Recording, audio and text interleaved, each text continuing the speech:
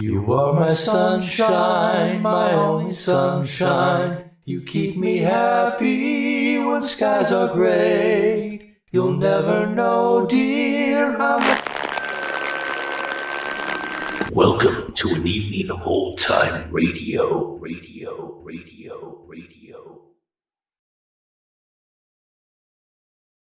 Hello, I'm Greg from An Evening of Old Time Radio, and welcome to OTR Detective Tales, number 1.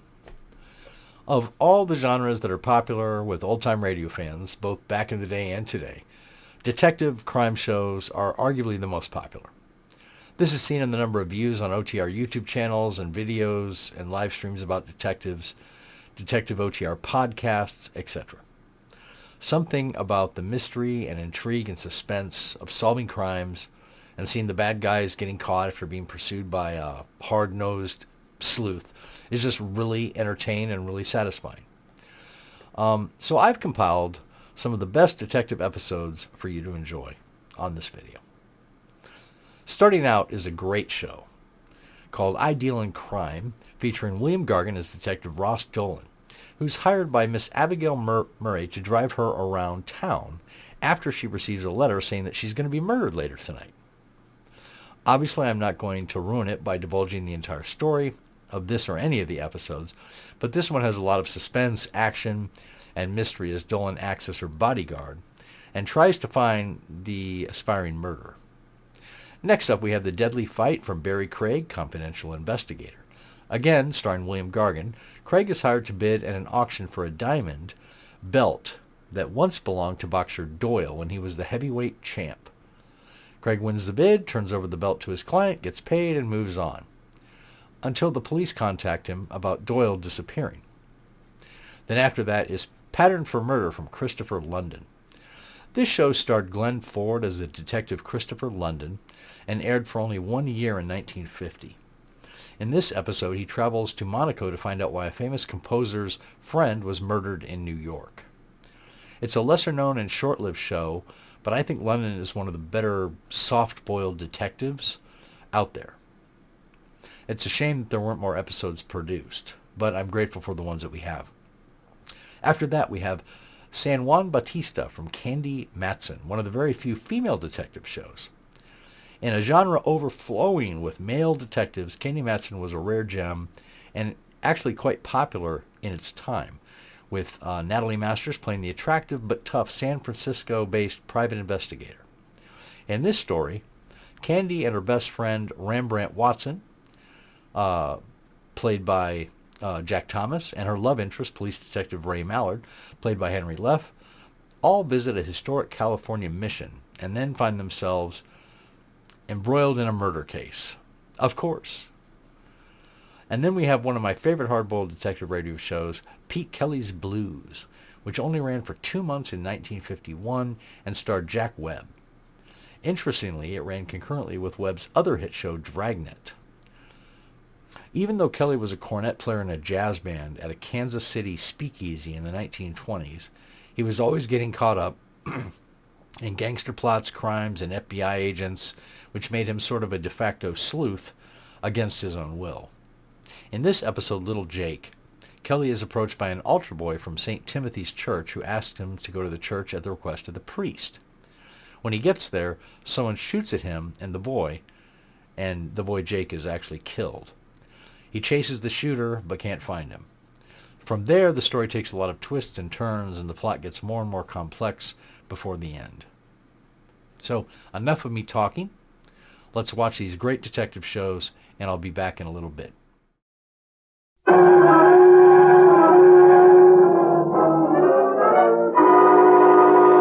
I deal in crime.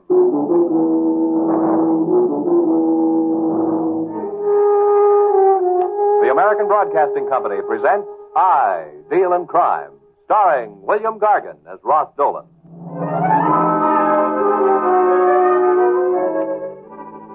This is Ross Dolan speaking about a woman named Abigail Murray. And if you can draw a picture from the name Abigail, your mental photography is probably correct. She's tall, skinny, with a prim mouth and a primmer figure. She and 40 became acquainted quite some time back, and she dresses in solid black. I met Abigail Murray in quite the conventional manner.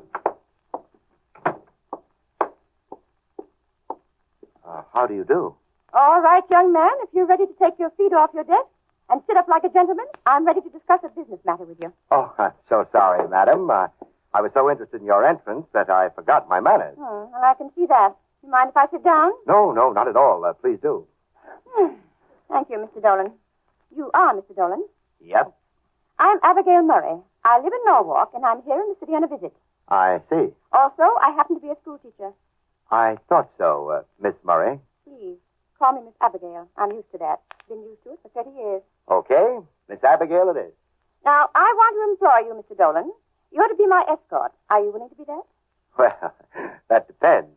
Now, we're not going out to nightclubs and places of that nature. If that's what bothers you, I'm not the type. No, I'm afraid you're not. I merely want you to drive me across the city this evening. I'm visiting an old pupil of mine, and I dislike driving in the dark. That's all, huh? Just drive you around tonight? Certainly. Miss Abigail, there must be more than that. If you just wanted to go across town, you could have taken a taxi cab or the streetcar. Oh, no, I couldn't do that. All on account of the letter. Letter? Of course, the letter. The one I have in my purse. Oh, Miss Abigail, you didn't tell me about the letter. Well, naturally not. I haven't come to it yet. Well, this letter, what does it say? It merely says that I'm going to be murdered tonight. I took a long look at Abigail Murray, and believe me, she wasn't kidding. Also, in her prim New England manner, she wasn't particularly worried about the threatening letter either. She handed it to me, and I read it. Abigail Murray, you should have stayed in Norwalk. Now it's too late, because tonight you are going to die. How did you get this letter, Miss Abigail? It came to the hotel where I'm residing by special delivery. But who could have sent this letter? Do you have any enemies? Well, I've been a school teacher for 25 years. What do you think? Well, I think the police station is a good spot for you. Come on. Mr. Dolan, I wish you would dispel the notion that you can order me around like a simpleton. I've never gone to the police, and I'm not going to go now. But, Miss Abigail... Now, do you wish to escort me across town tonight, or shall I find someone else? Okay, you win. I'll be your escort. Fine. I'm staying at the Plaza. Pick me up at 7. Oh, no. If you want me to guard you, I'm starting in right now. But I'm going to the beauty parlor. Having my hair waved. Well, I'll be glad to come along to make sure the curl isn't too permanent.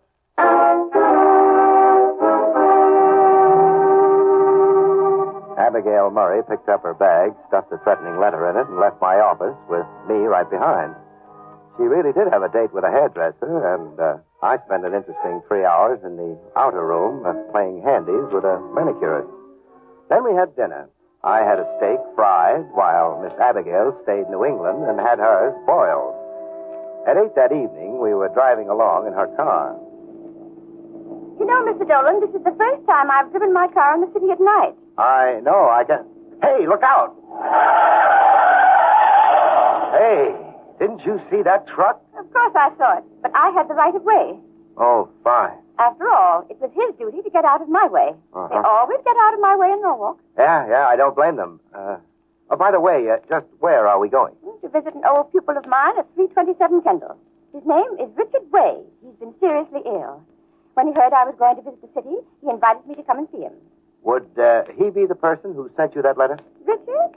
Oh, hardly. He has the general courage of a field mouse. Well, we'll turn here and take a shortcut to the park. I enjoy parks at night. I would never have believed it. Oh, Miss Abigail, slow down a little. Why? Slow down, that's all. Well, but why? There's a car in back of us. You think there's something wrong? Motion him to go around us. He's been trailing us the last few blocks. Very well.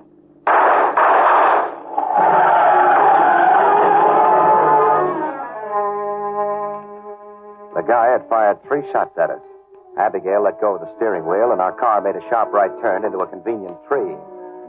By the time I untangled myself and got out, the would-be killer had disappeared in a cloud of blue smoke. Those shots, they came right through the back window. He was shooting at us.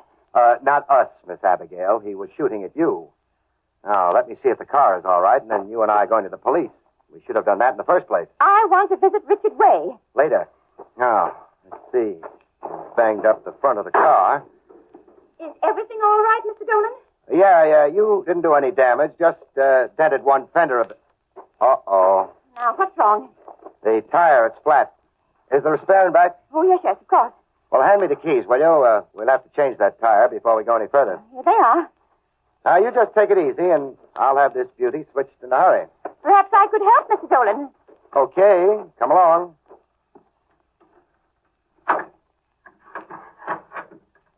Now, we'll just take this wrench, find the jack, and get back, Miss Abigail. Why? What's wrong, Mr. Dolan? What's that bundle in there? That's no bundle. That's the body of a man. A man? Well, tell him to come out immediately. I don't believe it would do any good. He's dead.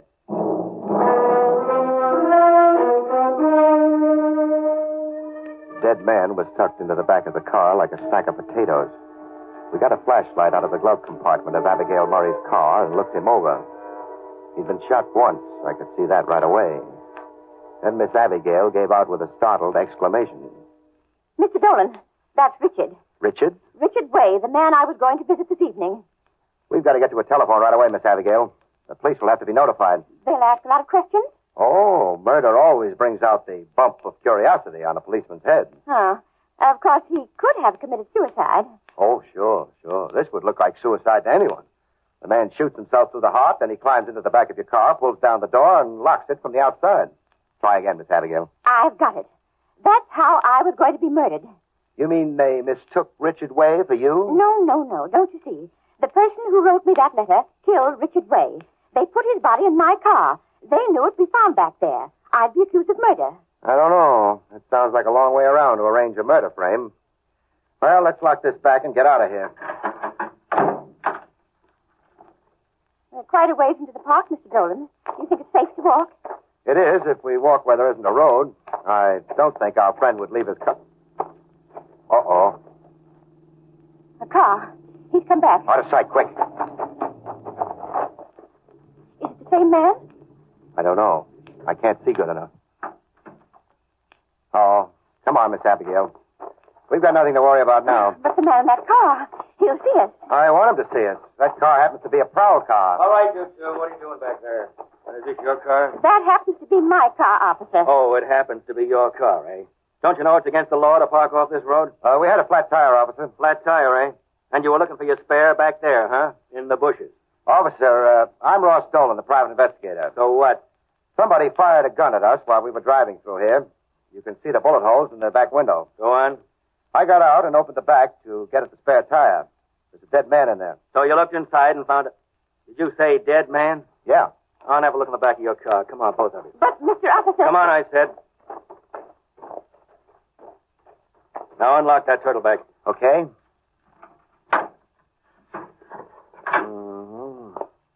You didn't touch him, take anything out of his pocket. Naturally not.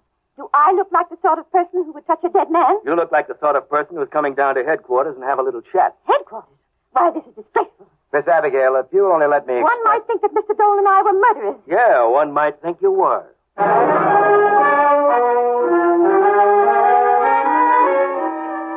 Carter was one of those coldly efficient cops. He had me drive his police car to headquarters while Abigail Murray fumed, fussed, sputtered, and threatened. But it was like knocking down stone fences with a handful of sponges because Carter just sat back with no further comment. When we got to HQ, he herded us into a room for questioning. I shall certainly telegraph the mayor of Norwalk.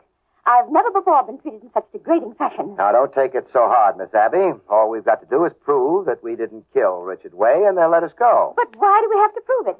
I always thought a person, was presumed innocent until they were proved guilty. And so far, no one has proved anything. I know. And that officer, that Carter person. Did I hear somebody mention my name? You certainly did. And it was I. I thought so. Now then, I want to ask you both some questions. After that, we'll decide what's to be done. You, Dolan, I looked over your identification. Yeah? What's your story? Well, Miss Murray employed me to drive her across town. I took the job. We were driving through the park. Somebody took a shot at us and blew out a tire. That's when we found Richard. I mean the body. Miss Murray, I was talking to Mr. Dolan. When I finish with him, there are some matters you and I shall discuss. I was just trying to help. You'll get your chance. Oh. Now, you found the body, eh? Yeah, when I opened the turtle back on the car to get at the spare tire. Then what? Then I started looking around for a cop. In the bushes, off the road? What kind of a cop were you looking for? All right, Carter, you're having your little fun, but you forget. Some guy with a gun had just fired 3 shots at us. Did you expect me to parade around like a big fat target? Go on. Well, when we heard your car approaching, we ducked. When I saw the PD label on the door, we came out, period. Okay. Now, Miss Murray, you employed Dolan because you were afraid you'd received a threatening letter. I substantiated that statement with proof, Mr. Carter. I gave you the letter I received. So you did, and that's why I'm asking all these questions. You see, the dead man, Richard Way, had some notes in his own handwriting in his pockets. Is there something unusual about that? There is in this case, Miss Murray. Comparing the handwriting on the notes with the letter you received, we came to the conclusion that they were both the same. What? The man who threatened you by mail was the man you found dead in your car.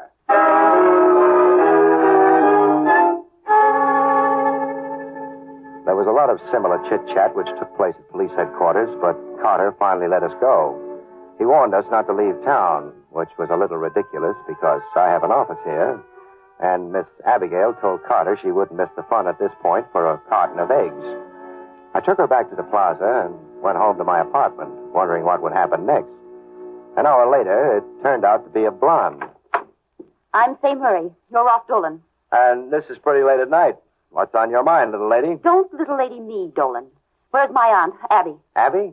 Oh, you mean Miss Abigail. Yes, I mean Miss Abigail. Where is she? Well, the last I saw of her, she was digging a flannel nightgown out of her telescope bag down at the Plaza Hotel. Get out of the way. I'm going to search your apartment. You're going to what? Move, I said. Now, just a second. You can't come Shut up. busting in Where here. is she? Try my refrigerator. She's probably hiding behind an ice cube. I'm not going to waste time on you, Dolan. I came here to find my aunt. And if you don't turn her up in 30 seconds, I'll phone the police. I wish you would. And while you're calling, enter a complaint for me, too. I know all about you. You're one of those ruthless private detectives. You're 1 degree removed from a crook. You take money under tables and under false pretenses. And I'm going to turn you over my knee and spank you if you don't stop that. Now, what's this all about? You mean you don't know where Aunt Abby is? The last time I saw her, she was ready to hit the sheets for a full complement of slumber. What gave you the idea she was here? But I called her at the hotel. She didn't answer. How'd you get up here? A man answered Auntie's room. He said that she'd come up here, that you'd forced her to come with you. Me? Force Miss Abigail to do anything she didn't want to? Why, that little old gal has a mind all of her own. But then, who was the man in her hotel room? That's what we're going to find out. He's at the plaza. I just told you that. Oh. Dolan, are you sure you took her home? I certainly am. I wonder what could have happened to her. Plaza Hotel? Miss Abigail Murray, please. 1 moment. Did she answer? Give her a chance, will you? Well? Well? No answer yet. I'm sorry, sir, but Miss Murray is not in her room. Do you wish to leave a message? Yeah. Have her call Ross Dolan when she comes in. Yes, sir. Oh, and one more thing. Did you see Miss Murray a little earlier this evening with a man? A man? Let me think. Oh, yes. I saw her earlier. She came in with a big, beefy character wearing a wrinkled gray suit and a brown hat. Would you know him, sir? I would. It happens to be me. Oh, no, sir. You mean it was I? It was me, and don't you forget it. She's not there, is she? No, and the clerk doesn't seem to remember her going out. Well, in that case, Mr. Dolan, I'm sorry I bothered you. Good night. Boy, she certainly was in a hurry. I wonder... Hey, Miss Murray, I want to ask you if...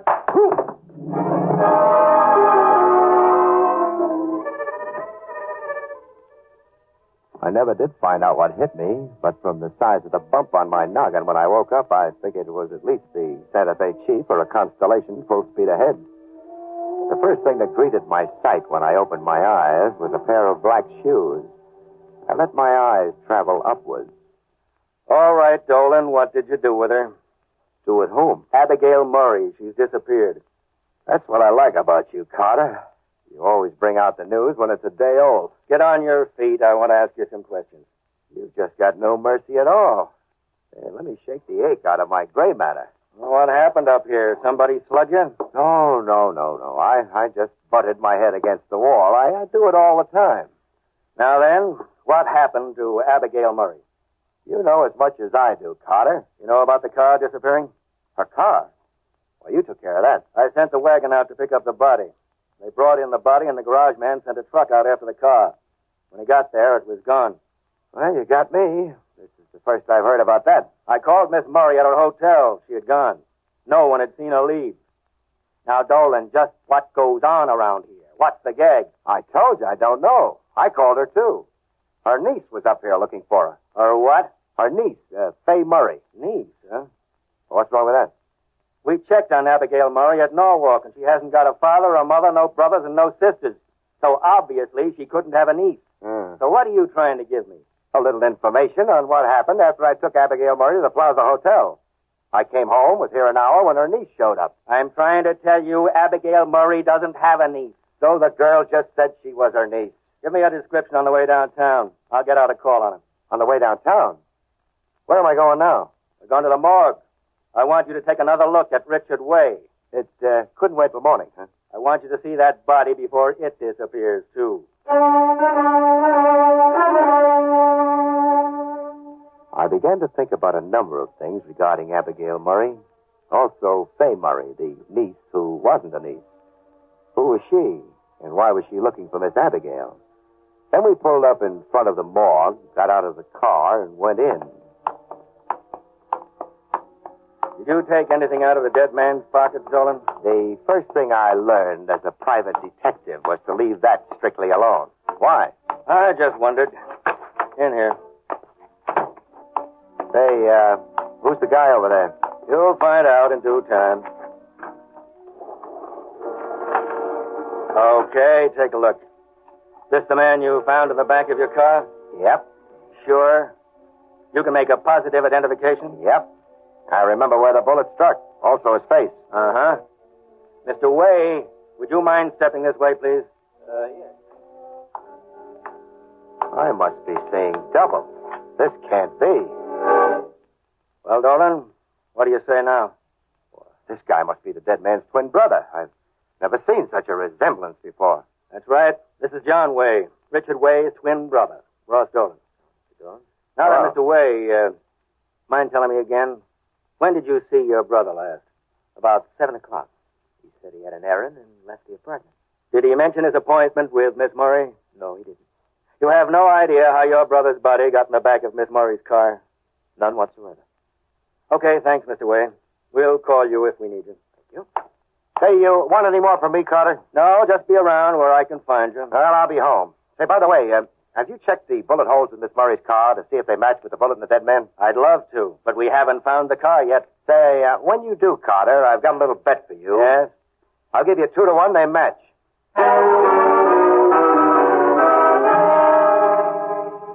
I walked out of the morgue onto the street, leaving a very puzzled Carter standing there, but no more puzzled than a private eye named Dolan. The street was dark and forbidding. The lights in that district were black with age, and the buildings were dark and gloomy. I wondered how one twin felt when the other one died, because I'd read stories about the invisible threads which bound such people together. Then I felt a hand on my arm. Dolan, wait. Well, Miss Fay Murray, or have you switched to another name by this time? Dolan, I've come to ask a favor. A big one. And I'm going to ask one of you. Just turn around and walk back into that morgue. There's a cop there named Carter who'd just love to meet you. Please, Dolan, listen to me. Forget all about Miss Abigail. You mean your aunt? Or aren't you the niece who isn't the niece? I can't explain anything to you right now, but if you'll promise me something, I'll tell you the whole story in a few days. Well, that's so kind of you. I get shot at, hit over the head, dragged around by the police, lose sight of my client, and you want me to wait. What for? This is a matter of life and death, Dolan. I'm asking you to forget about everything that's happened. So? Because if you don't, somebody else will die, too.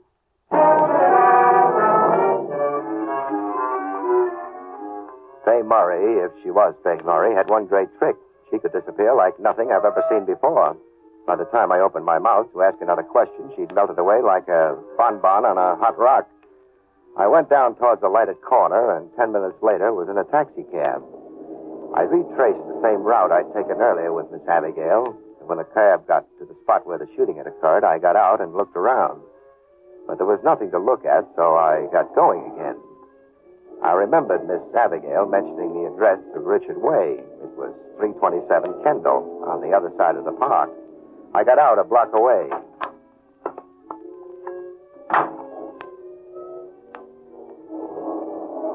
I stood there until the blinking red taillight had disappeared around the corner. I wanted to be sure no one had followed me. Then I made my way inside the apartment building and got the apartment number off the mailbox. I didn't care to announce my presence, so I took it very easy going up the stairs. The apartment building was as quiet as a grave, and the word grave reminded me of the dead man lying down in the morgue. When I got to the door of the apartment I was looking for, I could hear voices. John Way and Fay Murray, but they were too low to make out. So I looked for another method of getting in on the know. The apartment was one of those two-bedroom and bath affairs with a separate door for the kitchen. I moved inside through the kitchen. The two voices grew in intensity as I moved towards the living room door. John, you promised. Of course I did, my dear. Of course I did. That was to get you back here. But you told me if I got rid of Dolan, you'd take care of everything. You'd let Miss Abigail go. And so I am, my dear. I am going to take care of everything. You know, I could go to the police. I could tell them the whole story. In your present condition, I hardly think so. In that case, I'll scream. I'll yell as loud as... You little fool, you make one sound or I'll kill you right now.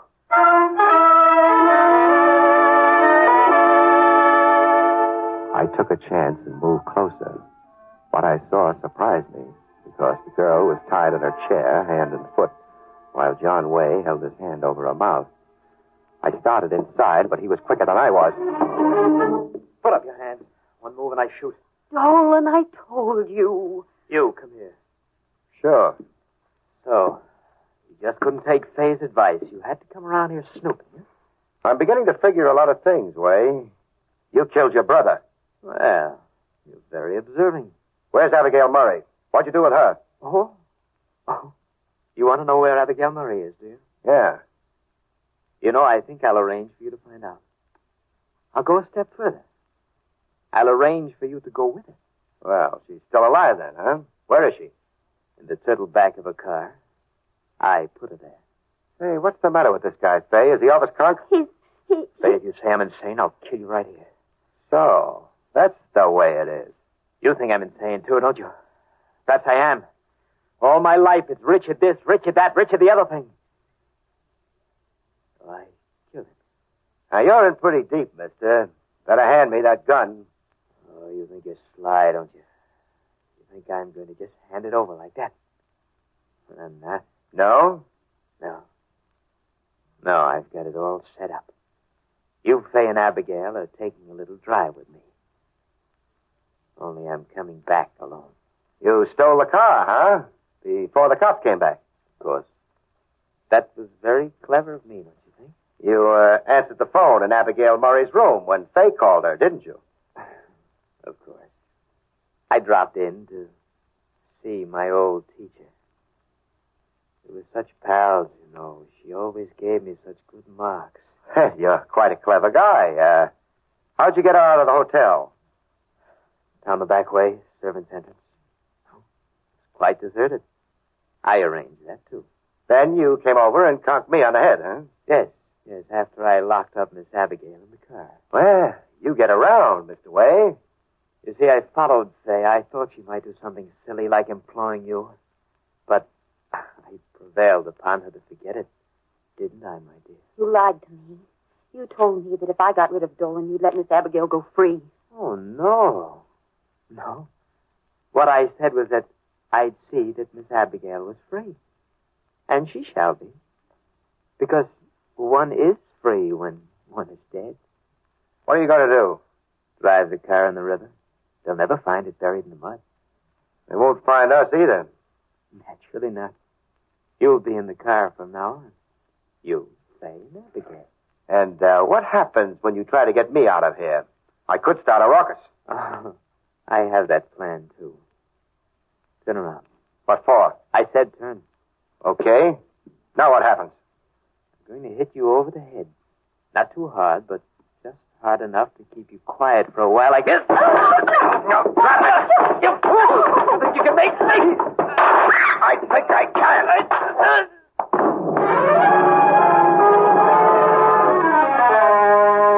I was lucky enough to catch John Way with a fast chop to the chin. Then I phoned Carter, who came out with a squad and took John Way down to the clink. At his trial, a group of doctors testified that he was violently and incurably insane. Later, I had a meeting with Miss Abigail and, of course, Faye at the Flamingo. My, Mr. Dolan. When I asked you to drive with me that night, I never dreamed that we would become involved in such an adventure. Well, neither did I. What puzzles me is, how did John get hold of my car long enough to put Richard's body in it? Well, he told the doctors at the trial that he saw you take it into a filling station to have it greased. He represented himself as your brother, took the car, put his brother's body in it, and returned it to your hotel. Think of that.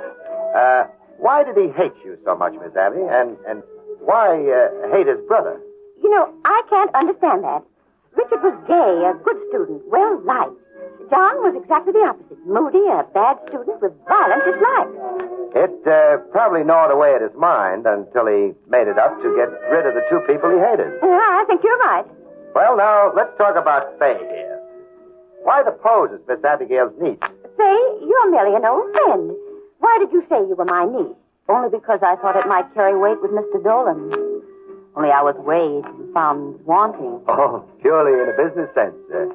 Try me on the social time sometime. Tonight? The sooner, the better. And, of course, I'm coming along, too. You know, I've never been to a nightclub. I've never even done the rumba. Now, take it easy, Miss Abby. How do you know you like it? Oh, I shall. After all, a girl my age can get into trouble, too. Yeah, you can say that again. Good night, folks.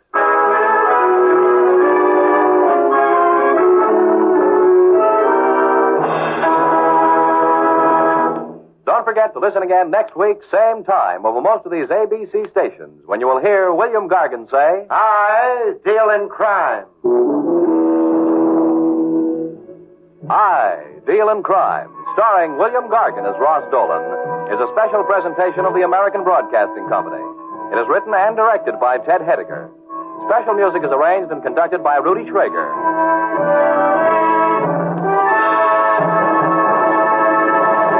Now, here's a special program note. International intrigue. That's what David Harding finds himself involved in on tomorrow's thrilling counter-spy case. Don't miss David Harding Counter-Spy tomorrow afternoon over this same ABC station. William Gargan stars as Barrie Craig, confidential investigator.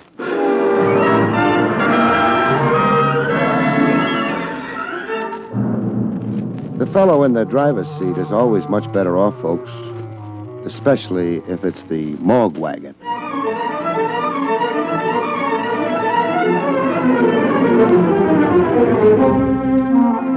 The National Broadcasting Company presents William Gargan in another transcribed drama of mystery and adventure with America's #1 detective, Barrie Craig, confidential investigator.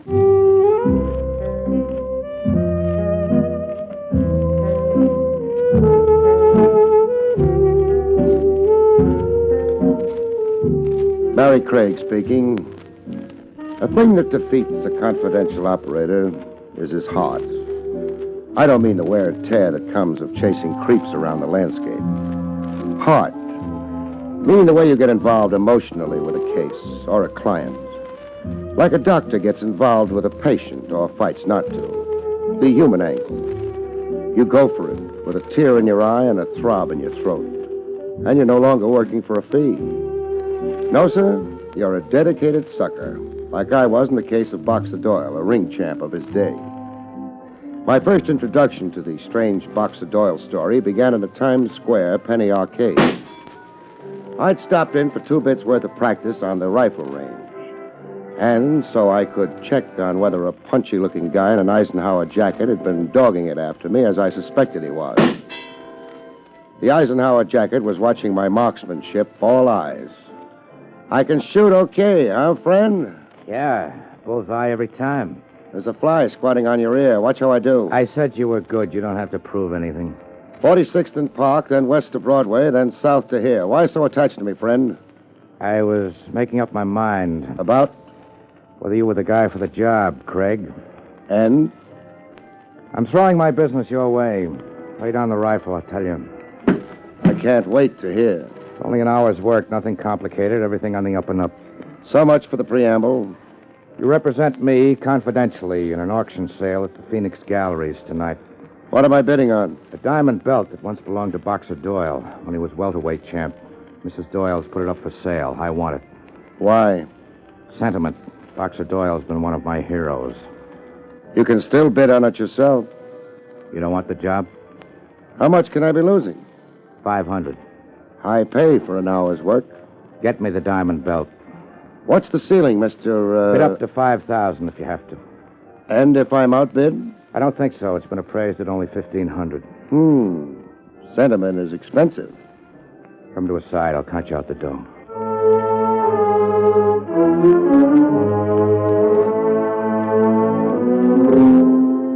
Sentiment wearing a fancy price tag. I sat in at the Phoenix Galleries. There wasn't too much bidding competition. I'm bid $2,000, ladies and gentlemen, for the diamond belt. $2,000. Going once, going twice. 2,500. 2,500. I'm bid 2,500. Bid lively, please. 2,500. Going once, going twice. Are there any more bids? Fair warning. Sold to... Craig. Barrie Craig.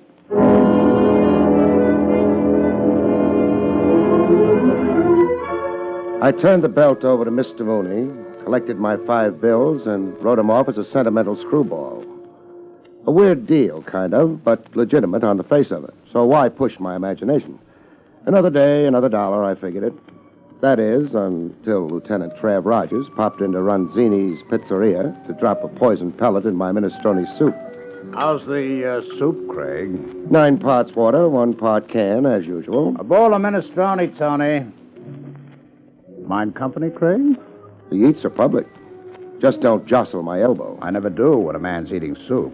Police protocol? Emily Post. No. I came across an interesting item in the morning paper. There are Iranians in Iran. Back page, where they put the fellas in oddities. I'm reading. Diamond belt, once presented to Boxer Doyle by the Sports Writers Award Committee, was sold by the Phoenix Auction Galleries by order of Mrs. Boxer Doyle. The belt was purchased by Barrie Craig, whose successful bid was $2,500. You spend money, Craig. What's money for? Same morning paper. An inside page now. A muckraking column titled Sports Topics. I'm reading. Memo to the police. The auctioning of Boxer Doyle's diamond belt at the Phoenix Galleries last night prompts an old question. What did happen to Doyle? And who's covering up why? Who'd you buy that belt for, Craig? Why such a guess? You're not rich enough. Or sentimental enough. It's confidential, sorry. Think again. And eat soup? Boxer Doyle disappeared years ago. Dropped out of sight, dropped out of the world. The police handled it as a missing persons case. We got nowhere. Now, this business of the belt might be the first significant development in a sticker we've long given up on. You can hope. I want to ask your client about his expensive interest in the Boxer Doyle diamond belt, just on the chance. I'll ask him. Now, Craig. I owe him that much discretion, Trav.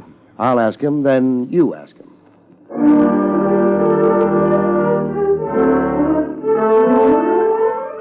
I went to ask Mooney.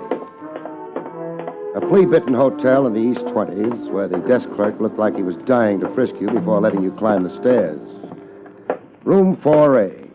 I'd been there before, delivering the belt. Craig, you forgot something? Yeah, a footprint. I must have left it somewhere on the rug. Pick it up and go. Go where you're going? You use your eyes a lot. I'd be blind not to see your suitcases packed and ready. I'm moving downstairs. 4th floor's too high up. I get nosebleeds in altitude. You're going to turn out to be a pest. I am? Look, you've been paid. Generously. No quarrel. Then ring off. Go look for your next job. This thing keeps building, and I've got my next job. Mysteries fascinate me. I made a mistake throwing work your way.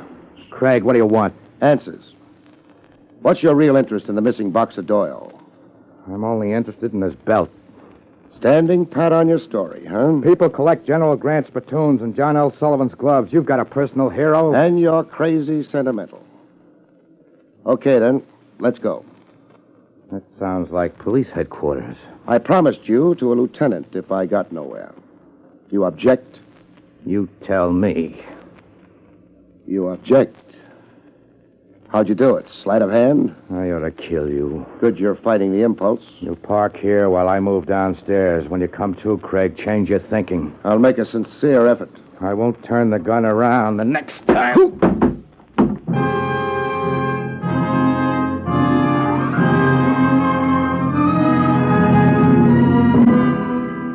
There was no use trying to change my thinking. When I came to, the only thought in my head was how to get out of a locked closet. Get out before I died of suffocation.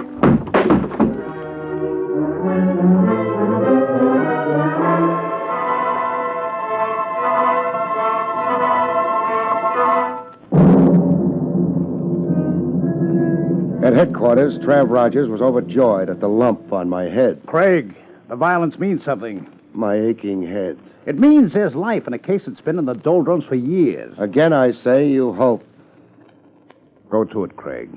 What does that mean? Find out what happened to Boxer Doyle and who did it to him. Come again? Now, Craig, don't be coy. You want me to work up a case the police gave up on? That's right. On whose behalf? What client? Me. You're representing me very confidentially. The department has a stake in it. Nothing less, say, than its honor. We've been pilloried by the press, sniped at by columnists, abused by 1,000 sports fans who loved Boxer Doyle and who idolize his memory. Let's see the file on Boxer Doyle. No. Our files merely tell the story of a failure. Then where do I start? There are two important principles after Boxer Doyle himself. Mrs. Doyle and Sam Spiro. Spiro was Doyle's manager and close friend. Barrie, I won't forget this favor. Don't forget one other thing. What's that? My fee, client. Want to commit yourself now? Why not? The best dinner in town at 21. Steak, caviar, champagne. Corona cigars bigger than chimney stacks. All on me if you come through. And if I flop? Hot dogs and an orange drink. On you. I'll take the proposition up with my ulcer.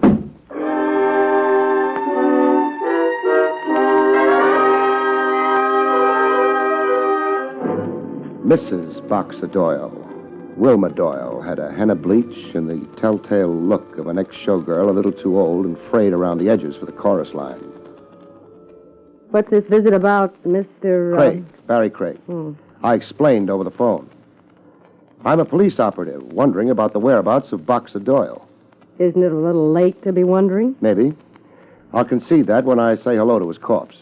But you talk to me. I've done nothing but talk to the police for years. But never to me. I'm fed up talking. He's gone. He went out for a comic book one night and never came back. Did he leave you comfortably fixed? All the gold I could carry in my teeth. Doyle was a fast man with a buck. He even tried handing me cigar coupons for table money. Look around you, Copper, and tell me this dump reminds you of Buckingham Palace. Almost. I missed the crystal chandeliers. An ex-world champ, Doyle made barrels of dough. And salted it away where I couldn't touch it. Who could and can? Sam Spiro, his manager. Sam's got the power of attorney over everything Doyle owned. Except me. And that diamond belt you auctioned off the other night. Doyle gave it to me in a weak moment. All in all, there was no love lost between you and Boxer Doyle. We fought all the time. Doyle scored KOs that don't appear in the records. Why would he pick up and disappear? Whams in his head. Toward the end of our happy marriage, Doyle was 90% off his rocker. I slept with a gun under my pillow in case he went berserk. What had him down? His career was behind him. He'd hung up his gloves. Sour, disappointed, and depressed. Hey, you ought to be all out of questions. One more.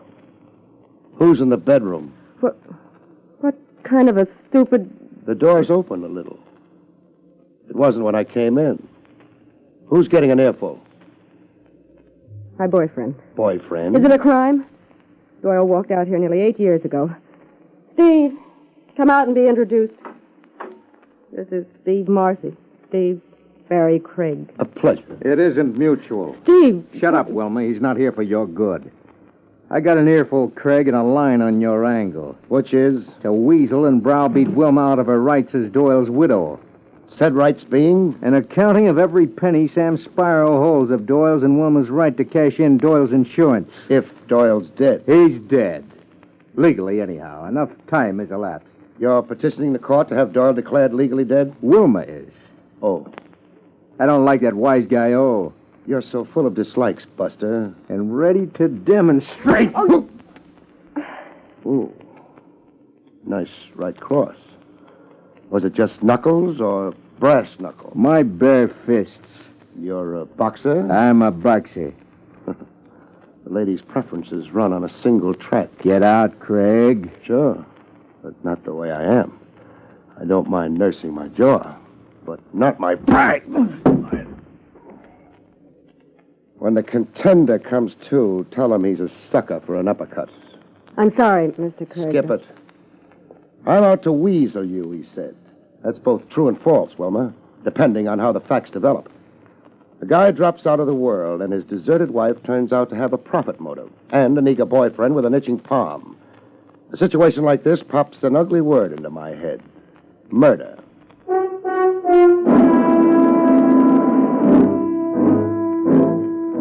On the street, a few doors down from Wilma's tenement palace, somebody blew over to me with the evening mists. Mind company, Craig? No, provided you don't say goodbye to me in locked closets. Keep walking. I sense a gun, but I don't see it. You've seen me draw? Yeah, regular sleight of hand. Jumping me would be a mistake. I never want that spelled on my tombstone. How much, Craig? How much for what? For you to hop a plane to Tijuana. What's there? High lie. Never played it. You're bright. You'll learn. Is it expensive? Only if you lose. What's the maximum I can lose? $5,000. When I go, I go. 8. You'd blow me to an $8,000 vacation? You got rings under your eyes. Keep getting hit on the head, you'll lose your mind. That's no joke. You need to knock off. Rest up. Stick your hand out for the dough. You really want me to forget about Boxer Doyle? No changing the subject. We were talking about $8,000. But what if I'm busting with curiosity about Boxer Doyle? Craig, don't be funny. No fooling. I'm still kid enough to be glory-struck over famous sports figures. Enough to be sentimental, like you're sentimental. You don't want the dough? What good's my sitting in Tijuana with my mind on something else? I want to know what happened to Doyle. Where did he go? And if murdered, who killed him? And where is the corpus delicti? Walk ahead of me. Keep walking. I'm going to get shot in the back? Maybe. Or maybe not. Maybe today. Maybe tomorrow. Walk.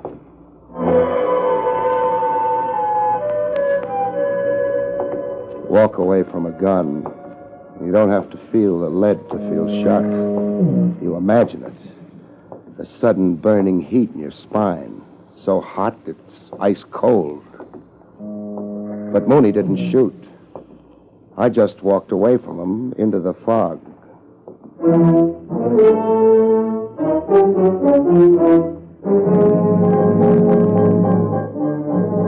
I finally located Sam Spiro in Kelleher's gymnasium. Collodion and arnica. The place smelled like a surgeon's office. Watch that left. Spiro was watching one of his pugs work out. Sam Spiro! Whatever it is, saving. I'm busy. Your boy will keep while we talk. Look, I told you. Hey, who are you? Barrie Craig. Process server? Confidential investigator. Is that the same as a cop? It is. And say what you mean. If you'll transfer your interest from your meal ticket a minute, I will. Hey, I'm not under arrest. Depends on what's on your conscience. Come on. Watching the kid will only aggravate you. You think he's that bad? His arms are too short. Come over where we can talk. Make it snappy. Okay. Where's the body buried? Whose body? Boxer Doyle. What makes you think Doyle's dead? I think you killed him so you could keep the dough he let you hold for him. Or you blew the dough in. The stock market, the horses. So you knocked off Doyle to avoid an accounting and prosecution. When you stop hiding behind a counterfeit laugh... Doyle's as alive as you. Flattery won't help you. What makes you so sure he's dead? 8 years. Where does a celebrity keep himself 8 years? On an island. What island? Samoa. Doing what? Painting. He got fed up with people. He bought a paint box and a roll of canvas and swam to an island. Where else does he keep himself? On a mountaintop. He grew a beard and he's writing the story of his life. He's in touch with you? All the time. We're like Corsican brothers, Doyle and me. We communicate all the time. Give me the word I can't think of. Telepathy. That's it, telepathy. Every night, promptly 11 p.m., there's a message on my wavelength. What does it say? It says, Sam, why can't people mind their own business? Signed, Boxer. How much loot of Doyle's are you holding? I'll remember to count it sometime. When's Doyle reappearing from wherever he is? That message I ain't received yet. Now I gotta get back to my boy. Yeah. Better go wipe his nose or he'll begin bawling for his mama.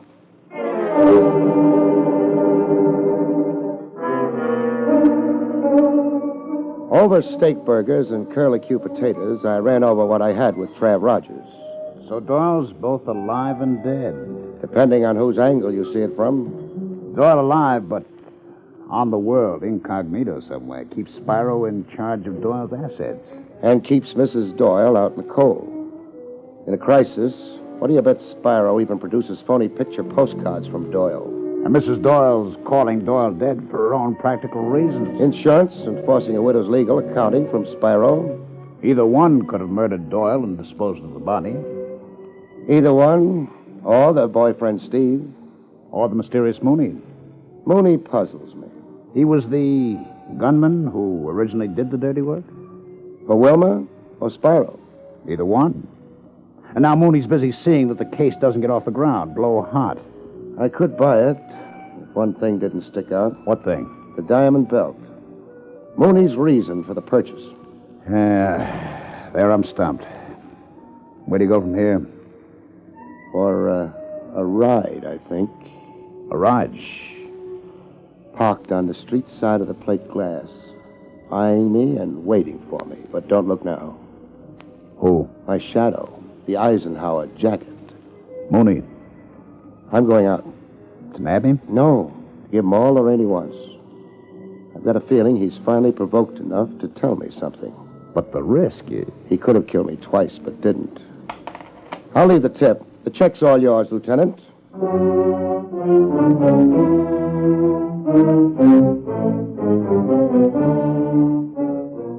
I didn't wait to be coaxed to take a ride. I guessed you were waiting to chauffeur me, Mooney. You've got nerve, Craig. You've noticed, huh? And gall. You sure made a study of me. I won't even bother asking our destination. I'll trust you.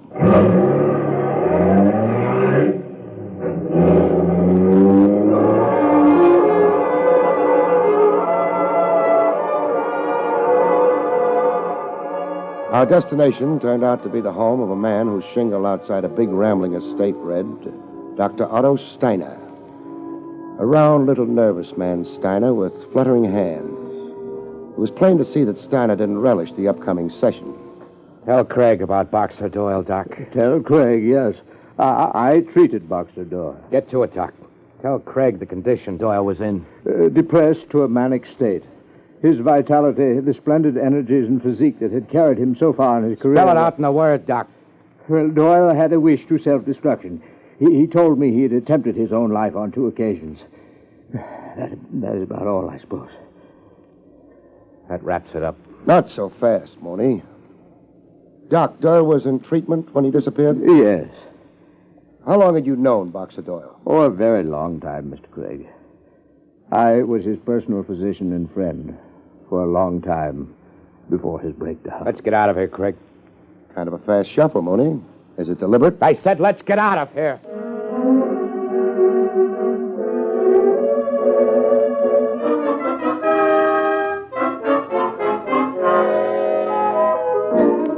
Mooney tacked on a postscript to the doc's testimony over drinks in the nearest roadside tavern.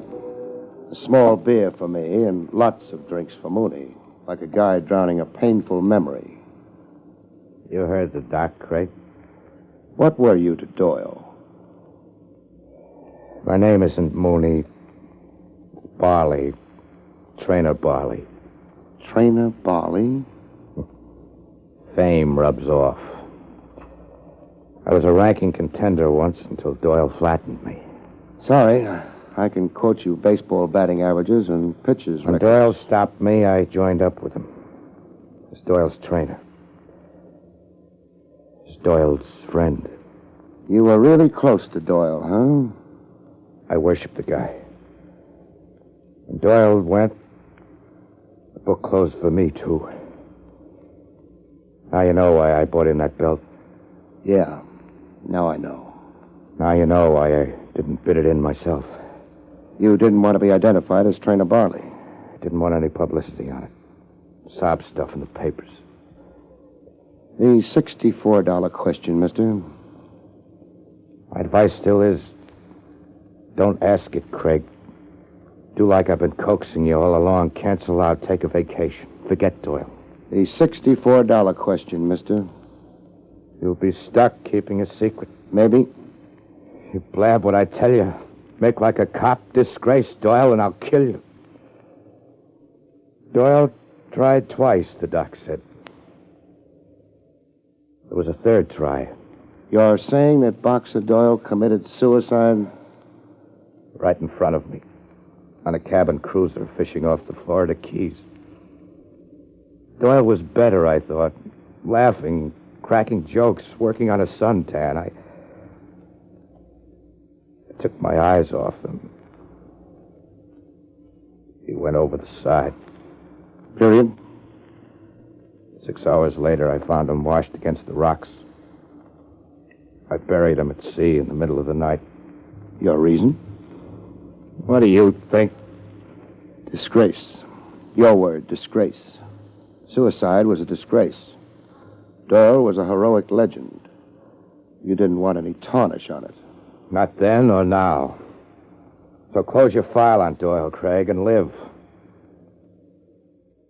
Come on, I'll drive you back to town. No, thanks. I'll stick around here for a while. Way out here? What for? Tie on a bun, maybe, like you did. What are you up to, Craig? I could be sad and sentimental, like you're sad and sentimental. Good night, mister.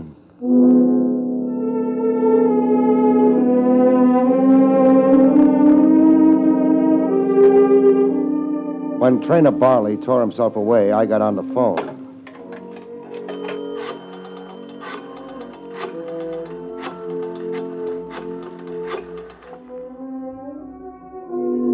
Headquarters, relay this message to Lieutenant Trav Rogers and quick. He's to meet Barrie Craig at Dr. Otto Steiner's in Wentmore, out in Nassau County, as fast as he can make it.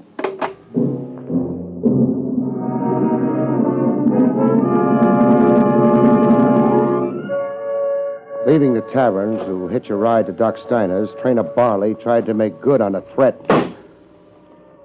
Barley shooting from the concealment of roadside bushes. I'd need surgery and electric therapy to recover the use of my left hand. I found my own bush.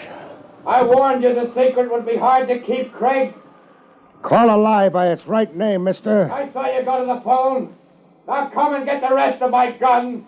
I order you to surrender, Barley. You're not in a penny arcade now, Craig. No shooting at sitting ducks. Barley, it's a lost cause. The legend's not half the size of your crazy sentimental fanaticism. Give up, Barley. I'm finding the range, Craig. I've found the range. Your voice was the range, Barley. Crawl into the open on your hands and knees, or I'll shoot to kill.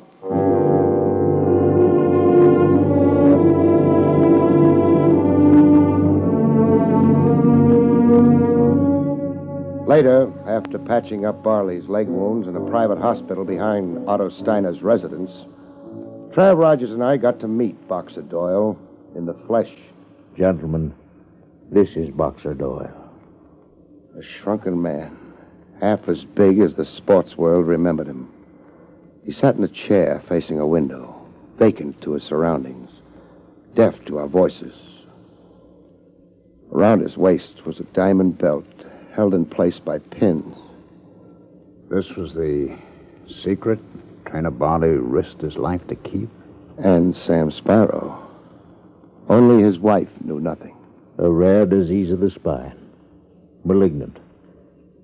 Doyle fell away bit by bit to what you see. How long, Doctor? Not long. He has nothing left. Only his magnificent fighting heart. Trav. Yes, Craig. When the story gets out, I'm taking over. As crazy fanatic as Trainer Barley. Any tarnish on the legend of a great champ, I'll break heads. Good night, folks. See you next week.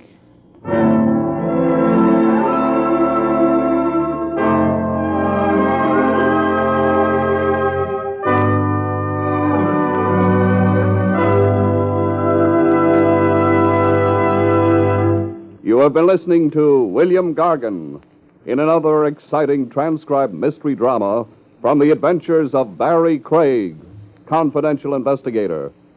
Tonight's story, The Deadly Fight, was written by John Robert. Next week, it's the strange story titled The Very Odd Job, about which Barrie Craig has this to say. Next week, I'm hired to deliver a puppet, watch a girl faint, discover a vintage murder, and realize that the only thing that's black as it's painted is a coffin.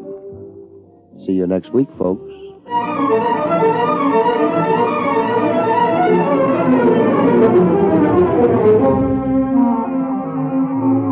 Featured in the role of Mrs. Doyle was Fran Carlin.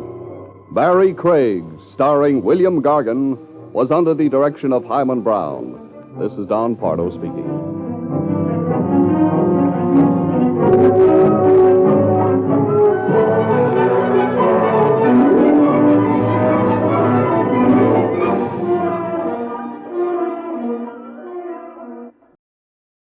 In New York, a famous composer sips his brandy and dies, and a lovely lady vanishes. On the French Riviera, a childish tune is played again and again behind a locked door. Jagged pieces of a horrible puzzle fitted together into a pattern of murder by Christopher London.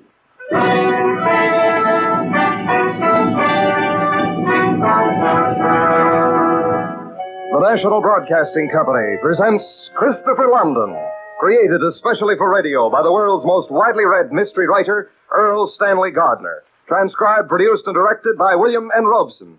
And starring Mr. Glenn Ford.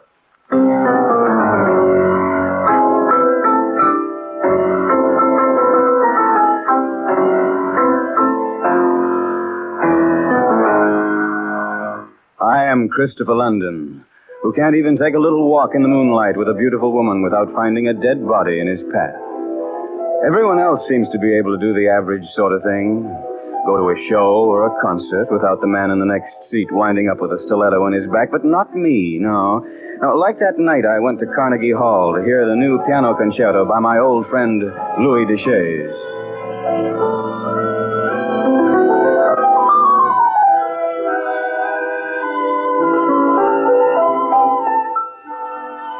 Louie was the kind of man you seldom come across anymore. Vital despite 60-odd years, with an eye for the ladies, 20 cigars a day, evenings of brandy, roulette, and romance.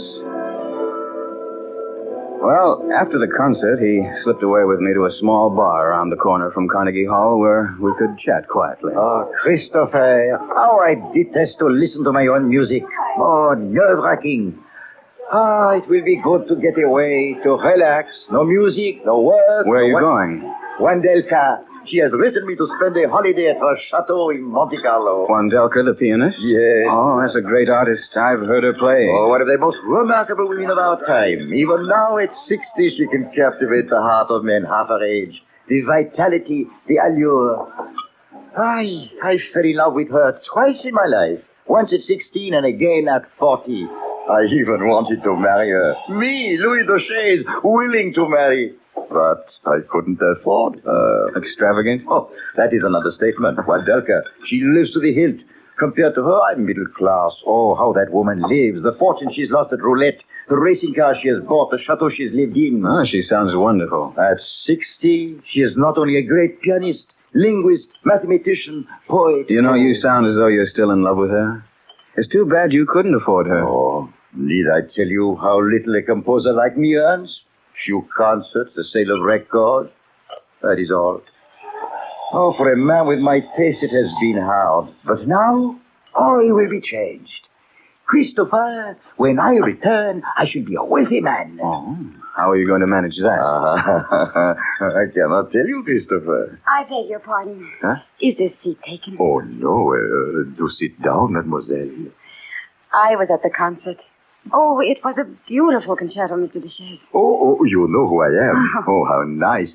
And you are? Oh, just a girl called Anne. Anne, this is Mr. London. Hello. Hello. Another round, gents. How about you, young lady? Yes, the young lady may have whatever she wishes. Oh, no, I only intended. Oh, but I insist. Oh, thank you. A vermouth cassis, please. Another cognac for me. Christopher? No, thanks. Anne, may I tell you that you are the most beautiful young lady that I've met in many a dull year? Christopher, isn't she exquisite? Very. Yes, I'm partial to lavender eyes and red hair. Thank you. Perhaps you are musician. Oh, no. I'm nobody. Oh. It's strange, my sitting here with two men who lead such exciting lives. I, too.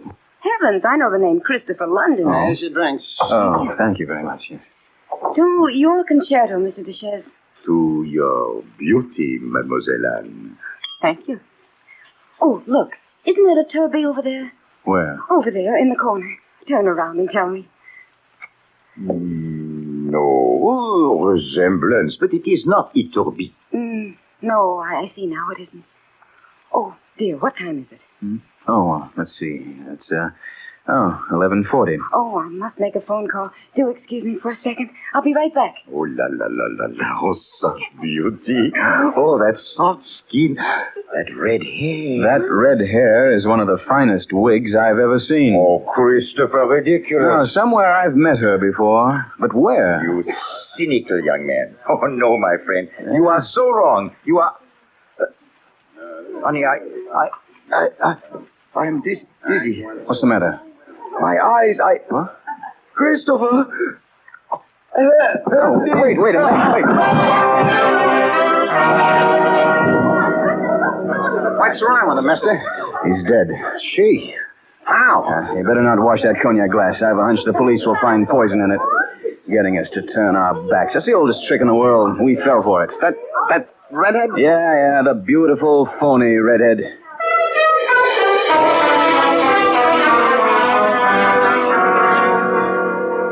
You were right, Mr. London. Poison.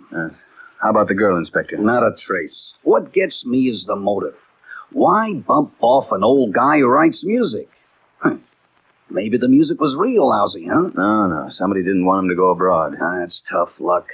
Europe must be swell this time of year. Yes, I think it will be. What do you mean? I'll see you when I get back. Where are you going? To the south of France.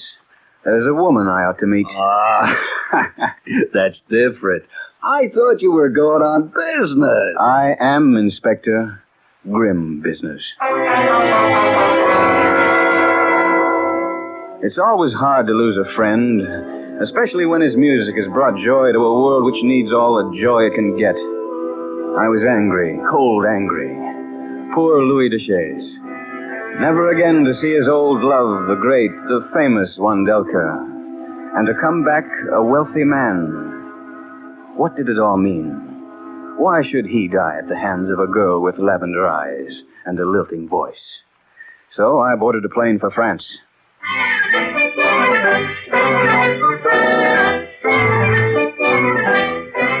And the next night I walked into the fabulous casino at Monte Carlo. I went from table to table, looking for the artist and woman known as Wandelka, when suddenly... Hello, London. Huh? Well, Phil Zeruccio, huh? Well, how time flies. Last time I saw you, a grand jury was indicting you for murder. Yeah, but I got a good mouthpiece. How's Broadway? Yeah, a lot safer since you were deported, Phil. I got news for you, London. I ain't particularly delighted at seeing you here. Afraid I'll spoil some little project you're working on? Listen, I'm a respectable businessman here. Bought myself a chain of restaurants. Pure as the driven snow, you might say, speaking of me. I'll bet. Probably every politician from Marseille to Rome is bribed up to their beards. Talk sweet, London. Better yet, don't talk. Just beat it. Get out of Monaco. Try Bulgaria or Iceland. You know, I've often wondered, Zeruccio, did you really have 40 guys killed off like the DA said? Or was it all a mistake? I'm warning you, London. Stop needling. I got pull in Europe. I can have you out of here in a day. Keep your nose clean and stay out of my hair. I knew Phil Zeruccio. Compared to him, Lucky Luciano and Lepke were sissies. Or was he on the level about turning over a new leaf? And what was he doing here in a plaid dinner jacket, wandering about the casino of Monte Carlo? Did he know the girl of the lavender eyes? Had he ever heard of Wandelka? I strolled out into the gardens, thinking. Penny for your thoughts, Kit. What? Oh, Professor Sullivan. Oh, bless you, Kit. It's good to see you. I've missed you dreadfully. Yes, how did you know I'd be here? Intuition, my Now, friend. wait a minute. Don't kid me, Professor. Every time I'm working on a case, you pop up. Havana, Paris, everywhere I go. Ah, but you pay me so well, Kit. Can I do any favors now for you? I'm your humble servant. You can trust me. Oh, yes, always for a price. You've been in jail since I last saw you? Only a fortnight in Algiers. Oh, Kit, Algerian prisons are gloomy places. Well, I suppose I've got to let you help me. Yes, that's right. You're my conscience, Kit. You always pay me to do something legal and save me from evil associations. I've a proposition. Oh, those words are like rose petals. How much? Oh, 50. What do I steal? Do you know a woman called Wandelka? Oh, yes, a great woman. Great pianist. A beautiful... Take me to her chateau. Oh, now I'd be cheating you if I did that. See, the poor lady was... Did you say was? Yes.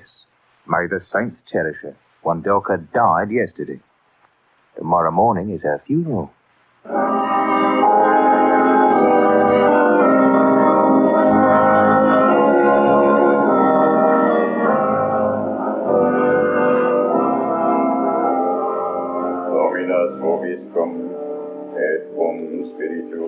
Stand here, Professor, behind this tombstone. I dislike graveyards intensely. Yes, but this funeral fascinates me. I wonder who are those two mourners? Oh, they are her only relatives, her sister and her niece. They came from Poland only recently. Uh-huh. I wonder what they look like. I wish they'd raise up their veils. That's better. Oh, thank you. Well, the mother must have been a beauty in her day. Wandelka was even more beautiful, at 60. Her only relatives, huh? Oh, yes, that's right. She never married, did she? Oh, the niece is exquisite. Yeah, there now. Isn't she the most beautiful brunette you've ever seen? So she just came from Poland, did she? Yes. Well, the day before yesterday, I saw her sitting at a bar on 56th Street in New York in a red wig.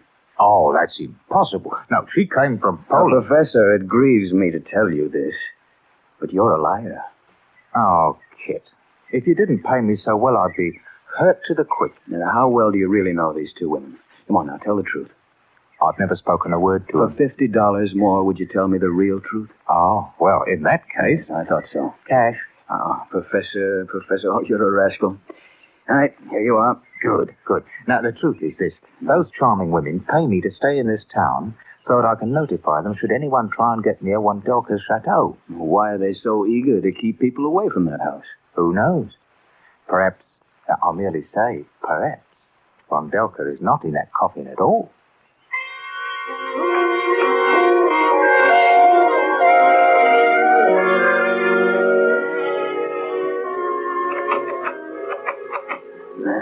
I've got another passkey here. Might do it. Kit, we'll get into trouble entering without permission. You're a stickler for ethics at the wrong time, Professor. There now. That does it. Well, this is quite a place. Yes, it dates back to Marie Antoinette. I wonder where the servants are. You know, that's a strange thing, Kit.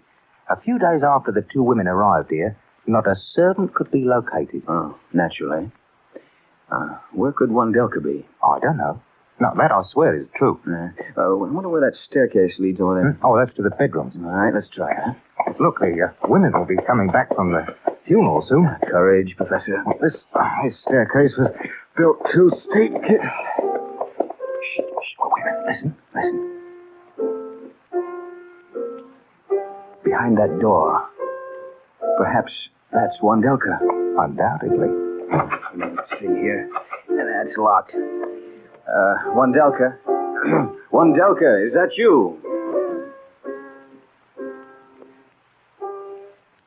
Yeah, it gives me goose pimples to hear that. A great pianist playing like a child, feeble-minded, insane, maybe? Yes. And why is she being kept a prisoner in her own house? Now, look, I'll give you another 50. Now, if you were to offer me $1 million, I couldn't tell you, Kit. Those women tell me very little. Wandelka. Look, I know you're being held a prisoner. I've come to help you. Can you hear me?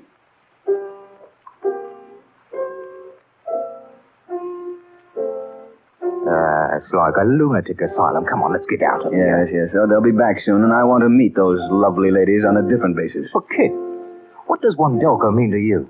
A friend of mine loved her.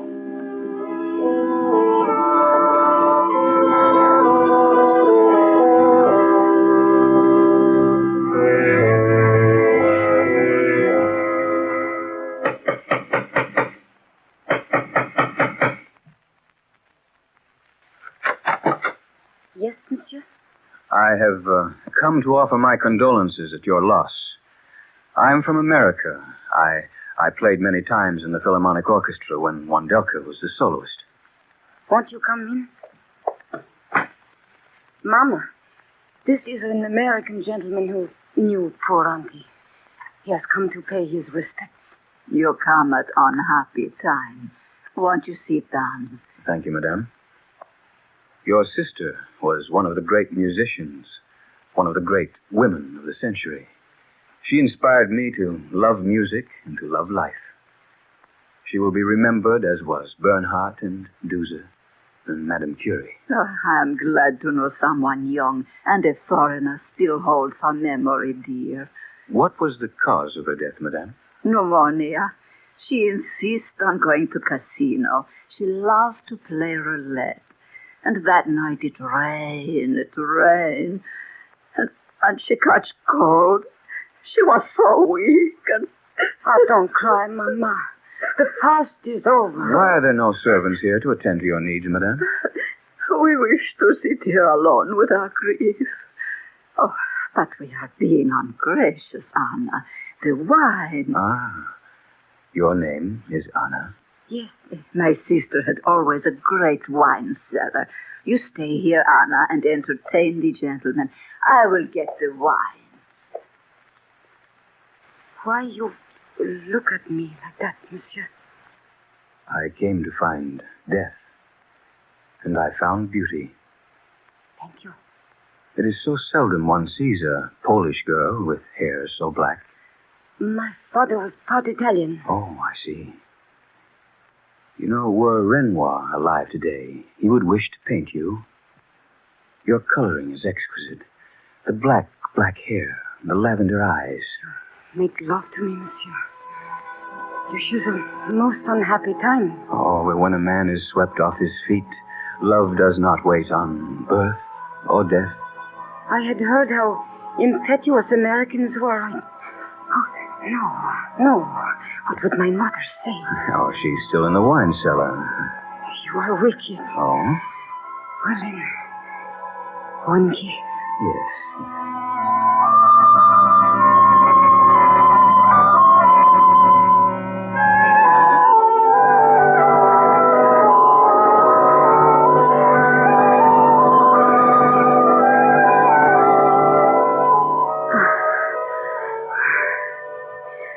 What is your name?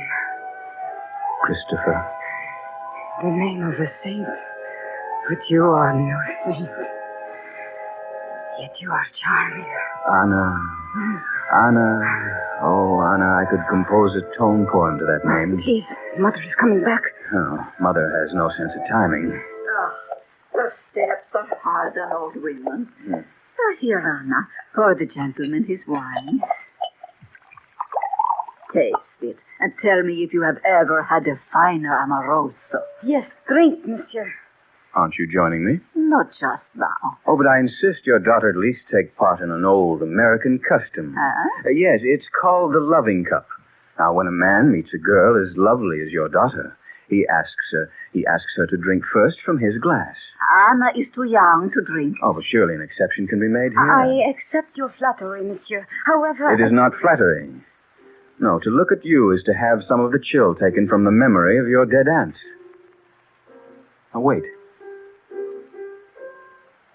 Don't I hear a piano being played somewhere? Oh, no, young man. Imagination plays tricks, you know. My poor sister. Oh, yes, of course. I must have imagined it. Come, Anna. You shall have the first sip from my glass. I cannot allow my daughter. I insist. It is difficult, young man, to know where flattery ends and rudeness begins with you. Surely you can't object to drinking your own wine, Anna. Or can you? Oh, of course not. No, certainly not. Well, then. Anna, no. That's a pretty phony accent you girls are wearing. All right, wise guy. Now just stand quite still. What a smart little revolver. It'll do the work. Professor? Yes, I'm coming. Tie this fool up in the cellar. Oh. Poor kid. You shouldn't have come here. Oh, Professor, sometimes you shake my faith in the human race.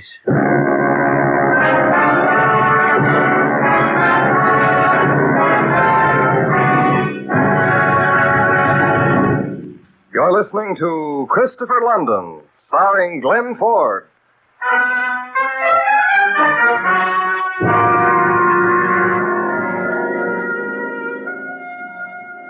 You know, Professor, that gun pointing at me is superfluous. Ha, bless you, kid. I take no chances with you. Oh, where's your shame? I mean, taking my money and then telling those women about me. Well, it's difficult to have both a conscience and a bank book at the same time. What wouldn't you do for money? Offhand, I can't really imagine.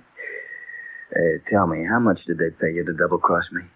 50,000 francs. Well, that's hardly worth the effort, the way francs are these days. Now, don't undermine my confidence in international finance, kid.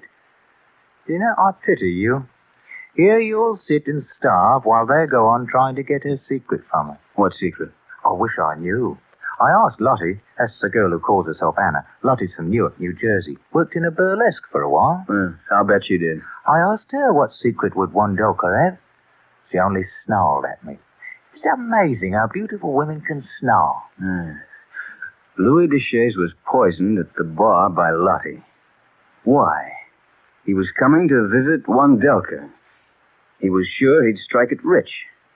Now, what had Wondelka written him? I mean, why should she, of all people, be kept a prisoner? Why the fake funeral? Too bad you'll never know the answers. Yeah, think they're asleep by now? Oh, yes. Oh, think of that wonderful woman, Professor. Haven't you any sentiment? Well, for $500 in American money, I could weep buckets. And at the same time, cut your cords. 200. 5. Either my price or I sit here and I starve. Now, which is it going to be? Oh, well, naturally, I can't let you die. Oh, it's a deal.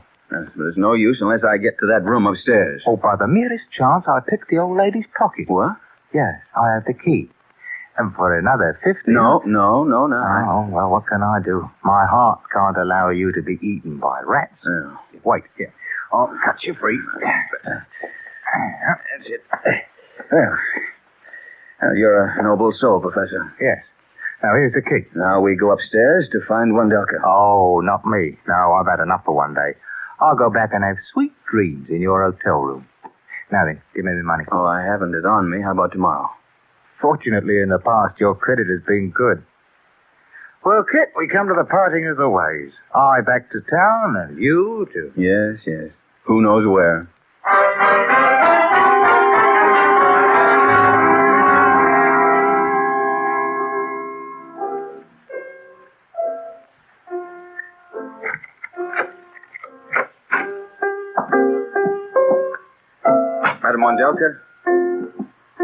Madam Wondelka.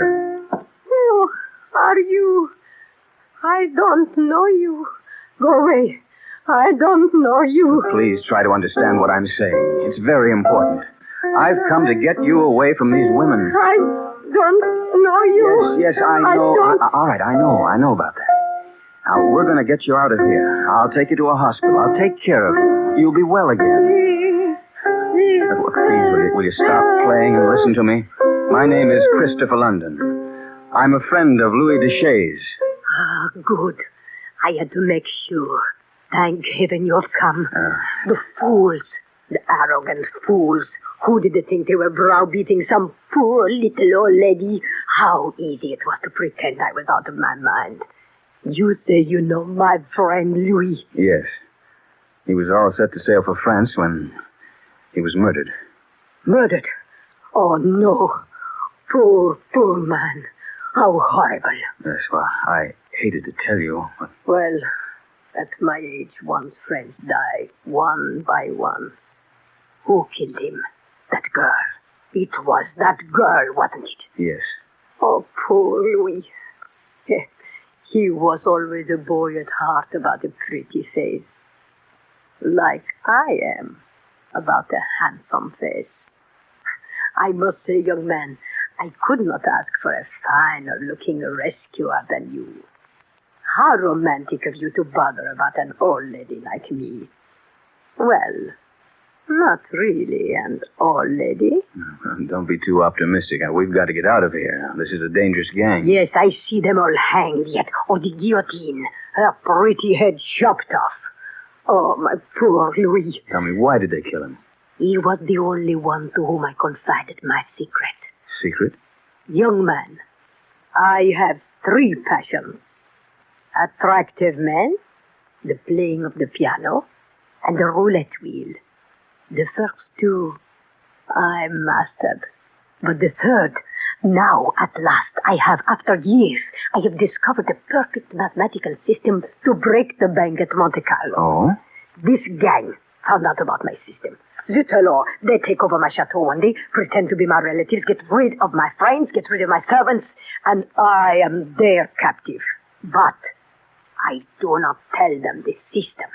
I destroy all papers, all calculations. Oh, but you must have one copy hidden. Ah, I have. Now, look, this is no time to play This is it. This is the system. Well, what do you mean? Play the tune in the key of E, using C-flat as the code for number 1. That's the old musical code. Naturally. Played and varied 5 times. When it's decoded, the entire numerical system is spelled out. I've kept it in my mind all this time. Played it so I would not forget.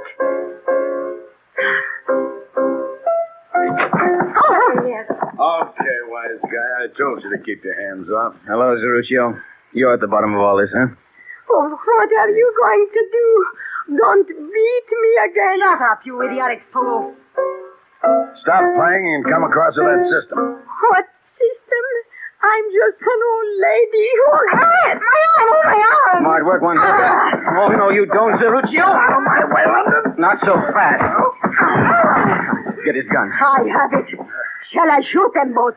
It would be a pleasure. You're not insane. No, and my fingers are exceptionally strong, thanks to Mozart. You silly girl. I'll stand guard, Monsieur London. You get the police. What about the other woman? Where is she? It does not matter. If she shows up, I'll take care of her. If she does not show up, the police, they will find her. Well, you're everything that Louis said, madame. Brave, wise, and beautiful. Oh, I think soon I shall play a concert dedicated to you, monsieur. Oh, if I were 20 years younger. You are eternally young, madame. What? Hold up your hands. Oh, you caught them. Yes, I'm afraid your heroics have come a little late, Professor. Oh, Wandelka, give him your gun. He will stand guard until I come back with the police. You must be weary. Weary? Nonsense. After you are done with the police, come to the casino. I will be there playing my system. I'll treat you to champagne and introduce you to all the pretty girls. Oh, so that was it. A system to break the bank, eh? But what is the system? You'd like to know, Professor? Oh, yes. Very much, huh? Very much, yes. Yes, I see. Well, give him your system, Wandelka. Allegro con molto.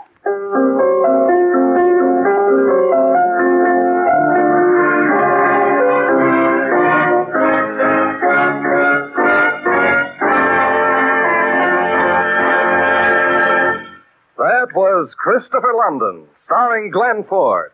Transcribed, produced, and directed by William N. Robeson. And created especially for radio by the world's most widely read mystery writer, Earl Stanley Gardner. Tonight's play was written by Bernard Schoenfeld with a musical score composed and conducted by Van Cleve. Included in Mr. Ford's company were Ben Wright, Eleanor Audley, Ramsey Hill, Jeanette Nolan, Ted DeCorsia, Georgia Ellis, and Rick Vallon.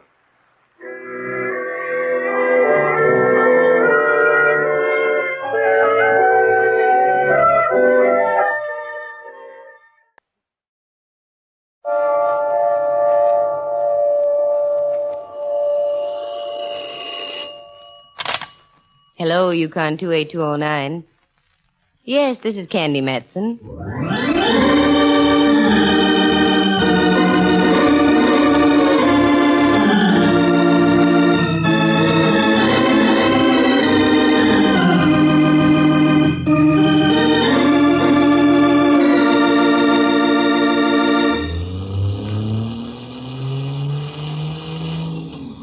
Come on, Mellard. Stop pouting. Enjoy yourself. It's earlier than you think. Monterey at Christmas time is delightful. Carmel is most enchanting. Salinas I enjoyed.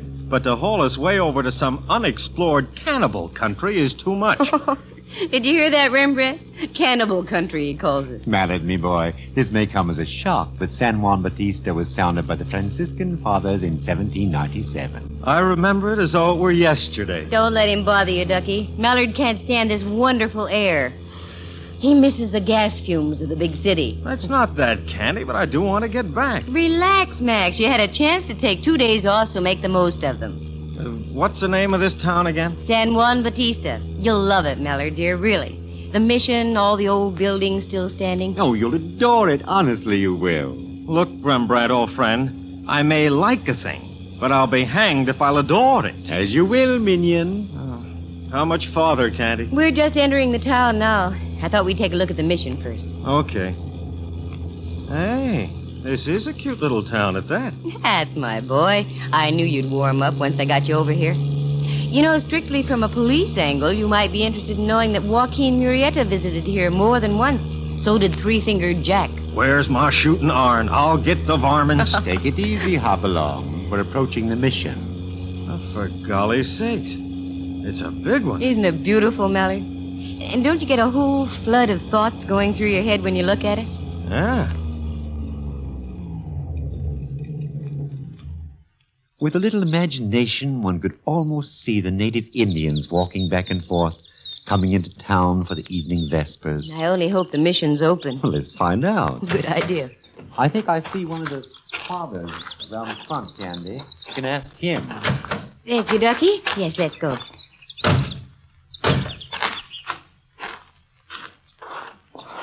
Good afternoon, Father. Mm-hmm.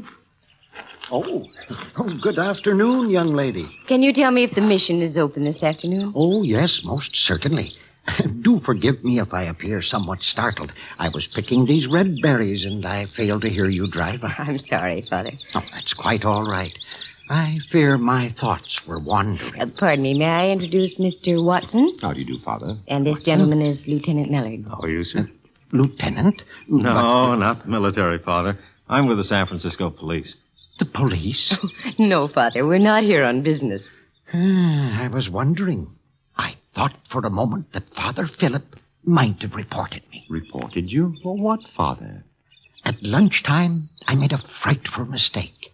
By, error, I ate his apple. Right under his very nose, too. Oh, pardon me. I'm Father Paulino. I'm very happy to know you, Father. My name is Candy Matson. I have some free time. I would be pleased to show you about. May I? We'd be delighted, Father Paulino. I think we can start with the yard. It gets dark so early this time of year. Father Paulino! Father Paulino! Why, it's Miguel Torres. What could be wrong? Oh, Father Paulino, it is there. Miguel, my son, what is it? What has happened? Oh, the most awful thing you ever hear of. Vicente, he just shoot himself. Merciful heaven. Is he badly hurt, Miguel?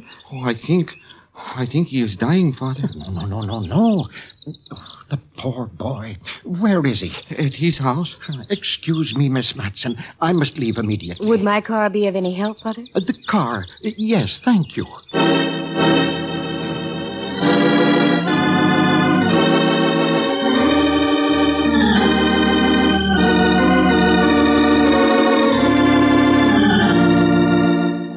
From Studio A in San Francisco's Radio City, the National Broadcasting Company presents Candy Matson, Yukon 28209. Tragedy in the sleepy little California mission town of San Juan Batista. But it wasn't the first time. If you look around the side of the mission, you'll see that the place marks the mass grave of 12,000 Indians who died in a smallpox epidemic years ago. San Juan has seen knifings, too, and other shootings.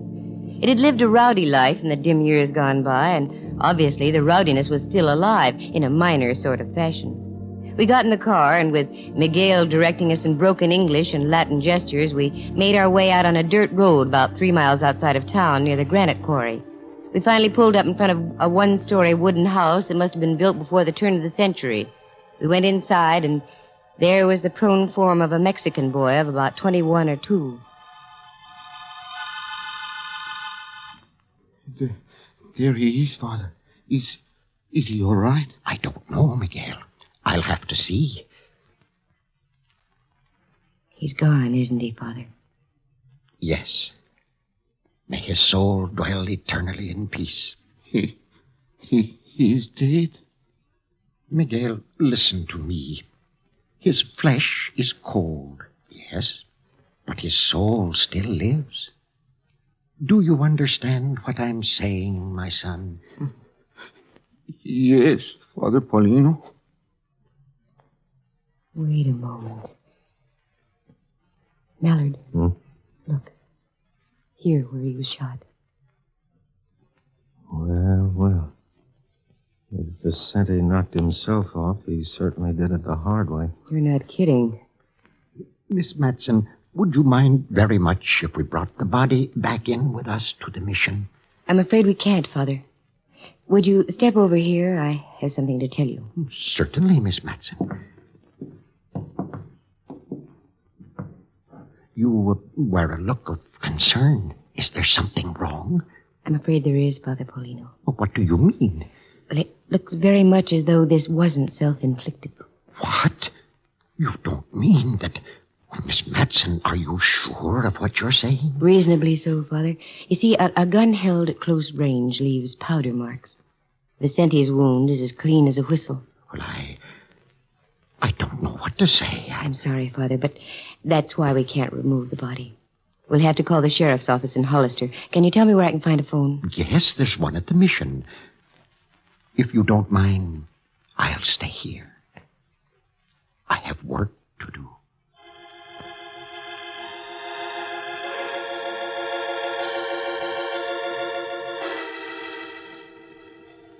Father Paulino was right. He had work to do. The ecclesiastical kind. And he did it in a simple and impressive way. San Juan Batista, with a population of a little over 600, and we run plop into a murder. Mallard said he'd go back to the mission and make the call, and left.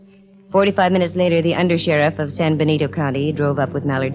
He asked the standard questions, but learned nothing. We went over the house with a fine-tooth comb, but we came up with a blank. There being nothing else to do at the moment, the men put the body in the sheriff's car, and he drove back to Hollister, and we returned to the mission. Would you care to take a stroll about the gardens, Miss Matson? It's most peaceful. Makes a wonderful place for clear thinking. Well, yes, Father, I'd love to. Mallard? You go ahead, Candy. I promised the sheriff I'd take a look around town for him. Oh, sure.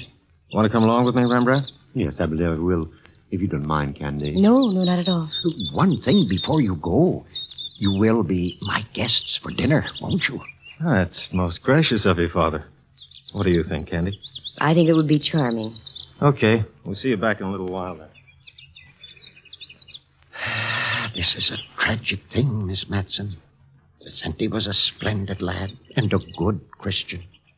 I know how you must feel, Father. I never could understand why there must be things of this sort in the world. Not only between individuals, but countries and nations as well. It is hard to comprehend. The more I try to reason, the more confused I become. About Vicente, Father, who do you suppose could have done it? I don't know. I really don't. How about Miguel? What? Oh, no, Miss Matson.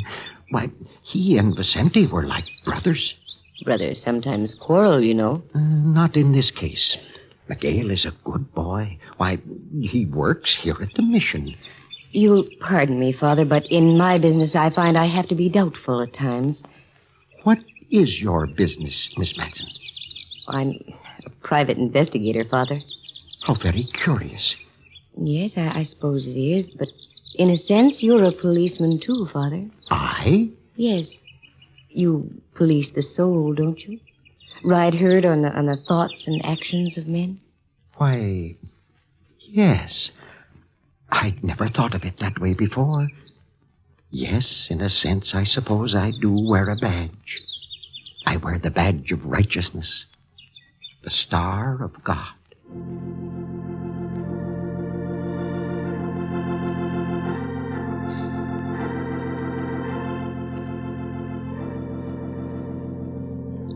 Father Paulino was a wonderful man. As we walked about the mission gardens, he spoke of many things, but in parallels, all connected in some way with the killing of poor Vicente.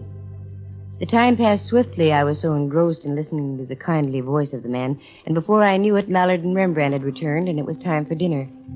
Miguel did the cooking and waited on the table. The dinner was a masterpiece of simplicity, and if it hadn't been for the tragedy of the afternoon, I would have been enjoying a serenity I'd never known before. Did Vicente live out there all by himself, Father? Yes, the house belonged to him. He's a descendant of one of the original families of San Juan. His great-great-great-grandfather owned one of the largest ranchos in California. It stretched from here to the Pacific Ocean. That's a lot of property. Indeed. You see, it was given to him by the King of Spain under one of the original Spanish land grants. I understand there still are some in existence. Yes, I believe there are. But they've all been chopped up and sold in much smaller parcels. Did Vicente work, Father? Oh, yes, he was a good worker. Seasonally, in the artichoke fields and the lettuce fields. In the off-seasons, he did odd jobs about the town. Speaking of town, Father, do you know a woman named Rose Taylor? Why do you ask that? Do you? Yes. Why do you mention the name? There's a little bar down the street. Yes, I know. The frailties of mankind. The fellow who runs the place says there's been talk about Vicente being kind of loco over the Taylor girl. I'd heard something of the sort, too. I was going to speak to him about it on Sunday. How long has she been here, Father? She arrived about 2 months ago. I'm afraid she's been a disturbing influence on our little village ever since. Did you talk to her, Mallard? No. Where does she live, Father? In a small cottage over on 2nd and Polk Street. I think we ought to take a little walk over there, don't you, Mallard? Right as rain, Cupcake. I dropped by her place before dinner, but she wasn't in. Oh, you know where it is, then? Mm-hmm. Good. Please don't think it's rude, Father, but it's something we have to follow through on. I understand, Miss Matson.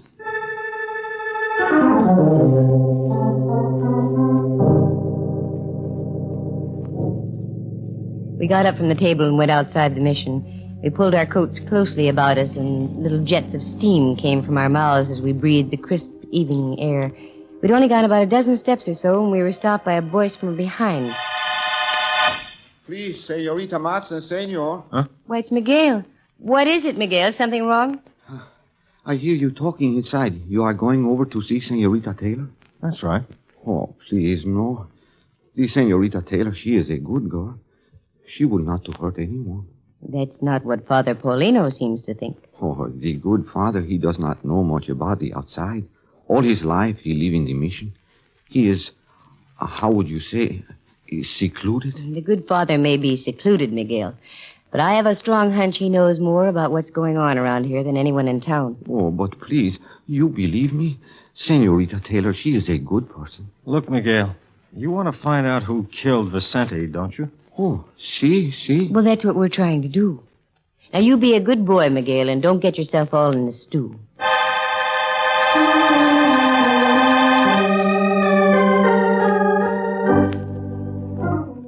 We left Miguel and walked over a couple of blocks to 2nd and Polk Street. We found the cottage and saw a light in the front window. Mallard knocked. And what opened the door would have been a delight on any movie screen, if you like your beauty the hard way. Rose Taylor, it was obvious, could raise an awful lot of havoc with the local swains. Something you wanted? Yes, we'd like to talk to you for a moment, if you don't mind. Yes, I do mind. I'm kind of busy. I'm sorry, Miss Taylor, but you'll have to unbusy yourself. This is the police. Police. Always the police. Why can't you let me alone? You've been in trouble before? Nothing serious. Might be this time. You know a kid named Vicente? Yeah, I heard what happened. These crazy kids. They have a yen for knifings and shootings. Don't they just? This is Lieutenant Mallard. He tells me he was by here this afternoon and you weren't in. That's right. I went into Salinas to do some shopping. We can prove that, can we? Absolutely. Well, what have we here? A very cozy little .32 revolver. And also nicely cleaned and oiled. You always keep it this immaculate, Miss Taylor? Certainly. When some character gets too much tequila under the belt, you don't know what's going to happen. And the suitcase on the bed. Are you getting ready to go somewhere? Wait. If you're trying to make out that I knocked off Vicente, you're just whistling Dixie in 4 flats. Look, a telegram. If you'll take the time and the courtesy to read it, you'll find that my sister in Los Angeles is a very sick girl. I was going down to spend a week or so with her. What is this, a convention hall? Come in. Buenas noches, senorita. Miguel, beat it. I'm busy. I am sorry. I am sorry. I have a message for Senorita Matson and for you, senor. Father Paulino sent me. A message? What is it, Miguel? The sheriff in Hollister just called on the telephone. He said to tell Senor Mallard that the bullet that killed Vicente was from a .32 caliber gun.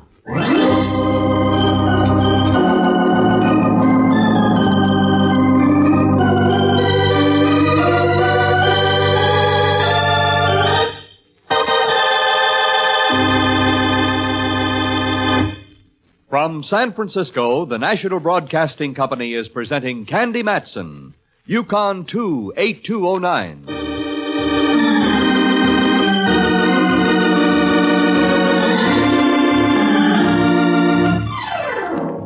Well, now, a .32 slug had killed Vicente, and Miss Taylor owned a .32 gun. It looked practically tailor-made. However, I've seen coincidences like this before that have gone up in thin smoke. Mallard plucked the rose and asked her to return to the mission. And right there, I got me a king-sized idea. I excused myself, went to the little bar, and from the owner, I found out where the local banker lived. 5 minutes later, I was in his living room talking to him, a gentleman named Banta. Yes, it's terrible. I only heard about it a half hour ago. Vicente was a splendid lad. That's what I've heard. Well, the reason I'm here, Mr. Banta, is to inquire about his financial status. Did he do any banking at all? Oh, yes. Up to about 5 or 6 weeks ago. Uh-oh. Can you tell me more? Well, he had a savings account of approximately $2,800. Suddenly, he began making withdrawals. 200, 300 at a time. Yesterday, he made another withdrawal. He'd left a total of $400 in his account. Well, what do you know about that? Well, he said he was having trouble with his crops this year. The rain and all that. Mm-hmm. What about Miguel Torres? Now, that's a very strange thing. He had an account of $900. That's practically gone, too. I assumed he was helping his friend Vicente. I smell a very well-shaped rodent. Name of Taylor. Thanks, Mr. Banta. You've been a great help.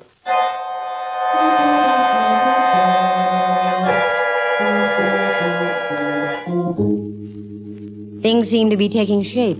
It looked like the old story of a no-good playing both ends against the middle. Both ends being Vicente and Miguel. The no-good? Rose Taylor. Scattered pieces of the puzzle were beginning to fall in place. Father Paulino. At first I couldn't believe it. and I wondered what his reaction would be. Next step, the bartender at the village pub. I walked in and caught him at a good time. The place was empty. Good evening. What can I do for you? A package of cigarettes, please. Sure. How are these? No, the others, if you will. All right. There you are. Anything else? Mm-hmm. Information. Yeah, what do you want to know? Miguel Torres and a kid named Vicente. Did they come in here often? Who are you? Private investigator. Here. My merit badge. Yeah, that's a new one, a lady cop. Ah, the world is ever-changing, Buster. Now the answer. Yeah, they used to come in about once a week. Usually on Saturday nights. Drink much? Nah, good kids, both of them. When were they in here last? Well, let's see. Yeah, night before last. Any arguments? They're so soft-spoken, those kind of guys, it's hard to tell. But now that you mention it, I think there was a bit of a rhubarb going on. Who was taking the lead? Torres. I gather he was sort of griped about something. Not too loud, not much fire. That's when it gets dangerous. And they weren't drunk? Nope. And I can spot a lush at 40 paces. They each had a beer and left. Thanks, mister. Here, buy yourself a cup of Christmas cheer. Well, thank you.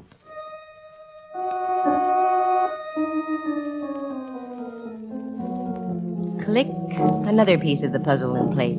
And all roads led right back to the mission. With the exception of the late Vicente, we had the full cast of characters front stage center. And a neat little bit of intrigue it was, too. As I drew near, the warm lights of the mission were streaking through the windows, contrasting greatly to the thoughts that were going around in my head. I walked in. Father Paulino was sitting over his desk, his head buried on his arms. Mallard was leaning back in a chair watching Rose Taylor, who in turn was smoking a cigarette and pacing the room. Rembrandt was reading a copy of the National Geographic. All heads snapped to me as I entered. Hi, Cupcake. Have fun? Of sorts. What's new here? Oh, waiting for the sheriff from Hollister. He's going to book the Taylor lady on suspicion of murder. That way he can hold her. I think I have somebody else for him to hold. Father Paulino? Yes, Miss Matson. I think you know what I'm about to say. Yes. Yes, I think I do. Where is he? In the next room. I'll call him.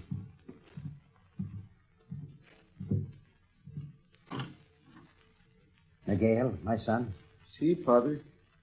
Come in here, please. Si. Miss Matson wants to talk to you. You're here in the mission now, Miguel. You're standing right under the cross. You can't lie.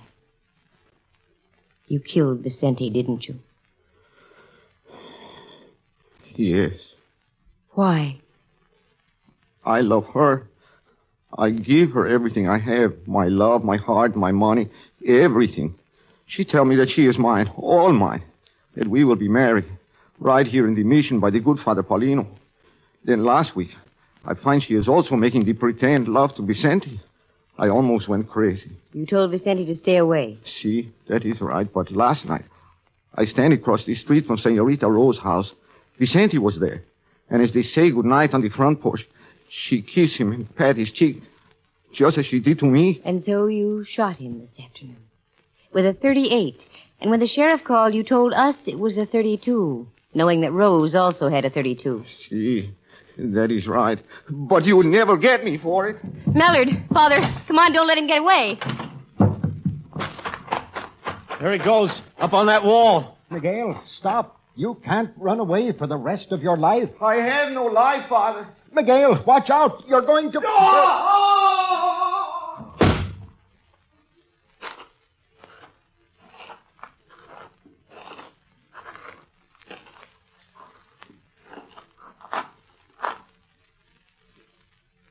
He's done for. Broken back. Is the pain bad, my son? No, Father. Am I dying? Yes, Miguel. You see, I told you I had no life left. The bells, you hear them, Padre? Yes. They're ringing, Miguel. Time for the compline. You will pray for me, Father Paulino? Of course. Merciful Jesus, all-knowing, all-seeing, look down upon us this night, so close upon thine own natal day. This boy I'm holding in my arms, Miguel Torres, he has trespassed upon thy commandments. In thine infinite mercy, I seek his forgiveness. Thank you, Father. Thank you. He's gone, Father Paulino. Yes. Requiescat in pace. May his soul rest in peace. Amen. Where is she, the tailor woman? I'm right here, Father. Look upon this boy I'm holding here. The second death in a matter of hours, and all because of you. I know. In the eyes of the law, you are guiltless. You pulled no trigger to cause the death of Vicente. Miguel fell off a wall to his death. But it was because of you. I realize that now. Do you really? Yes, Father. And perhaps in this hour of dark tragedy, something has been salvaged after all. This is the Yuletide, the anniversary of the birth of Christ. In his infinite wisdom, the Almighty is charitable. Rose Taylor, seek his forgiveness. Leave San Juan Batista. I'm sure Miguel and Vicente would want it that way. Start anew. Lead a penitent life. It is not too late. Tell me, child, do you recall Mary Magdalene? I do, Father. Need I say more? No. Someone help me with Miguel. We will carry him back to the chapel and finish the compliment there. I will, Father. Thank you. Yes.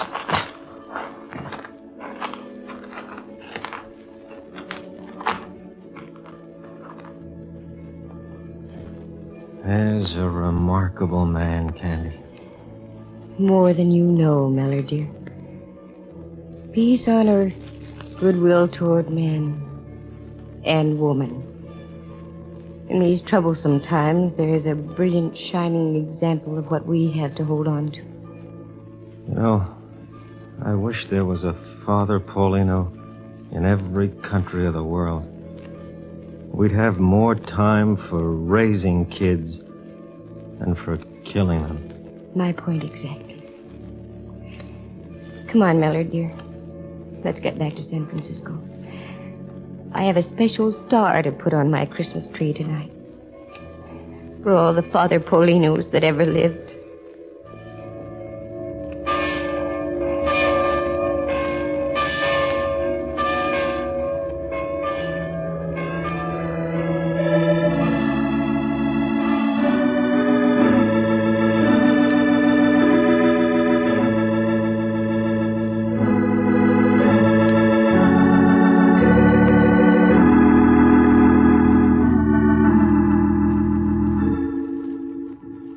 Listen again next week at this same time. Just dial Candy Matson, Yukon 28209, and a very Merry Christmas to you all.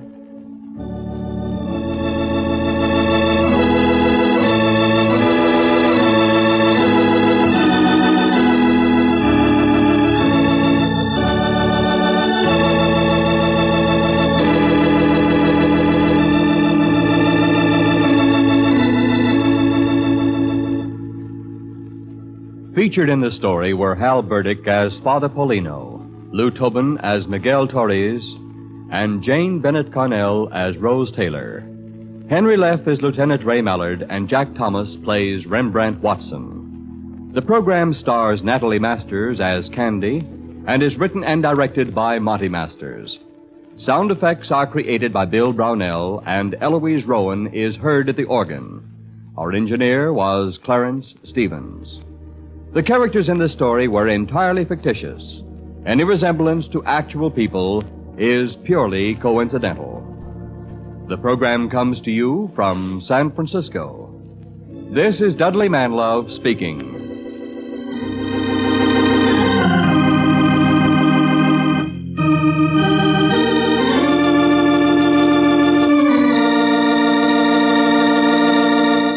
This is NBC, the national broadcasting company.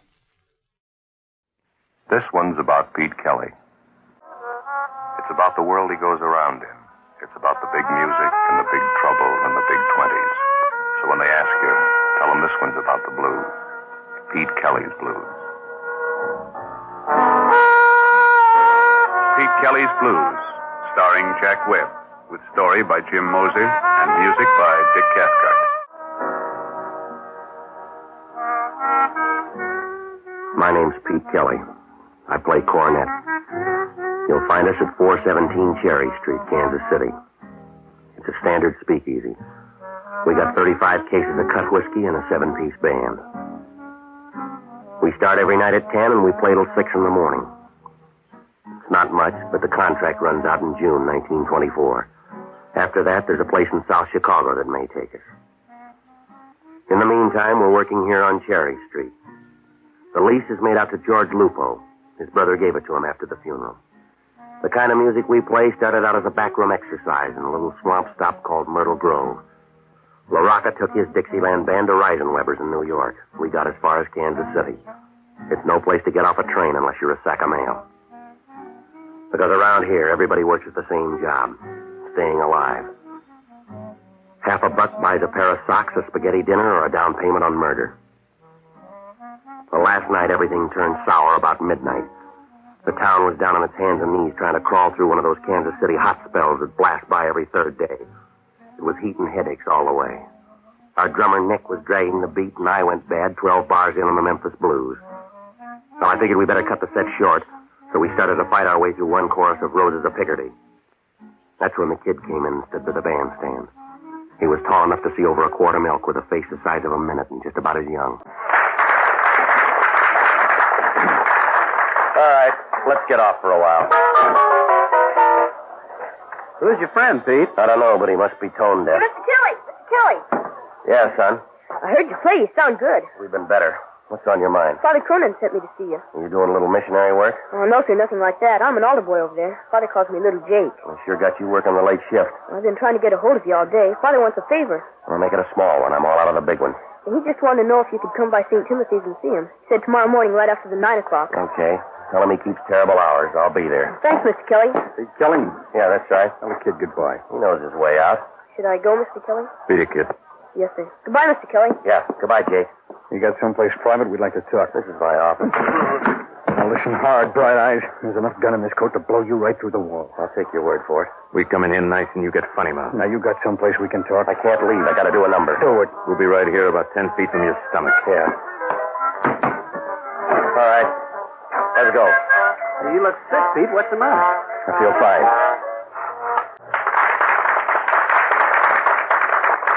All right, you proved it. Now let's go. Yeah. Keep them going, Red. How many shall we do, Pete? If this works out, about 10 minutes worth. Let's go. The alley will do.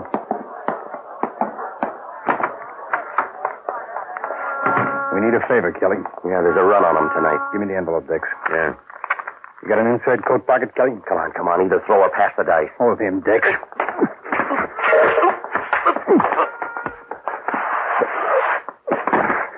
Pull him up, Dix. Come on. Up. Yeah.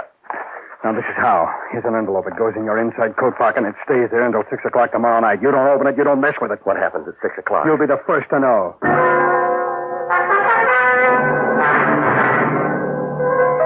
Well, I stood there in the alley and watched them walk away. Inside, Lupo was blowing up a storm. Something about paying for a 7-piece band and only having 6. Well, it wasn't worth trying to get back on the stand. I got a cab and went up to my room. I tried to get to sleep. It was no good. I got up. I was sick to my stomach. After that, I went to sleep.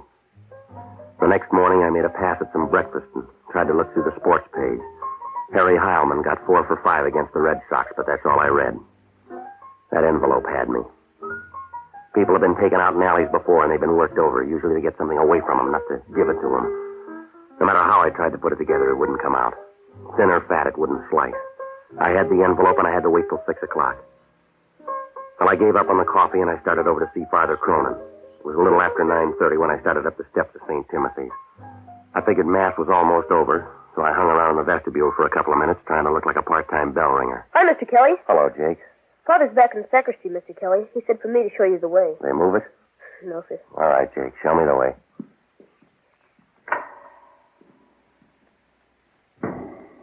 This way, Mr. Kelly. Down this aisle. Well, I guess I was too busy trying to act like I knew my way around to pay much attention to a fat, chunky little guy wearing a brown Borsalino hat. He stood up in a back pew a couple of aisles over. The church was empty except for the 3 of us. Little Jake found out about it just before I did. Mr. Kelly, that man back there. All right, mister. I'll take that envelope. Jake, get down. Mr. Kelly, look out! Look out!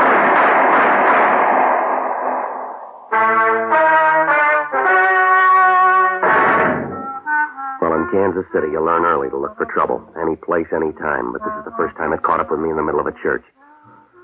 The last 3 shots were a waste of money. Jake went down like young wheat in a hailstorm. When I grabbed for him, I hit my head in the base of a marble pillar. I lost the edge right there. By the time I hit the street, he was gone. I guess I covered every alley and street in the neighborhood. But it was like trying to wash a pail of dirty water. I don't know how much later it was when I stopped for a minute in an empty doorway and tried to remember what I was chasing. Well, a siren was crying off somewhere in the distance, and I started back for the church. The coroner's wagon was just pulling away as I got there. I didn't see Father Cronin around, so I went back to the rectory and rang the bell. He came to the door in his shirt sleeves. He stood there for a minute just looking at me. And then he motioned me inside. In here. Sit down. The kid, Father, little Jake. He's dead. You want a blow-by-blow? Yeah, I know, Father. I was there. Sure you were there. You're always there. I should have known better than to call you. I should have known it meant trouble. Oh, wait a minute, Father. This wasn't my party. I called you here today to ask you a favor, Pete. Yeah, I know. You don't know. It's too late now. We were going to have an altar boys picnic tomorrow at Washington Park. I wanted you to play a little music for us. We won't be going now, Pete. We got a funeral instead. Yeah. What do you want me to say? Don't say anything, Pete. If you've got any private fights, that's your business. But don't bring your beefs into the church. I never saw the guy before, Father. Don't kid me. He didn't come in here to shoot little Jake. Now, look, I know this is hard to understand. You bet it's hard to understand. We've been over it before, but you ran with the same pack. You hung on to the same friends. You had it all figured out. Well, you figured this one, Pete. There's a 9-year-old boy on his way to the morgue. He took a gangster's bullet that you earned. Now you go ahead. Figure it. I got this envelope. I don't want an explanation. Take your excuses and peddle them where you need them. The bootleggers and the gunmen. Take them to your crowd. This envelope, Father, they shoved it in my pocket. I was out in the alley behind the club. 2 guys. They worked me over. I didn't think they'd try anything like this. Neither did little Jake. All right, Father, I told you I was sorry. Go on home. Why don't you stop cutting at me and say a prayer for that kid? I would, but I'm too busy praying for people like you.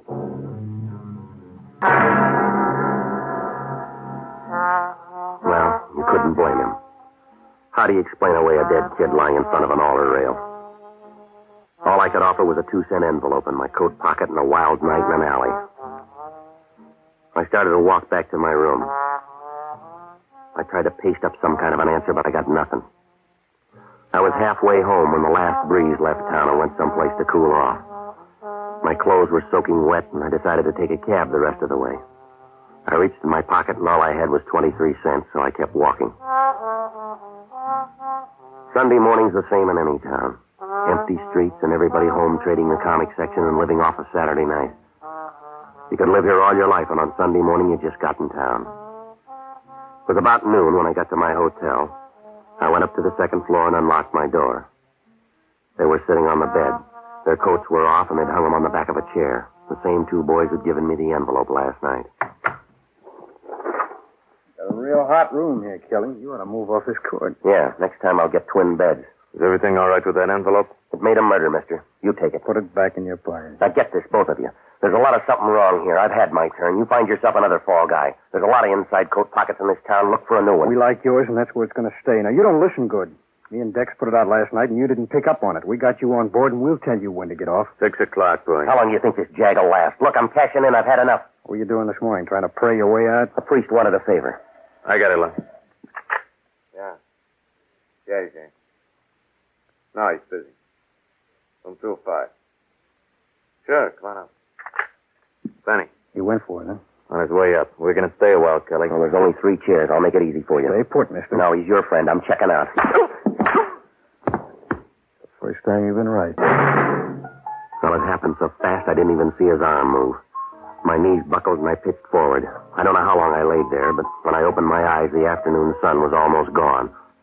What was left of it was bleeding through a rip in the blind.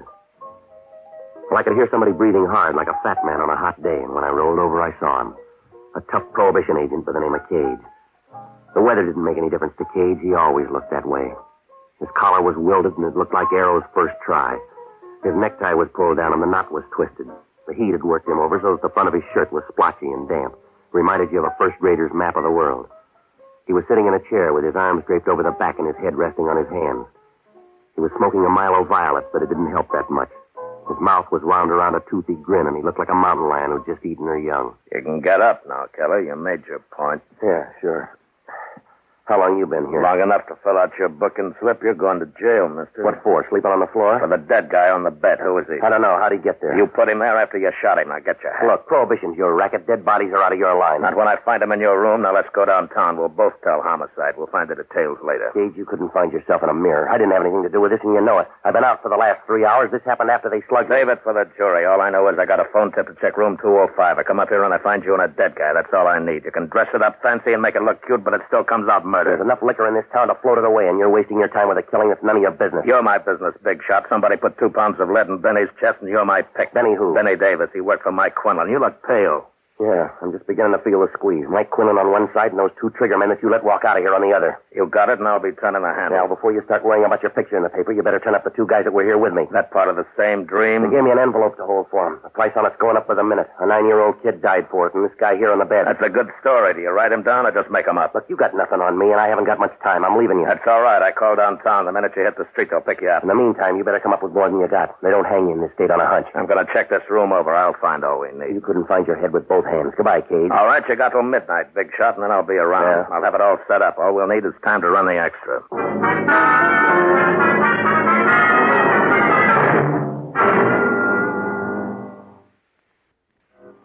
Well, I could have used a cold shower, but with Cage there, I didn't have the room to dry off. I went down the hall and headed down the back stairs. I figured even if Cage was right about calling downtown, I might have an edge if I moved fast enough. The sun was on the downgrade, but it didn't make any difference. It'd done a good job all day, and the heat was boiling up out of the ground.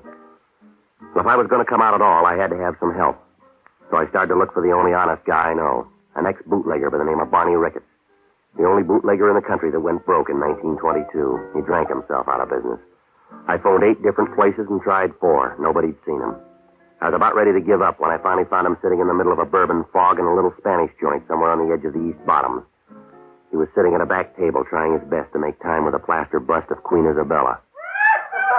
Ah, Petey, my boy, you're just in time. I'm not quite certain, but I think the young lady here has a friend. I gotta talk to you, Barney. If you're any good at all with Spanish, now is the time. I was positive she'd loosen up on this second bottle of wine, but no, she's utterly uncharitable, and I think she's a picture of a perfect boy. Yeah, all right, Barney. Since you're a member of the old Castilian school, there can be no excuse for the conduct she's exhibited. Yeah. Why, do you know I was even good enough to buy her 3 rounds of Portuguese brandy? Imported, mind you. But what do I get for my pains? Not even a civil thank you. All right, listen to me, will you, Barney? I've been sitting here in the most gentlemanly fashion, sipping this delicate nectar and trying vainly to keep the party going. But does she help? No! I've talked to her about politics, medicine, literature, Keats, Byron, Shelley, Faith Baldwin. I've even talked about the weather. Barney, she's a statue. Oh, a simple oversight, Petey. It could happen to anyone. Now, look, I'm in trouble. Of course you're in trouble. You'll always be in trouble because you're a child of adversity, a son of scorn. The fates spit in your eye and you try to retaliate, but the wind's always blowing in the wrong direction. You're a lost leaf in the mortal storm, Petey. You're a pebble shaking a tiny fist at the mountain. You'd like to fight for some strange, fantastic cause, wouldn't you? But you can't find anybody your size. Men are too small and the gods are too big. Petey, you're lost. Are you all through now? Yes, what kind of trouble? A pair of bum murder raps. Somebody slugged me in my room, and I woke up with a dead guy. Dubious honor. You mentioned 2 murders. One of them was an altar boy over at St. Timothy's. The other guy worked for Mike Quinlan. The same Quinlan that controls most of the Canadian import here in town? Yeah, that's him. Time's short. Let's finish the brandy. 2 guys started all this at the club last night. Names are Ludd and Dex. Mean anything to you? This'll all sound better with more brandy.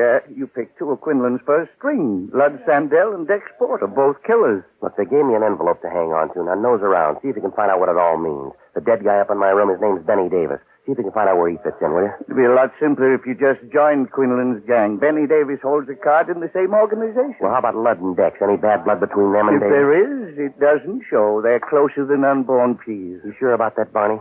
Police blotter can't be that wrong. Benny's sister will tell you the same thing. Where do I find her? Chelsea Apartments. Beautiful girl, Petey. When you're my age, she'll disturb your memories. All right, now get going, will you? See how close you can get to Quinlan's headquarters. Find out what you can about Ludd and Dex and Benny Davis. Maybe Quinlan's got him on a special job or something. Find out what it is, will you? You'll find me in a temporary economic slump, Petey. I'll need car fare. Yeah, well, that makes 2 of us. I'm broke. You'll have to do it on foot. Oh, well, I have friends here, and my credit's unlimited. Well, hurry up, will you, Barney? One moment. Alfonso, would you loan me $1.50? Come on, let's go. He's only bluffing. He won't shoot. Well, Barney headed down toward Bale Street from Mike Quinlan's place, and I started cross town for the North End and the Chelsea Apartments. I couldn't begin to work it out. If Dex and Ludd were such good friends with Benny Davis, why did they kill him? And if they didn't do it, who planted his body in my room and why? Well, I was running way late, and there wasn't much time to catch up. I finally found the Chelsea Apartments on the corner of Stocker and Bales. It was an old 3-story wooden frame. I checked the mailbox, and Louise Davis was down for apartment 17. Well, inside, the hallway was dark, and a couple of gas jets were smoking up the ceiling. There was a potted palm by the foot of the stairs, and it looked like it was growing out of old gum wrappers and cigar butts. Apartment 17 was at the rear of the first floor. She answered the door, and you could tell right away Barney was right. She was pretty, and she had enough smile to last you for years. Yes? You Louise Davis? That's right. I can do better for you. You're Pete Kelly. I've heard you play. Yeah, well, so far you're batting 1,000. Can I come in? Yeah, sure. You didn't bring your band, so it must be a social call. I'll make this short. It's about Benny. What about him? That's what I want to know. He's got a couple of friends. I got to know about him. Then he isn't that popular. You mean Ludd and Dex? They'll do. They got trouble, and they're cutting me in. What kind of trouble? Well, I'm not sure. That's why I came to you. I can't help you. They never tell me what they're doing. Well, they gave me an envelope. They told me to hold it till 6 o'clock tonight. You haven't got any problem. You'll know in an hour. Yeah, well, maybe I'm tired. I want to know now. I'll take any lead you got. They found out I told you this. They might not like it. They got some kind of a beef with Quinlan. Does Mike know about it?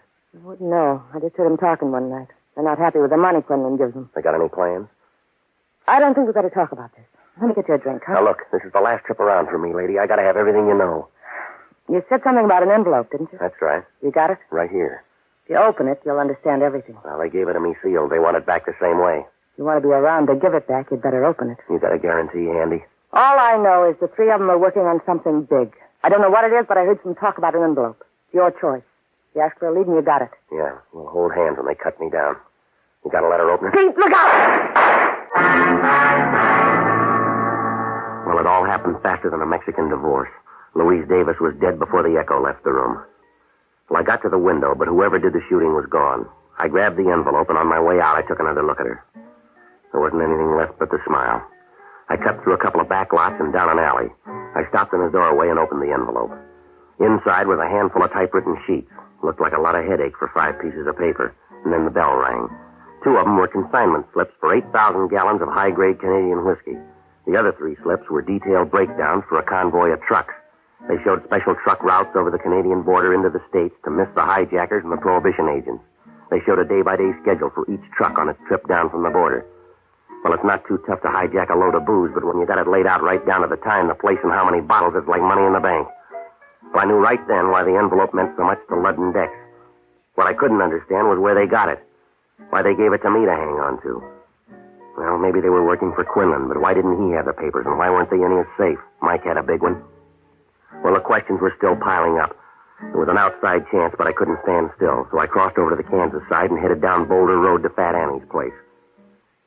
Maggie Jackson did 2 things good. She sang the blues better than the guy who wrote them, and she could pick up an idle rumor at 3 miles. Hi, Pete. Maggie, what do you know? I knew you'd be here tonight. You always come in together. Trouble and Pete Kelly. Yeah, I know. I never come around except when I need something. As long as I have it to give, you got it. It's Mike Quinlan this time, ain't it? Well, that's part of it. I'm in it up to my ears. You got an envelope, I heard. Yeah? Mike Quinlan and some of his boys have been here about an hour ago. They tore the paper off the walls looking for you and Dex and Lud. Dex and Lud? Mike wants all three of you. Yeah? Anything else? No. Barney Ricketts called for you. Did he leave a number? He's still waiting on the phone. I took the call. He said you'd end up here, so he just hung on. Well, I'll get it right now. Yeah, the boss is kind of mad. The phone's been tied up for 2 hours. All right, thanks, Maggie. Sure, and good luck, Pete. Hello, Barney? There you are, Petey. That'll be $1.25 for another 3 minutes. Yes, all right, operator. Alfonso, 5 more quarters, please. No, the quarters. Just a minute, Petey. Alfonso doesn't know the quarters from the house. Yeah, well, hurry up. That's right. Thank you. Now then, Pete. No, Alfonso, no more money for the moment. What's going on, Barney? Where are you? Fort Madison, Iowa. I'm troubleshooting for you, Pete. Well, what'd you find out? It's a double cross. Mike Quinlan's involved in one of the biggest deals of his career, and Benny Davis, along with Dex and Lud, stole the consignment papers. Yeah, I know. That's what's in the envelope. You better get them back to Quinlan. I understand he's been tearing up the town for him. Well, what do I do about Dex and Lud? Yes, you might easily end up like Benny Davis. Seems Lud and Dex didn't want to split it 3 ways, so they killed him. You sure about all this? That's why I'm up here in Iowa. I suggest that you join us. No, I'll see you when you get back. It's been a gay, mad world, Petey. We drove 60 miles an hour all the way up here. Yeah? Alfonso's drunk. He thinks the phone's a slot machine. He's waiting for the payoff.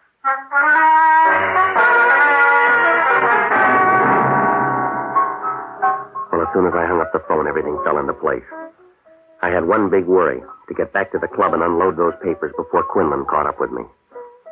Well, almost everything made sense now, except the killing of Louise Davis, Benny's sister. It was easy to see why they dropped Benny along the way, but why his sister? How did she tie in?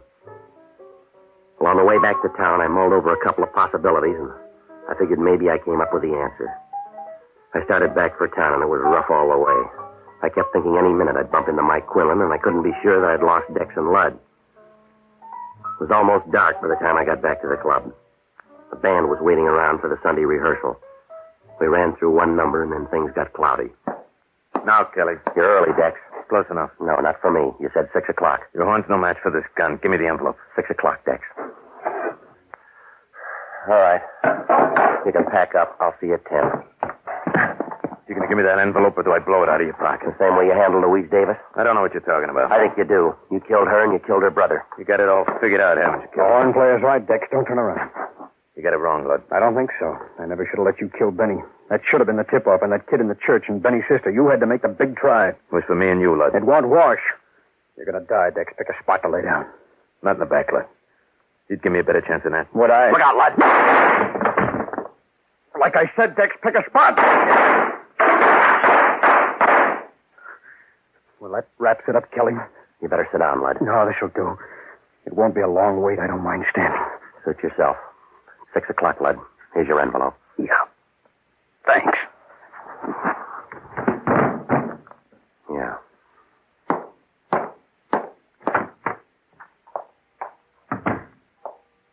Hello, Pete. Hi, Father. Just going to stop by. I heard the gunshots. I knew you'd be around. Well, let me tell you again, Father. I'm sorry about Jake. I don't know what else to say. I'm just sorry. I believe you. We'll have the funeral for little Jake tomorrow. Maybe you want to stop by. Yeah. Some things never figure. A 9-year-old kid shot down. No reason for it. None in the world. 9-year-old kid. It's done, Pete. Don't waste your pity on little Jake. He's got a big lead on both of us. I don't get you, Father. You and I should die as good as a 9-year-old. Pete Kelly's Blues, starring Jack Webb, with story by Jim Moser and music by Dick Cathcart. Scoring by Matty Matlock. The music of Pete Kelly's Big Seven consists of Dick Cathcart on cornet, Matty Matlock on clarinet, Nick Patul on drums, Ray Sherman on piano, George Van Epps on guitar, Judd Donat on bass, Mo Schneider on trombone. The songs of Maggie Jackson were written by Arthur Hamilton. I hope you enjoyed those 5 detective shows. Next up, we have Martin Kane, Private Eye, starring various actors in the title role, which ran from 1949 to 1952. In this episode, Albert Thompson is implicated in the murder of a pharmacist, and the only evidence is a sole witness at the scene of the crime. Kane is convinced that Thompson is innocent, and the rest of the story details Kane's methodical investigation in uncovering the true murderer. Next up after that, we have Philo Vance, The Blue Lady Murder Case, starring Jackson Beck. A tough lady gangster takes over all the rackets in town, and nobody knows her name, just that she's tall, gorgeous, and she only wears blue dresses. Philo gets involved when she turns up murdered. Now, if you've never heard the show Adventures of the Abbotts, you will today, in the episode The Burnt Copper Powder. The first run of the show was in 1946 to 1947, but those episodes are all considered lost. The next iteration was from 54 to 55 and starred Claudia Morgan as Jean Abbott and Don Briggs, and later Les Damon and later Mandel Kramer, as Pat Abbott, her husband. Based on the novels by Francis Crane, who used colors in all of the titles, the radio show continued this tradition. In this episode, a Hollywood actress comes to Pat and admits that she's committed a murder, and she offers him $100,000 to cover it up. Of course he doesn't, and he and his wife are then pulled into yet another murder case. After that, we have another lesser-known detective show, The Adventures of Leonidas Witherall, which ran for one season from 44 to 45 and starred Walter Hampton as a British professor of criminology in a suburb of Boston. He's an amateur detective, and he's always getting pulled into various mysteries. His housekeeper, Mrs. Mullet, is played by various actresses, and always offering her candid opinion on his cases. In this episode, The Corpse Meets a Deadline, Witherall investigates the murder of a very hated newspaper editor. Finally, we have Pat Novak for Hire, which ran from 1946 to 1949 and originally starred Jack Webb, and then Ben Morris, and then Jack Webb again. In Rory Malone, Novak gets an offer of $300 from a beautiful woman to stay away from the boxer Rory Malone. And then he gets another offer of $300 from Rory's manager. Things get predictably hairy as he tries to figure out which one to take and why everyone wants him to stay away from the boxer. So enough talking. Let's enjoy these great detective shows, and I will see you on the other side. Martin Kane, starring Mark Stevens. What's your name? What's that? Don't try anything. I said, what's your name? Thompson. Albert Thompson. Why, something wrong, officer? You sure this is the man? He's the one I saw, all right. He did it. Did what? I don't know what you're talking about. Who are you? I saw you running out of that store after the shooting. You killed that storekeeper. I don't know what you're talking about. What store? I haven't done anything. He's the one. I'll swear to it. Come along, mister. Oh, look, officer. Behave yourself. Officer, please. I'll need you too. But you're making a terrible mistake. I never saw this man in my life. Yes, sir. Yes, sir. We're all set on our end. No, nothing's going to happen to that witness. He's in a real safe place. Yes, sir. Yes, sir. Any time you want him for the grand jury, he'll be there. Well, thank you. Yeah, I'll be checking with you right along. Right. Well, the DA's a very happy man. He's got a cinched case against Albert Thompson. Oh, what did you drop in for, Kane? Congratulations. Huh? What'd you do? Not me, it's you that rates the medals, Lieutenant. You and your department, the way you solved that murder, that's pretty good. Well, the whole case just kind of walked in here. Fred Wallace, the guy who spotted Thompson at that bus stop, he's the one who gets all the credit. You got anything new on Thompson? Well, the identification looks pretty solid, Kane. You got a smart lawyer, Ed Randall. He could beat you in court, unless you come up with more evidence, including the murder weapon. Yeah, we're working on it. You know, Kane, the taking that robbery was about $200. When we examined Thompson, he had $207 on him. Maybe he saved it up. Yeah, how? His wife didn't know anything about it. Look, Lieutenant, when a fellow's planning on buying his wife a new coat for her birthday, he doesn't tell her what he's saving up for. Tell me, how do you know so much about Thompson? He's Ed Randall's client. So? Ed Randall's a client of mine. Oh. He thinks Thompson's innocent.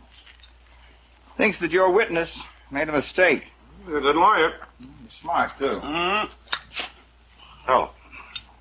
You think the witness made a mistake, too? I don't know. That's what I'm hired to find out. Well, you sure picked a tough way to make a living. Some guys climb mountains. You won't even get off the ground. Fred Wallace made a positive identification. By the way, I called his house. You've taken him somewhere. Why? For his health gain. Oh, come on, Lieutenant. Thompson couldn't hurt anybody. He hasn't got any mob connections. He's just a little guy that fell in a great big hole. I want to see Wallace. You're wasting your time, Kane, and that's straight. You're convinced that Thompson's guilty. I can't be, not yet.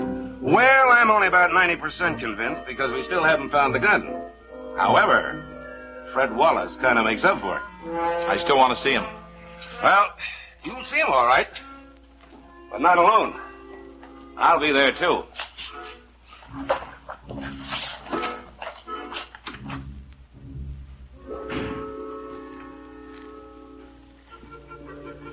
Everything all right, Mr. Wallace? Fine.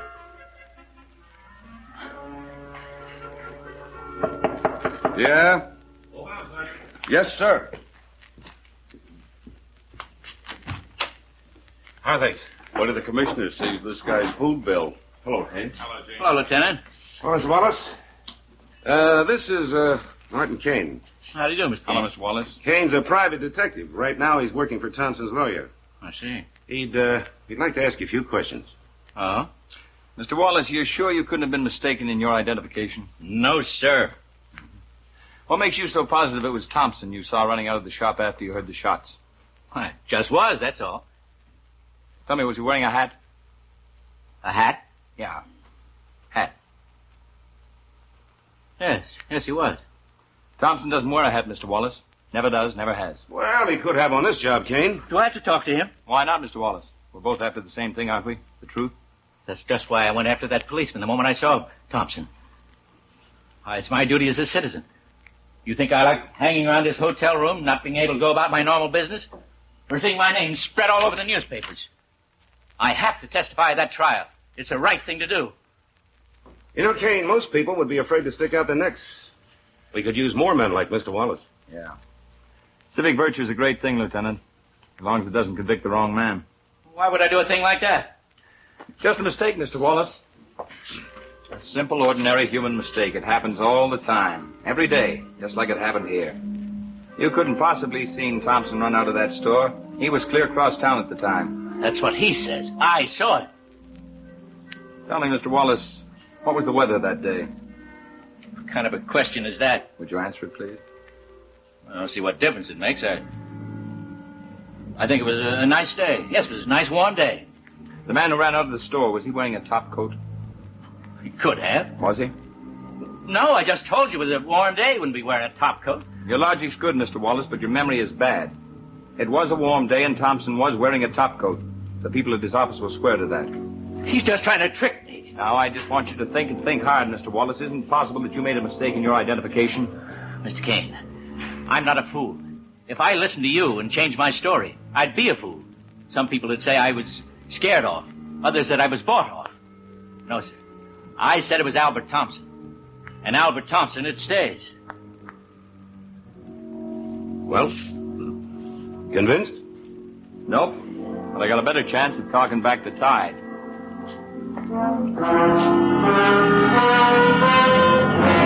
Albert's in here, Mrs. Thompson. Thank you, Mr. Randall. Why don't you go right on in, and I'll wait out here for Mr. Kane.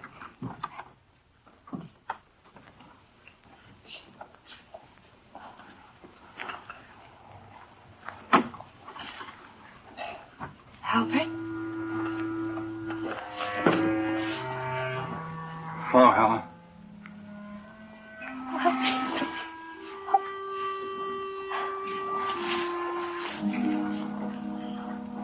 You all right? Yeah, they're treating me all right. Mr. Randall's here with me. He said he was coming. He's a very fine lawyer, Helen. He tried to get him to lower the bail. He's still working very hard. Yeah, I know. They won't do it. The guard told me that $25,000 is the lowest bail he ever heard of. For a murder.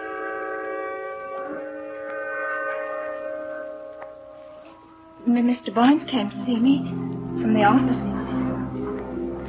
Wanted to know if you needed any money. What'd you tell him? I thanked him very much. I told him we'd manage.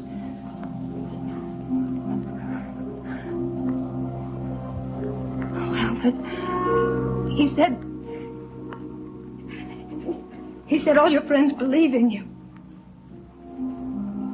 Helen, Mr. Randall's very optimistic. He thinks this Mr. Kane is sure to find some new evidence.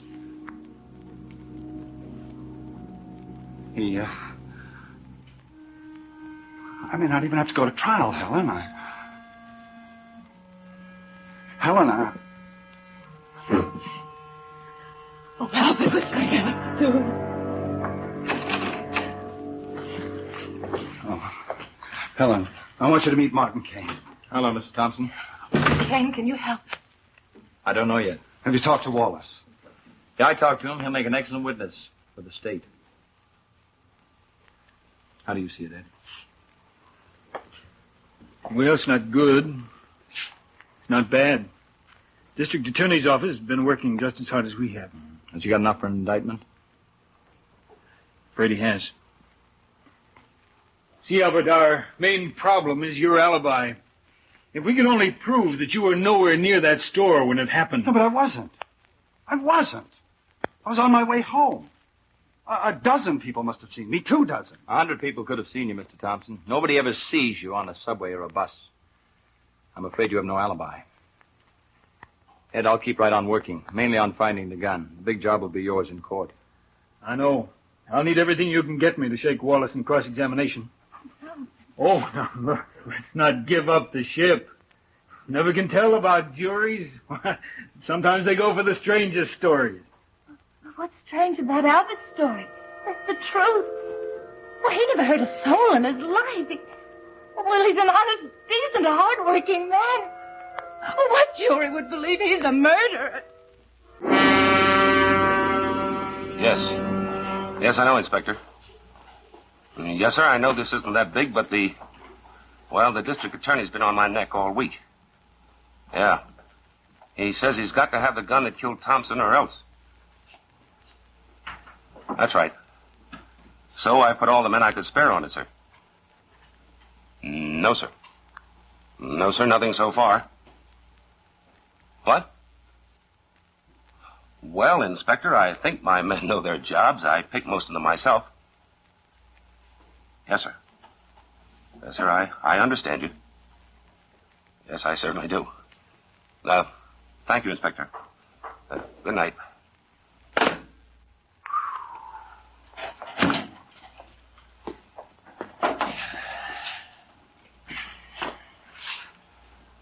Want some, Kane?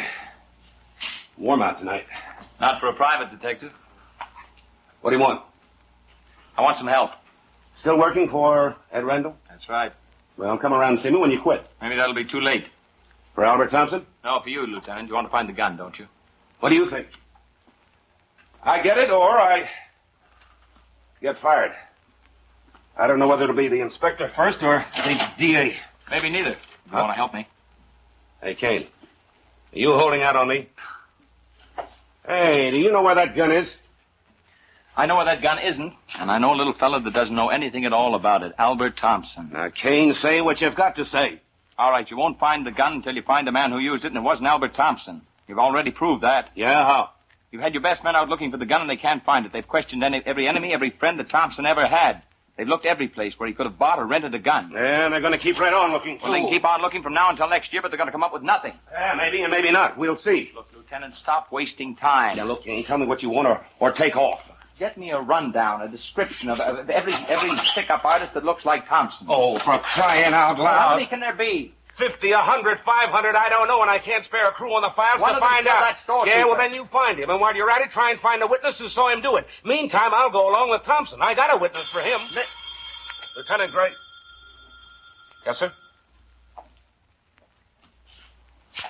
Oh, she did, huh? Yeah, that's too bad. No, I didn't think of that. Well, all I can do is keep right after it. Yes, sir, of course, as soon as I get in,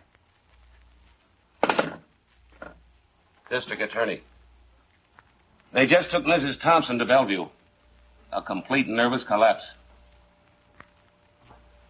How much you can do about that, is there? Kane, everything we've got so far says that Thompson did it. You show the DA one solid fact on the other side of the ledger, and Thompson's practically a free man. Look, will you give me the rundown? I'll try to get that fact, and you show it to the DA.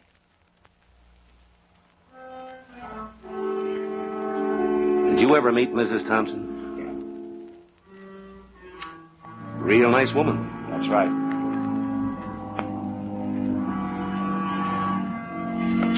Sergeant, meet me in the photo gallery in 5 minutes.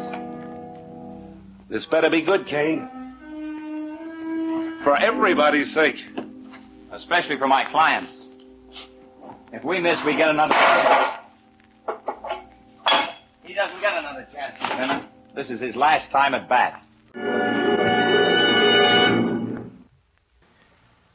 Hello there, Mrs. Malone. A carton of your usual? No, Hap. I've decided to make a change. My goodness, after all these years, a change? That's right. You see, I smoke so much, I thought I should try some of those cigarettes they claim have less nicotine. Do you know anything about them? Well, Mrs. Malone, it just so happens that I do. More and more people are switching to Sano cigarettes for exactly the same reason that you mentioned. Oh, care to have one on the house? No charge? Thank you.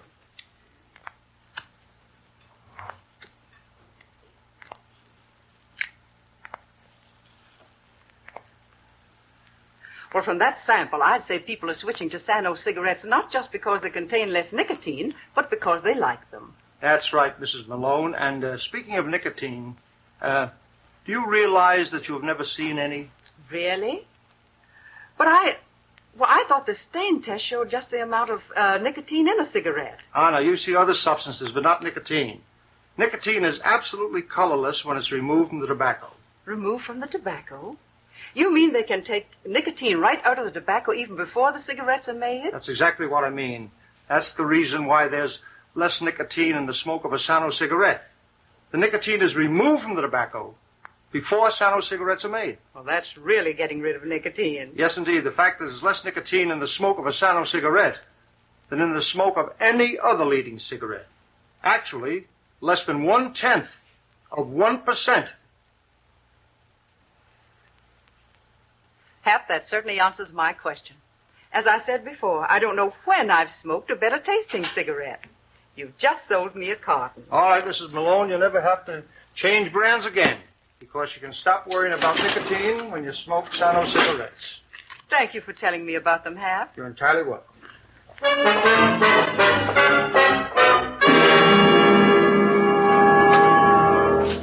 Well, Kane, I hope you pay your taxes. I had 3 men working on that list all night. Thanks, Lieutenant. Only 9 names, huh? That's right, out of about 400. We eliminated everyone who didn't correspond at least roughly to Thompson's physical description. Only 2 possibilities. 3 are in prison. 2 are on the West Coast. 2 were in the hospital at the time, and the other 2 are right here in New York. Carl Shaw, Larry Spencer. With a complete rundown on each.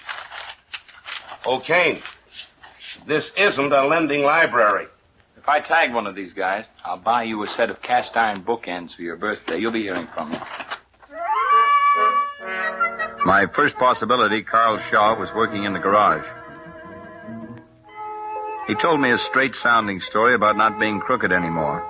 He had a wife and kids now. His past was really behind him. And so on and so on.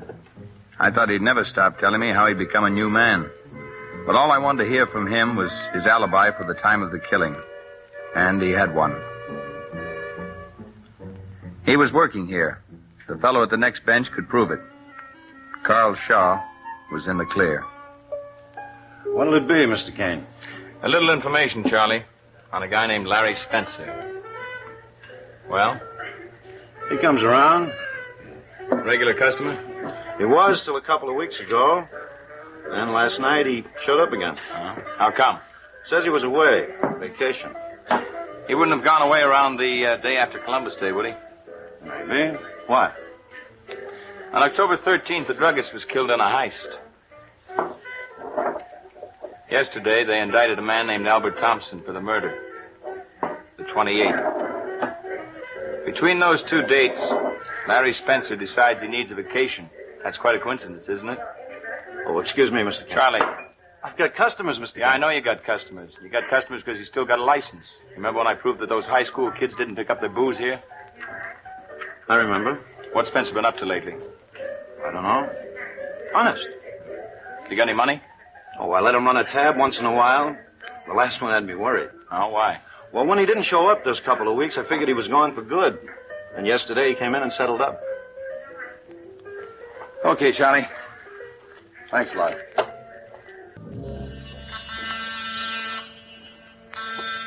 Who is it?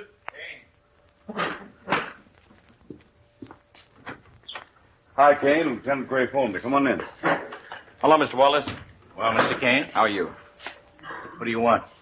I want you to look at a picture, Mr. Wallace. What picture?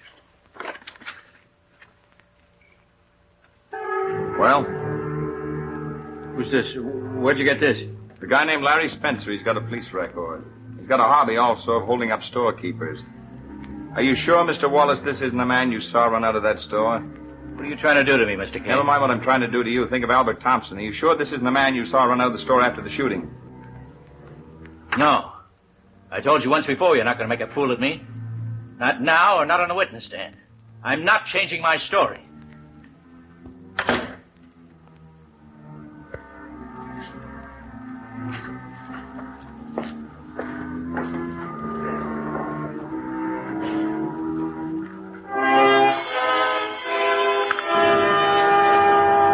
Lieutenant Gray.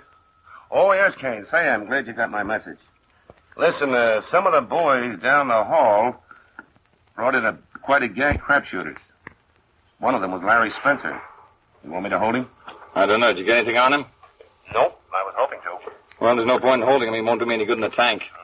You think he'll lead you to the gun, huh? I don't know. I think he's got it stashed away in some nice, quiet place ready for another job. Yeah, I'll buy that. How does it look? I made a contact with a friend of his. Oh, it?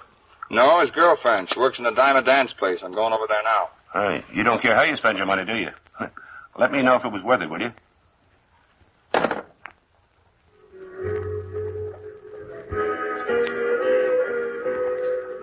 Sandy sure forgot about Spencer fast.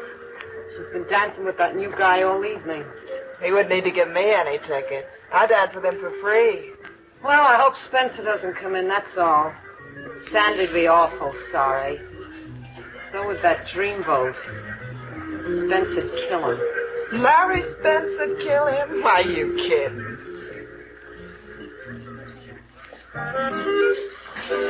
You know, I don't get it. What's a guy like you doing in this place? Maybe I like to dance. Uh-oh, there we go. Here. Hey, you must own an oil well. Anyway, the next set's on me. No, you keep him. Well, I could use them.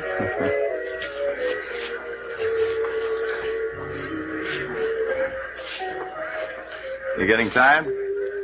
Little. Want to sit down? No. I like dancing with you too much. It's not a job. I like it. Oh, that last one was sure living it up. One ticket. Hey, Sandy's still dancing with that guy. Can you blame her? Maybe somebody ought to tell Larry Spencer about it. Oh, mind your own business. Say they look nice together.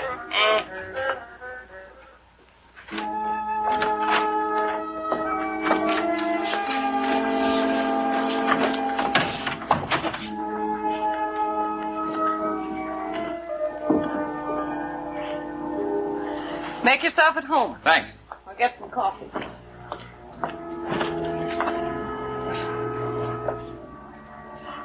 You're awfully nice. I'm glad you're here.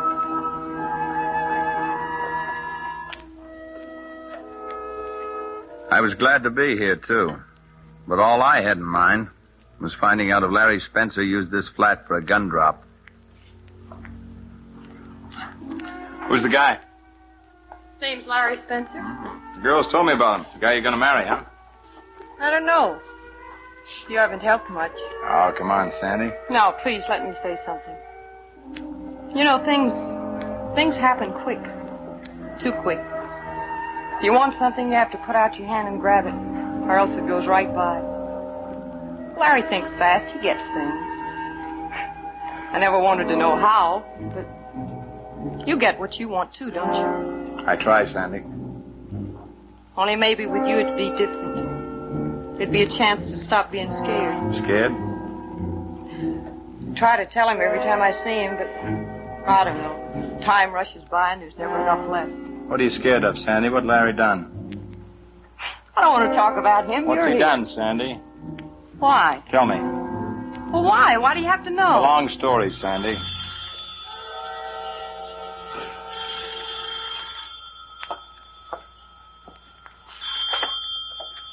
Hello? Oh, yeah. Yeah, there is someone here. Well, who told you? Hello? You can ask Larry yourself. He's coming over right now.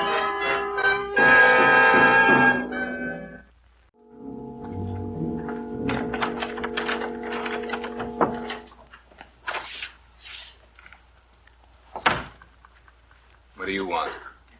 I'm waiting for you. Who is he? Friend? Oh. Get out. If I ever catch you around here again, I'll break your face in. You hear me? I hear you. Who is this guy? Let me go. I said who is he? What do you want? I want you to change places with a nice little guy that's being framed for murder that you committed. You're nuts. Pretend I went out and came back. Go on, beat my face in. Let me alone. I'm going to start paying you off now.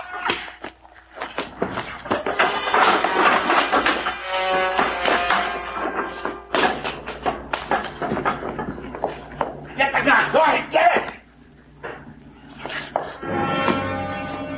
Sandy, help me.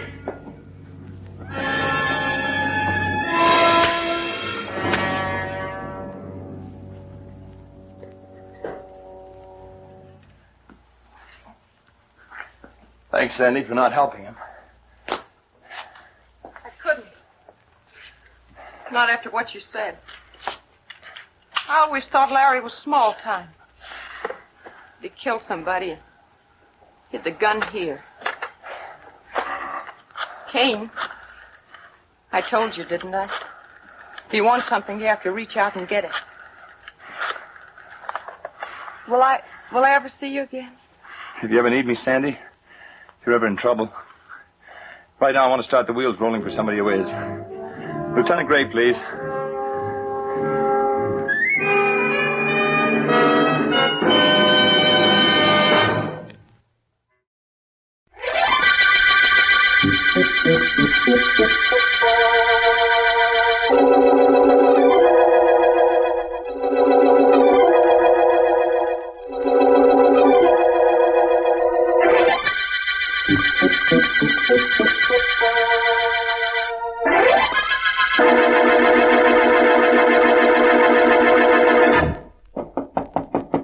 Is that you, Vance? Yes, Markham. Well, the district attorney is behind a locked door. Most interesting, Markham. How do I get in? This way, Vance. Am I unlocking the door? Good evening, Vance. Hello, Markham. All this secrecy indicates an occasion I should enjoy. Am I correct? It's quite possible, Vance. Please sit down. Thank you. Well, you sent for me, Markham. I'm here. Shall we ask your other visitor to come in here from the next room so we can get started? You knew I had someone waiting next door? Certainly. You wouldn't lock yourself in, Markham. As long as I've known you, I've never seen you display a single evidence of fear. You locked your door, therefore you are trying to protect someone. Whom? My only surprise is that you didn't know that, too. It's an informer, Vance, a stool pigeon. Come in, Ricker. Yeah, D.A., here I am. Ricker, this is Philo Vance. I want you to tell him what you told me a while ago. Oh, gee, D.A., what I told you was personal, just between friends. Please include me among your friends, then, Ricker. Do I have to tell this guy what I told you, D.A.? I wish you would. Okay, then. Okay. Listen, Vance, the D.A. and I has got a deal. When I hear something he ought to know, only nobody'll tell him, I tell him, see? Nobody will tell him, so you tell him. Sure. Listen, Vance, there's a dame due to hit this town this week, and she's going to start running things here the same as she ran them in the Midwest. And where she goes, trouble goes, too. Big trouble. Killings, bank holdups, kidnappings, the works. Yeah, that's what I was telling the D.A. A woman is coming to town, and that means trouble, eh? Well, that's not too strange an association. Well, I don't know about that. All I know is this town's going to break wide open when she shows up. And that's going to be soon. Really? Rickard, tell me, who is this woman? You mean, what's her name? Well, search me. I don't know. All I know is she's tall and dark and terrific looking. And she always wears dresses of one color only. Nobody knows her name. Everybody calls her the Lady in Blue.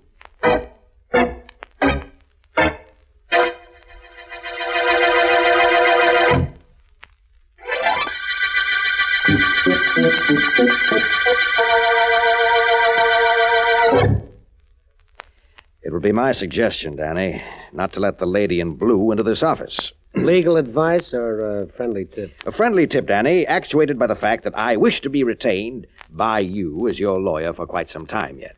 Meaning I may not be around long running things if I let the Lady in Blue in here. Well, we'll see. Davy, let her come in. Out, mouthpiece. That door there. Call me later. I hope you will be able to answer the phone when I do. Bye. Davy, I said to send that... Hello, Danny. Well, aren't you going to ask me to sit down, Danny?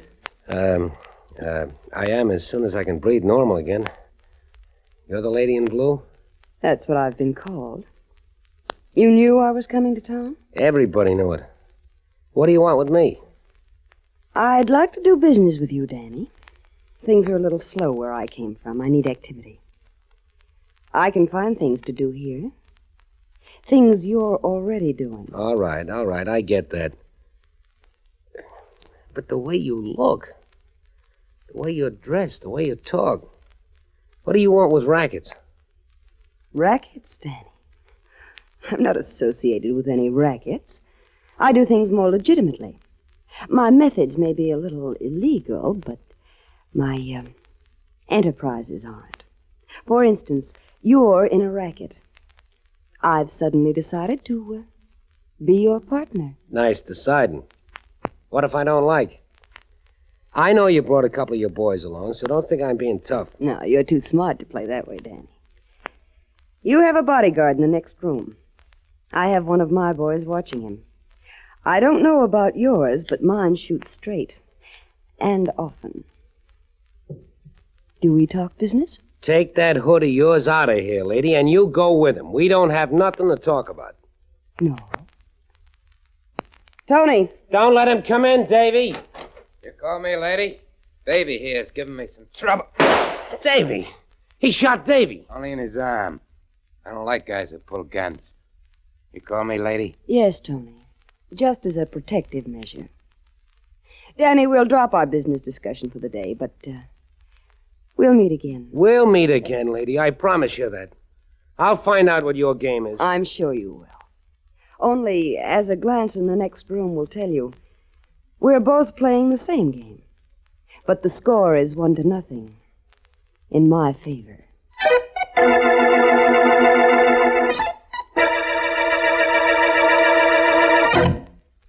How do you do, madame? May I help you with your selection? It's quite possible. You own this shop. Yes, I am Madame Marie. Madame, you have a beautiful figure, and I have the creation that will set off the blue of your eyes. Please come with me. We can do business here, Madame Marie. I'm not interested in gowns. I'm interested in working for you. Working? A woman like you is looking for a position? Not exactly. Madame Marie, effective today, everything which you purchase from manufacturers here and abroad must go through me, a service for which I charge 10%. You understand? No. No, I do not. You will. Oh, now there's a beautiful gown, that blue evening model. An import, of course. How much is it? $400. But I still do not know what you're trying to do. I need no one to buy for me. You'll change your mind. I'll take that gown. Send it to me at the Ritzmore, Suite 928. Oh, 400, you said? Very well, here you are. Good day, Madame Marie. Oh, you'll be hearing from me. Oh, dear, what does this mean? Evelyn, I'm not to be disturbed. I'm going into my office. A thing like this cannot happen.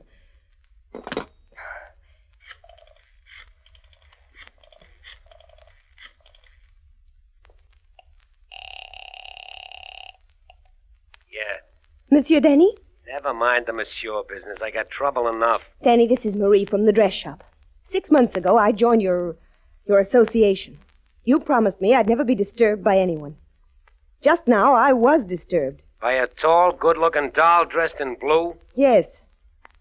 She didn't know I was already a member of your association, did she? I mean, that must be it. She just didn't know. She knew all right. Only she told me she's moving in and she's doing it. I'm going to see her. Something tells me she's going to be moving right out again.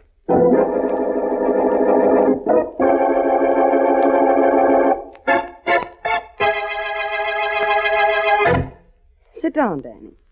We're quite alone, and there's nothing for you to be afraid of. Do you like my new gown? I bought it today. I like the gown, lady. It's your ideas on doing business I don't like. You're cutting in on Madame Marie, I understand. Well, as long as you understand, I see no need to discuss it further. Do you like the gown really, Danny? Listen, lady, I don't like what's going on here. I was doing all right. I was doing fine till you cut yourself in. I'm not taking it, lady. I'm telling you now, I'm not taking it. But, Danny, there isn't really anything you can do. Look, would you care to take me to the theater tonight? I'll wear this new blue gown. I've some wonderful blue eyeshadow that matches and luminous stardust for my hair. You'll be very proud of me, Danny. You want me to take you to the theater? Hey, lady, you go for me a little? Why? Why? On account of you're only the most terrific dame I've ever seen, that's why.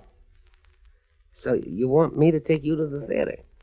Is it a date, Danny? Oh, could be, lady, could be. So you like me a little, huh? Well, I like you a lot, lady. You got what I ain't got. Class. Thank you. You're welcome. Lady, come here a minute. I always wanted to know what it would feel like to have a swell dame like you in my arms. Come here, lady, come on. You want me closer? Real close? Like this? Oh, lady. Oh, lady, this is living. Hey!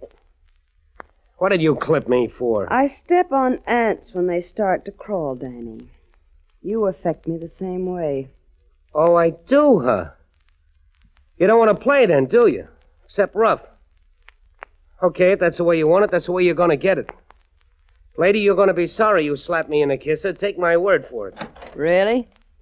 What are you going to do? Plenty. I'll fix you for this, lady, beginning now.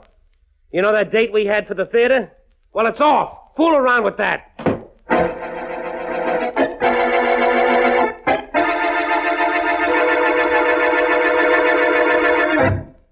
Well, Mr. Markham, we got another murder. So I see, Sergeant Heath. Danny Claxton, isn't it? It was. That's the way we found him, lying face up here in his apartment, knife in his heart. Vance will be interested in that when he gets here, Heath. Oh, incidentally, I had to wake him up.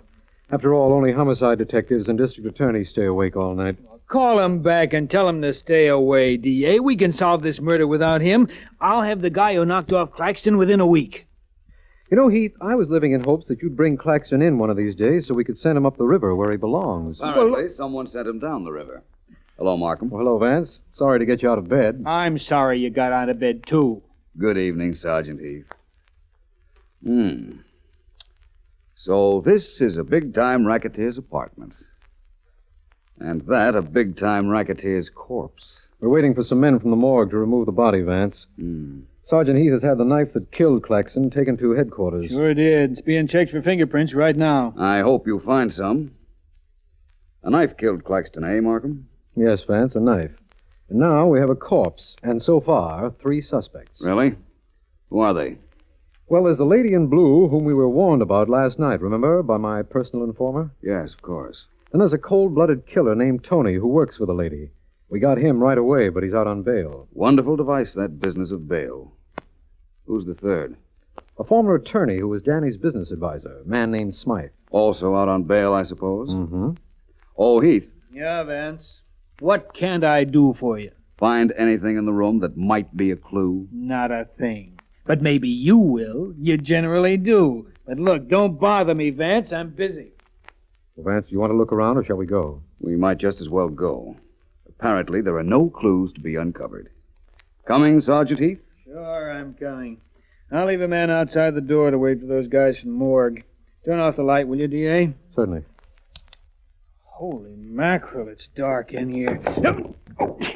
Open the door, will you, D.A.? It's right next to the switch. Certainly, I've got it right here. Don't open that door, Markham. What? Don't do it for a second, anyhow. Oh. Hey, Vance, what are you staring into a dark room for? You can't see anything. Hey, where'd you go? I'm over here by the body, Heath. And I did see something. Something very interesting. In the dark? Yes. You can open that door now if you like, Markham. Hey, Vance, what could you possibly see on that corpse in a dark room? I'll tell you about it sometime, Sergeant Heath. At about the same time that I tell it to the murderer.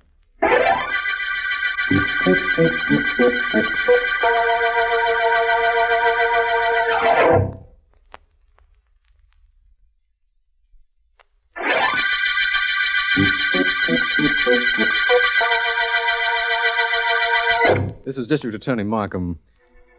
The Blue Lady murder case developed as a result of the knifing of Danny Claxton, whose reign as Racket King has been challenged by a glamorous woman known as the Lady in Blue.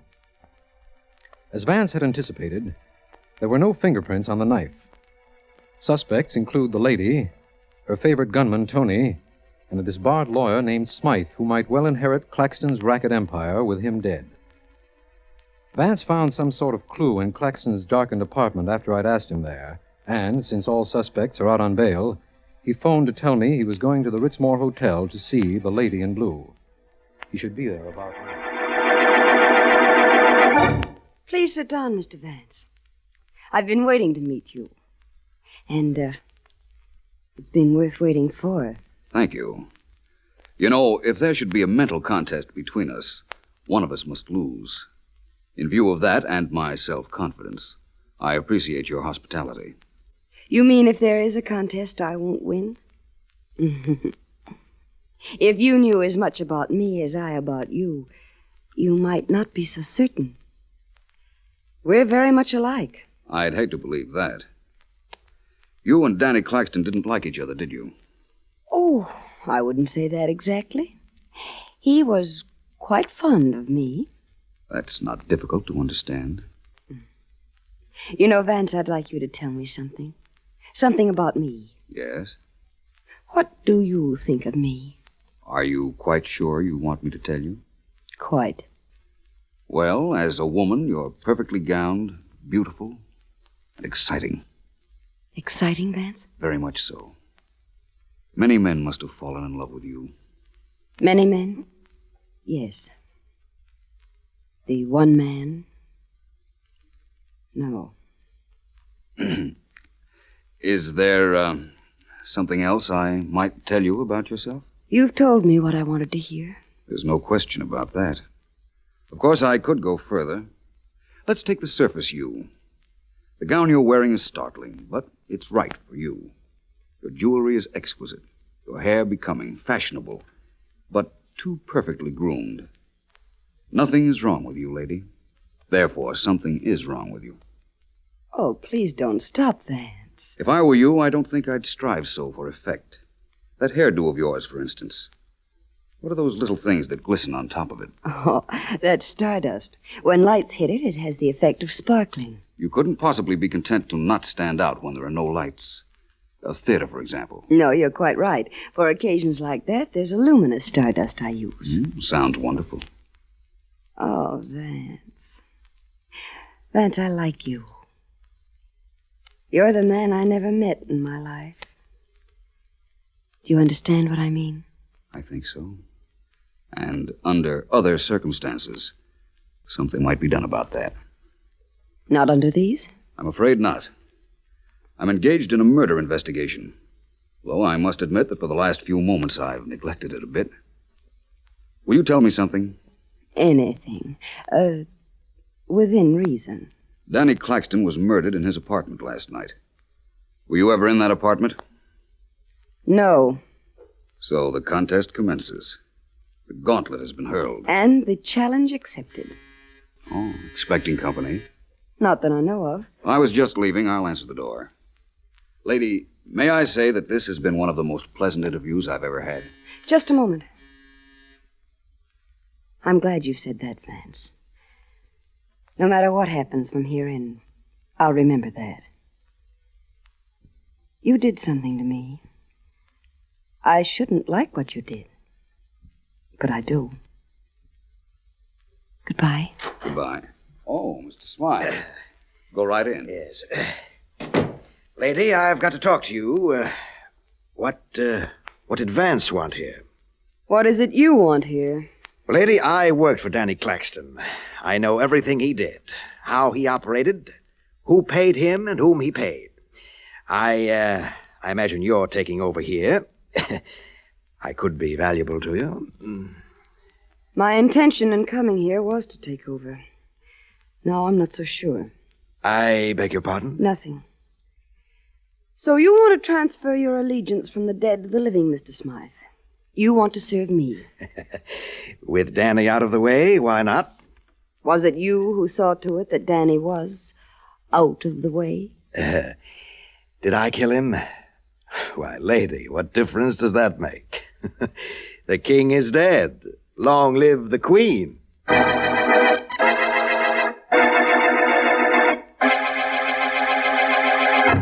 Wait a minute, Mr. Markham. Let me go to work on this Tony here. I talk a language you can understand.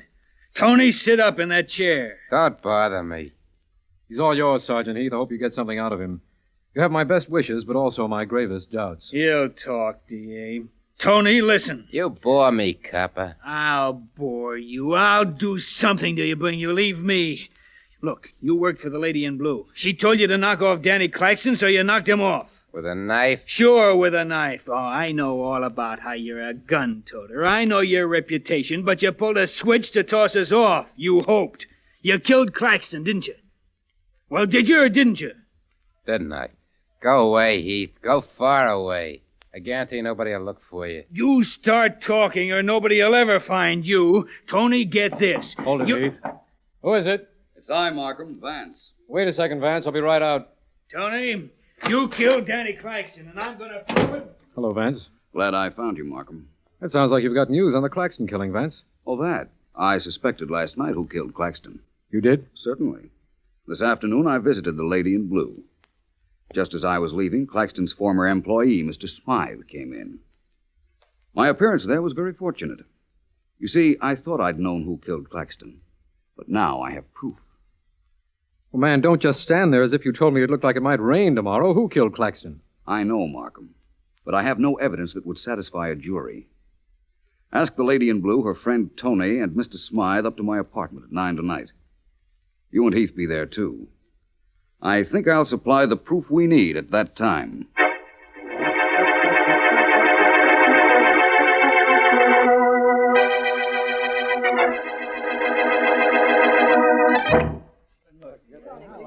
May I take the liberty of using a moment or two to describe this knife I'm holding? Come on, Vance. I've wasted enough time getting these three people up to your apartment. A moment more won't hurt, Heath.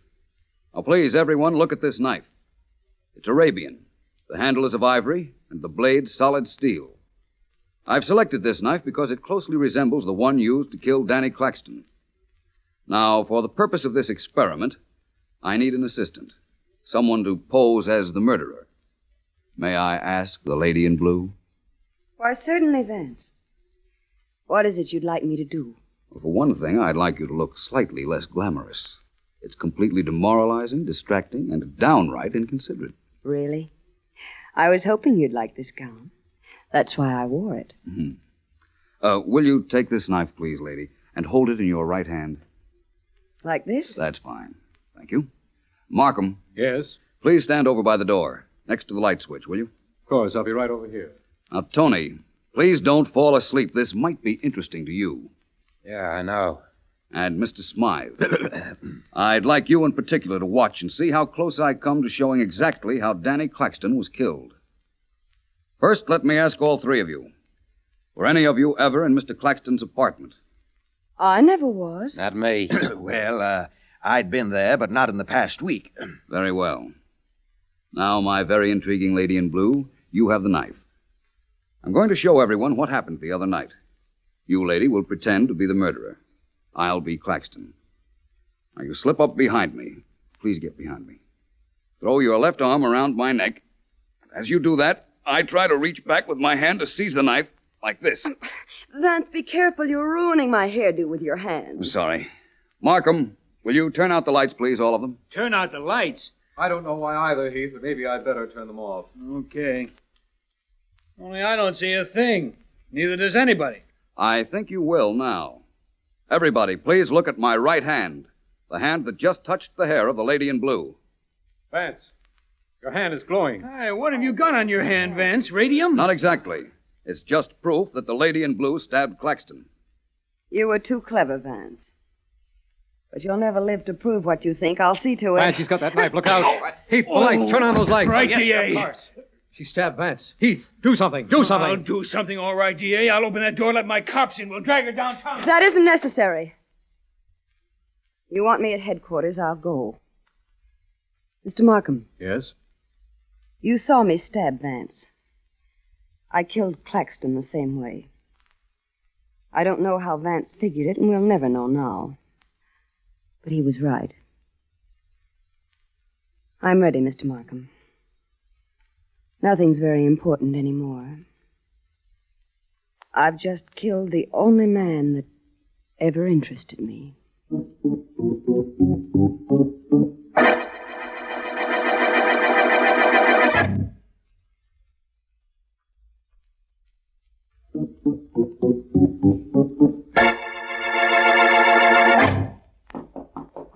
Come in, Markham. Come in. Hi, Vance. Sleep well? Wonderfully. Sorry I had to put on that act last night. Did it scare you? Definitely. Let's see that trick knife of yours, Vance. Nothing much to it, Markham. Here it is. The blade disappears into the handle when you touch the point. See? Why, yes, of course. Had me worried for a while last night, though. Well, Vance, I know now that she killed Claxton, but you knew before. Was it whatever you found when we turned out the lights in Claxton's apartment that told you the lady in blue had killed him? Yes, it was. It was Claxton's right hand, Markham. It glowed in the dark. Because it had touched the hair of the lady in blue, and on her hair was a glamour accessory, a phosphorescent preparation known as stardust. Oh, I see. As soon as I found the lady in blue wore stardust, I knew it was she who'd been at Claxton's apartment. Ah, the lady in blue was a lovely woman, Vance. Lovely to look at. But hardly delightful to know. Though for a moment at her apartment yesterday afternoon, I was beginning to find it hard to believe that. Well, Vance, you did it again. Yes, Markham, I guess this is the end of the Blue Lady murder case. But I wish the lady in blue had had a different beginning.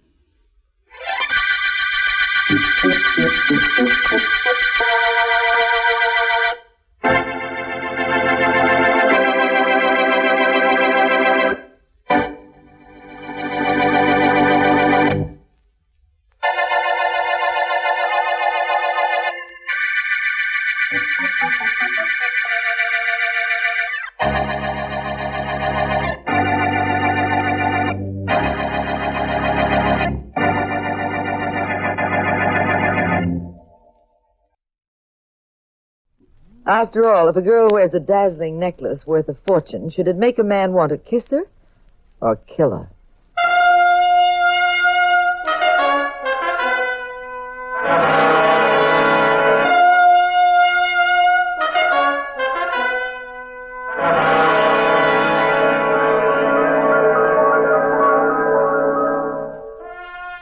The National Broadcasting Company presents The Adventures of the Abbotts, starring Claudia Morgan and Les Damon as Pat and Jean Abbott, those popular characters of detective fiction created by Francis Crane.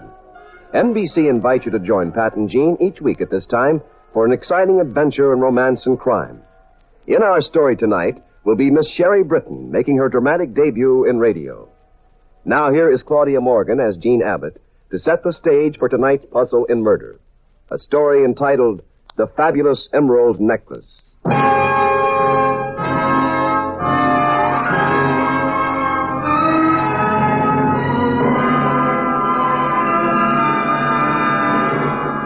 The necklace was a breathtaking collection of precious stones. It belonged to Mrs. Dexter Blake, a curious young woman without any social background who'd somehow managed to marry the heir to the Blake fortune. Late one night, she and her husband had left the Stardust Club and were strolling to their Park Avenue townhouse, which was just around the corner from the club.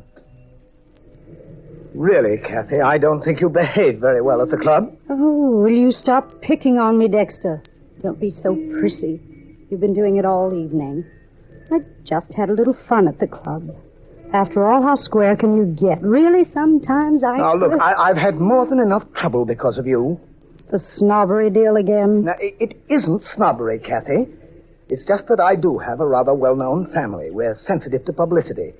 The columnists were very cruel when you married me, and every time you misbehave publicly, you're just proving their point. You believe their point, too, don't you? I mean that there's something very wrong about your having married a divorcee, especially one whose family wasn't descended from the original settlers, pilgrims, or whatever it was. Oh, let's drop it. It's come up too often. Now, let's settle it. You'd like to get out of our marriage, wouldn't you? Well, No, darling, I've never said that, never thought it. Don't try thinking of it, Dexter. You'd never make it. If you don't like bad publicity, just imagine what I'd do if you ever threatened to get rid of me. I'd give Shut those... up, Mrs. Blake. Come back into that doorway. What? Who are you? What's the idea? Get away from her. I said for you two to get off the straight end of that doorway. I've got a .38 here, and I'll empty it into both of you. Why, of all that... Go on. Into the doorway. That's it. Now I'll take that necklace of yours, Mrs. Blake. Cheap hoodlum. You think you can get away with this just because you're waving that gun? Why, That's it, Mrs. Blake. I'll take the necklace. Thank you. You give me that necklace? Take your hands off me. Police! Police! I told you not to do that. I told you. Come back here, you! Oh, Dexter. Dexter, he's dead. He's dead.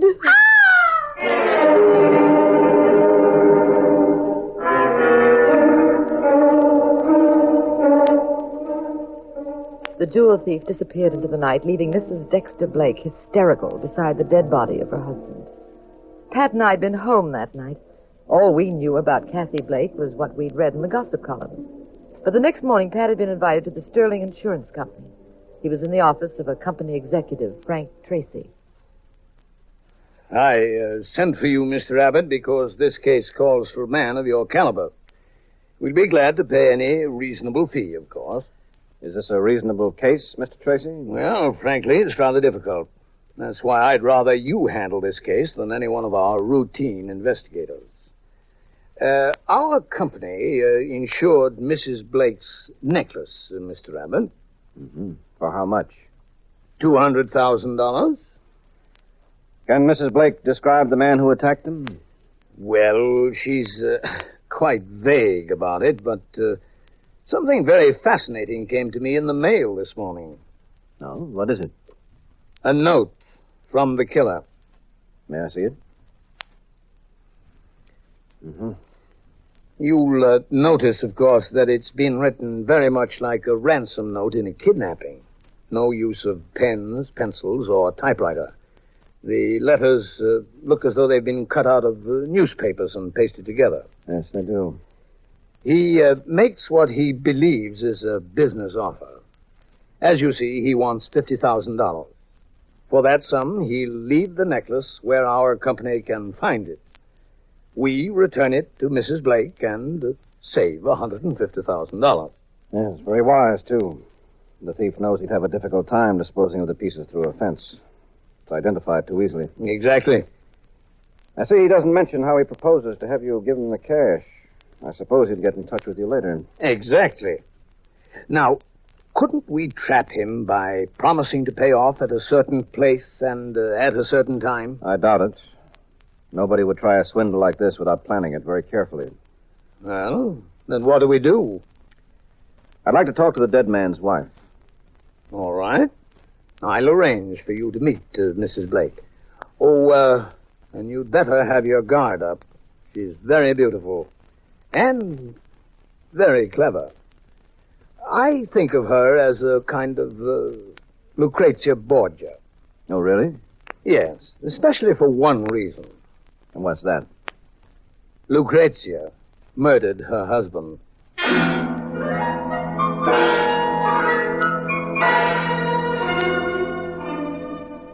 I was gallivanting around San Francisco buying play suits for the summer. A very innocent cherub indeed. And that husband of mine was closeted in a private office with Mrs. Dexter Blake. Mrs. Blake, you say you hardly saw this man who shot your husband? Well, it was very dark, Mr. Abbott. He pushed us away from the lamppost into the doorway. I could just see his shadow. How tall was the shadow? Average height. It's very difficult for me to be accurate. I was terribly excited. I didn't notice details. Well, if you couldn't see very well, you could hear. How about his voice? Rather odd, come to think of it. He didn't sound like the usual gangster. Seemed rather cultured. Mm-hmm. That all the information you can give me? I'm afraid so. Sorry I'm not being very helpful. Well, unfortunately, Mrs. Blake, these cases often lead to our having to ask embarrassing questions, probing into the darker corners of people's lives. Go right ahead. Were you getting along well with your husband? Oh, I suppose so. How well do people get along after they've been married quite a while? I'm not a philosopher, Mrs. Blake, just a detective. Did you have reason to believe your husband was, mixed up in any activity he'd rather you didn't know about? Is that your diplomatic way of saying, was there another woman? I don't think so.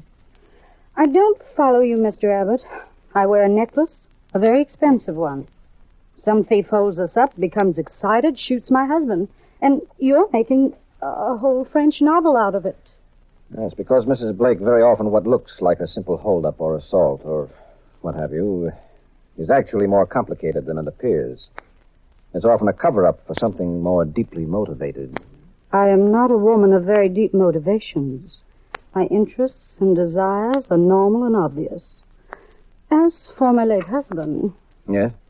Dexter was not a man of many dimensions either. Just folks, eh? With a few $1 million. You're a detective, Mr. Abbott, not a humorist. Who collects on your husband's life insurance? I do. All of it? All of it. How much is that? Oh, about $500,000. Do you also inherit all his property? Mm-hmm. It's worth another $1.5 million. Mm-hmm.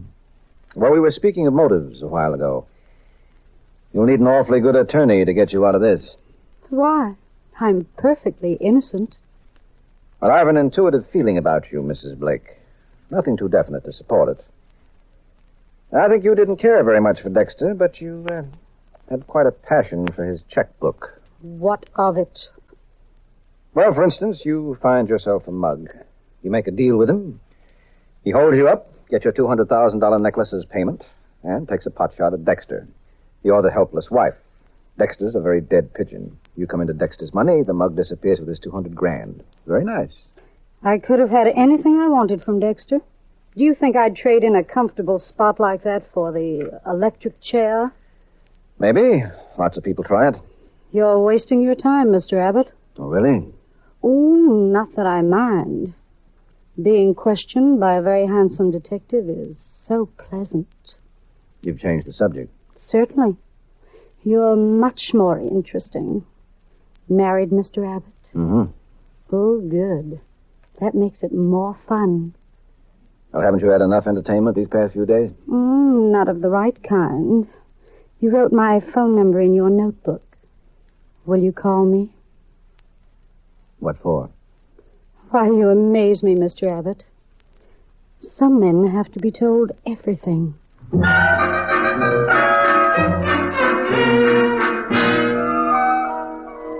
That night at home, Pat told me about the case.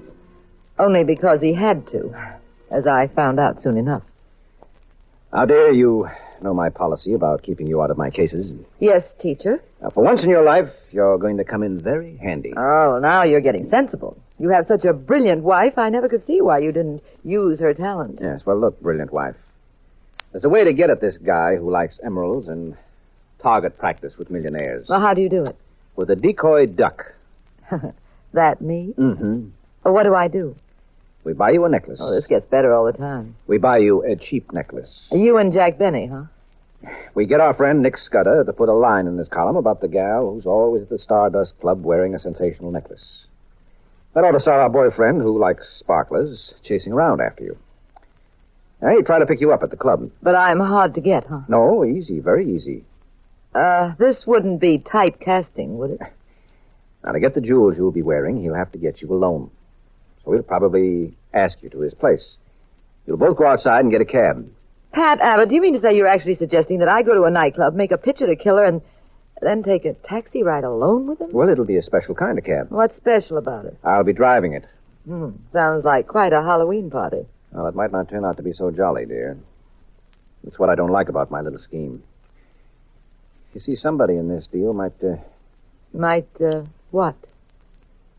Might decide that your throat is a good place to put old razor blades.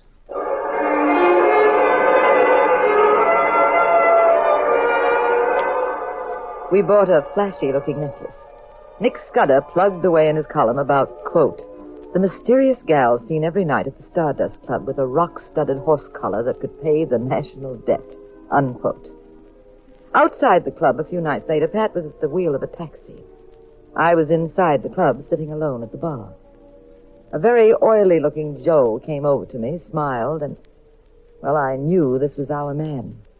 I fluttered my eyelids in the best Hollywood manner, and we were off to the races.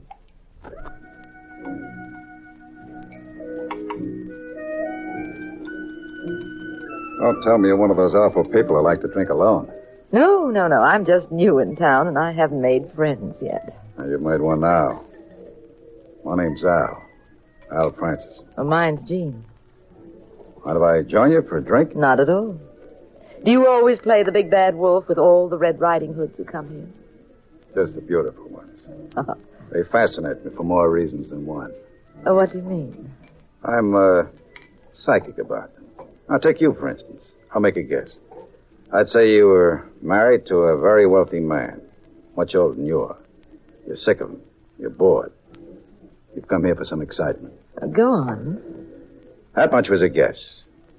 Now I'll tell you something I'm very sure of. If you're looking for excitement, lovely, you're shopping at the right counter.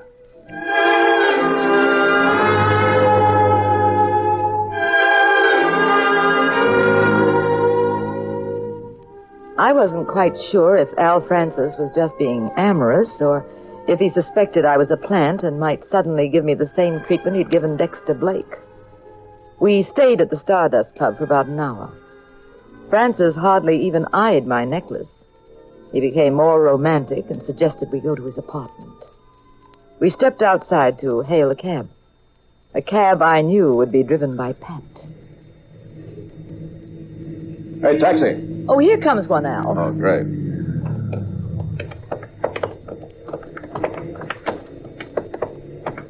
Go ahead, Gene. Step in. Where to, Doc? 1785, Bayside. Right.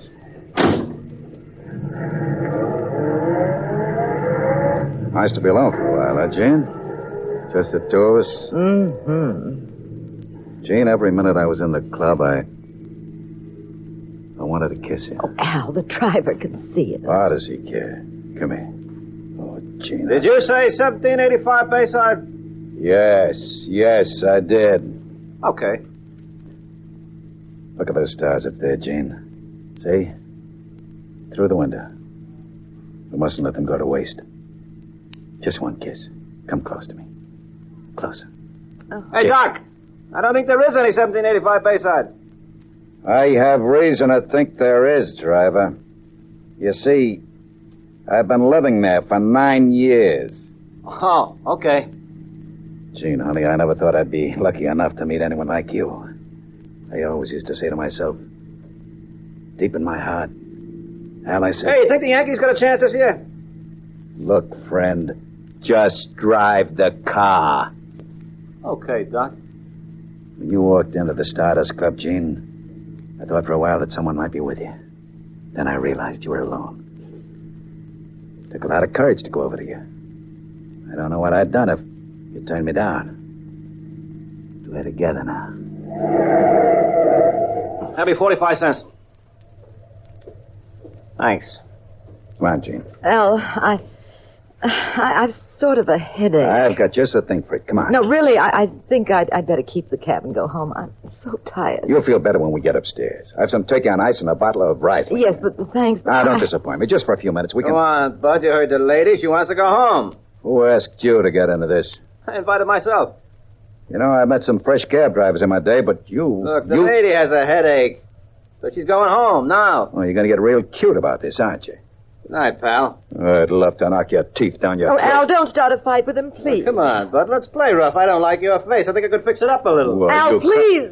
No one must know you and I are... All right, Gene, all right. I'll call you tomorrow. What's your number? Just meet me at the club. Same time as tonight. Fine. Bye, Gene. Bye.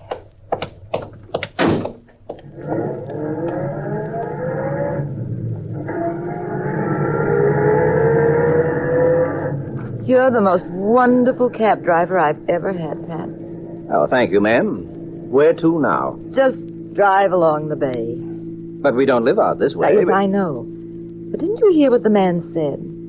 We mustn't let those stars go to waste. Well, the fellow I borrowed the cab from is waiting. It's all right.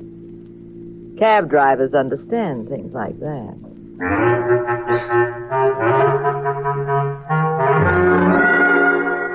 The next morning, Pat was just leaving his office. He was on his way to see Frank Tracy. Come in. Good morning, Mr. Abbott. Well, Mrs. Blake. Do you have a moment? I certainly... I've been wondering about what sort of progress you've been making. Have you found any clues to the identity of the man who killed my husband? Oh, I don't talk about my cases until they're cleared up. Oh, I think I have a right to know what you're doing. After all, I was married to Dexter. Frightened, Mrs. Blake? Why should I be? Afraid that what comes out in the wash won't be very pretty? Not in the least. I went to the trouble of looking into the details of your background, Mrs. Blake. I wouldn't exactly call it nice reading for the kiddies. 3 husbands. One of them had to go to Mexico for his health when the Justice Department cracked down on the chemical monopoly. Another husband of yours has been barred from every racetrack in the country. Then there was that party in Hollywood where you ducked a marijuana charge that might have meant 5 years in the clink. How did you get out of that one? Buy off the judge? Where'd you get all that information? I called up the answer man. Very funny. Shall I tell you why you really came here, Mrs. Blake? I want to know who killed my husband. You came here because the life insurance company is ready to ante up with a small fortune now. You're his beneficiary. You're afraid I could prevent that by coming up with evidence that you might have done the killing yourself. You want to make sure I'll stay out of the picture. You are going to stay out of the picture, Mr. Abbott. Well, I'll tell you the next step, too. Now comes the pearl-handled revolver in the pocketbook. When you get shot with one of those, you're just as dead as with the other kind. So help me if you stop me from collecting Dexter's life insurance. Threats are a dime a dozen to me, Mrs. Blake. They're part of my business. I collect them, like other people collect butterflies. Good afternoon, Mrs. Blake. Look, you 2-bit key old peeper. If you and your junior G-Man badge stand between me and a couple of $1 million, it wouldn't mean a thing to me to kill you. I've done a little investigating myself. Details about your background. You're mixed up in 6 cases where one of the suspects might knock you off at any time. And if you're ever found dead, my friend, it'd take the police forever to figure who did it. They'd get into a jigsaw puzzle that'd have them flipping. And I don't mind telling you about it this way either, because I also found out your office is intact. Oh, it's very thoughtful of you. I think of everything. Like, for instance, down at the piers, there are men who would be only too glad to take care of you for me. I can buy your death, Pat Abbott. A man no one ever heard of, no connection with you, bumps you off. Disappears on a boat to heaven only knows where. I wonder if you're so upset with me because I might cost you the $2 million, or because I froze up when you made a play for me. Oh, it's the $2 million. And as for you, personally, I said good afternoon, Mrs. Blake, a long time ago.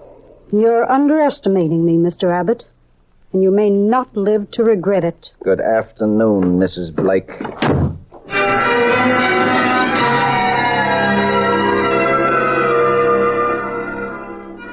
That little interruption over, Pat went on to the insurance company's office to see Frank Tracy.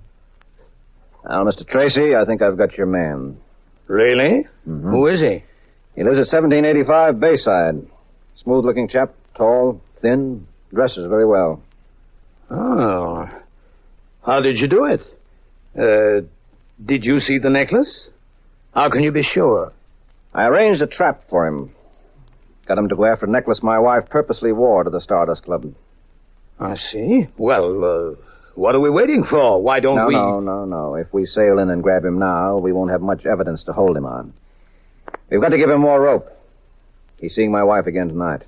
Is he connected with Kathy Blake, as I suspected? Well, that's hard to tell. But give me another 24 hours. I think we'll strike oil. You mean we can arrest him within 24 hours? Probably. Excellent, Mr. Abbott, excellent. Now, do be careful. Francis is liable to be very slippery.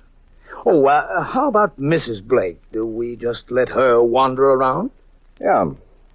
Remember the nursery rhyme about the lost sheep? Leave them alone, and they'll come home.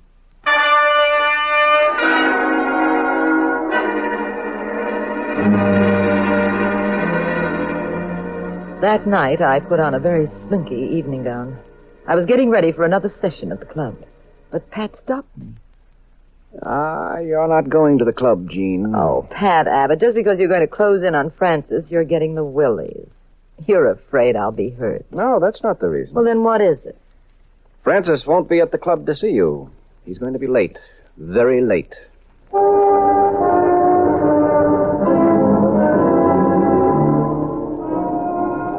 I couldn't follow Pat's reasoning at the moment. But, as I learned later, Francis was at home just then, having a visitor. 1 second. Sorry to keep you waiting. What are you doing here? Why the gun? I didn't make any mistakes. Put down the gun. Put down the gun. You did make a mistake, Al. No, Tracy, no. I did everything you said. But I told you not to kill anyone, Al. Blake tried to stop me. He started screaming for the police. Then you should have beat it. Well, you told me... Where is the necklace? It's in the dresser drawer. Here, I'll get it for you. Here's the necklace. Thank you, Al. Lovely, isn't it? I didn't mean to kill Blake. I just wanted to shut him up. I just meant to hit him in the leg. You were very careless. They're not too close to me, are they? Now, take your hide. Where is he? Who is he? Abbott? He's very close, Al. Too close for comfort. Well, what do we do? Oh, the answer is simple. Well, can you get me out of here? Get me out of the country, maybe? Till things cool off? No, Al. Well, then, give me my cut on the necklace. I know some people. They'll help. With 25 grand, I can travel fast. You're not getting any money. Well, then what? It's terribly dangerous for me to have you alive, Al. You get rattled too easily. You might say something that would be very embarrassing. Oh, now, wait, Tracy. Listen to me. I don't want to cut. I wouldn't sing to Abbott. I'll go away. That's all I want. I want to get away. You've got to let me. Sorry, Al. It would be stupid of me to let you go. Wherever you are, you're a potential threat to me. Now, we're wasting time. Oh, don't shoot, Tracy. Don't shoot. Don't. Drop the gun, Tracy. What? Abbott. Ow. Oh, my hand. Keep away from that window, Al. Oh. I've got more bullets and I like playing rough, remember? You're the cab driver. That's right. I overheard your conversation, Tracy. Al wasn't half as careless as you were. Look, maybe we can make a deal, Abbott. What do you say? How about a deal? Your company had a very high recovery rate on jewelry, Tracy. And you insisted on not working with the police. That seemed kind of strange. But you clinched it yourself the last time we talked. When I told you I'd found our man, you said Francis is liable to be very slippery. I'd never mentioned his name, Tracy. Look, I've got plenty of money, Abbott. Make it worth your while to forget this. I purposely told you I wasn't closing in on Al for 24 hours. I knew you'd come in here to see him. Now get up, Tracy. How's 10,000 cash right now? Stand up. 15,000. I said stand up. You too, Al.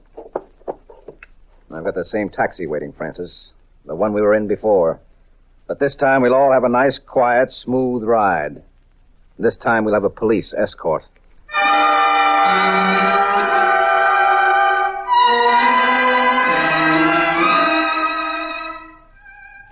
A few hours later, Pat had disposed of his two friends and had come home to his ever-loving wife.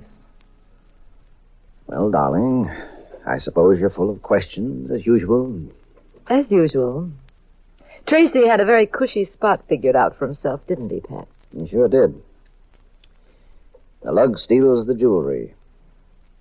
Tracy gets his company to shell out, say $50,000 to get it back. And Tracy quietly splits it with his pal. The company saves a fortune. Gal gets her necklace. Everything is moonlight and roses. Well, what about Mrs. Blake? No, she was just a hellcat. She wasn't in on this deal at all. Okay, Bob. Now, how do we go about celebrating your solving the case? You want to go down to Fisherman's Wharf and have a seafood banquet? I don't know. Head for Chinatown and have pressed duck? Maybe. I'm not sure. We got any other suggestions? Well, yes, I did have something else in mind. What do we got in the refrigerator? Just some cold chicken, a couple of cans of beer. Well, let's stay right here and eat. Alone. But why? Because right here they got services the other places don't have on the menu.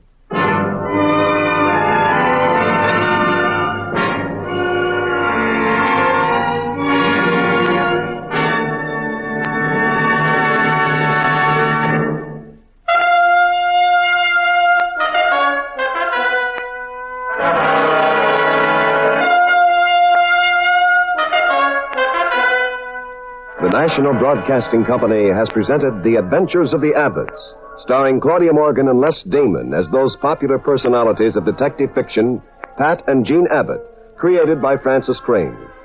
In our story tonight, Miss Sherry Britton portrayed the role of Kathy Dexter.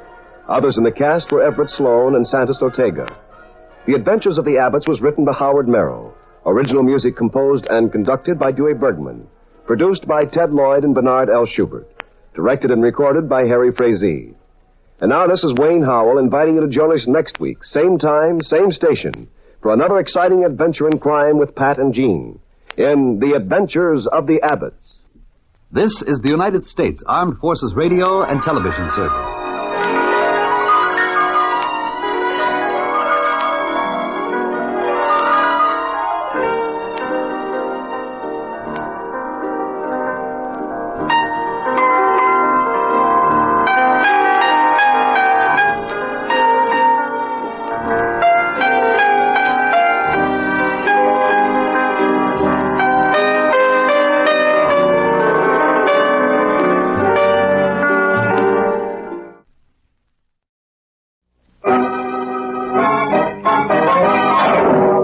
Thanks for everything, boss. Maybe I can repay the favor sometime. Maybe I can do something for you, like cutting your throat. WOR presents the distinguished American actor Walter Hamden in The Adventures of Leonidas Witherall. Tonight's adventure, The Corpse Meets a Deadline. Leonidas Witherall is the New England schoolmaster who looks like Shakespeare and is always getting mixed up in murders. At the moment, Mr. Witherall has gone to the city desk of the Dalton Herald.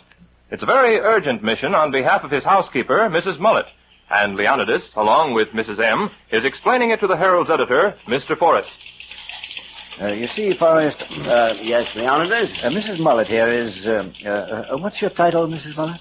I'm Director of Public Relations for the Dalton's Ladies' Aid and Get-Together Society, early Wednesday afternoon group, Section 2. Leaving on track 7? And our group's holding a special meeting tomorrow. They're having a guest lecturer, Forrest. Oh, really? Who is it? We're having Mrs. Hildegard Fish, who wrote South American Question Mark and Balkan Riddle. She's going to speak on Russia. What does it mean? Completely baffled, isn't she? And you want us to mention it in the Herald, huh? Mention it? Well, if you could eliminate the news about General Eisenhower and General Patton and just turn, say, 10 columns over to Mrs. Mullet's group, Forrest. Aside Mike and Mrs. Fish were having an election and our spring tea dance. Going to be a big day. All right, Mrs. Mullet. We'll see that you get all the space you deserve. How's that, Mrs. Mullet? I told you we could persuade Mr. Forrest. Persuade him? Why, he should be glad. I'm giving him a scoop. Oh, I am, Mrs. Mullet. We don't often get a break like this. There you are, Forrest. Mr. Bennett. Hello, Mr. Bennett. How do you, Forrest, Bennett? you're a stupid, irresponsible, cheap, yellow journalist. Now, look, Bennett, all I did Look at was... this paper of yours. Look at that picture. On the front page, too. I told you not to print that horrible picture of my daughter. There's no harm in that. Running this picture of that rotten gambling den with all those crooks, and there at the table, my daughter. I can't help it if your daughter visits gambling joints, Bennett. The girl's just 18 years old. She went out on a date. She's no idea where they were going. Just the same, she was there. She wanted to leave the minute they got to that evil, iniquitous But place. she didn't leave. The cops came in and our man got the picture. It's not our fault that she's in it. Well, Forrest, I told you yesterday not to print it. Sorry, Bennett. It was the only shot we had, and a good one, too. You've ruined my daughter's reputation. You've disgraced her. Oh, don't be such a blue-nose, Bennett. Now, if you don't mind, I'm busy. I've got an edition to get out. I ought to thrash you, Forrest. I ought to treat you the way my grandfather handled a smart aleck newspaper man out west. He got a horsewhip, and he whipped that editor within an inch of his life. If you don't watch your tongue, Bennett, I'll have you thrown out of this office. Oh, you wouldn't dare. No, Mr. Bennett. I don't want to interfere, but perhaps if you'd cool off... You keep your beard out of this, Witherall. And you mind your tongue, Mr. Bennett. Forrest, you filthy... Get away from this desk, Bennett. Just let me get my hands on your throat, Forrest. Mr. Bennett, I'm going to show you. Let go of me, brother. Mr. Bennett, take your hands off. I Yes, won't. you let go of him, Mr. Bennett, before Come I on, drown you. Mr. Bennett, or I'll... All right. All right. You crazy fool. Get out of here. I warn you. All right, Forrest. I'm getting out now. But this isn't the end of it. Go on. I'll see that justice is done, Forrest. I'll see that you're taken care of no matter how far I have to go. Looks as though Mr. Bennett's going to be a very serious problem, Forrest. Oh, him, Leonidas? No, I'm used to that. He seems to be extremely excitable. No, you've got him all wrong. Sure, he'll rave and rant for a while, write letters, and then he'll calm down. Well, I hope so. It doesn't seem as trivial as that, though. I know Bennett. He's a very headstrong old gentleman. And your printing that picture has defiled his little child's good name. Oh, forget it, Leonidas. Oh, come on. I don't often have you down here. Suppose I show you and Mrs. Mullet around the place. Feel like touring the plant? Oh, I'd love to. Lead on, Macduff. I'd like to see the room where the news tickers are. Mr. Mullet knew a lot about news, you know. He had a definition of news, Mr. Witherall. Was it by any chance about a dog? Well, that's right.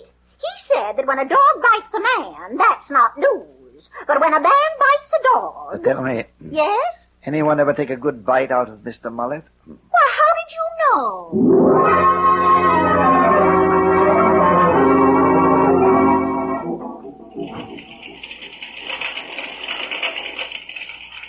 These are the linotype machines, Leonidas. Oh, well, quite a formidable array of them, Forrest. Could we go over to one of them and get a closer look? Oh, sure. Come on. Pat Welch over there will explain his machine to you. Pat. Yes, Mr. Forrest? Let up a second, Pat. We have visitors. This is Mr. Witherall and Mrs. Mullet. How do you How do you do? Pat here was once a publisher himself. No, really? Yes, but I don't talk about it much. Pat had an unpleasant experience. Lost his paper. It was very sad, Leonidas. Terribly sad. The machines work like a big typewriter, you see. You push the keys and they cut letters on what we call lead slugs. Yes, Pat had big ideas once, but he had to learn. The lead isn't wasted. After we print the paper, it's melted down again. Of course, lots of us have to learn. We all make mistakes. It's evident, Forrest, that Pat would rather not talk about his old career. Now, where do you melt down the lead? Oh, we have it in those big cauldrons. You see them on the platform up there? They're right over your head. Oh, yes. You see the steam coming off? Well, that's piping hot lead in that cauldron, boiling like noodle soup. Ah, noodle soup. Get that, Mrs. Mullet? Well, the slugs are melted right in there, you see, and then we cool it and feed it down to the machines. Well, where are the presses? That's another thing I want to see. Oh, we'll go there now. We're running an edition, so you'll see the whole works. Running an edition? Well, shouldn't you do something first about my story, the ladies' literary group? Oh, yes, Forrest. Mrs. Mullet would like you to stop the presses for it. Oh, we'll get it in the next edition, Mrs. Mullet. I put our top reporter on the job. Jackie Bigelow, the minute I get back upstairs. Jackie's our best man, you know. We'll do your story full justice. You sent for me, Mr. Forrest? Yes, Jackie. I just left Leonidas Witherall. He had some woman with him, a Mrs. Mullet. Mullet? Yeah, I know her. Sort of a neighborhood housekeeper up around the Birch Hill section. Yes, well, she's having a taffy pull for a ladies' club. Get one of the kids out front to call her at Witherall. Get the whole story. Write a couple of sticks for the 3-star. All right. That's all, Jackie. You can go. That's all as far as you're concerned, Forrest, yes, but I want to do a little talking. This is just as good a time as any. Well, hurry up. I've got a desk full of copy here. Uh-huh. You know what it's about? It's about a phone conversation you had with Cosmopolitan Syndicate. Oh, that wasn't anything. Oh, that wasn't anything, huh? I worked for 6 months to get Cosmopolitan to make me that offer. You wouldn't have enjoyed being a foreign correspondent, Jackie, especially in Chungking. Tough grind. Thankless. I wouldn't, huh? That just happens to be why I got into this newspaper racket. All my life I've wanted to be a foreign correspondent. You knew that. They asked me for a frank opinion, Jackie. I told them I thought you were a pretty fair reporter. Don't lie to me, Forrest. You told them I was a punk reporter. I found out. You did that for one reason. Because you're naturally a louse. What an imagination you've got, Jackie. You didn't want to lose a good man yourself. These days, that's tough, isn't it? Will you cut it? I couldn't get into this man's war the regular way. The Army turned me down. You knew that, too. You knew I'd been eating my heart out covering this small-town junk. Or just a little way down the railroad tracks, the whole bloody world's on fire. Still the philosophy. You killed my chance, Forrest. I'll never get out of this town now. It might be a year, 2 years, maybe forever. That was my one big chance, and you fixed it so I'd miss the boat. Lay off, Jackie. I'm going to... You heard me. Lay off. City desk, Forrest. Uh-huh. Yeah? Yeah, okay. Right. Get into that jalopy of yours and beat it over to the Perkins shipyard. It's burning up. 3 alarms have gone out. Okay, I'm on my way. And thanks, Forrest. Thanks for everything. Maybe I can do something for you sometime. Like cutting your throat.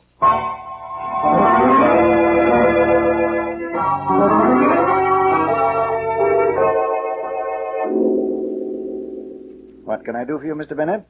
I've come here to your place, Mr. Witherall, to apologize for my behavior this morning at the Herald office. It was deplorable, Mr. Bennett. But, of course, you felt printing that picture of your daughter was very embarrassing. That's just the point. I wanted to apologize to you, but I certainly don't intend to retract anything I said to Forrest.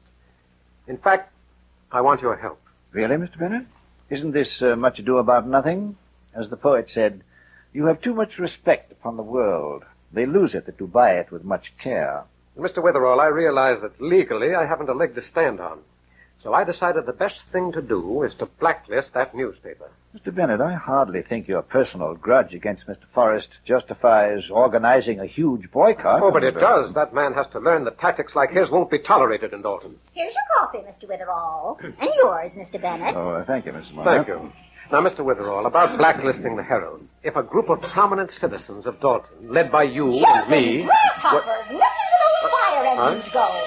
See them through the window? You'll have to excuse Mrs. Mullet. She's an enthusiast. Engine number 5, that came from Harpy. Number 3, well, that's Jimmy. Gracious, they're all out.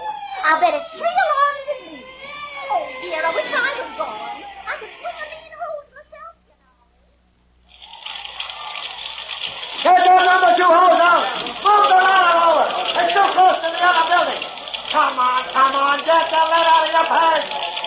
Well, if it ain't the Herald Star reporter. Hiya, Jackie. Hello, Chief. Well, it's a nice little blaze you got. Yeah, it's awning, Jackie. But we'll have it licked soon. Anybody got any idea about how it started? That's what has us wondering, Jackie. It looks phony. You mean it wasn't an accident? Well, now, I don't want to be quoted as saying I'm positive, but I wouldn't be surprised if this shipyard's burning because of saboteurs. No kidding. Saboteurs. Yeah, I said I'm not positive, Jackie. But we suspect it. Thanks, Chief. I gotta go call the desk. Brother, sabotage in little old Dalton. Me for that telephone.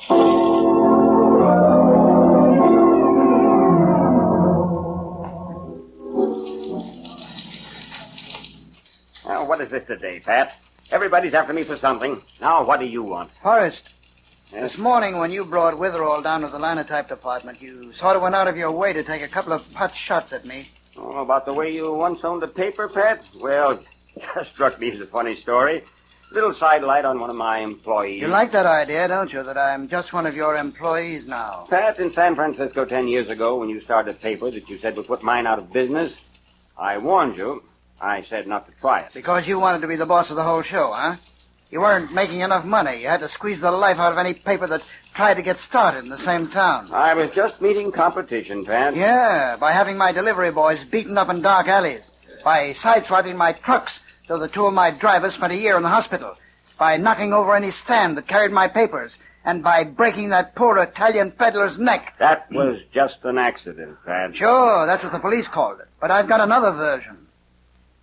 I know you've got blood on your hands, Forrest. And you wrecked me.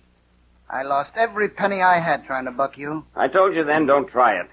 Remember? All I remember is that you're a crooked chiseler who ruined my business. You're a gangster and a killer, and I'd... Yes? Forrest, this is Jackie Bigelow. I'm at the Perkins shipyard. Yeah, what have you got? Better hold the 3-star for a replate. This ain't no ordinary fire. Looks like sabotage. Sabotage? What's he saying? Sabotage at the shipyard? You stay there, Jackie. Get busy. Dig up everything you can. Don't lose touch with me. Now give me the details of what you know.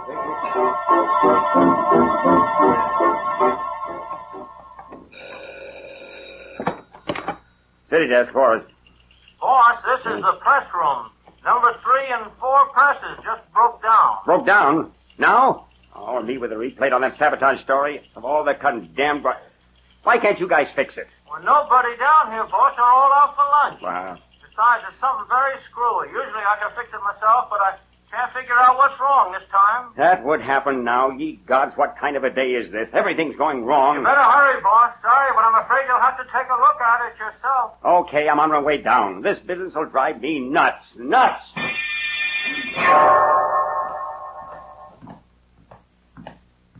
What's wrong with these presses?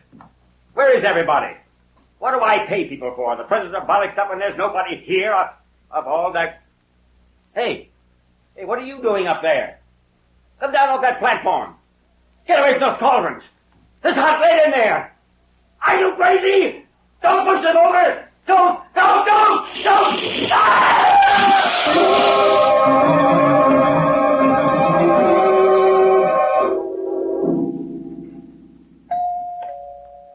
answer it, Mr. Witherall. Mrs. Mullet, is Mr. Witherall in? Why, yes, Mr. Bennett. Another visit, Mr. Bennett? You're quite determined about the Herald, aren't you? Mr. Witherall, something's happened, something horrifying. Oh, what is it? It's Forrest. Oh, has the editor printed another inflammatory picture? No, it isn't that. Forrest is dead. Really? He's been murdered. It's all over town. It is, and I didn't know it. You must be slipping, Mrs. Mullet. Of course, since he's dead, well, you know the consequences. Sure, they'll have to turn in his ration book to the OPA. How did he die, Mr. Bennett? Well, in a pretty gruesome way. He was evidently trapped. He was alone in the press room when the killer dumped one of those huge kettles of boiling lead over him. Say, that's a new one. And the body was found in the press room? No, the murderer took the body and dumped it down a chute, the chute where the papers come off the press and roll out onto the delivery trucks. And just a little while ago, the body came rolling down the chute along with the newspapers. Mr. Bennett, why have you come here to tell me about this? Well, I know you've been mixed up in murders, Mr. Witherall, and that you've been rather successful at solving them. Yes, and I heard you threatening Forrest. You weren't by any chance near the Herald building at the time of the murder. Heaven help me, I was in the building.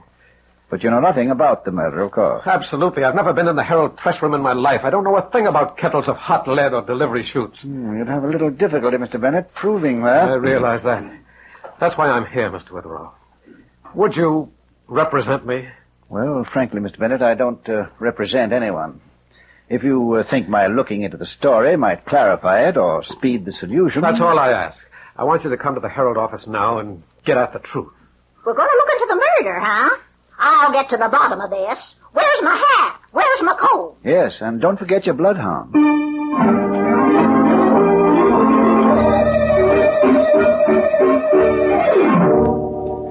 So, you see, Sergeant McCobble, Mr. Bennett claims he knows nothing about Mr. Forrest's death.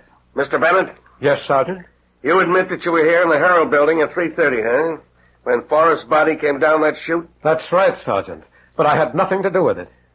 What were you doing here, Mr. Bennett? Well, I was on the street floor. I decided to come back and demand that Forrest print an explanation, an apology for printing my daughter's picture. But you never got up here to the city desk, Mr. Bennett? No, Mr. Witherall. I changed my mind and I left. Now, you see, Shakespeare, you can't expect me to believe stories like that, can you? Wait till you hear the fairy tale that linotyper's got. Hey, boy, it's a dilly. Don't mind Sergeant McCobble, Mr. Bennett. They figured morale in the police force was too high, so they took him in. Ah, Mrs. Mullet's in again. She's the only overage destroyer that never got to Britain. What's that? Tut. Now, isn't that the linotyper coming now, Sergeant McCobble? That's the guy, Shakespeare. Name's Pat Welch. Over here, Pat. Sergeant, I told you my story once. I want Mr. Witherall to hear it, Pat. Get this, Shakespeare. It's a honey. Well, I work in the linotype department. I came up here to Forrest's office to talk about the next edition. Then Jackie Bigelow, the reporter, telephoned from the shipyard while I was in Forrest's room. Then I left him and went downstairs. That was, about 3:15, I think. You're rather definite about the time, Pat. Yes, I looked at the clock when I got back to the linotype department. Then I got a telephone call saying my mother was sick. You see what I mean, Shakespeare? About fairy tales? Why didn't you go the whole hog, Pat? Say that you had to leave because your grandmother died. Or did you pull that one to get to a ball game? That's the truth, Sergeant. I swear it. That your whole story, Pat? No. As soon as I heard about my mother, I ran to the elevator to get home. But I got stuck inside. I presume the elevator operator can confirm that. No. It's a self-starting elevator. There isn't any operator. But it's stuck. The superintendent will swear to that. It hasn't been fixed yet. I've got a little nephew, Pat. He's 4 years old. The kid could make up a better story than you got. Pretty sure of yourself, ain't you, Sarge? Now look, Mrs. Mother.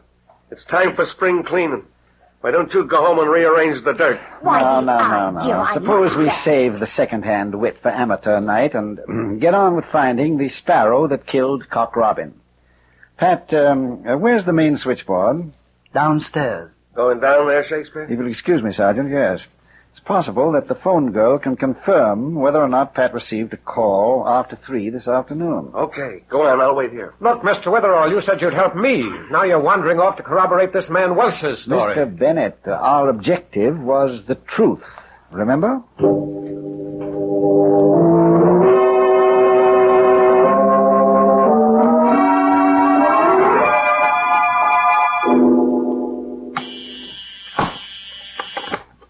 Dalton Harold, good afternoon. Oh, I'm sorry, Mr. Forrest is out. He's getting a fitting for a wooden suit. Yeah, somebody didn't like his face, so they pushed him into beg that. your pardon. I understand your name is Ruth. That's right. Jesus, if you don't look like, what's his name, Shakespeare. If I could only write like him, too. But my name is only Witherall, Ruth. Oh, that's it. You're from Meredith Academy. Yes. I'm curious about what happened earlier this afternoon to, what's-his-name, Forrest. Oh, that. Gee, Pat Welch is in a fix, huh? Everybody knows him and Forrest hated each other's guts, if you'll pardon the expression. Ruth, was there a phone call for Pat this afternoon? Oh, yeah, about 3 o'clock. I don't know who it was from. I only ask who's calling when they ask for an executive. Oh, ain't it a shame? Patty's such a sweet guy. And Forrest, if you'll pardon the expression, was a high-class stinker. We must have you address our English literature classes at Meredith sometime, Ruth. The tragedy of illiteracy might be the subject. Oh, gee, I'd be only too happy. With you as Exhibit A. Hi, Mr. Witherall. Well, what are you doing here? Hi, Ruthie, baby. Man, oh, man, what a fire I've been to. I'm knocked out. Oh, get ready for a Lulu, Jackie boy. Why, what's up? Well, while you were at the fire, somebody gave Forrest a bath with a bucket of that lead in the press room, and then sent the corpse roller coastering down the delivery chute. Cute, ain't it? No kidding. That's it, Jack. The police are upstairs now. Hallelujah. Forrest knocked off? Boy, this is my lucky day. I get a terrific story, and on top of that, somebody puts Forrest where he belongs. Who did it, huh? They know? Sergeant McCobble's upstairs now with Pat Welch and Mr. Bennett. They're the most likely candidates for the honor at the moment. Well, what are we waiting for? Let's go on up there. This I gotta see. All right, Jack, we can... No, wait a minute. Not that way, Mr. Witherall. Up the stairs. The elevator's broken. See ya, Ruthie. Okay. Bye, Mr. Witherall. Toodaloo, Ruthie. Come out to Meredith sometime. As the students say, you'll be hotter than a $2 pistol, if you'll pardon the expression.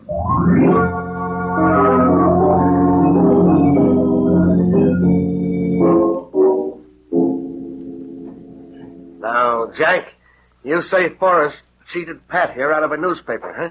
Put him out of business? Yeah, that was the deal, McCobble. It was in Frisco about 10 years ago. I'm sorry, Pat, but a fact's a fact. I'm not worried, Jackie. Man that's innocent doesn't have anything to worry about. Yes, as the bard wrote, truth is truth to the end of reckoning. Sergeant, aside from the fact that I happened to be in the building, you haven't a scrap of tangible evidence against me. But when it comes to motive, Mr. Bennett, you did have a violent argument with Mr. Forrest about that picture of your daughter. Since when do you convict people on that kind of evidence? We'll get all the evidence soon enough. Give the sergeant a chance, Mr. Bennett. He'll learn.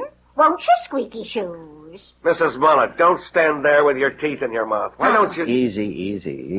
Talking about motives, Jack, I happen to know that Forrest cut you out of the job you wanted, working for that syndicate in Chungking, and I also know what it meant to you. Sure, that's right. Oh, I'm not sorry he's dead. I'll bet everybody in the building had a motive for wiping out that lug. Oh, what happened to your wrist, Jack? Huh? Oh, the bandage? I burned myself at the fire. Now, the chief will back me up on that. I was poking in the ruins for sabotage evidence. You've been at the fire since that first call came in about it, Jack? Yeah, been there all the time. I telephoned Forrest from there. Anybody will tell you that. You left the moment the news flash came in? Yeah, about 3 o'clock it was. Pat, you saw Mr. Forrest alive in his office when Jack telephoned? I did. After Jack called about the sabotage development, Pat, you went back to the linotype, as I understand it. That's right. When you did, you looked at the clock, and it was 3:15. Uh-huh. Then you received a call from that your mother was ill. You dashed for the elevator, but it broke down while you were inside. I told you the super will confirm that. Therefore, the elevator broke down roughly about 3:20. That's about it. Very interesting. What's the angle, Shakespeare? Now, Jack, you say you've been at the fire since a few minutes past 3, and we know that the elevator broke down about 3:20. Get to the point, Mr. Witherall. Yeah, what's this all about? Jack, it's about the fact you're supposed to have been at the fire since shortly after 3, long before the elevator broke down. Yet when I met you downstairs with Ruth, you remarked quite casually that we should take the stairway because the elevator didn't work. How did you know that, Jack? Why, Sounds like a payoff question to me, Jack. One of the truckmen outside on my way in, he told me, just before I found you at the switchboard. Really, Jack? I suppose you'd be willing also to submit your wrist to a medical examination? My wrist? Why, certainly I will. Why? Why? Because, Jack, I think you burned your wrist while dumping the cauldron of hot lead over Forrest. As you know, a medical examination will reveal whether that burn was caused by flames or if there are traces of lead in it.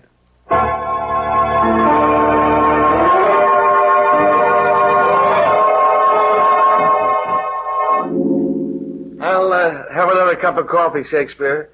Then I'll be meandering home. You figure Jack went straight to the fire, huh? Yes, Ricardo. He stayed there long enough to establish his presence. Then he raced back unseen to the neighborhood of the Herald. He called up Forrest from downstairs with the sabotage story, creating the impression that he was still at the fire. I get it. Then he buzzed Pat Welch, probably using a phony voice to tell him the lie about his mother being sick. Yes, that got Welch out of the way. Yeah. And gave Welch a very weak excuse, too. Then Jack monkey-wrenched the presses, forcing Forrest to go down to the press room, where he was killed. The whole affair couldn't have taken more than a few minutes. Then Jack went dashing back to the fire. He'd gotten away with it, too. If he hadn't pulled that boner in front of you about the elevator. Yes, there was that. And the wrist burn. Shakespeare, how did you know the wrist burn could be analyzed for traces of hot lead? I never knew that. Sergeant, shall I confess something to you? Neither did I. What? It sounded like such a good idea at the time. Oh, you faker. Rather neat, eh? Worked beautifully, too. Jack might never have confessed. You know, I think my students at Meredith have given me a superb training in the art of what they call manufacturing applesauce. Yeah, well, applesauce or not, Shakespeare, we caught that killer, and that's what counts. Those murderers can't get to the chair fast enough for me. As a matter of fact, considering what kind of a man that newspaper editor was, he deserved to get wiped out, too. Probably, Sergeant. There's no doubt that society's transgressors must be punished. Yet, we mustn't make quick, violent judgments. We must always remember what the gentleman I'm supposed to resemble once wrote about mercy, when he said, "It is twice blessed. It blesseth him that gives, and him that takes. 'Tis mightiest in the mightiest. It becomes the throned monarch better than his crown. His scepter shows the force of temporal power, the attribute of awe and majesty, wherein doth sit the dread and fear of kings. But mercy is above this sceptred sway. It is enthroned in the hearts of kings. It is an attribute of God himself. And earthly power doth then show likest gods, when mercy seasons justice.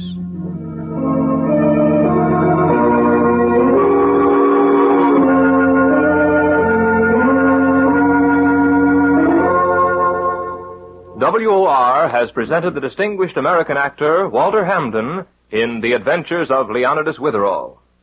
Mrs. Mullet is played by Ethel Ramey, Sergeant McCobble by Jack McBride. The character of Leonidas Witherall is from the mystery novels by Alice Tilton.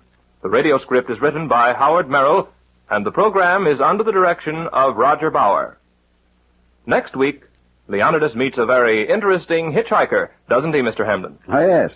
Leonidas is driving along the highway when he meets a young lady who asks him for a hitch. And a very informative young lady she is, too. In fact, before long, Leonidas is receiving a very practical lesson in how to win friends and influence homicidal maniacs.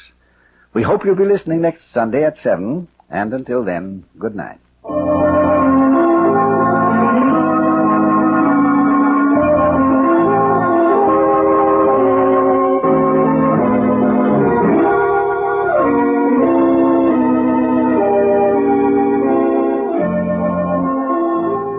Listen again next Sunday evening at 7 p.m. Eastern Wartime for The Adventures of Leonidas Witherall. This program came to you from the studios of WOR in New York. This is the Mutual Broadcasting System.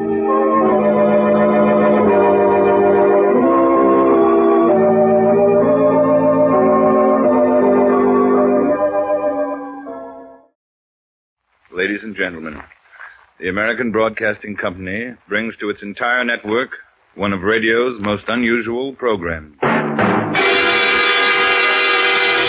Pat Novak, for hire.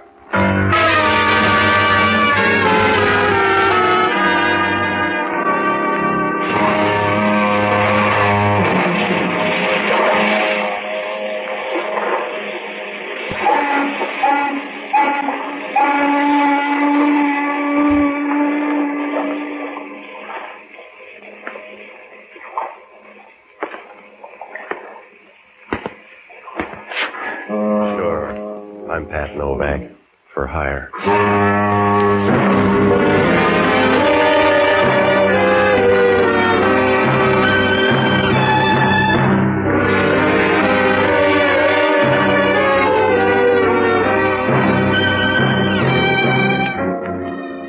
That's what the sign out in front of my office says. Pat Foghorn, for hire. Oh, there are other ways to say it, but down on the waterfront in San Francisco, you gotta put your best foot forward. Especially if you want to trip up a friend. Down here, a friend is anybody who's been dead more than 10 years. And then it pays to watch out, because if you relax, somebody will come along and knock you on the back of your stomach. Works out all right, though. I rent boats and do anything else you can hide in the dark. It's about all you can ask, because along the Embarcadero, nothing's perfect except the heels. I found that out Wednesday afternoon. She was a lovely girl. The sort of person you'd expect to see in a choir loft. About 3 hours after choir practice. Her hair was red. Her eyes were as cold as rigor mortis. And you knew the first time you met her that you'd been seeing her too often. Must have been about 5 o'clock in the afternoon. I was walking down toward Pier 19 when she pulled up alongside of me in a cream convertible. Can I give you a lift? You already have. Well, is that love or reflex action? What's on your mind? You are Mr. Novak, but don't put on your tracksuit. It's a business matter. Well, in that case, you've got a name. I'm Con Regan. I went by your office a few minutes ago, but you were out. I'm in now. Go ahead. It won't take me long, Mr. Novak. Stay away from Rory Malone. Well, I'm doing all right so far. Who is he? He's important to me. I don't want to lose him, Mr. Novak, so please stay away. Go tell a girl. I don't even know the guy. You will, if you're not lying now. He's a prize fighter, and someone's going to try and hurt him. And you'd rather hurt him first. I'm willing to pay you to stay away from him. Suppose I'm going to see him a lot. Will you pay a lot? I'll give you $300. All right, Mr. Novak? You know, you're not smart, Angel. If you're pressing that hard, the other team's going to bid, too. The answer's no. I'm afraid that's up to you.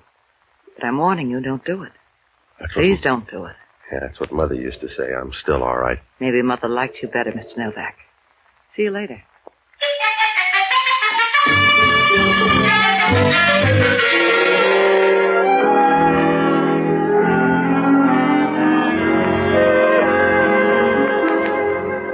Well, I watched her for a minute as she brushed her hair back and started the car. It was nice hair, and the dress helped, too. It was dark blue and had a V-neck, but the designer believed in big letters.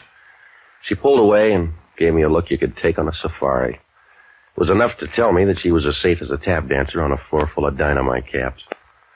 I walked up and turned in at Pier 19. When I reached the door of the office, I could see the old man sitting by the desk. He looked tired and a year older than the Bible. His hands were shaking and his skin was coarse and the color of an old razor strap. When I walked in, he glanced up at me and looked about as happy as a cocker spaniel with a stomachache. I could talk to you, please, Mr. Novak. We'll try it once. Go ahead. I'm an old man. You want to argue or go on? I'm too old, so I must come to someone for help. My name is Hans Newmeyer. I would like you to watch someone for me. Someone like Rory Malone? Yeah. But you do not What know is this, Save Rory Malone Week? What's he to you? I am his manager. Oh, you don't ever hear of me because I'm old and not a very good manager, I guess. After this fight, Rory find new manager, maybe. Yeah? When's this fight? Tonight.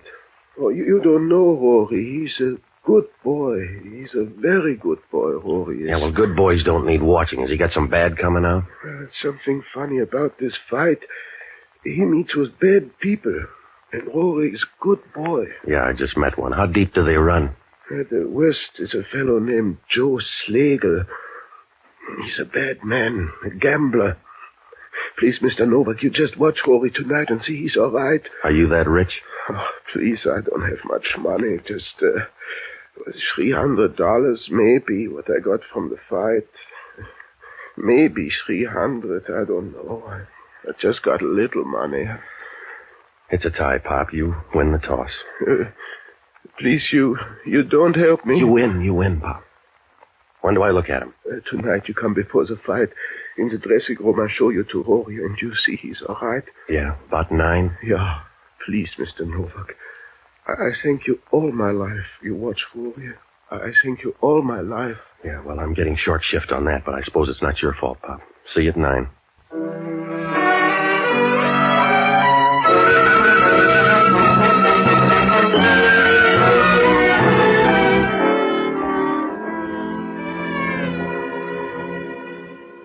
Well, I felt sorry for him when he turned and walked out of there. I could afford it. With $300, you can buy a lot of crying towels. At the door, he turned and smiled once before he shuffled out. He moved down the pier with a nervous, uncertain motion like a flower petal in a warm wind. When he disappeared, I took a cab and rode up to the press club. Oh, I found out a lot about Rory Malone, and most of it was good. He was a lightweight, and Hans Newmeyer had picked him up and brought him through the prelims up to main event stuff. He was fighting tonight against a Cleveland boy named George Zarek, and the betting was even. I ran into a Chronicle man whose wife divorced him and named a fight club as correspondent, and he said not to worry about Joe Slagle, that Rory Malone fought for purses, and that's all. He knew about the girl, Con Regan, but he didn't want to say much, just that she was a fast 5-gated horse trying for 7. Well, I had some dinner, and I went over to the arena about 8:30. When I walked into Rory Malone's dressing room, Hans Newmeyer wasn't anywhere around. I stood over in a corner and watched him get ready for the fight. There was enough liniment being thrown around to keep an old lady's home spry for years. The other handlers were in, watching him tape up Malone and put on the gloves. Most of the people cleared out then. Malone shadow-boxed a minute before a second threw a robe around his shoulders and shoved him toward the door. As he passed, I fell in beside him, and we started walking under the arena. A few feet down, I bumped up against him. Sorry? About what, Hans Newmeyer? Who are you? Where's Newmeyer? What do you care? My name's Novak. I'm supposed to meet him here. Do you know where he is? No, he didn't show up. He's probably out drunk. Does he drink? No. Well, that's a funny answer. I don't know where he is. All I know is I need him tonight. I gotta get up to the ring. I'll go with you. Suit yourself. You gonna win tonight? You never know. Sometimes you do. Mister, you're either too smart or too dumb. What's the difference? You can't fight twice in one night. I want to talk to you, Rory. Not now, Kitty. After the fight. Please, Rory, talk to me now. Kitty, you're crazy. This guy's standing around, a lot of other people. What do you want to do? Put him on the radio? Where's Hans? He hasn't been around. Where is he, Rory? I don't know, Kitty. If I knew, I'd get him. There's something wrong, Rory. I've been watching, and I know there's something wrong about this fight. Yeah. There's only going to be one guy fighting if you don't let me out. Please, Rory, don't brush me off like a dumb fly. I know there's something wrong. I don't want you to get into trouble. All right, Kitty. Oh, don't say all right when you know how I feel. Oh, let's talk about you and Joe Slagle. Oh, please, Rory. You don't know what it's like to see somebody you love go crazy. Your dough is safe, Kitty. That doesn't count. You know that doesn't count, Rory. The little money I've saved doesn't count next to you. Oh, please, Rory, don't do anything wrong. I'd die of terrible heartbreak. It hurt me all my life. Stop it, will you, Kitty? Now stop crying. Don't worry, I'll win. Just don't let anything happen, Rory. I won't. I'll see you after the fight. Coming, Novak? Yeah. You're real good with your women, Malone. After this fight, I want a match with you, Novak. I've met two of them, and they both have you in their dream books right on the fly leaf. I'll remember. Talk some more. I'll talk enough to tell you that you're being followed, about 12 inches behind. That's right, Malone. Keep walking. Turn in the next door. Hey, wait a minute. You better walk, Malone, unless you can outrun a bullet. You too, mister. I agreed an hour ago. All right. Open the door for him, Eddie. Okay. You stand over here. Now, Malone, take off your glove. I'm gonna need it. You're gonna be eating teeth. Take off your glove. Help him, Eddie. Yeah. That's it. Hold him on the other side, Steve. Put his hand on the table, Eddie. Now, give me the block. Yeah. You can cry, Malone. It's gonna hurt.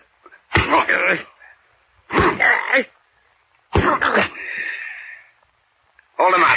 Keep his hand out there, Eddie. Put the glove back on, Malone. It's too smashed up. It'll hold the pieces. Put it on. You better put it on, Malone. You're overmatched. That's it. Now go on up there and look good. Yeah, why don't you loan him the gun and he'll win in 2 rounds? Look, mister, I don't know who you are, but I'm sick of your mouth. It's a big floor, so stretch out.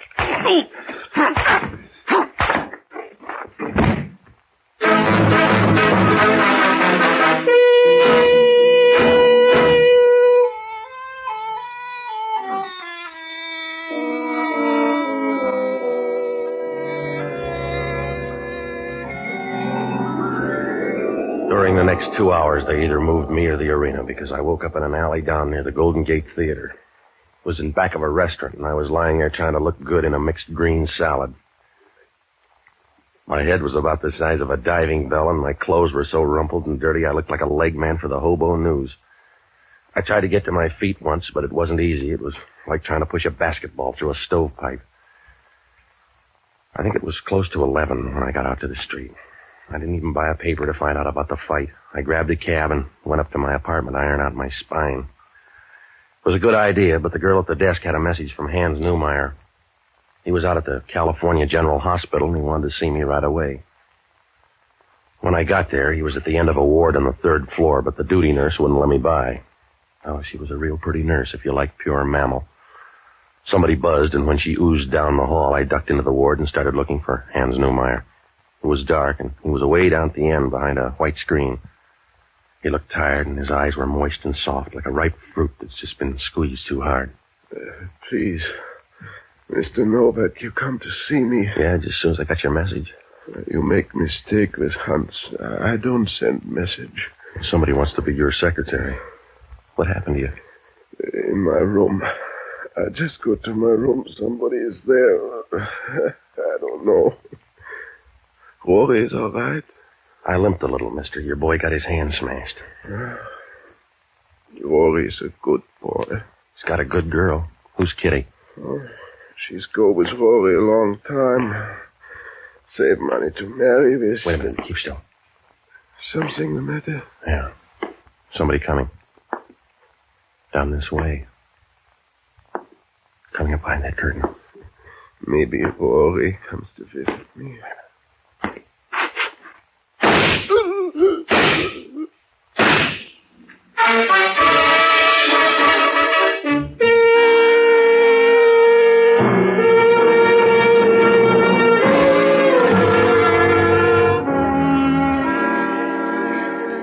came to visit him didn't stay long. The old man leaned back in the bed and quit without any fanfare, like a long summer coming to an end. Well, I went out to get the nurse, and I found her down at the end of the hall giving an intern some greedy talk.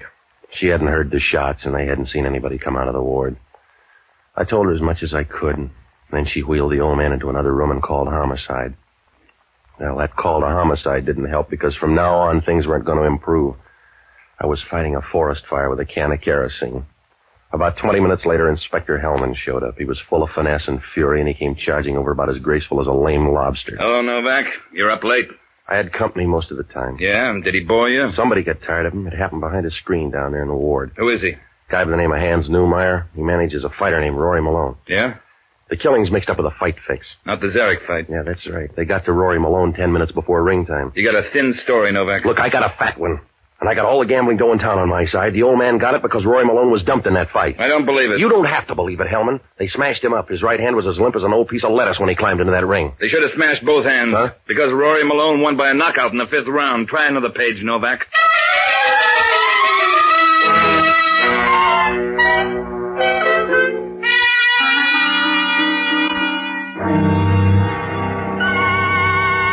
When Hellman told me Rory Malone won that fight, I might as well have handed him a feather. I stood there feeling like a guy peddling dope at his sister's wedding. How could Rory Malone have won that fight without a hand grenade? When I saw the hand, it wasn't strong enough to flatten a piece of silk on an ivory table, and yet he won by a knockout in the 5th round. Well, it pointed to one thing. Zarek had taken a dive. But why the double fix? Why had they smashed Rory's hand? Oh, it was a goofy pitch, like sending for a plumber to fix a hole in Boulder Dam. I didn't have time to wrestle around with it because Hellman had talk on his mind. You can't get a bookie in town to take bets on this one, Novak. No, not with you setting the odds. They were that way when I got here, so don't write up a clean bill of health. The guy's dead and nobody else is volunteering. Oh, you'd muff a confession anyway. Before you tumbled, they'd have to cut it in stone across the front of City Hall. What were you doing with the old man? Helping him over the rough spots. Or taking him over the hurdle? He hired me to watch Rory Malone. They were stepping up the pace on his boy. For instance? For instance, Joe Slagle. Everybody says he had a stake in the fight. You don't throw a fight by winning in the 5th round. That's what the book says, but sometimes the book's wrong. You better look up Joe Slagle, and on the same trip you can stop by and see a gal named Con Regan. Yeah? Why? She's Malone's new sparring partner, a tall redhead with lots of dry cells. Oh. She sounds nice. I'll talk to her. And Slagle, too. But I'm going to find out about you and Rory Malone first. I'm going to run down the stuff on this fight, and I'll find out where you fit in. Don't worry, Novak. I'll dig you out. You could take the jelly out of an omelet, Hellman. Look up the girl and Joe Slagle. They'll talk. Not about each other. There's some connection there. I'll give even money they're friends. They ought to be. What? They were married a month ago in Las Vegas. Or don't you know about love?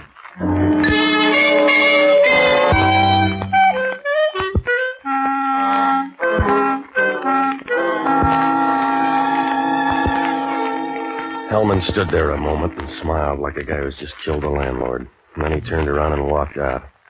Well, I stayed until they wrapped up the old man. After that, I went to the Chronicle office and pulled the clips on Joe Slagle.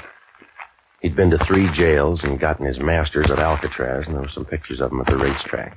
He had a face any museum would buy and a forehead that was so low he must have had to look down to see his hairline. There was one other thing about him I noticed. He was the same guy who'd smashed Rory Malone's hand. I began to wonder about that friendship, but it was getting late and I had to work fast, so I looked up the only honest guy I know, an ex-doctor and a boozer by the name of Jocko Madigan. Well, he's a smart guy until he decided a head on your beer is worth more than a head on your shoulders. I finally found him in a little joint down on Geary Street talking some woman into giving up all men under 50. Ah, Patsy. I've missed you in a rather trivial way. Yeah, all right, Jocko. I'm giving this woman a lecture on diminishing returns. Jocko, will you stop drinking long enough to listen? Patsy, you fail to understand my drinking. Actually, I hate whiskey, but I go on drinking as a sort of sop to Providence. Yeah. Because everyone knows the guardian angels take care of small children and tipplers, and since I've passed the age where I look well in rompers, this is a very clever dodge to get a little outside help. Jocko, are you ever going to change? Patsy, don't Don't you know what a burden change is to a man as old as I am? Oh, yeah. Oh, it's not the change we mind. It's the way it happens, by degrees, never giving you a chance to remember anything else. Oh, it's heartbreaking, Patsy. All right. It's like visiting a half-forgotten neighborhood. It hasn't changed completely, just parts of it. A few old houses and some human remnants is still around, enough to remind you of the change, but never enough to make you happy. It's that way with growing old. Will you listen? They don't allow you to grow old suddenly and leave. They insist on this policy of having you dribble off into eternity. It's undignified, Patsy, feeling like a bowl of old dishwater with the stopper pulled out. Jocko, I want to talk to you. Why didn't you say so? What's the matter? An old guy by the name of Hans Newmeyer is dead. Oh, bless him. Homicide's full of fever. They think I killed the old man. What did he do before he stopped doing it? A fight manager. He hired me to watch his fighter, Rory Malone. He should have hired a team because somebody got to him in the hospital tonight. How do you fit in? Well, I was just passing through when the noise started. That was General Custer's problem. It's tied up with tonight's fight. Newmeyer was afraid of a gambler named Joe Slagle. He was around tonight and smashed Malone's hand before ring time. That's a hard way to lose. Yeah, well, it's a harder way to win. Malone won by a knockout in the fifth. Was he fighting his father? I'm not getting any place, Jocko, and I'm doing it in a hurry. It's a bad fit all the way around. They took 2 tries to get the old man, and if Slagle bought the fight, why'd he smash Malone's hand? Let's have a drink. Jocko, you gotta help me. It's the thirst that's confusing. I want you to get up to Rory Malone's place. You can find it in the book. Go through his stuff and try to pick up a lead, will you?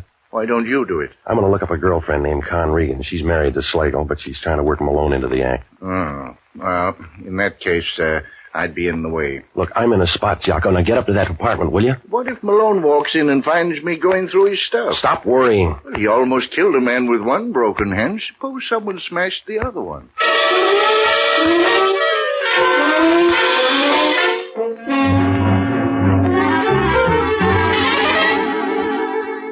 Well, I had to do something quick because the kettle was on to boil. By the time Hellman got to him, Slagle would have an alibi, and my story about the smashed hand wouldn't prove a thing. Oh, I had to grope around and pretend like a guy on the second verse of the national anthem. I decided to tag by Slagle's place, and on the way I bought a paper to read about the fight. Malone looked real bad for 4 rounds and then came out of the woods fast with a left hand in the 5th. It was about midnight when I got to Slagle's apartment and began to look more and more like it when Con Regan opened the door. Oh, I could see Rory's point. She was the sort of a woman you'd never give a second look, because the first would paralyze you. Her red hair looked brighter now, and, well, legs like that are the reason silkworms are born. She smiled, and you knew if you never made Naples, you could die happy with her. But I guess she picked her friends. It's too late for the 300 now, Mr. Novak. I'm working free. Invite me in, huh? Sorry, darling. You look lonely.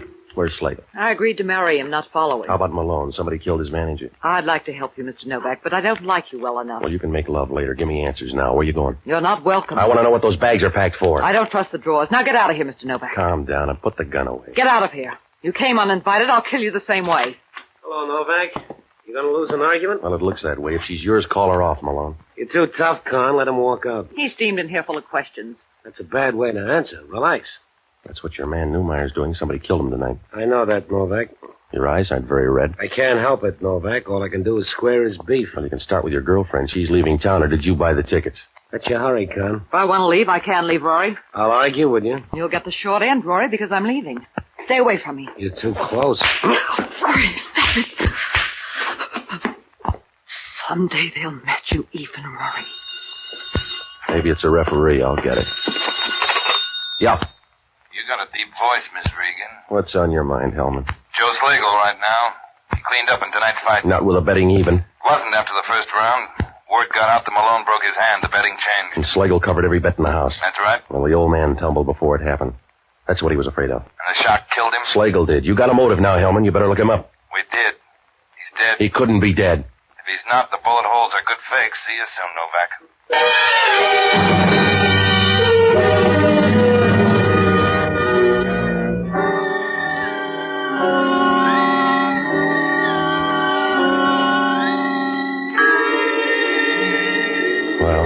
I didn't talk to the girl and Rory because I knew they'd dummy up on me and I had nothing to go on. Oh, it was like trying to build a wall out of jelly consomme. Nothing added up now. Whose side was Rory on, and where did that other girl, Kitty, fit in? My luck was on the black market tonight, and I knew it. So I went by my place to check with Jocko. He was in the kitchen, and he looked worried. Ah, Patsy, I was going to break open the thermometer until I found this bottle in the closet. All right, Jocko. What'd you find out? That it pays to know Joe Slagle. There's a $20,000 check in Malone's desk. Slagle signed it. He could afford it. Somebody killed him an hour ago. Where was Malone? I don't know, but that's not gratitude. Well, maybe he'll wire regrets. You'd better get up there. All his stuff's packed for a long trip. Well. A couple of trunks and all his bags. Does that sound like a weekend party? I don't know, Jocko. He's kind of fancy. Maybe he likes a lot of laundry.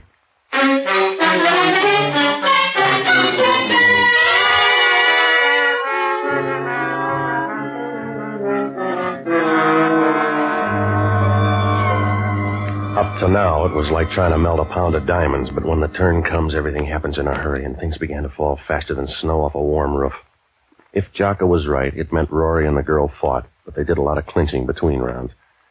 Well, I got a hold of Hellman and brought him up to date, and then I started for Rory Malone's apartment.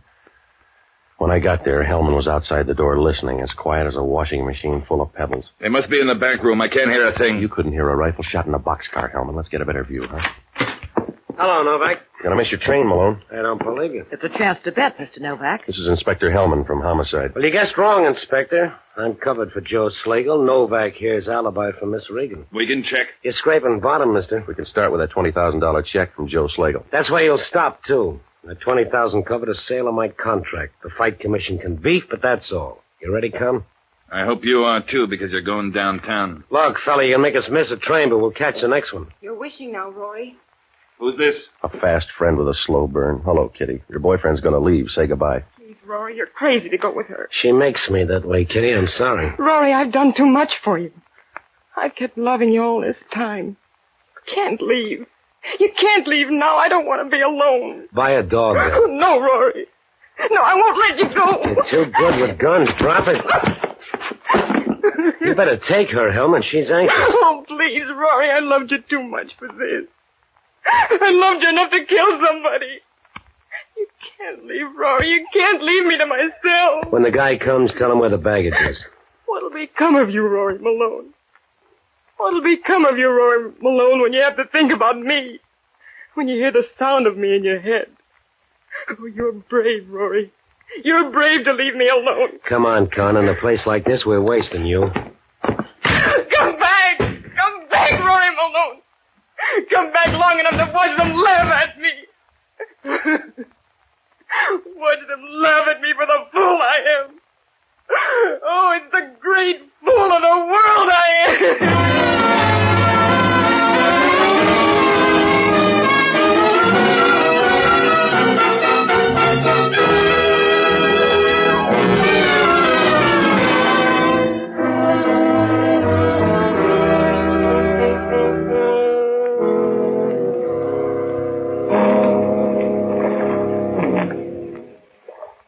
Well, it doesn't prove much, except the right kind of a heel can grind you into the dirt fast.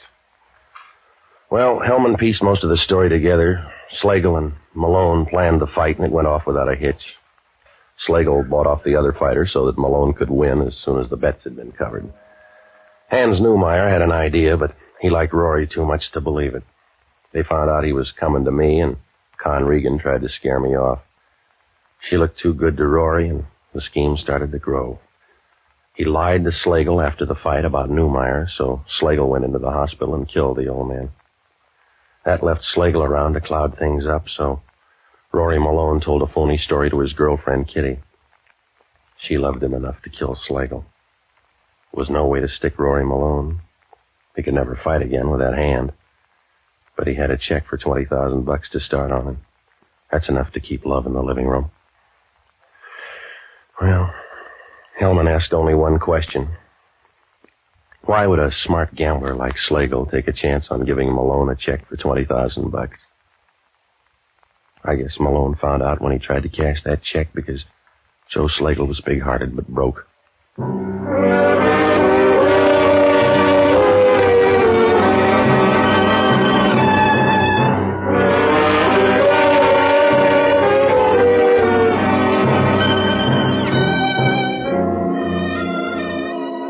American Broadcasting Company has just brought you the 6th of a new series, Pat Novak for Hire, starring Jack Webb. Pat Novak is produced and directed by William P. Russo. Jocko Madigan is played by Tudor Orone. Inspector Hellman is played by Raymond Burr. Music was composed and conducted by Basil Adlam. In our cast were Yvonne Patey, Stephen Schnabel, Frank Lovejoy, William Baeff, and Ted DeCorsia. This program is being released to our servicemen and women overseas through the worldwide facilities of the Armed Forces Radio Service. Be with us again next week when over most of these same ABC stations, we will bring you Pat Novak for Hire. This program came to you from Hollywood.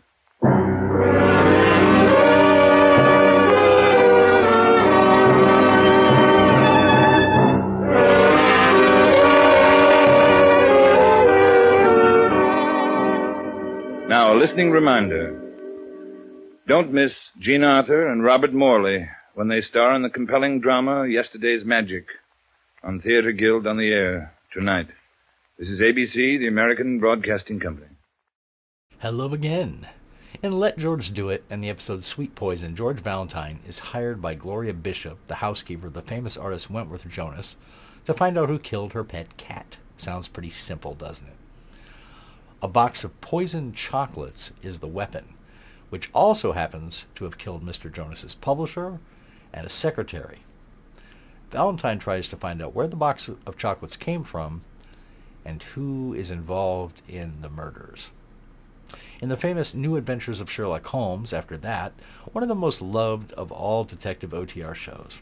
In the episode The Problem of Thor Bridge, Holmes and Watson are called when Maria Gibson is shot while standing on Thor Bridge on her family's estate, and to try to determine whether or not the family's governess, who has been arrested for the murder, is in fact guilty or not. Next up after that, we have Boston Blackie and Marked Money. A single dollar bill results in murder, and gangsters and extortion. Of course, Blackie must get involved, and several mysteries must be solved. After that, we have the noir, hard-boiled detective show Walk Softly, Peter Troy, and the episode The High Pressure Harpy. A man holds up a shop, and a man named Heinrich Capel is arrested. Troy is hired by Diana Hoffman, a brash, loud, wealthy woman, to find the real criminal, as she claims Capel is innocent. This mystery takes a lot of twists and turns before the mystery is finally solved. I think it's one of the more enjoyable ones from that show. And then next up, we have Rogue's Gallery and The Star of Savoy, starring Dick Powell as Richard Rogue. It begins when a man with a bullet in him comes to Rogue's office to die. Rogue, of course, must find out who shot him and why. So sit back and enjoy these great detective shows, and I will see you afterwards to discuss. Personal notice. Danger's my stock and trade. If the job's too tough for you to handle, you got a job for me, George Valentine. Write full details.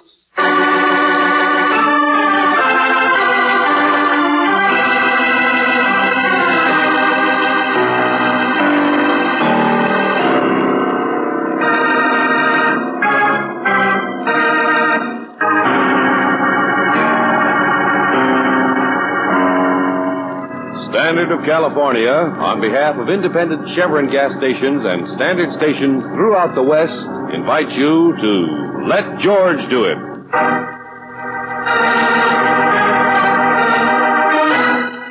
Sweet Poison, another adventure of George Valentine. Dear Mr. Valentine, I'm writing to you because I don't know where else to turn, and in this hour of need I must turn somewhere. Can you hear me? Hello, can you hear me, Mr. Valentine? Yes, of course I can, but who are you? What are you calling Please don't interrupt, Mr. Valentine. I've already wasted 5 minutes writing full details the way your ad says to, but if you won't listen, if you make me send it through the mail, it'll be too late. Well, all right, lady, go on and read your letter. Thank you.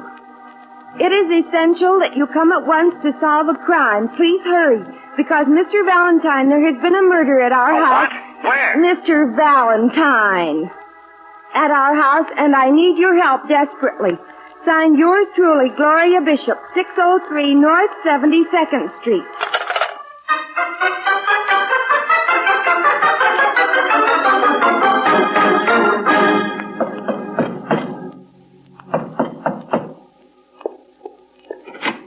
I'm sorry, we don't want any, not even samples. Come again sometime. George. Oh, no, you don't, Buster. Exit, will you? And don't forget to take your foot out of the door. This is 603 North 72nd Street, isn't it? Darling, it is also Monday afternoon, and on Monday there is a deadline, and inside is a man at work who doesn't like to work, not even on Monday. So please, if you love your fellow man... Who is it, Melville? I hate you both. Nobody! I like you too, Melville. Well, hello. Nobody? Yeah, the name's Valentine. This is Miss Brooks. Don't apologize. Sit down. We'll talk. Know anything about the vintage wines, politicals, cooking? Jonas, please ignore them like they never happened. Get back to the easel. It's 3 o'clock. There's a whole lithograph company waiting. Silence. Forgive my rude friend, Mr. Valentine. This is Melville Bond, my publisher. Publisher? If I don't look the type, it's from smoking too many cigars and pulling out too many gray hairs. Men's magazines, that's my line. But what's in men's magazines? Women. And how do women get in men's magazines? By me trying to make characters like Jonas here work. Hold it, will you? The drawings on the wall, all of them girls. He calls you Jonas. Well, you're the famous painter Wentworth Jonas, aren't you? Your clairvoyance is frightening, young man. The Jonas girls. Well, of course. Yeah. I'll bet your name is on every pin-up You picture. needn't spoil my afternoon, Miss Brooks. I know. Ashtrays, calendars, neckties. There's nowhere my infamy hasn't reached. But I was an artist once. I painted still life. Beautiful cabbages and beefsteak and... And it's 3 o'clock and there's a girl in a bathing suit carrying a turkey for the Thanksgiving covering. Well, take it the way it is. But you haven't painted the bathing suit yet. Oh, for the last time, gentlemen, stop it, will you? Maybe neither one of you two gentlemen cares, but I came here to see about a murder. Murder? How considerate. If you'll just give me 5 minutes to lay out the corpse... Okay, skip it, will you? But there's some crazy girl by the name of Gloria Bishop who telephoned me. Gloria? Well, why didn't you say so? Young man, I'll have you know Miss Bishop is the only woman in the world with a figure like one of my drawings. Go around to the back door. What? Of course, my back door. She's my housekeeper. A girl like that is your housekeeper. Well, what did you think she was? My mother?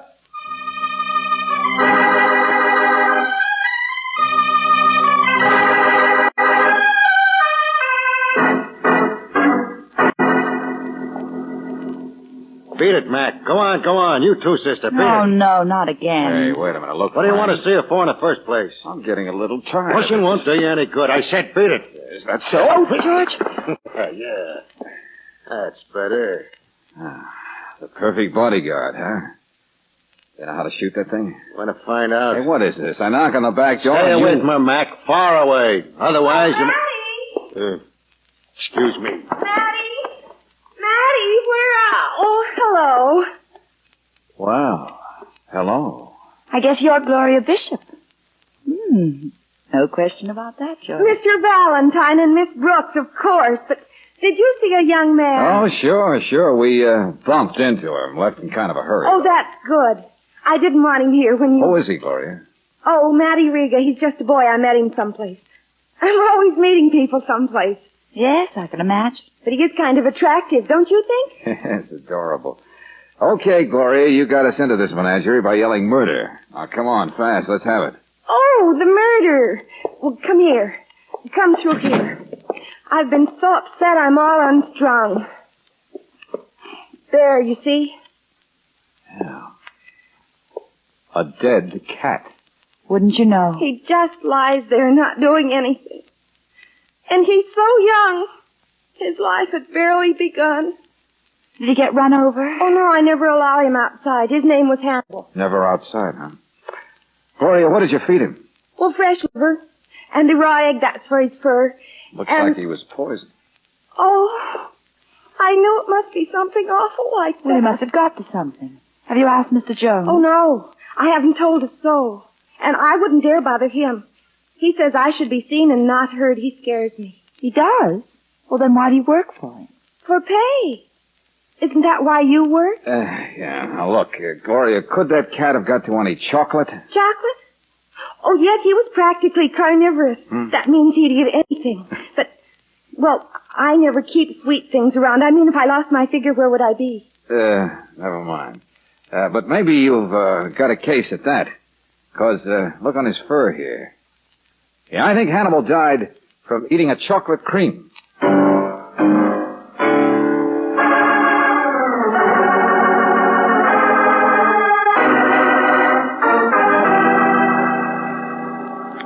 Of course I didn't poison the beast, Mr. Valentine. I haven't killed anything for weeks. All right, Mr. Jonas. Besides, it didn't occur to me.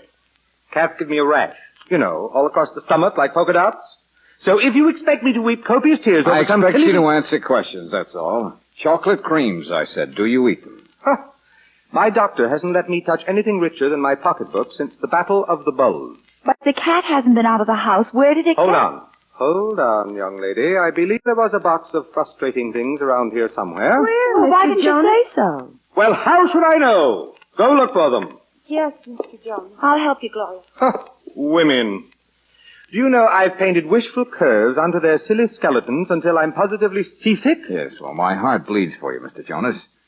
But just where did you get the candy? Stubborn, aren't you? Came through the mail, I suppose. Everything does. Oh, what do you mean? The ridiculous distortion of the female frame that I've popularized seems to have dragged me into the limelight, Mr. Valentine. I'm a public hero, like Ali Khan or General Delivery. You get fan mail? By the garbage cans full. Letters I can't read, cigars I can't smoke, candy I can't eat. Huh? George, here's some wrapping paper about the right size. It was in the wastebasket. Uh-huh, yeah. Addressed to Jonas. No return address, though. Postmark last night. Yes, that's it. I remember unwrapping the Mr. Jonas, box, I think somebody sent poison candy to you. A critic, Only Gloria's cat got it by mistake. Have you got any particular enemies? Ever receive any threats? Only from women's clubs. No, Well, this room was broken into about a week ago. What? At least my desk has been rifled, and Gloria certainly... Anything taken? My entire fortune. File copies of my income tax returns. What else can a man say? All right, let's start taking it seriously. Young man, I take everything seriously. Even myself. But not somebody trying to kill you. Well, what do you expect me to do? I'm just trying to think, trying to remember. Gloria, have you found that candy yet? No, I haven't, Mr. Jonas. I'm looking everywhere. Wait a minute. Valentine. He left here walking. Huh? His apartment hotel's only a few blocks down the street. Who? Melville Bond, of course. I'd unwrapped it. The cat must have taken a piece. But then I gave the box to Melville. You mean just now? No. It was early, around noon. He's been back and forth all day making me finish his blasted picture. Holy, and by now he's probably eaten a lot more than the cat ever did. Wait. I'm just remembering why it seemed like a good idea for him to take it. Huh? It's his wife's birthday.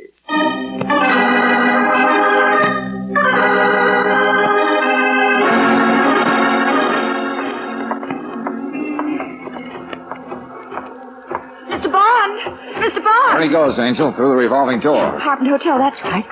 George is coming out again. Hey, Mr. Bond! Hey, back in again. What's George, he's falling. It's just going round and round. Juan! Come on, let go of that thing, will you? Let's get out of here. Now, here we go. Hey, Juan, can you hear me, Mr. Bond? Yes, Are you the doctor?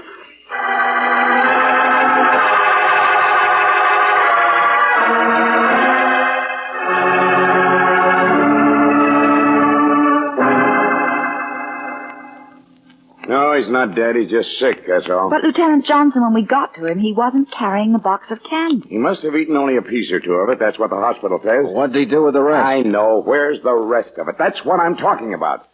Hospital's got him asleep.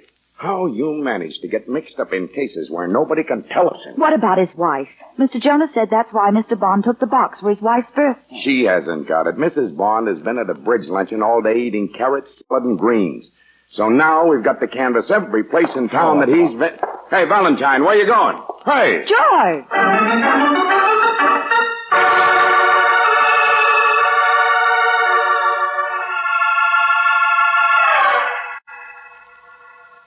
Yes, Mr. Valentine, this is Mr. Bond's office. I see. Well, Miss Smith, I wanted to ask... But if it's about Mr. Bond's magazines, that's all over at the printer's building. Oh, they have all the fun over there. Darn it. I'm just the business department. And believe you me, for a girl who's been used to a social life... Yes, I've already been there. Also his club, a restaurant, and a barber shop. No, he gets around, but I don't. When a girl's married to a typewriter... Had Mr. Bond been here? Was he carrying a box of candy? Well, if you're not the sociable type... Candy? Oh. Miss Smith, look, I said, has he... Yes, he was here, in and out. And the candy, a box he'd picked up at Jonas's. He was going to take it home to his wife. What? He was? Gee, if I'd realized, Well, he went hurrying out, and he was just sitting there with his umbrella and newspaper. when a girl's had practically nothing for lunch and is all alone in an office. Smith, I'm afraid to guess. Where's the candy now? Wastebasket. Wastebasket. I mean, well, I've always been weak that way. But you won't tell Mr. Bond, will you? There. Here's the box, all right. It's empty. Uh-huh. Clear empty. Smith.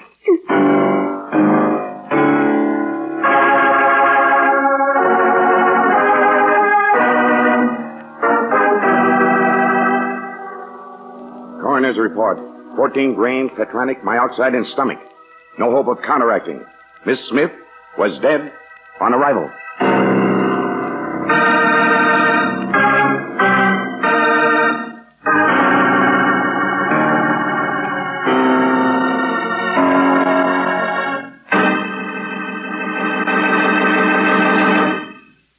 We'll return to tonight's adventure of George Valentine in just a moment.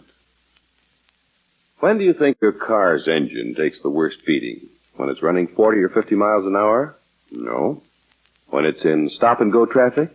No. Actually, it's when your car's standing still. Automotive engineers have proved that 80% of all wear inside your car's engine begins the moment you turn off the ignition.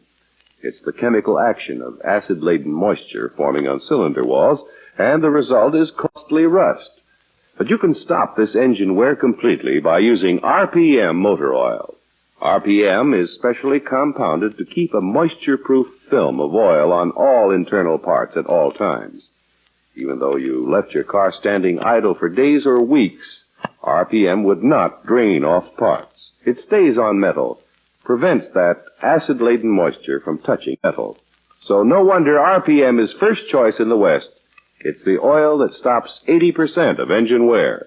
Ask for RPM motor oil at standard stations and at independent Chevron gas stations where they say and mean we take better care of your car.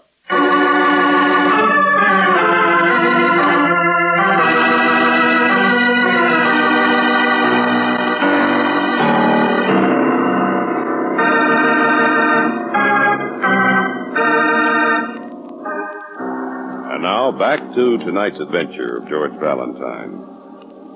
A box of poisoned chocolates.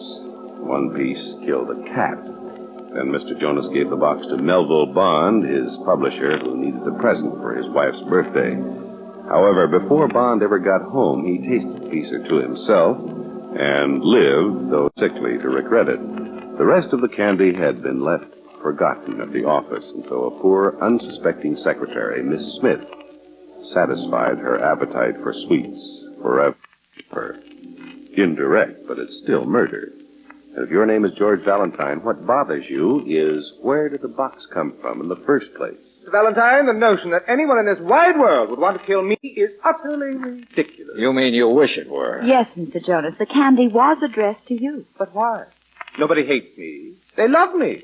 The idiot. You mean they love the kind of pin-ups you paint? Stop telling me what I mean, young man. I've never known. How should you be able to? Jonas, please listen to what the detective... Melville, take a trip somewhere. Go convalesce. Now, look, both of you. Yes, I'm sick, and this is the thanks I get for worrying about you.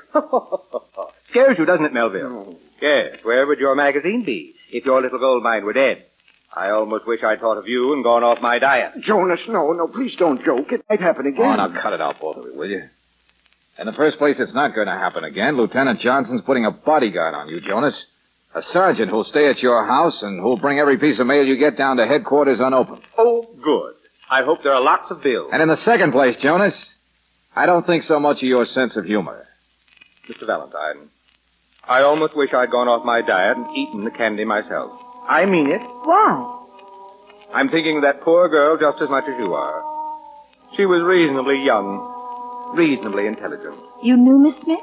Occasionally, she'd bring my checks from Melville to the house. She did just last week. You know, she's the only girl I've ever met who didn't seem envious of that preposterous invention of mine, the Jonas female figure. Miss Smith was not a dreamer. She was well-shaped like a human being, even fat like I am. And for such a rare, honest creature to suffer in my place... Oh, don't get carried away, boy. What should I do? Wear a girdle on my tongue? I know. It would be better if I had. Because, of course, I make enemies, Valentine. I just hate to face the fact that an innocent bystander should have taken my medicine. Get to work, will you, Valentine?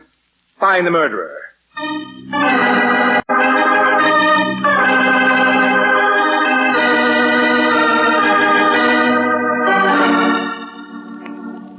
Oh, what a night. Yeah. Jonas finally broke down and gave us a list of people he'd insulted. Half the town, I'll bet. That wrapping paper the box was sent in, we ran through every test known to mankind to Dick Tracy. Results? We've still got the anonymous poisoner. Oh, great. They're in an envelope, the boys tell me, of the last worldly remains of Miss Smith, an innocent bystander, as the saying goes. But suppose this guy decides to mail somebody else something. How can we stop it? Lieutenant, what about that boy, Matty Riga? The one who acted so tough with the gun at the back door. Riga? Nah. He's a strong arm, that's all. Works for anybody. But connect him with Jonas? Nah. He's never even met the guy. Listen. What is it, you want to bet? Huh? Another attempt on Jonas? Or is it our nutty killer sending poison to somebody else through the mail? Or is it your wife saying come home for breakfast? Hello? Johnson speaking. Oh, yeah. Who is it? Mobile Bond. Well, let me hear this. Go on. What's the matter? I said get out here, Lieutenant. Get out here quick.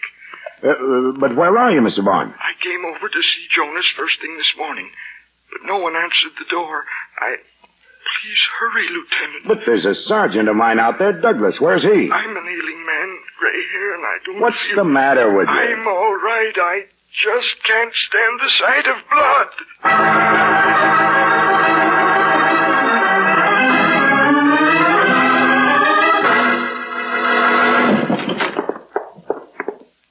Blood.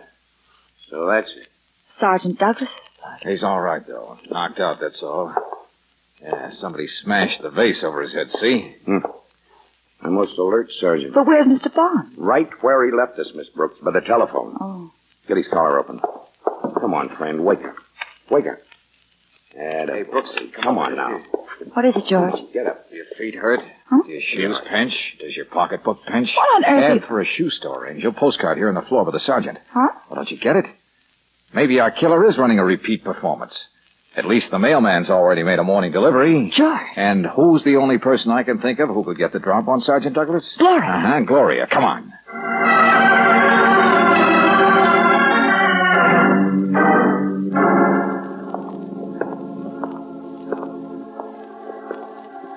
Well, she's not in her room. Yeah, but if we're right, Angel, there wasn't much time to get away. I'm not in there either. Am I? Yes. Hello, Gloria. Cleaning closets? Oh, Mr. Valentine, I didn't do anything, honest. I didn't mean to hit him so You didn't hard. what? I didn't, but the vase broke and I guess it cut him, but I didn't mean to. And then Mr. Bond rang the bell. Hey, Gloria. Hey, kid, here I am. Gloria, I brought my car like you said. What's happened? Gloria, You mean what's going to happen? Slow down, Buster! Get the gun, Angel. Yes. That's more like it. Hey, Valentine, what in the name of... Johnson, meet Matty Riga, a tough boy. What's going on in my house? The birth of a nation? All right. Suppose we start with you, Mr. Jonas. Where have you been this morning? I went out for a walk. A walk? Yes. I've been reflecting. It's one thing for me to hate the world, but to reconcile myself to the idea that anyone would dare to hate me, enough to want to kill me, I still just can't conceive. Matty hates you, Mr. Jonas. What's that? He does, Mr. Jonas. Matty's divinely jealous. Hey, wait a minute. Slow down, kid. That's a cop over there. But you are jealous, Matty. You won't let anyone come near me. That's right, Gloria. Keep it up. Cut it out, both of you. I don't hate him. Hey, Gloria, is he jealous because you live here with Mr. Jonas? No, you're crazy. That's what's good about her, see? She's it, see? The only girl in the world with a figure like a Jonas pinup. That makes me a big shot if you know she's my girl. I like it that she's his model. You don't think it's her brain, do you? I'm a big shot. Matty! Before scandal rears its ugly head, may I point out to you, Junior, that Miss Bishop is my housekeeper, not my model. What? Oh, now look, really, she's the only girl in the world with I a figure... keep Miss Bishop here solely to scare away other applicants for the job. Models make me ill. I invented that hideous pin-up figure solely out of the dregs of my mind. Out of your mind? Ha! Well, what's in your mind most of the time, Lieutenant? All right, skip that. Gloria, you thought Matty hated your boss. That's why you knocked out Sergeant Douglas, isn't it? Yes, Mr. Valentine. Because something must have come in the mail this morning, addressed to Mr. Jonas, and you figured it was Matty who sent it. That he sent the other one, too. Well, of course. But I couldn't let him get away with it, and I couldn't let anyone find out either. I mean, I didn't know what to do except get the package and then find out. Well, it just had to be Matty. Why? Why were you so sure? Well, gosh. None of us hate Mr. Jonas, not you or Mr. Bond or even the police. It hasn't been in the newspapers yet, and just any old anonymous wouldn't send a second package to the same man unless he was here to know the first one didn't work. I mean, would he? George? Yeah, out of the mouths of babes. Huh? Me? Oh. I know I should be seen instead of heard, Mr. Valentine. Never mind, but kid, never mind. You're at the head of the class. Now, you and Matty go into the next room, will you? Johnson, have you still got that envelope with the papers and things of Miss Smith? Sure. What are you talking about? I don't know. Maybe it's not important, but motive, maybe. Yeah. Take a look through it, Brooksy, see if you find anything. Okay, Mr. Valentine, I've been sitting here quietly because I don't feel so good. But you've been leaving me out. I know what that means. You think I'm the one. Well, if you think I hate Jonas, my own best meal ticket... Skip it, Mr. Bond. I know you don't want him dead. Well, then who does? It must be a crank. That's the first sensible thing you said, Melville. Gloria, let's have the package. What? Come on, the package that came in the mail this morning, the one you took. All right, Mr. Valentine. I'm sorry I took it. Here. Well, let's see that. Yeah, same printing. To Mr. Wentworth Jonas. Same size package, same paper. More candy, no doubt. I hadn't touched it yet. Oh, no. Just smeared the fingerprints, that's all. Well, what happens now, Lieutenant? You take it to the police laboratory? That's right. We run it through an X-ray first, then we take it... Give me that. I'll show you it's all a mistake. There's no poison. Now, wait. No. There, you see? An ordinary box. Now, let go of me. Just one more string inside to pull. Hey, it's a firing pin of a grenade. Give me that. Look out! Oh, Mr. Valentine, I guess somebody doesn't like me very well. Oh. No, Jonas, you're wrong. Sending me hand grenades? Poison? You know, I don't feel very well. See, what did you find in it? Well, here, George. Income tax return. Huh? What? Sure. That might do it, mightn't it? Your old tax return copies, remember, Jonas? Taken out of your desk a week ago. George, he said Miss Smith was up here to bring a paycheck a week ago. Hey, what's all this? They were found in Miss Smith's effects, Jonas, so she must have taken them. I don't understand. It's simple, very simple. Nobody hates you. But you could be a relay point for a box of poison candy. But the grenade... Forget the grenade, Johnson. Don't you get it? That candy was meant to deliberately murder a woman who couldn't resist it, Miss Smith. She wasn't any innocent bystander. She was it. What? Yes, Mr. Bond.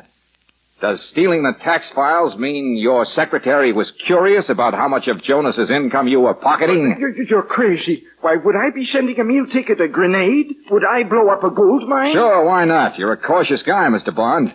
You even ate a piece of candy yesterday to make that one look good. George, he was the only one there when you told Jonas he couldn't open his own mail. Sure, Brooksy. He knew the grenade had come down to headquarters unopened. The X-ray'd be harmless. But why would he send the grenade? Someone, somehow, might think Miss Smith wasn't just an unfortunate accident. So pound it in. Everybody hates Jonas. Look for a mythical crank. No, Mr. Valentine. I'm not a well man. I feel faint. That's right, sure. Go ahead, faint. That's where you made your mistake. Because this morning you walked into this room, you saw what we saw, that the package was missing. And then, well, who else would have fainted so soon? Who else but the guy who knew what was inside that missing package? All right, faint again.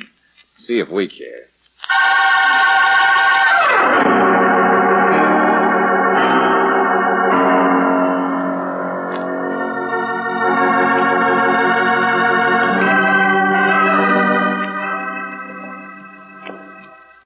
Valentine, I tell you, the man had fantastic optimism. Expecting poor Miss Smith to be the... You mean the candy? Hmm. Oh, I don't think so. He knew you wouldn't eat it. Gloria wouldn't eat it. He knew he'd be at your house on the day it arrived, and you'd give it to him if he asked for it for his wife. But how did he know Miss Smith would eat it?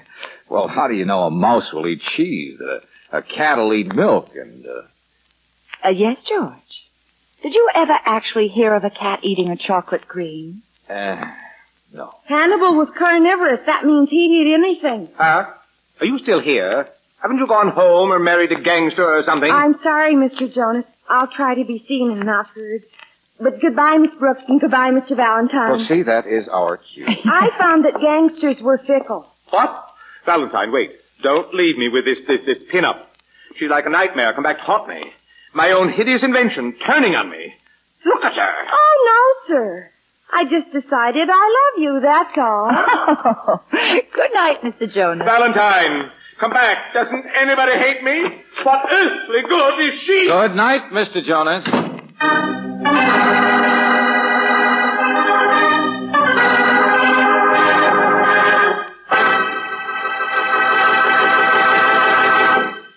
If you're planning a Thanksgiving motor trip, it'll be a better trip all the way if you go on Chevron Supreme gasoline, for it's climate tailored to get the best out of your car wherever you drive and whenever you drive. This scientific tailoring is based on year-round weather reports gathered throughout the West. That's why you can be sure of peak performance from Chevron Supreme any month of the year and in the West's different altitude and temperature zones. Try a tank full of premium quality Chevron Supreme tomorrow. Right away, you'll notice your car's improved performance. You'll notice that it starts faster, has snappier pickup in traffic, and gives extra ping-free power on hills. As a matter of fact, you can't buy a better gasoline for today's high-compression engines. Ask for Chevron Supreme gasoline tomorrow at independent Chevron gas stations and at standard stations where they say and mean, we take better care of your car.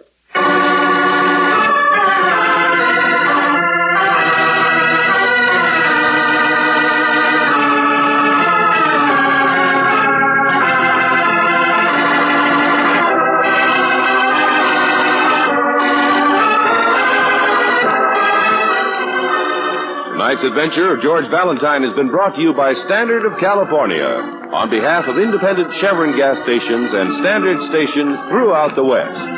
Robert Bailey is starred as George with Francis Robinson as Brooksy. Let George Do It is written by David Victor and Jackson Gillis and directed by Don Clark. Also heard in the cast were Ken Christie as Lieutenant Johnson, Virginia Gregg as Gloria, Stanley Farrar as Bond, Ted Osborne as Jonas, Clayton Post as Riga, and Yvonne Patey as Miss Smith.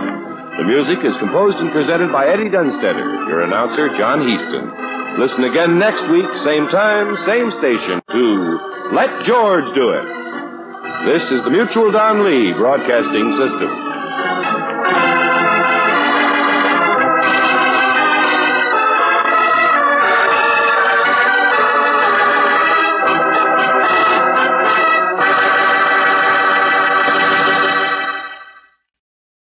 On a cold and foggy day in May of 1886, a young doctor named Arthur Conan Doyle set aside his medical practice for the afternoon, took pen in hand, and began to write a mystery novel.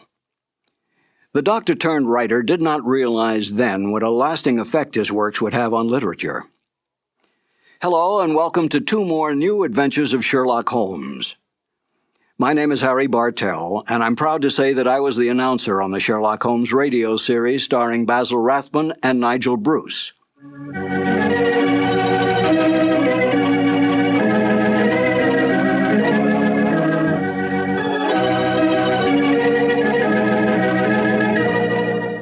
There are more true facts available about the real life of Sir Arthur Conan Doyle than all the fictitious conjectures on the written life of Sherlock Holmes.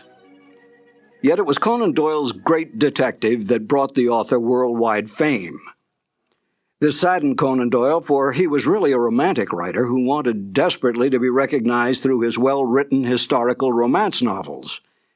But it was not to be. The first short story to appear, A Scandal in Bohemia, was what made the name of Sherlock Holmes a household word. After writing but 6 short stories, Conan Doyle tired of the great detective. He wanted out. But Conan Doyle's agents, his book publisher, his reading public, and even the author's own mother continued demanding more and more Sherlock Holmes stories. Conan Doyle gave in spending most of his time devising mystery plots for the great detective to solve, devoting only small periods of time on his other works, all of which he considered more important than Sherlock Holmes. Within months, the popularity of Sherlock Holmes spread worldwide. Conan Doyle was no fool. He knew which side his bread was buttered on, and he soon gave up his medical practice to spend all his time and energy on writing.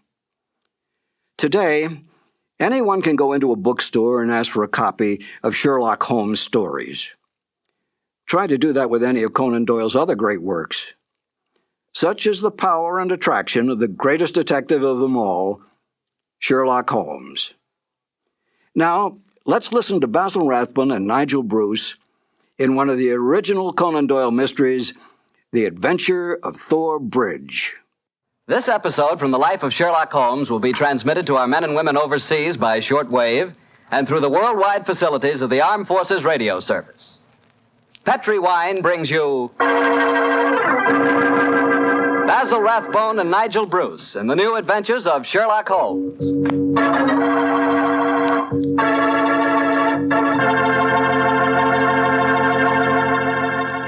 The Petri family, the family that took time to bring you good wine, invites you to listen to Dr. Watson tell us another exciting adventure he shared with his old friend, that master detective, Sherlock Holmes. And while you're settling back comfortably in your chair, mind if I tell you about something I'd like you to share with me? It's a glass of Petri California Sherry. Of course, most people think of Petri California Sherry as the one wine that's really swell any time, but personally, I like a glass of that Petri Sherry just before dinner. You know, that's the time you're a little on edge, you've just finished your day's work, and you're waiting for your dinner, and, well, that's when you want to lean back and take it easy. And boy, that's the time a glass of Petri Sherry tastes like something just too good to be true. Try it. Petri Sherry's the perfect before-dinner wine.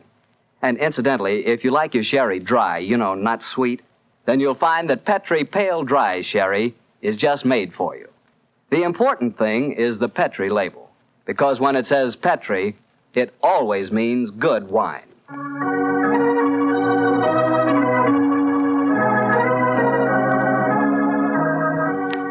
And now for our weekly visit with our good friend and host, Dr. Watson. Good evening, Doctor. Good evening, Mr. Bartell. You're a bit late. I've been keeping some dinner hot for you. Here, pull up your chair and join me. That's very nice of you. Thanks, Doctor.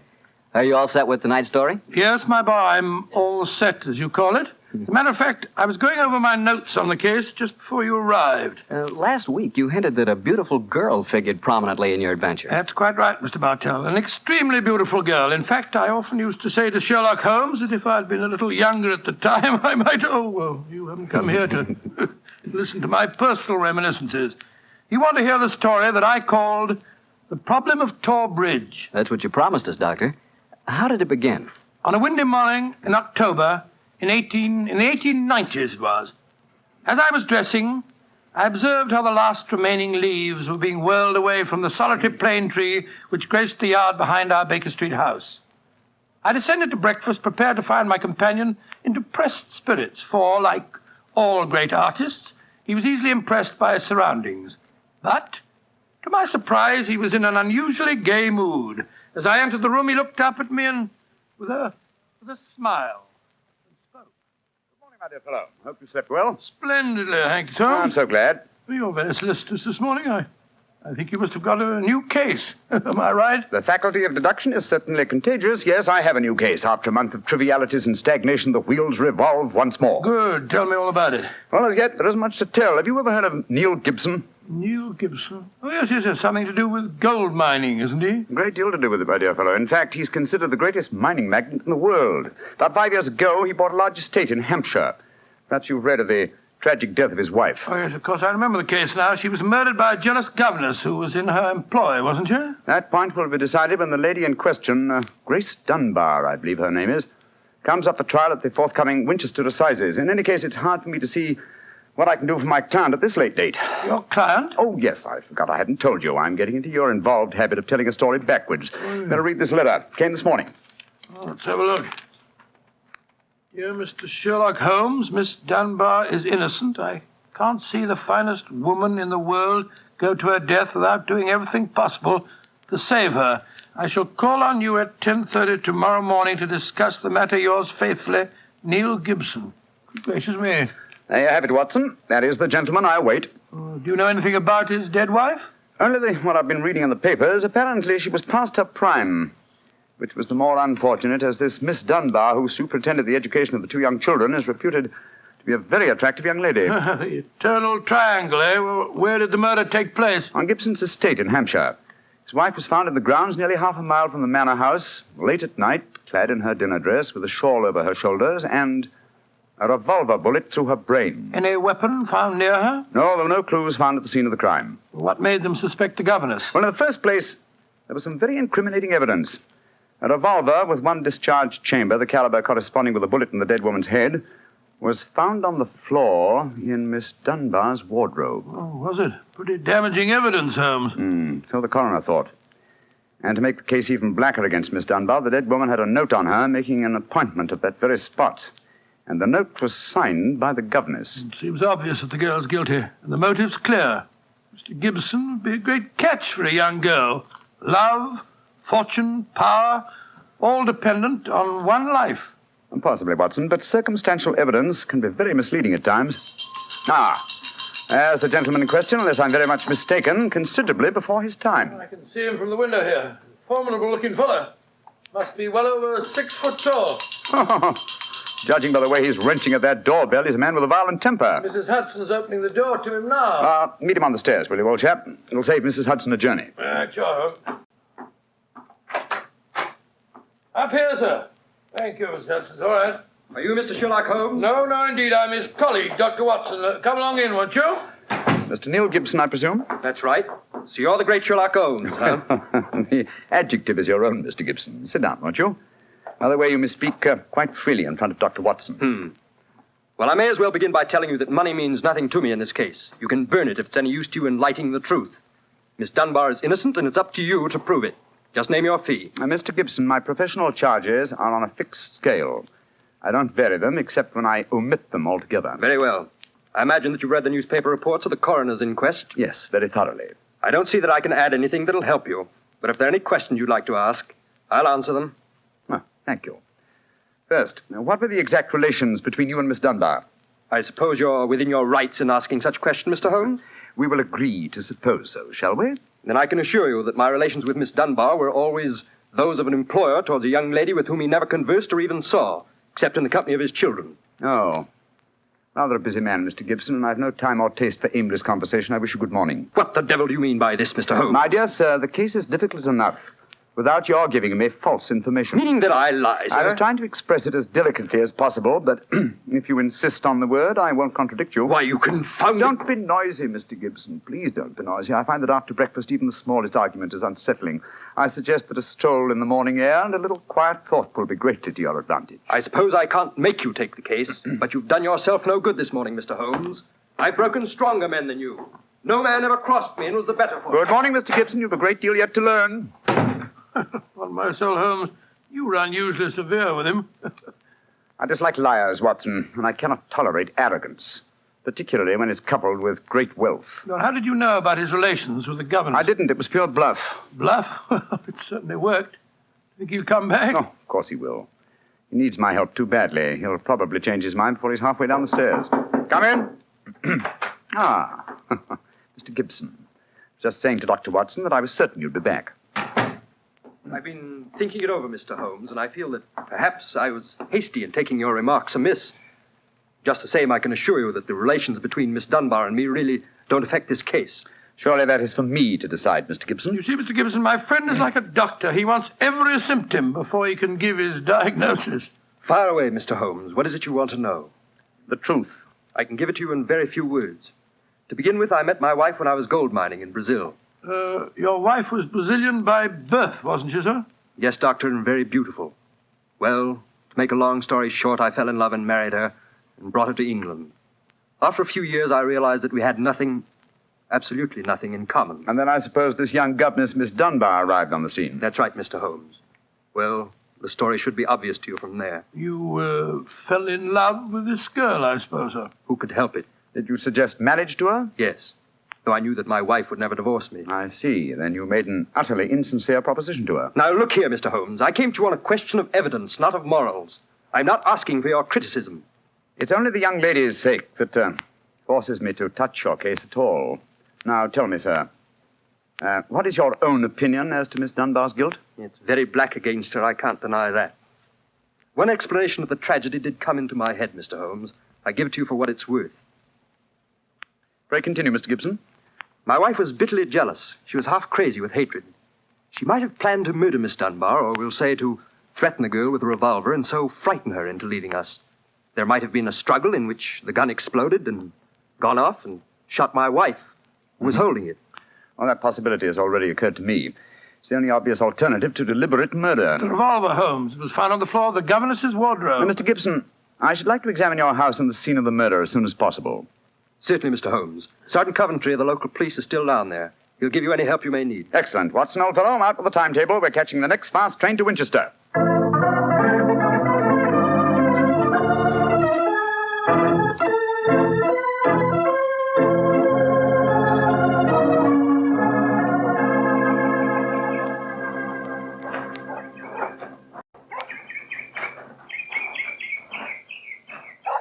So if I have to have someone else on the case, I'd rather have you, Mr. Holmes. The yard gets called in, then we local police loses all credit for success. Generally gets blamed for the failures. Now I've heard that you play straight. I do not appear in the matter at all, Sergeant Coventry. If I can clear it up, I don't ask to even have my name mentioned. Well, that's handsome of you, I'm sure, and I know your friend Dr. Watson can be trusted, too. Oh, don't worry, my dear fellow. We won't steal any of your thunder. Well, it's nice and friendly of you, Doctor. Well, come on, gentlemen. I'll walk you down to the bridge. That's where we found Mrs. Gibson's body. It's not far from the house here. Well, I must say, Mr. Gibson has a beautiful estate. It must be 60 or 70 acres. Oh, nearly twice that, Doctor. The woods back of the house there belongs to him, too. Mr. Holmes. Yes, Sergeant? There's a question I'd like to ask you. A question I wouldn't ask anyone else. Then please ask it. Don't you think there might be a case against Mr. Gibson himself, sir? I've been considering that possibility. That there Miss Dunbar's a bit of all right. If you ask me, he wanted his wife out of the way, and the pistol she was shot with was his pistol, you know. Was that fact proven? Yes, Doctor. It was one of a pair that he had. One of a pair? Where's the other? Well, Mr. Gibson has a lot of firearms. We never quite matched that particular pistol, but the box was made for two. Well, if it was one of a pair, surely you'd be able to match it. Well, we have them all laid out at the house if you want to look them over. Well, we'll do that later. This, I presume, is Tor Bridge. That's right, sir. Found Mrs. Gibson's body lying right here at the approach to the bridge. I see. I gathered from the newspaper reports that the shot was fired at very close quarters. Yes, sir, very close. Near the right temple, wasn't it? Just behind it, sir. How did the body lie, Sergeant? Oh, on its back, Doctor. No trace of a struggle, no marks, no weapon. The note from Miss Dunbar was clutched in her left hand. Clutched, you say? Yes, sir. We could hardly open the fingers to get at it. That's of greatest importance. It excludes the idea that anyone could have placed the note there after death in order to furnish a false clue. What did the note say, Sergeant? Little enough, Doctor. It just said, I will be at Tor Bridge at 9 o'clock, and it was signed Grace Dunbar. Miss Dunbar admit writing it? Oh, yes, sir. What was her explanation? She wouldn't say nothing. Said she was saving her defense for the trial. Yes, it seems odd that Mrs. Gibson was still clutching that note. Seems perfectly natural to me. Oh, come now, old fellow. Argue the thing out logically. If the letter is genuine, it was certainly received sometime before the tragedy, say an hour or two. Why, then, was the dead woman still clasping it in her left hand? Why should she carry it so carefully? She certainly didn't need to refer to the note at all at the interview. Doesn't it strike you as rather strange? Well, now you put it that way, it does seem a little peculiar. Hello. Did you notice this, Sergeant? Oh, you mean that chip out of that stone on the underside of the parapet of the bridge, sir? Yes, I noticed it. Didn't think nothing of it, though. It's a very large chip. Yes, but it's been done recently. That is how the stonework is white just here. It took some violence to do that. Hand me a cane, Watson, will you? Here you are, Philo. Thanks. Yes. The hard knock. And in a curious place, too. But it's 15 feet from where we found the body, Mr. Dow. Yes, Holmes, I don't see how it could have any connection with Mrs. Gibson's murder. Possibly it hasn't. But it's a point worth noting. There were no footprints, you say, Sergeant? None, Mr. Holmes. The ground was as hard as iron. It's been a very dry summer, and we haven't had any rain to speak yes, of it's a pity. Well, Sergeant, I'm much obliged to, and now I think we'll get back to the house. Right. Cesar will show you where the firearms are, sir. Oh, who is Cesar? Oh, funny kind of a bloke. Brazilian he is. Brazilian, eh? Like Mrs. Gibson? Yes, Mr. Holmes. Comes from the same town that she does, as a matter of fact. Something very fishy about him, if you ask me. Now, if you'll excuse me, gentlemen, I'm going to take a little stroll around the grounds. You started me on a new train of thought in this case, Mr. Holmes. Oh, I'm delighted, Sergeant. I'll get back to the house.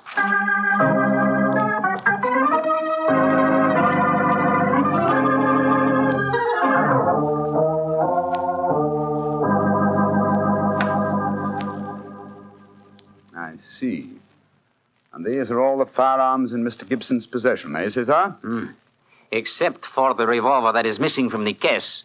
Yes, so I say I see him. I've never seen such a collection of guns and revolvers in my life. Mr. Gibson had many enemies, senor. He always sleep with a loaded pistol beside his bed. He's a man of great violence. There have been times when all of us were afraid of him. Did you ever witness physical violence towards Mrs. Gibson? No, senor. I cannot say that I have. But I have heard him say many terrible things to her. He would taunt her in front of we servants. I have heard him do it many times. Thank you, Cesar. That will be all. Muito bem, senor. You know, Holmes, I still think the case against Miss Dunbar looks very black. I should agree with you if it were not for one fact. The finding of the revolver in her wardrobe. On the soul, Holmes, that seems to me the strongest evidence of all. I think not, old chap. Huh? We must look for consistency. Where there is a want of it, we must suspect deception. I don't quite follow you. Suppose for a moment that we visualize you in the character of a woman who in cold, premeditated fashion is about to murder a rival. You've planned it. A note has been written. The victim has come. You have a weapon. The crime is well done. It has been workmanlike and complete. You mean to tell me that after carrying out so crafty a crime, you'd be so stupid as to forget to fling the incriminating revolver to the bottom of the stream? Or perhaps in the dense reeds that border it? Would you carefully carry it home and put it in the first place that would be searched? Your wardrobe? Well, perhaps in the excitement of the moment, one... No, my dear chap, I won't admit that's even possible. When a crime is coolly premeditated, then the means of covering it are coolly premeditated also. Well, then if Miss Dunbar didn't shoot Mrs. Gibson, who the devil did? I hope I can give you the answer to that question, Watson, when we've made one further visit. Oh, Lord. Where are we going now? To prison, old chap. Prison? Yes, we're going to Winchester Prison to call on Miss Dunbar. I'm certain that the key to this strange mystery lies in her hands.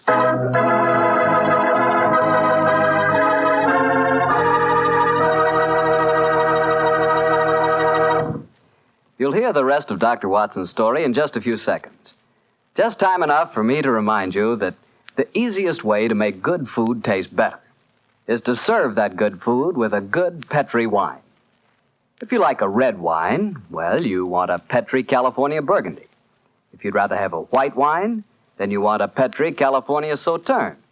But red or white, Petri Burgundy or Petri Sauterne, you're choosing a dinner wine that's sure to turn a simple meal into a feast. Your whole family and all your friends will love Petri, the wine that makes good food taste better.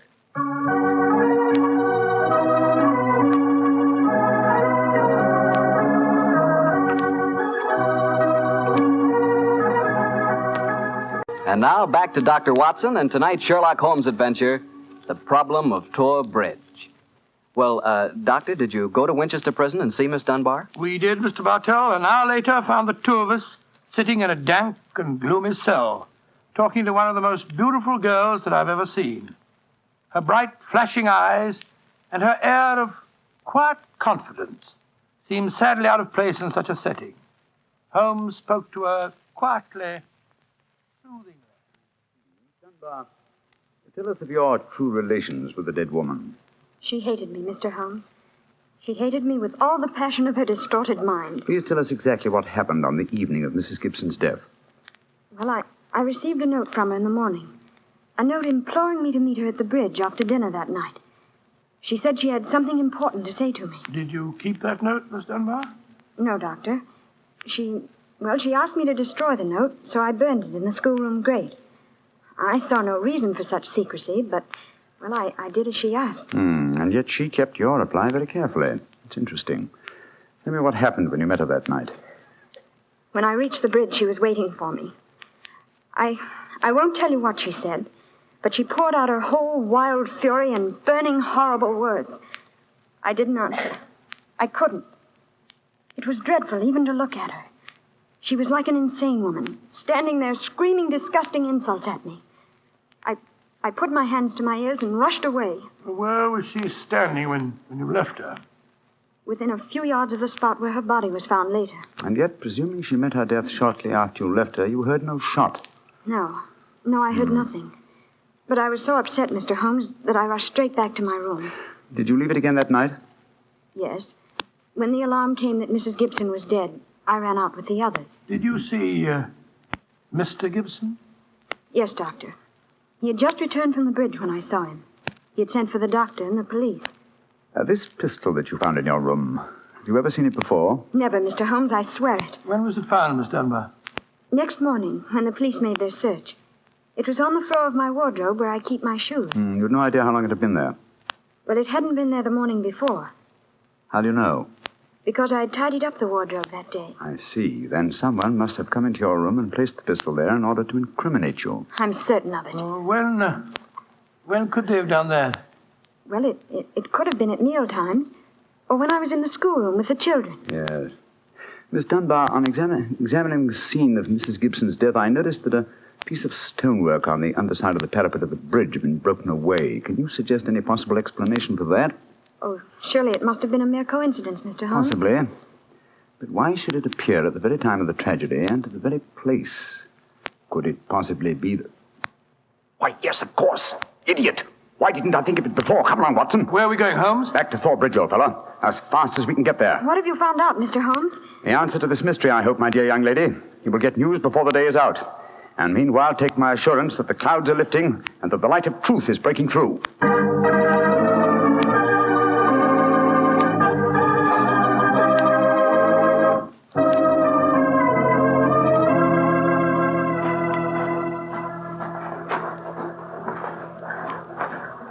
Well, Mr. Holmes, you're soon back here. What have you found out? Sit down in a few moments. You got my message? Oh, yes, sir. Here you are. Ball of twine. What you wanted for, I can't imagine. You'll soon see, Sergeant. Watson, I have some recollection that you usually go armed on these excursions of ours. Yes, I'm carrying my revolver. Why? Give it to me, old chap, will you? Thanks. I believe your revolver may have a very intimate connection with the mystery we're investigating. You're joking. Now, Watson, I'm very serious. We have a test to make. If the test is successful, Miss Dunbar will be free before nightfall, and the test will depend on the conduct of this revolver of yours. Yes, I'll take the precaution of unloading it. There we are. Now, Sergeant, ball of twine, please. Wish I knew what you was up to, sir. I tie one end of the twine like this to the handle of the revolver. So. Sergeant, see if you can find me a heavy stone, will you? Oh, right, you are, sir. Holmes, what are you doing? Trying to reconstruct the killing of Mrs. Gibson. But you've seen me miss the mark before, Watson. I have an instinct for such things, and yet it has sometimes played me false. It seemed a certainty when it first flashed across my mind in Miss Dunbar's cell. But one drawback of an active mind is that one can always conceive alternative explanations which would make our scent a false one. And yet, oh well, we can but try. Here's a nice stone, Mr. Holmes. Thank you, Sergeant. Yes, now, sir. I tie the other end of the twine to the stone. Wait a minute. Like that. Splendid. Sergeant, will you please take this stone and stretch the twine across the parapet of the bridge there, so that the stone will swing just clear of the water on the other side of the bridge? Right, you are, sir. I'll stand on the spot where Mrs. Gibson's body was found. That's it, Sergeant. Over the parapet. How's that, Mr. Holmes? The stone swinging about 8 feet above the water. Splendid. Now, Watson, watch closely. I raise the revolver to my head. Careful, Holmes, careful. Don't worry, old chap, it's not loaded. Now, let us imagine I am the late Mrs. Gibson. I raise the revolver to my head and fire it. Instantly, my fingers release their grip and... There's your answer, Watson. Great Scott, the revolver flashed back out of your hand, struck the parapet of the bridge, and then the weight of the stone flipped it over into the water. Was there ever a more exact demonstration? Come on, old fellow. You're a bloomin' magician, Mr. Holmes. That's what you are. A bloomin' magician. Look at that. Observe the second chip on the stonework, the parapet here. Same size as the first. Then the murder of Mrs. Gibson... Wasn't murder at all. It was suicide. What? We can follow the various steps quite clearly. A note was extracted very cleverly from Miss Dunbar, a note which made it appear that she had chosen the scene of the crime. Mrs. Gibson, in her anxiety that the note should be discovered, somewhat overdid it by holding it in her hand to the last. That alone should have excited my suspicions earlier than it did. So she stole one of her husband's revolvers and planted the other one in Miss Dunbar's wardrobe. Exactly. After discharging one of the cartridges, which you could easily do in the woods without attracting suspicion, she then went down to the bridge, where she contrived this exceedingly ingenious method of getting rid of her weapon. When Miss Dunbar appeared, she used her last breath in pouring out her hatred, and then, when the girl had left, carried out her terrible purpose. Then the missing revolver? You'll find it with the aid of a grappling hook at the bottom of the stream, and also the stone and the string, with which this vindictive woman attempted to disguise her own crime and fasten a charge of murder on an innocent victim. Yes, Sergeant, and don't forget while you're at it that my revolver's down there, too. Oh, don't worry, Doctor. I'll get some grappling hooks right away. I must say, Holmes, you've solved this case brilliantly. Quite brilliantly. I disagree, old chap. And I fear that you will not improve my reputation by adding the case of the Tor Bridge mystery to your annals. Oh, nonsense, but that's ridiculous. Oh, no, it isn't, old boy. I've been sluggish in my mind, and wanting in that mixture of imagination and reality, which is the very basis of my art. I confess that the chip in the stonework was a sufficient clue to suggest the true solution, and I blame myself for not having attained it sooner. Well, Holmes, personally, I agree with the sergeant's opinion of you. Oh? What was that, old fellow? You're a blooming magician, Mr. Holmes. That's what you are, a blooming magician.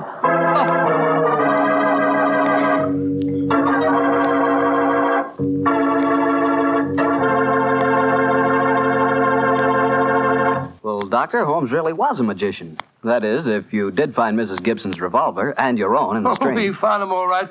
You don't think I'd tell you the story otherwise, do you? What do you take me for, anyway? Well, now that you ask, I'll tell you. I take you for a very charming gentleman, a wonderful storyteller, and a fine host. Oh, yes, man, I do. Really. Well, you are a gentleman of the old school. And you do tell a fine story. You flatter me, you... And you are a perfect host. Oh, that meal we had tonight was wonderful. Oh, it was, eh? And, that wine, what kind was it? It was Petri wine, and you know it. And I should have known that you were leading up to something. Mr. Bartell, you should be ashamed of yourself.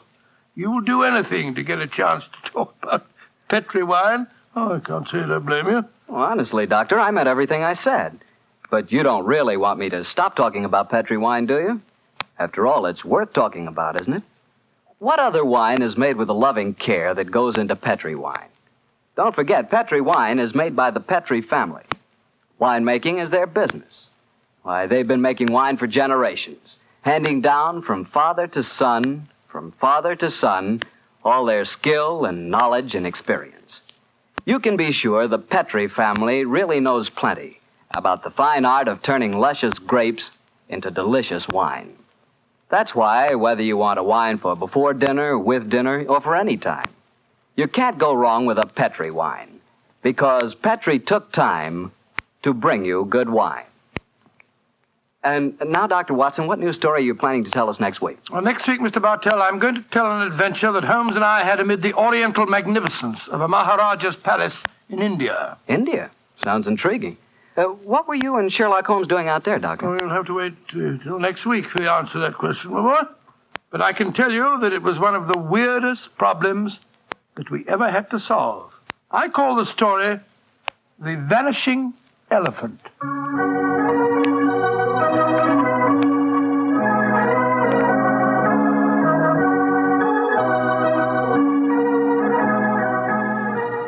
Tonight's Sherlock Holmes adventure is written by Dennis Green and Anthony Boucher and is adapted from the Sir Arthur Conan Doyle story, The Problem of Tor Bridge. Mr. Rathbone appears through the courtesy of Metro-Goldwyn-Mayer and Mr. Bruce through the courtesy of Universal Pictures, where they are now starring in the Sherlock Holmes series. The Petri Wine Company of San Francisco, California, invites you to tune in again next week, same time, same station. The Petri family took the time to bring you such good wine. So when you eat and when you cook, remember Petri wine. To make good food taste better, remember... Petri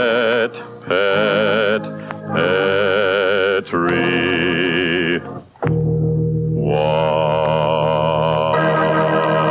This is Harry Bartell saying goodnight for the Petri family. Sherlock Holmes comes to you from our Hollywood studios. This is the Mutual Broadcasting System.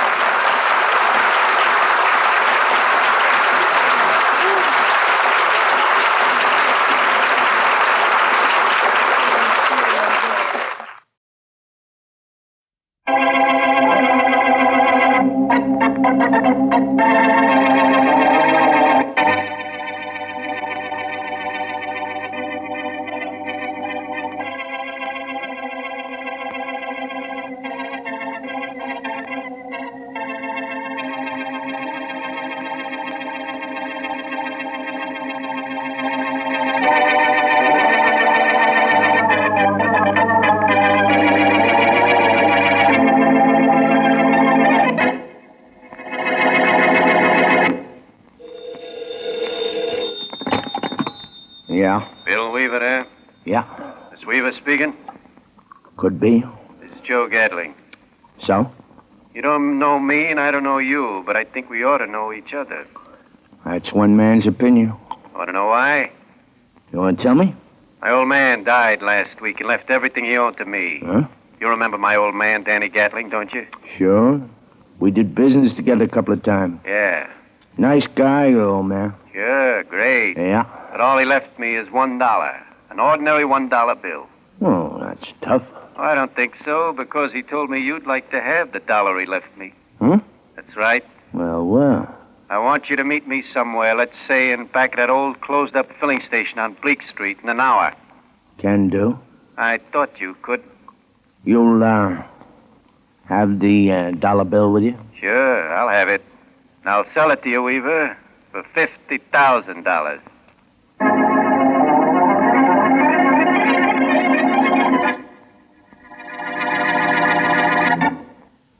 And now on to Dick Calmer as Boston Blackie. Enemy to those who make him an enemy.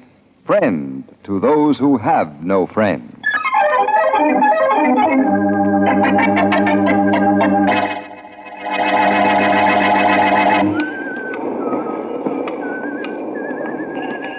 Here I am, Gatling. Waiting over here for you. Ah, you must be anxious to get that buck I called you about. You got here before me, Weaver. Got the, dollar with you? Sure. Let's have a look at it. Let's have a look at your face first. I don't do business with guys who cover up. What difference would I look like? Give me that dollar, I'll, give you the 50 grand you wanted. Let's see the 50,000 at least. Well, I'll tell you, I'll let you see this instead. Well. What I got on me, Weaver, means you couldn't buy this dollar bill of mine now for $500,000. Which is what it's worth to you.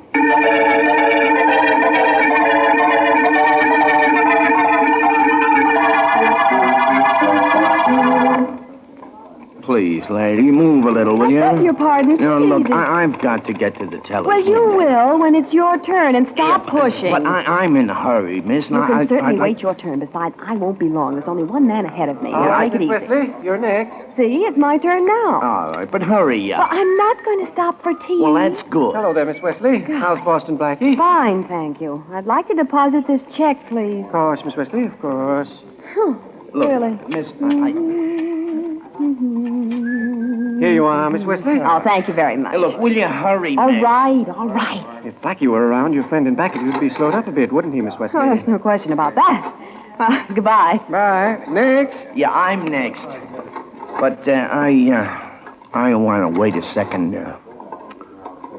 Okay, she's out. Now, you be quick, be smart, and be quiet. Oh, what's the... Uh-oh. Uh-oh is right. There's a gun in my hand, buddy. There's a stick-up. But don't get excited. All I want is $1.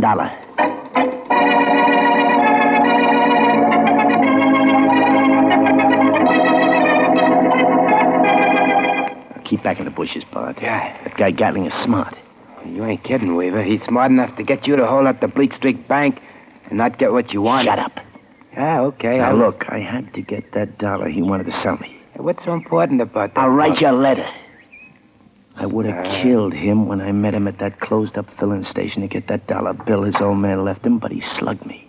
I would have killed the teller in that bank if he hadn't given me what I asked for. You know, Weaver, you're the killing this guy. What made you follow him to the bank? He knew I was after the bill. Huh? He knocked me down. I followed him. Huh? When he went into the bank, I figured he was going to put it there for safekeeping. Weaver. Yeah, I heard. That car just stopped out front. And here he comes up the walk. Stand back. Get him, Bart, get him. When I should slug him hard enough to kill him? I don't care. Just hit him. Okay. And get that bill. Give it to me. Go Go ahead. Okay. Hey, yo. Huh? Who are you? Me. Just me. And Nice work, Bart. Now, I'll get out this wallet and look through it while I go through his pockets. Sure, Weaver, sure. Yeah, it's not in this pocket. Not this one either. Not in his wallet. There's only fives here. It's not in any of his pockets, isn't here? Hey, Weaver, you said the dollar was worth killing for, didn't you? Yeah. I hope you're right. Gatling here's dead.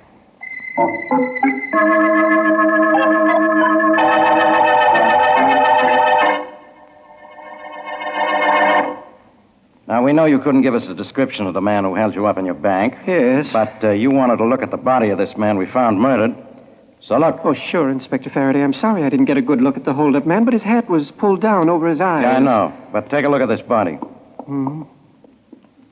All right, you heard a description of him over the radio. You thought you might know him. That's right. Well? Yes. Yes, I know who it is. Who? It's the man who asked me to change a $5 bill for him just before the robbery. Right in front of the guy who held you up, huh? Well, not exactly. He was in front of Miss Wesley, and Miss Wesley was in front of the man who held me up. I didn't get a good look at him. Miss Wesley? Not Miss Mary Wesley? Why, yes, Boston Blackie's girlfriend. You know her, don't you? Yeah, and I know Blackie, too. And I might have known this would happen. Why, what's happened? What always happens as soon as I get a case without Blackie in it? I find Blackie right there, just the same.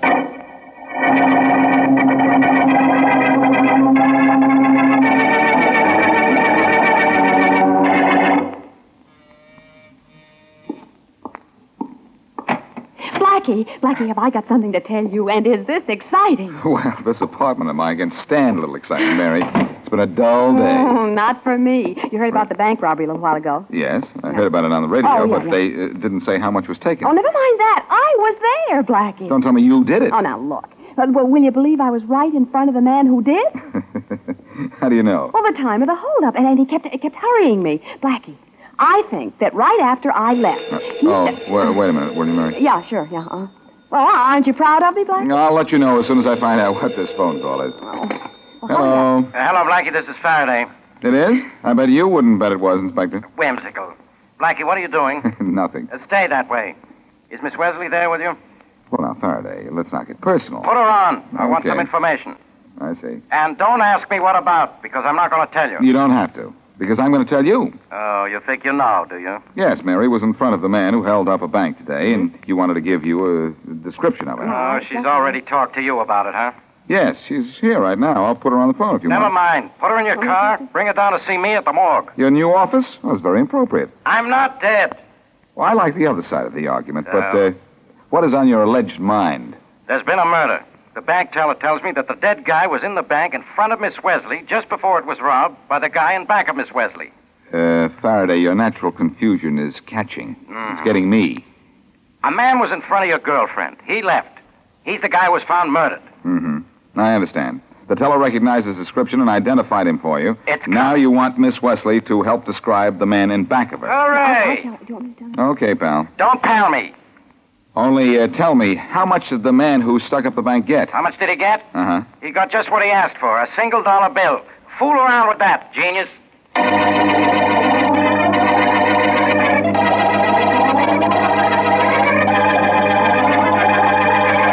Uh-oh. What's the 00 for, Weaver? Story in the paper here, Bar, about the bank robbery. About finding Gatling's body, too, huh? Yeah, but that's not what worries me. No? Right in front of me and behind Gatling was a girl named Wesley. Mary Oh. Wesley. She identified Gatling's body, same as the bank teller did. Yeah? As a hint here, she might be able to describe the guy in back of her, too. Well, that's you, huh? Yeah, that's me, all right. Teller didn't get a look at me. Not a good look, anyway, because I kept my hat pulled down over my eyes when I held him up. Uh-huh. Somebody's on the spot. And that's you, huh? Yeah, that's me. Uh-huh. So, somebody is going to have to do the same to Miss Wesley as we did to Gatling. And Bart. Yeah? That's you.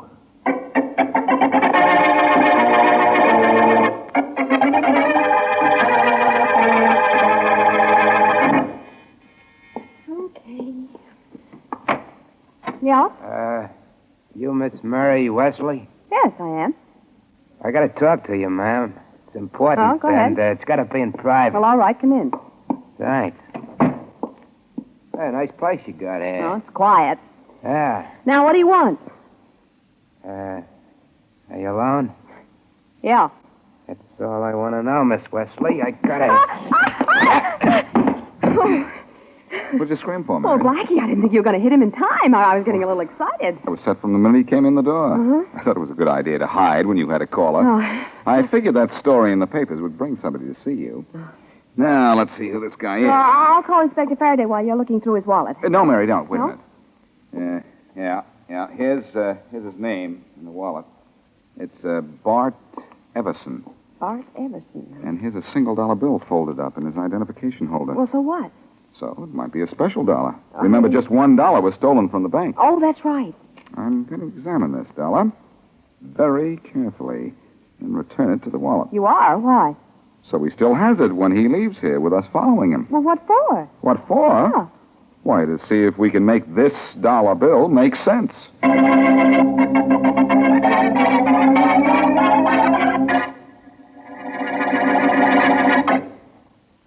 But now, back to Boston Blackie.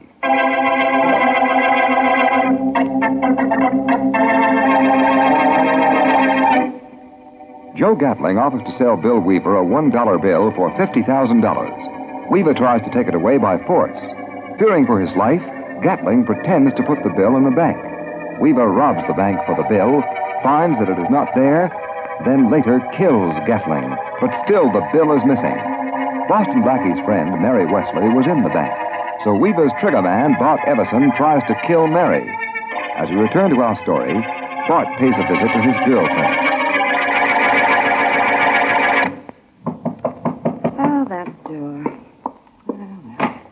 Hiya, Gertie. Oh, it's you, is it, Bart? Where'd you get that black eye? Weaver sent me to knock over a gal named Mary Wesley, see? Huh? And then some guy clipped me and knocked me cold. What? But I pulled a fast one on Weaver. I don't care what you did. Yeah, but this one was a slick one, Gertie. Oh, Him and me was looking for a certain dollar bill, see, off a guy named Gatling. An important dollar bill. A dollar bill? Yeah, one that Mr. Weaver wants real bad. Bad enough to kill for it. Well, what about the dollar bill? Well, I figured it was something special, so when I found it on Gatling, I palmed it and I told Weaver it wasn't on the guy. On the body, you mean? Yeah. Yeah, Gatling was dead by then, right? Sure. Look, about that dollar bill, do you have it with you? Yeah, I got it right here. I got Where? it folded up in my wallet. See? I'd kind of like to have that dollar, but you wouldn't give it to your girlfriend, would you? No, I guess it'll be worth more than $1, Gertie. Well, would you sell it to me? Sure. How much? Well, I went to a lot of trouble to get it, Gertie, Oh, so, would $2 be asking too much?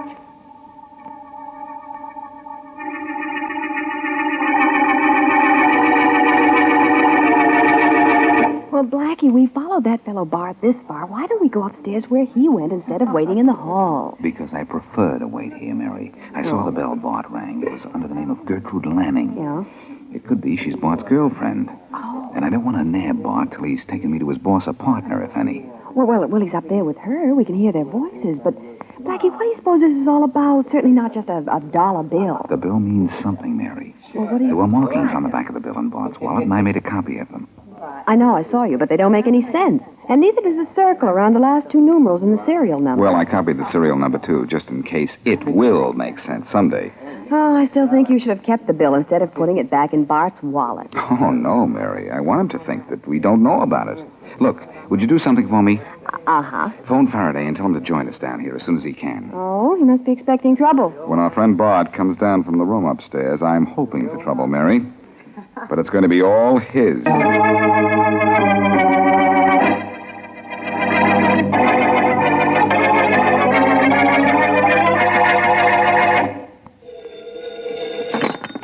Homicide, Faraday speaking. Hello, Inspector. This is Mary Wesley. Oh, hello, Miss Wesley. Yeah. You talked to any more bank robbers lately? Inspector, I'm calling for Blackie. He's not here, Oh. I'm happy to say. I know that. He's in a hallway at 1080 Eastern Avenue. Did you get that? And he wants you down there right away. Right away. Oh, he does he? Yes, he does he? Miss Wesley, you sound more like Blackie every day. Oh, now, Inspector, how soon can you meet him? Yeah, I'm not sure, but you can tell Blackie something for me. Inspector, please. Yeah, relax. It isn't that at all. No? I want you to tell him what I found out about Joe Gatling, the man we found dead. Yeah? What? He was the son of the late Danny Gatling, big bank robber, who died last week. Get that? Yeah, I got it. About $150,000 in bank loot Gatling stole was never recovered. Yeah? It's still hidden, and not anywhere that Blackie is, I guarantee. What's down there, anyway? A man with a marked dollar bill. A mark... And before Blackie gets through with him, he's going to be a marked man.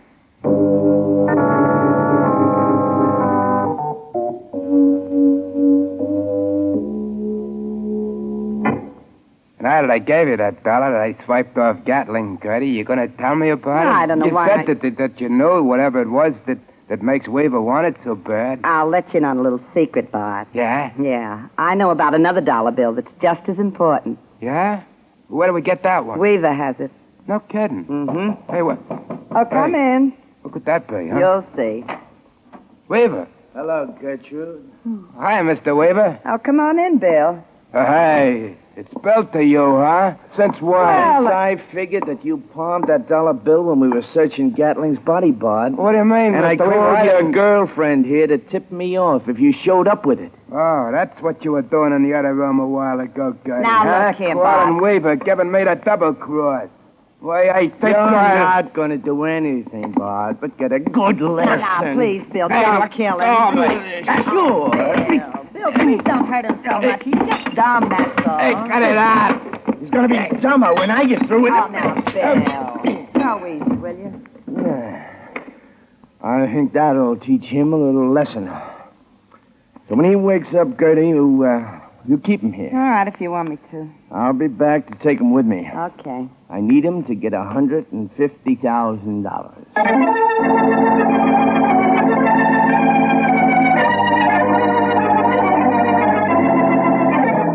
Blackie, I called Faraday and I'm back, and if we wait in this hallway much longer, we'll be getting our mail here. Why don't we go upstairs? Mary, a few minutes ago, another guy rang Gertrude Lanning's bell and went upstairs. Who do you think he was? I don't know. But I think we'd better wait for Faraday. Did he say he'd be here today or tomorrow?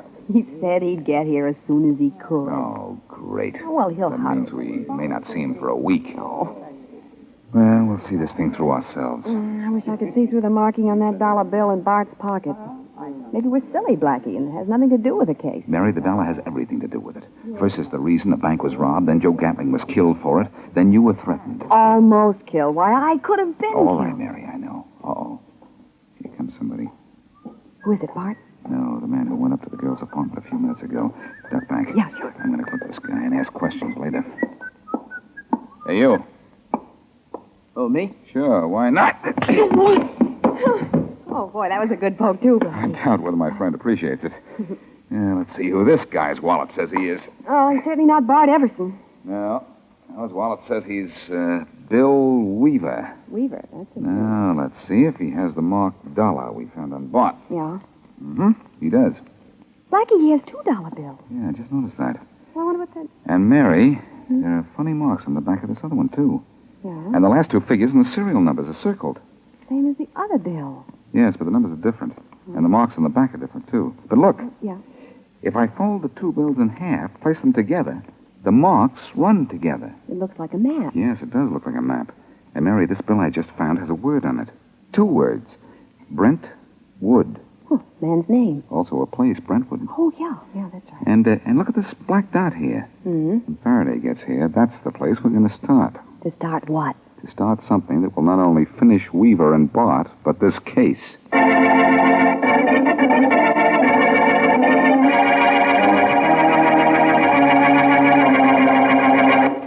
Okay, Blackie, we're at Brentwood's. We found the starting place according to the black dot on that bill you copied. So what? So now we have to figure out where to go from here, Faraday. Yeah, I know where I'm going to go. Right back to my office. If you'd had any sense, you wouldn't have made copies of those bills. You'd have brought them along. Look, I copied everything that was necessary. And I wanted Weaver to have his bills. Why? You'll see why. In case we don't find anything out here. You know we're not going to find anything. Look at this place. Trees, trees. Nothing but trees. Coincidence, isn't it? Since we're in a forest. Very jocular. I thought so. What do we do now? Cut down every tree till we find what we're looking for? No. Or count them off? Hey, wait a minute, Faraday. You might have something there. Mm-hmm. The serial numbers were circled. The last two on each bill. So? I wrote them down on this piece of paper here. Games, always games. Put out that flashlight and we'll get out of here. Look, Faraday, 52 is circled on this bill, 28 on this one. I'm all agog. 52 what and 28 what? What do those figures mean? Inspector, I have to figure that out.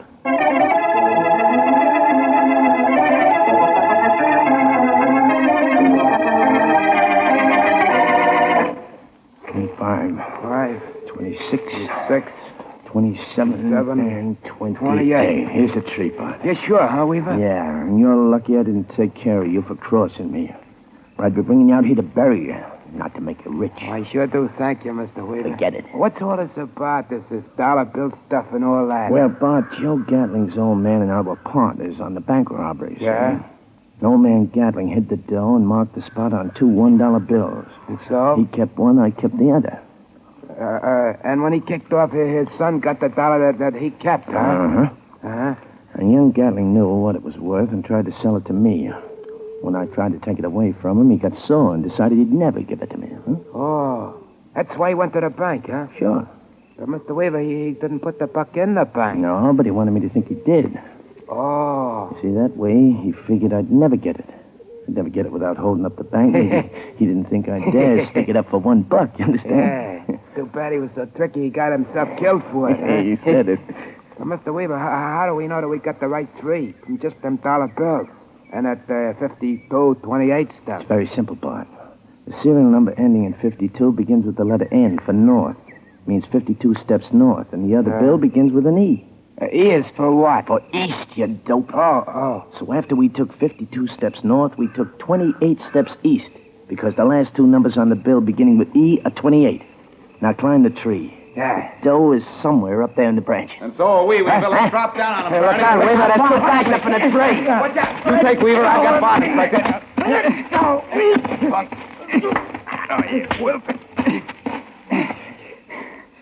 Well, that takes care of them. Yeah. We'll let them see the money we found when they wake up in jail. You're proud of yourself for figuring what that 52 and 28 meant, huh? Sure. Now do you see why I copied the bills and let them keep the originals? Yes. Bring them out here so we could grab them. Uh-huh. And I'll tell you something, Inspector. What's that? This isn't the first time I've ever solved a case by going out on a limb.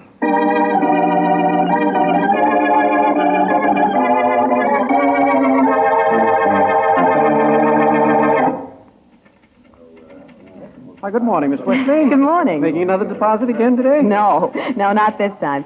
Cash this for me, will you? I certainly will. Thank you. Hello, Blackie. Hello. And just because I'm right behind Miss Wesley, don't think I'm going to hold you up. Now on, every time I see Miss Wesley at my window, I'll wonder who's behind her. Well, the chances are it'll be me. I hope so. Here you are, Miss Wesley. $50, 4 10s, 5, and 5 1s. Oh, thank you. Goodbye, Miss Wesley. Goodbye. Goodbye, Blackie. Goodbye. Come on, Mary. Okay. Let's see how fast you can spend that 50. It won't be hard. Now, look here. Now, don't bother to count it. There are 50 there. These know. people know I'm how to looking at the count. ones. All right, go ahead and look at the ones. No. But what for? Well, now look at all the excitement just caused by a $1 bill. But there was something unusual about that dollar bill, Mary. It was marked. And matched another dollar bill that was also marked. Well, these are marked too. Uh-oh. Here we go again. Yes, Blackie, here we go. To buy a new hat. Because that's what these bills are marked for.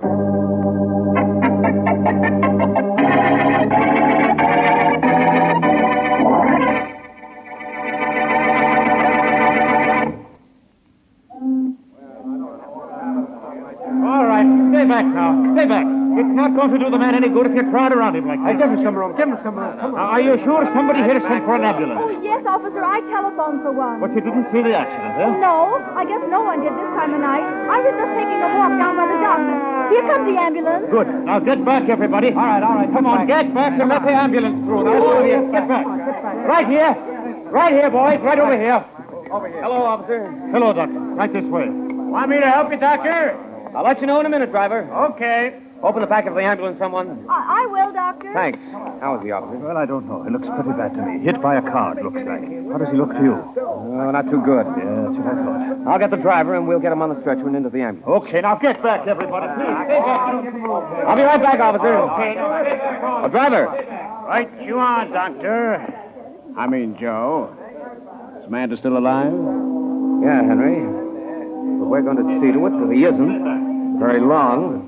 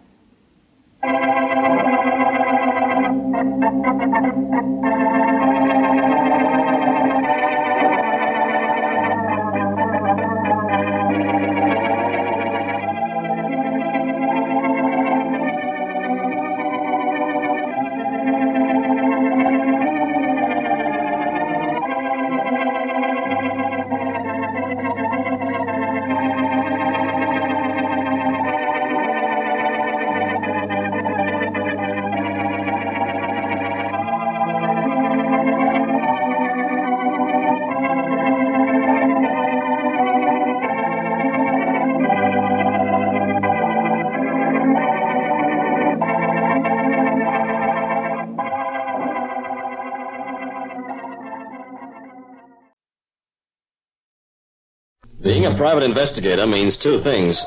You can be sure you'll run into trouble, and you can never be sure you'll get out of it. Not much you can do about it, I guess, except, like Julie always says, walk softly, Peter Troy.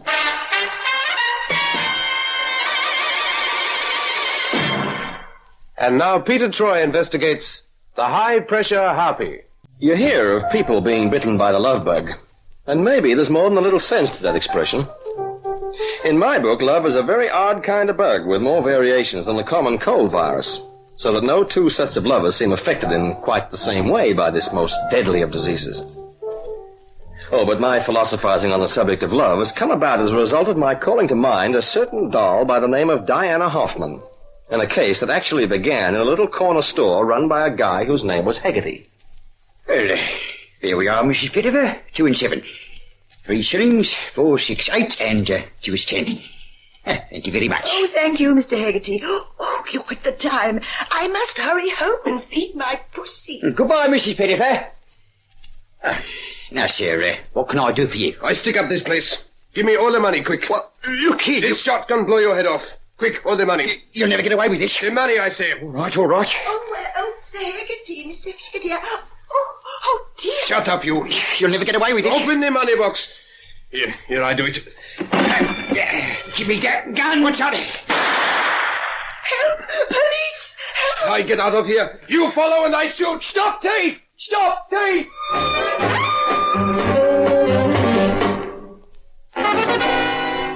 There was something about the holdup in the papers, but I didn't take too much notice of it. That kind of caper is strictly for the police. In fact, when Diana Hoffman swept into my office like a galleon under full sail, nothing was further from my mind than gunmen holding up corner stores. For not only was she stacked, but she must have stood 5'11" in her stockings. And she had a way of making me feel that I was about 4'3" on tippy toes. Well, Julie was out at lunch, and like a dumb cluck, I'd left the door to my own office open, so that there was little to impede the overpowering Amazon's invasion. You'll be Peter Troy, no doubt. Well, yeah, I'm Troy. Good. Shall I sit here? Yes, this'll do. Look, Miss... Hoffman, Diana Hoffman. The Hoffman Business College, you know. Business college? Are you sure you don't mean a gymnasium? If that's meant to be funny, Troy, I can assure you it doesn't appeal to me that way. No, well... I've come here on business, your business. You are a private investigator, are you not? Well, that's what the sign on the door says, Miss Hoffman. You don't look much like a private investigator. Rather too soppy, if you don't mind my saying so. Oh, why should I mind that? You go right ahead. Anyway, you'll have to do. I can't spend any more time on this project. Project? They've arrested Heinrich Capel for holding up Haggerty's store. They have? Oh. You don't sound as though that means much to you. Why, Miss Hoffman, it means a great deal to me. Of course, I've never heard of this Heinrich Capel or Haggerty or his store, but, that's just a detail. Read your papers, man. For goodness sake, I should have thought a man in your line of business would be well up on all local crime. They say we learn something new every day, Miss Hoffman. Now you know. Know what? That a man in my line of business is not always well up on all local crime. Troy, I'll thank you not to make frivolous remarks. I haven't much time. Well, Now, the position is this. Paul Capel's father is a shiftless person, but probably not the kind of man to commit a crime like this. Paul's convinced of his innocence, and I'm prepared to support him in that. At least I'm prepared to go to some trouble and expense to get at the truth. Oh, why? Why? Because Paul Capel's my future husband, that's why. Your future husband? Does he know? Well, of course he knows. I've already told him. He's one of my brightest pupils at the college, and he's good material, the kind of man I can lick into shape. Yeah, I'm sure, but what shape? Keep your mind on what we have in front of us, Troy. Miss Hoffman, my mind is well and truly on what's in front of me. Whew, to tell the truth, I'm just fascinated by it. What? Yes, I was just looking at I'm your... back for lunch, Mr. Troy. I was just looking at your handbag, Miss Hoffman. Is that imported leather? Handbag? I didn't know you had a client coming in at this time, Mr. Troy. I have my notebook here. You'll want me to take notes, of course. Yeah, sure. Miss Hoffman, this is my secretary, Miss Summers. How do you do, Miss Hoffman? Have you been getting along all right with Mr. Troy? Getting along? I don't want to get along with him. If you ask me, he's pretty much of a fool. Handbag, indeed, of all the soppy dribble. Miss Hoffman wants us to look into the Hegarty case, Julie. Look it up for me, will you? The Hegarty case. That's right. Under H for handbag. Hegarty. Look, I hope you'll excuse me, Miss Hoffman, but I think I'll go out and have some lunch. Oh, but you had lunch an hour ago. You know me, Julie, just a growing lad. I need lots of nourishment. Now, Miss Summers will take down all your particulars, Miss Hoffman. She's better at that than I am. I'll see you in half an hour, Julie. That's right, Troy. We've arrested this Henry or Heinrich Capel. Hegarty has identified him as the man who held him up. Open and shut. Inspector, you shouldn't say things like that. You know it's only a temptation to me. What is? Well, when you're so smug about having solved a case quickly, I just love to prove you're wrong. And it's happened so often. It has not happened often. I'll have you know For that... the present, Inspector, suppose you just have me know the rest of the dope on this Hegarty case. We can tear each other's eyes out later. There's nothing to know. 3 eyewitnesses saw the holdup. Mm-hmm. And they are? Mrs. Janet Pettifer, James Billings, and one Archibald Mockridge. The 2 men were just entering the shop. Mrs. Pettifer was in it at the time. Mm-hmm. And I suppose they've identified Capel, too? Well, not yet, no. Not yet? Inspector, you're slipping. Now, look, the old lady, Mrs. Pettifer, is in hospital in a state of shock. The 2 men caught only a glimpse of the bandit. Oh, then you're not going to be able to rely on their testimony too much. No positive identification, even though they were there. Look, Troy, if you come here just to make trouble for me... I'd like to, Inspector, but I'm a little busy right now. Well, I don't need you to lecture me on the rules of identification if you're thinking of doing that. No, and you don't need me to tell you that so far you have only a very shaky case. Well, at least it's a start. Earlier you said it was open and shut. That was to get rid of you. I get a little tired of running into you on every second case I have. Well, take heart, Inspector. That's only because you have all the interesting cases. Say, what about the description of this bandit? It's all here.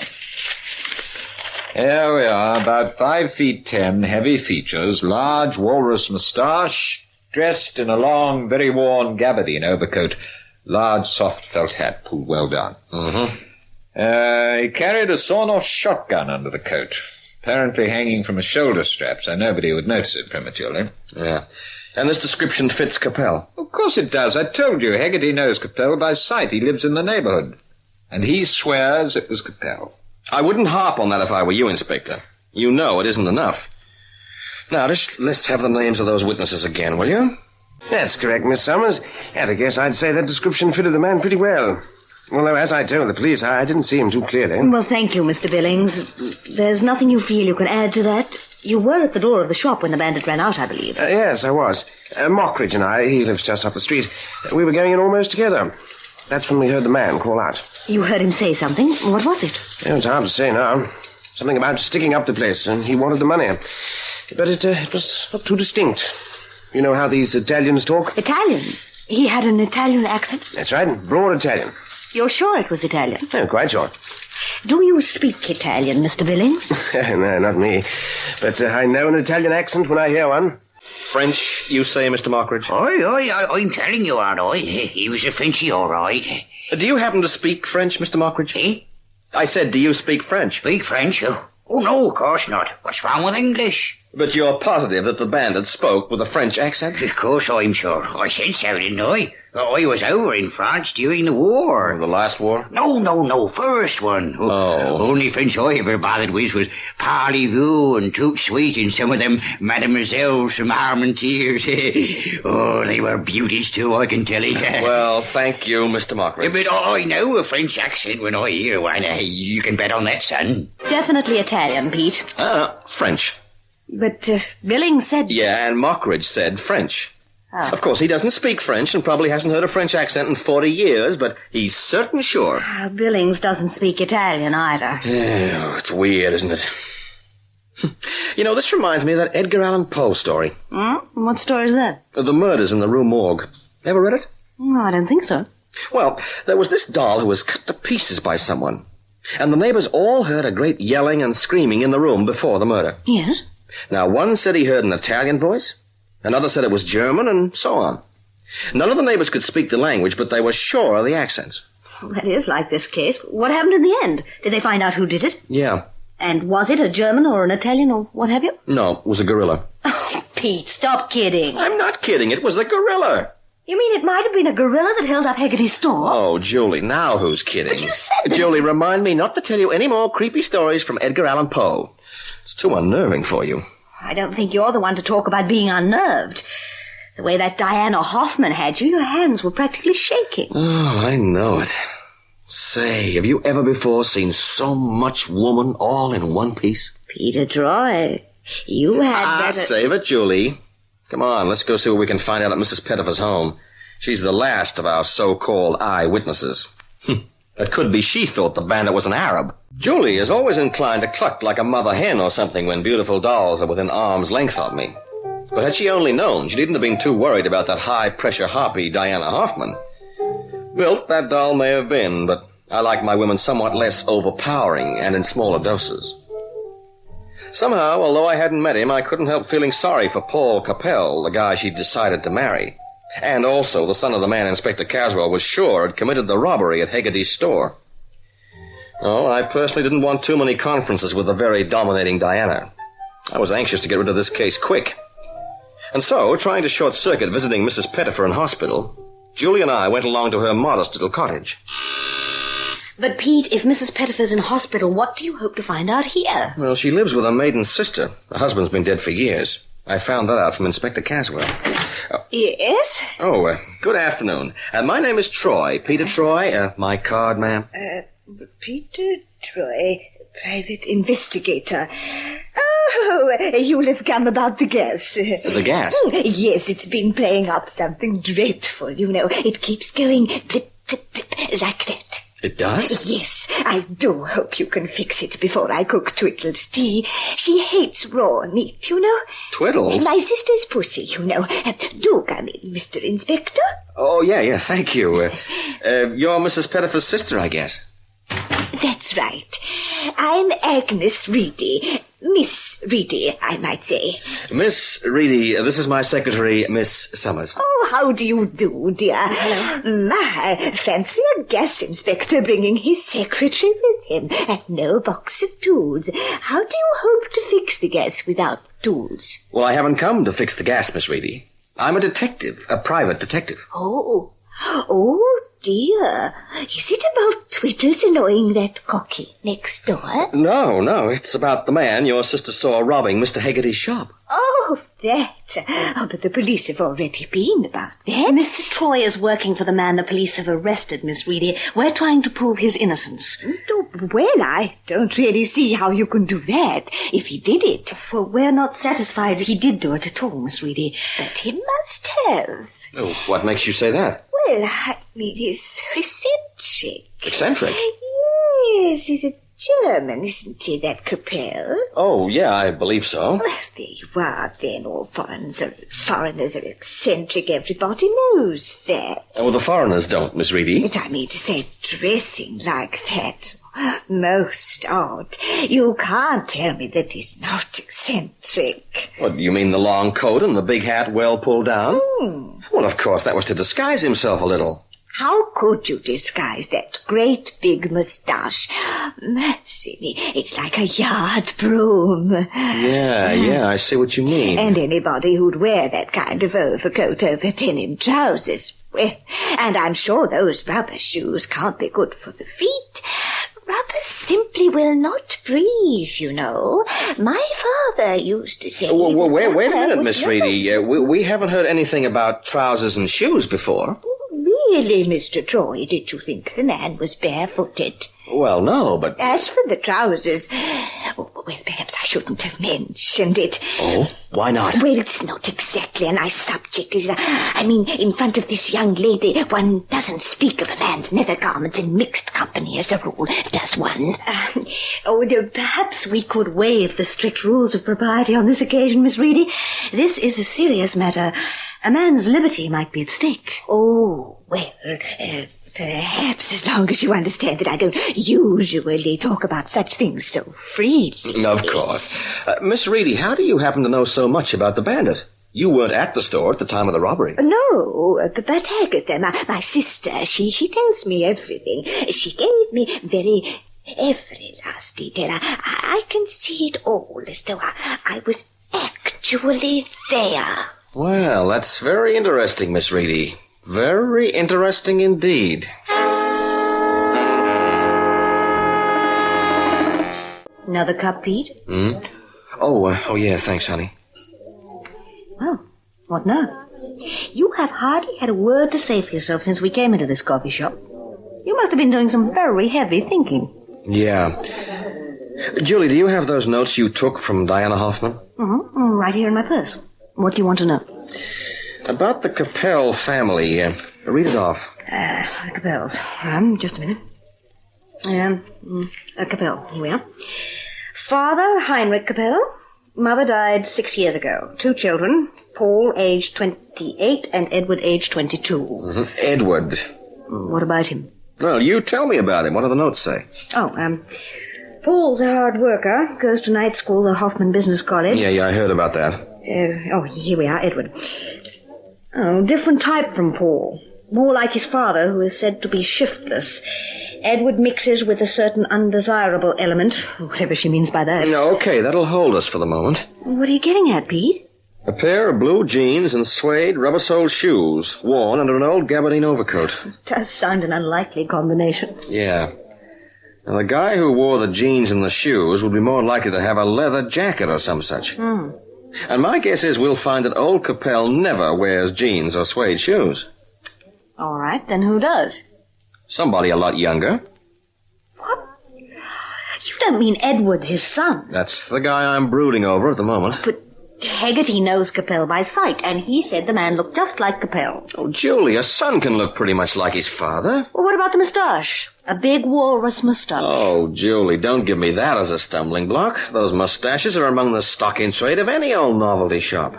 You mean to say that Edward Capel put on a moustache like his father's, dressed up in that old coat and hat to complete the illusion, and took a gun and robbed Haggerty? You might say I am toying with that idea. Can you poke any holes in it? Dozens. Name one. Well, the accent. The man spoke with an accent. Now, according to Miss Hoffman, the Capels have been in this country since Edward was a small child. They've even anglicized his name. So, Edward doesn't have an accent. And you don't think he could simulate enough of an accent to sound like his old man? Or make people think it was his old man's voice? Well, I don't know. He could. Any more points? Pete, we're talking about the son of a man they've arrested. It's hard to believe he'd let his own father go to jail for him. It's even harder to believe that he planned it that way. But according to my theory, that's just what he did. Oh, what a little monster he'd need to be. No, not necessarily a monster. Just sick, maybe. Come on, let's pay a call at the Capel house and see who we find at home. You can come in if you like, Mr. Troy. Though I can't help you much. Oh, thanks. I hope you don't mind coming through to the kitchen. I'm just making some tea. Oh, perhaps I can make it for you. No, it's okay. I can manage. Would you like some? Oh, no, thank you. We've just had coffee. I just found a leak in the kettle, so I've had to put the water on the stove in a saucepan. And my old man was going to get a new kettle, but he never seemed to have the money for it. Well, it doesn't look as though we'll be buying any kettles for quite a while now, Eddie. No, I don't. Anyway, don't expect me to say I'm sorry. Sorry? For me old man. Don't expect me to burst into tears if he goes to jail. He had it coming to him. He's got it coming to him now, if he did that job at Haggerty's. But that doesn't mean that you can't feel sorry for him. And why should I feel like that? What did he ever do for me? Except belt me ears off. Well, I don't know. You tell us what he did for you. Nothing, that's what. Absolutely nothing. It was always Paul. Paul was a bright one, a genius. He was going to do great things. Only since Mum died, the old man's even lost interest in Paul. He hardly even works these days, just loafs about.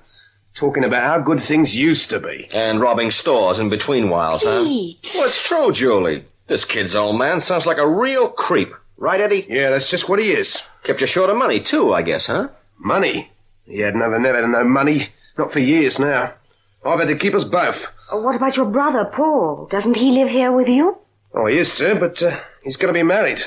He's moved into a place of his own. And any money he has, it goes in the bank and stays there. Yes, I expect Miss Hoffman would see to that.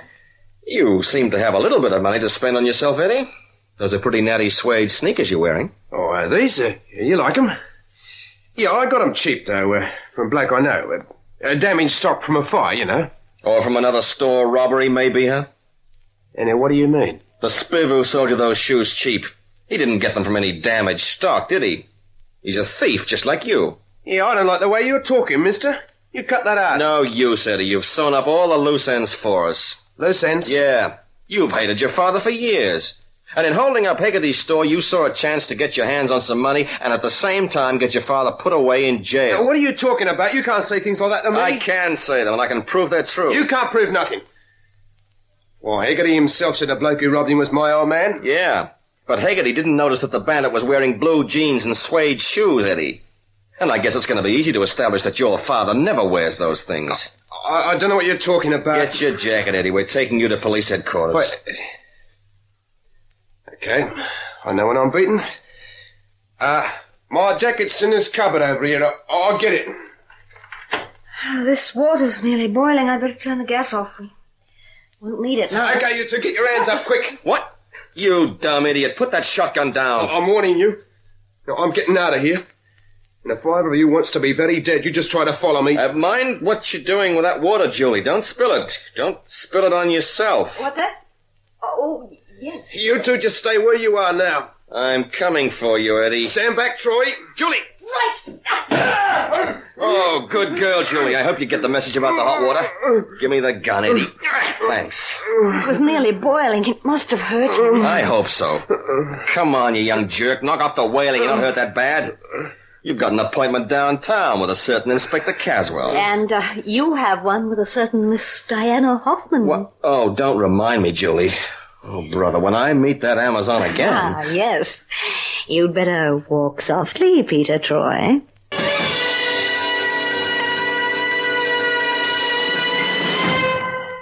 With what we were able to give him, dear old Inspector Caswell had no trouble in pinning the rap for the robbery on Eddie Capel and releasing his father. None of it made anyone much happier, but that's the way it had to be. It didn't make me any happier, I can tell you. And when I had to report back to Diana Hoffman, it was one time I was glad to have Julie around. I couldn't escape the feeling that that giant doll was always on the point of eating me alive. And if I have to die at the hands of a woman, that is not the way.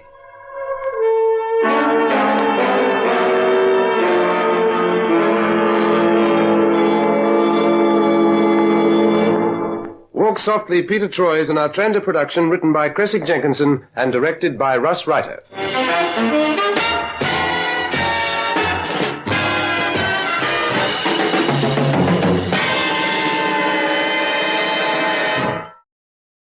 The F.W. Fitch Company presents Dick Powell as Private Investigator Richard Rogue in Rogue's Gallery. The F.W. Fitch Company, makers of Fitch's Taponified Coconut Oil Shampoo and Fitch's Shaving Creams, presents Dick Powell as Private Investigator Richard Rogue in Rogue's Gallery. For the benefit of those who tuned in hoping to hear Cass Daly, may I introduce myself? My name is Richard Rogue. I'm a private investigator. I said it and I'm glad. Private investigator.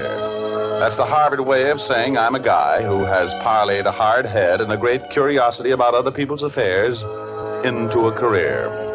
At least that's the way the Homicide Squad's Lieutenant Urban, who shares my interest in unalive bodies, feels about me. And I'd also better tell you now that I have a certain personal idiosyncrasy.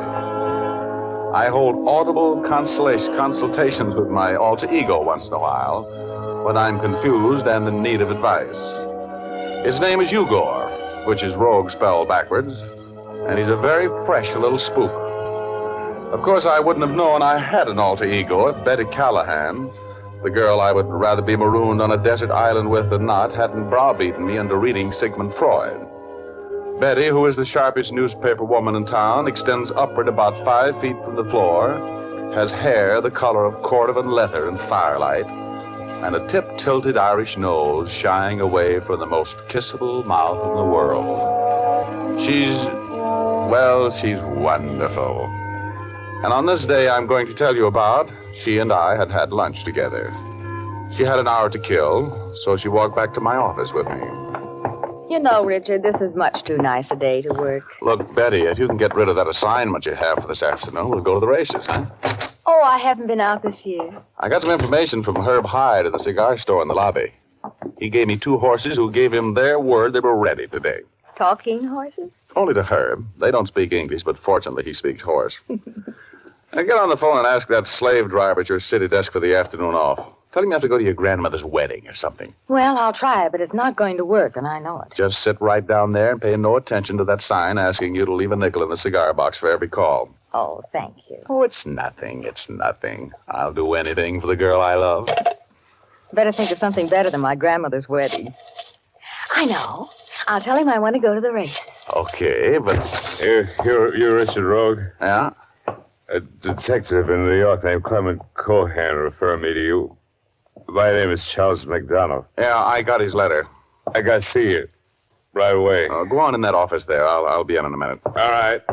Please, hurry. What was the matter with him? He looked sick. Oh, probably been drinking. I noticed that when... Oh, wait a minute. Hello, give me the city desk, please. Now, make it a good story. Tell him it's your grandmother. Wait. Hello, Walter. This is Betty Callahan. Look, can you put somebody else on that Struble story this afternoon? I want to go to the races. But, Walter... Yes, but...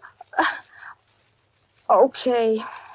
What did he say? No. Oh. He told me to get right back to the paper, and I like my job, so here I go. Well, then wait a minute. I'll go in and talk with this guy, give him the quick brush and go over with you.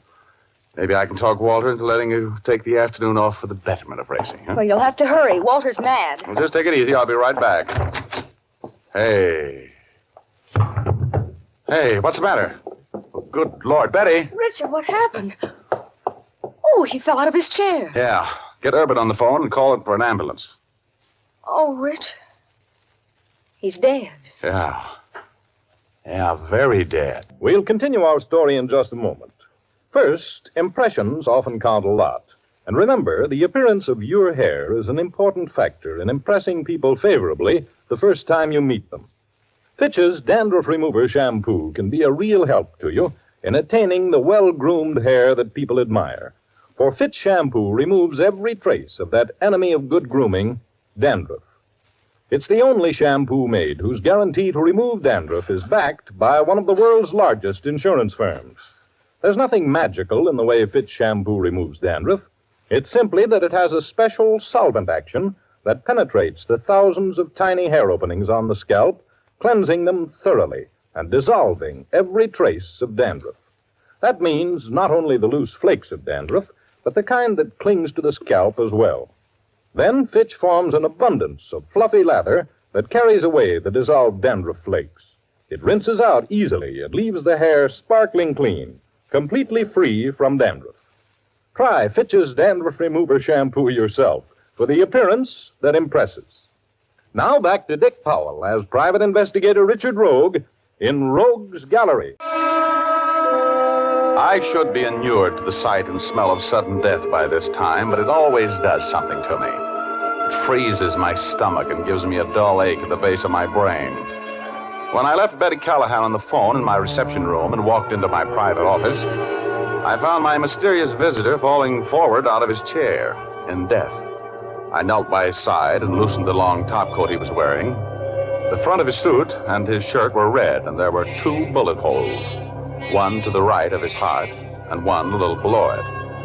I tried to blame myself for not talking to him at once, for not understanding that his staggering, shuffling gait was not caused by drinking, but by loss of blood. I looked in his billfold for identification. His name was Charles McDonald, and he was assistant manager of a Park Avenue jewelry store in New York. There was a piece of paper in his hand, I looked at it. It carried an address, 1392 Squirrel Hill. I put the paper in my pocket. Then I heard the outer office door open, and a feminine voice said, Is this Mr. Rogue's office? I jumped to my feet and ran out there, closing the door behind me. There was a girl standing by the desk talking to Betty, a dark girl. She had a figure with enough O's in it to put it in the $1 million column, and a face to match. Betty said, This is Mr. Rogue. Where's my husband? Well, I'm sure I don't know. What's his name? Charles McDonald. He's here. I saw him come in. That's very interesting. Excuse me a moment. Betty, are they on their way? Yes, both of them. Thanks. Now, Mrs. McDonald, what makes you think your husband is here? I saw him come in here. You were on the elevator with him? No. I just happened to be passing on the street. I saw Charles and spoke to him. He didn't even look at me. He walked right by. I couldn't understand it. He looked sick. I saw him come into this building. I followed him in. Oh, where have you been all this time? I missed his elevator. Why are you questioning me like this? I know he's here. I want to see him. Well, if you missed his elevator, what makes you think he's here? This is a big building, you know. I waited for his elevator to come back to the ground floor. I talked with the operator. He remembered my husband and told me that Charles had asked for your office. Where is he, Mr. Rogue? Where is he? Mrs. McDonald, would you just please have a chair? He's here all right, but he's busy. You'll have to wait. Oh, hello, Lieutenant Urban. Come in. Well, Rogue, what goes on? Where's the... Urban, I want to see you in the next office. Follow me, will you?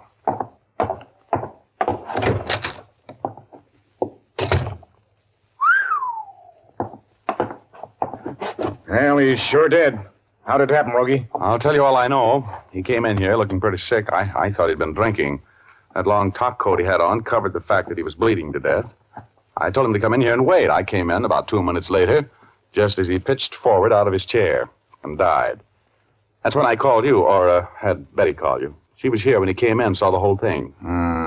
Looks like a .38 caliber job.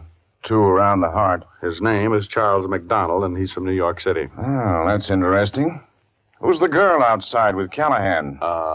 His wife. Oh, where does she fit in here? Well, she... Mrs. McDonald, you can't go in there. I want to see Mr. Rogue. Sit down. I'm going in there. No, Mrs. McDonald, no, you can't go in there. I know he's in there. I'm going in. Charles! Charles!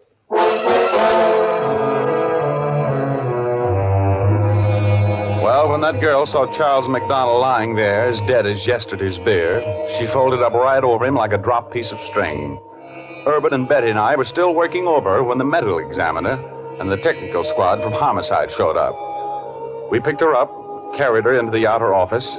As soon as she came to, Betty gave her a glass of water, which she sipped nervously when Urban started throwing questions at her like baseballs. Mrs. McDonald, I'm sorry to have to question you at this time. Will you please put that glass down and listen to me?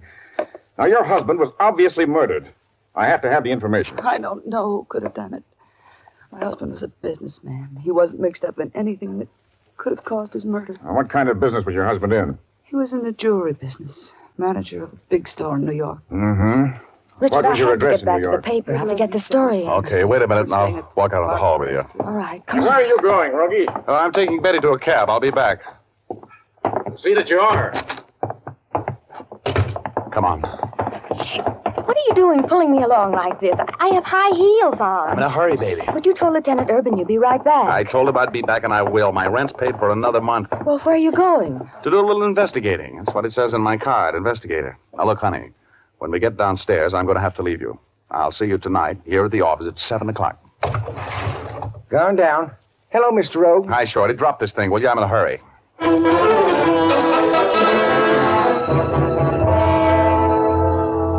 I shot out of that building like a bat out of a belfry and jumped into a cab. I slipped the cab jockey a bill that made his eyes pop open like dropped eggs and told him he could keep it if he could get me to 1392 Squirrel Hill in 5 minutes.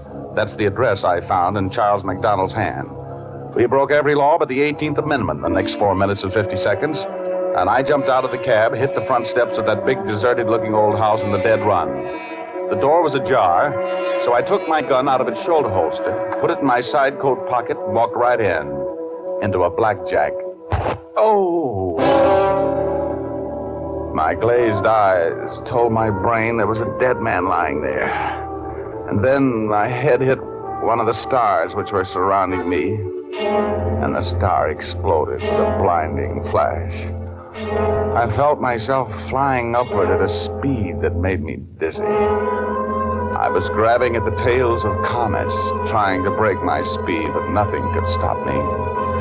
I looked down at the earth, and I seemed to be looking through the wrong end of a telescope. It was a little round ball, that's all. I couldn't get my breath. I fought for it. And then my lungs seemed to explode, and everything was peaceful. I opened my eyes, and I was on Cloud 8, my home away from home. Ugor was sitting there, dangling his little short legs over eternity, and combing his long white beard with his stubby fingers. Hello, Rogie.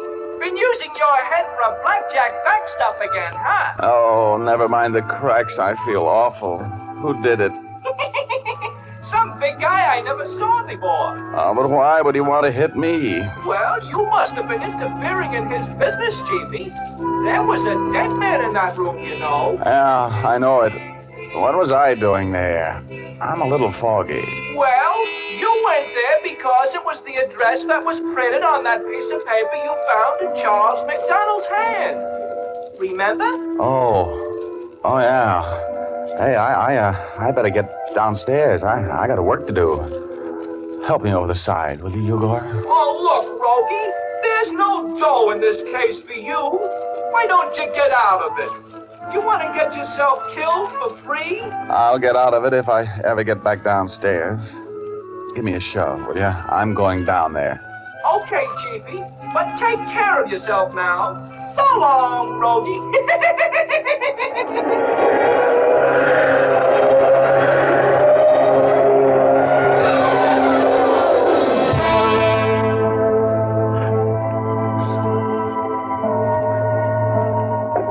I opened one eye carefully.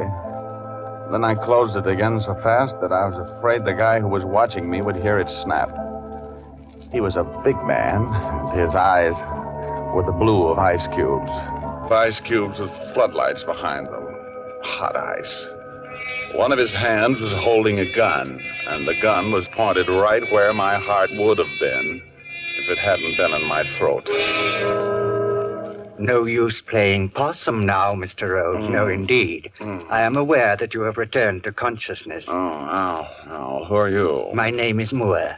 Now come, Mr. Rogue. I realize that you undoubtedly have a headache, probably a splitting headache, and I'm regretful. But we can finish our business in just a moment if you'll sit up and talk with me. Okay, I'll try. Excellent. Now, Mr. Rogue, where is it? Where is what?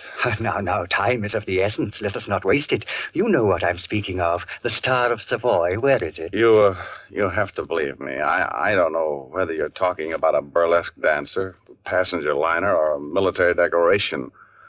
What is the Star of Savoy, and why am I supposed to know something about it? You're jesting, of course. Oh, believe me, I never jest with a head like this. Look, Missy, you got the wrong number. Do you think I killed this man here? Oh, indeed I don't. He was killed by a man named Charles MacDonald. You know Mr. MacDonald, of course. Oh, vaguely, yes. He was dead when I met him. Delightful sense of humor. I always admire a man with a sense of humor. Good. Well, then, look, I am going to get out of here. That's possible. Entirely possible. After you tell me where I may find the Star of Savoy, Mr. Rogue. I don't know. I don't know anything about it. Don't even know what it is. It's a large diamond, Mr. Rogue, one of the largest in the world, formerly owned by the Hohenzollern family, recently the property of a New York collector of famous jewels. It's a magnificent jewel, Rogue. Magnificent. Where is it? I don't know. I suppose you think I came here after it. Oh, I wouldn't know about that, Mr. Rogue. But you say you met my friend Charles MacDonald after he was dead. Very cleverly put. But when MacDonald left here, he went from here directly to your office. He was carrying the Star of Savoy in his coat. I know that to be true. I was following him. We searched him, the police and I. He didn't have the Star of Savoy or any other diamond over a carat any place on him. That's the truth. Only thing I found on him was this address. That's why I came here. That's very strange. Yes, quite baffling. Have you met a strikingly beautiful girl? Tall, black hair, brown eyes, very appealing. You You mean MacDonald's wife? Well, yes, MacDonald's wife. You've met her? Yes, she was at my office when he died. Who is this stiff here? Oh, a former partner of mine. He was attempting to double-cross me, poor fellow. You see, Rogue, he and I had a market for the Star of Savoy, a very fine market. That's why we hoped to get it from Mr. MacDonald today. MacDonald was most unreasonable, most unreasonable. Of course, I intend to continue in my efforts to acquire the Star of Savoy. This dark young lady, Mrs. MacDonald, was she alone with him at any time? Either while he was alive or after his death? Well, no. She came into my office and saw that he was dead and fainted. Oh, I see. Well, Mr. Rogue, I'm inclined to believe your story about knowing nothing about my diamond. I think I'll be running along. But just to make sure that you don't use your meager talents to pursue me, I'll have to... Oh!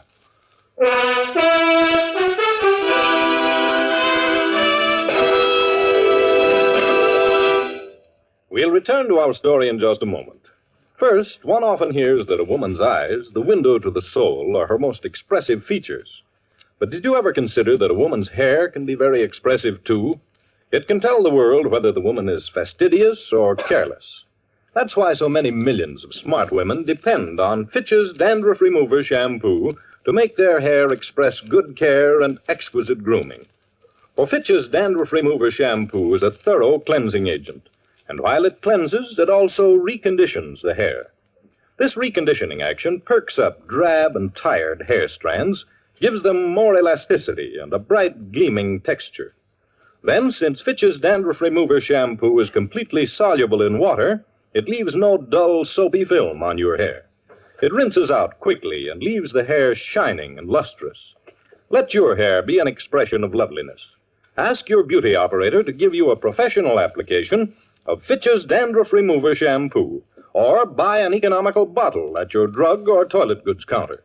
Fitch is spelled F-I-T-C-H. Now back to Dick Powell as Private Investigator Richard Rogue in Rogue's Gallery.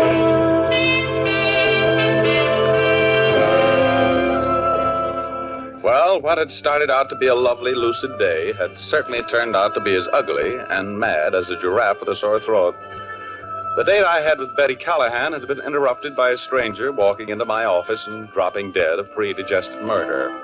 I got knocked silly and came to find a guy named Moore politely annoyed with me about a diamond I'd never seen. So annoyed with me, in fact, that he was determined to kick my teeth out. I saw that big shoe swing from my jaw, and I ducked right into it. Oh, it would have been so easy for me to pass out again. But I fought it. I couldn't. I needed the time. I vaguely heard the fading footsteps of Mr. Moore through the aura of pain which was surrounding me like a fog. And after he'd faded out, I sat there for a while. Then I got to my hands and knees and crawled until my head cleared a little. When I got to my feet, I ran out of the house, grabbed a cab for the Park Crest Hotel. I thought I'd find Moore there looking for Mrs. MacDonald. Oh, I must have looked like a hit-and-run victim as I approached the very proper clerk. He backed away, but I reached across the counter and grabbed him. Let go of me. I want some information. I want it fast. What room is Mrs. Charles MacDonald of New York City in? Mrs. MacDonald? Stop stalling. What's her room number? We have a Mr. MacDonald, but there is no Mrs. MacDonald. His wife is in New York. How do you know that? I sent a wire to her for him last night. There's no Mrs. MacDonald out here. And now let me go before I call the house officer. I remembered then. Mr. Moore had hesitated when I pegged that tall, dark girl as Mrs. MacDonald. That girl was an imposter. My head was still doing the Virginia reel with variations on the turns, but I couldn't slow up now. In spite of the racket inside my skull, I was thinking straight and clearly. I ran to my office. It was only a block. And I got that glass that Mrs. MacDonald had been twirling in her fingers as Urban questioned her. I took it down to police headquarters and asked the sergeant of the Fingerprint Bureau to dust it for prints and telephoto the prints to the FBI in Washington. I told him he could find me in my office. I went back to my office and sank into my swivel chair and let sleep take over.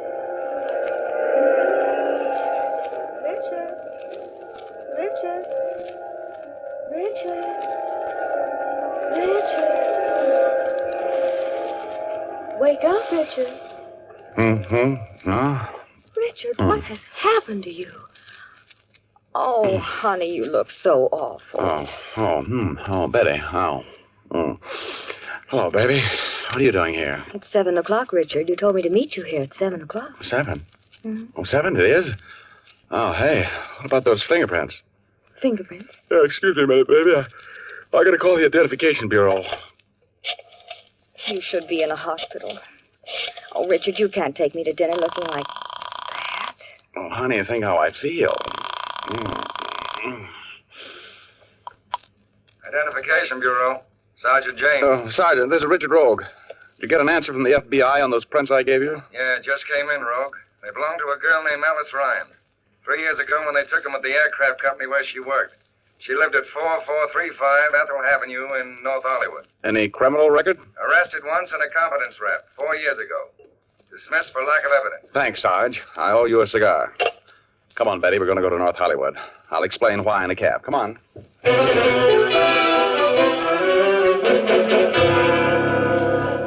No, Alice does not live here anymore. She moved into Los Angeles about 7 months ago when she quit her job at the airplane factory. Did she leave a forwarding address? Oh, yes, I'll get it for you. Just a minute. You think she has the diamond, don't you, Richard? Sure. She lifted it off MacDonald's body when she fainted over him. Oh, how awful. Here it is. It is a long drive from here in Los Angeles. Thanks. Alice Ryan? No, she doesn't live here anymore. She came into money or something. She lives in Hollywood now. Do you know her address there? A big guy around here after an hour ago. It's North Serrano. No, wait a minute. I'll get it for you. A big man. That's the man who... Yeah, that's the man. He has an hour's head start. Here it is. I wrote it down for you. Oh, thank you, sir. Okay, now, Betty. Ring the bell and then stand back. Clear back against the wall and stay away from the windows. All right, Richard. You take care of yourself now. I always do. Stand where you are, and I'll go knock on the door. All right.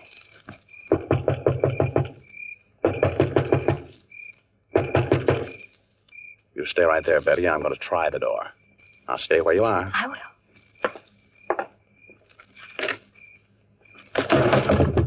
Come in. Come in, Mr. Rogue, and don't attempt to be clever because you present a beautiful target there in the doorway. Where's Alice Ryan? She's here. Drop your gun, please, Mr. Rogue. I can see you, you know. I have a bit of advantage. Drop your gun, Mr. Rogue. Close the door, Mr. Rogue. Now that I've turned the light on, you can see that you have found Alice Ryan. Oh, brother. Yes, I'm sorry. I was forced to eliminate her, Mr. Rogue. She was most unreasonable about giving me the Star of Savoy. She chose to pit her ordinary brain against my genius in this race to see who would be the possessor of the stone after Charles MacDonald was eliminated. And now, Mr. Rogue, you find yourself in much the same position. Yeah, I guess I'm not very smart. You have the diamond? Indeed, I have. And I think perhaps you deserve a glimpse of it. There. Is that not the most inspiring sight you ever seen, Mr. Rogue? Look at it. Glistening there. 100 people have died, I would imagine, Mr. Rogue, in the history of this stone. Yes, at least 100. I have spent the last 10 years scheming, contriving, bribing, stealing to get this lovely thing. And now, Mr. Rogue, it's mine. Yeah, you got it. What are you going to do with it? Just sit there and look at it? I can get $1 million for it, $1 million in cold cash and no questions asked. $1 million. I'm not at all sure that that is enough, Mr. Rogue. And now, I'm afraid I'm going to be forced, regretfully, to remove you. There was cold murder in the ice-blue eyes that were looking into mine. Moore was enjoying every breath of my last few minutes on Earth. He was waiting for me to break. And all the time, he was talking in that cultured iceberg voice. Then I saw Betty. She was hugging the wall in the next room, creeping silently toward the killer. I wanted to shout at her, to tell her to go away. And then... Richard! Richard, are you all right? Yeah, I knocked his gun up in the air when you scared him silly. Oh, Betty, bless your little pointed head, but why did you do it? Oh, Richard. Betty, well, of all the times to faint, isn't that just like a woman? Well, the police took it from there, and the story was pretty plain. Moore was the head of a gang of international jewel thieves, consisting of the man I found dead on Squirrel Hill, Alice with the dark black hair, and himself. They had offered Charles McDonald a fortune to steal the Star of Savoy from the Park Avenue establishment where he was employed and where it was on exhibition. They planned to kill him when he delivered the stone. But the trio triple-crossed themselves, and finally only Moore remained alive, which was a temporary thing, because Moore soon paid the final score for the murders he committed. And, I got a $5,000 reward for breaking the case. $5,000 for just getting batted around a little. That isn't bad, is it, huh? I split the reward with Betty Callahan, who certainly saved my life. And she went right out and spent her half on a fur cape. You know, women should never have money. They don't know how to handle it. Of course, the first time she wore the cape, she looked so lovely that I took her to the races and lost my half on a horse named Investigator. Oh, well, money isn't as important as true love, but there's a lot more of it. You know what I mean?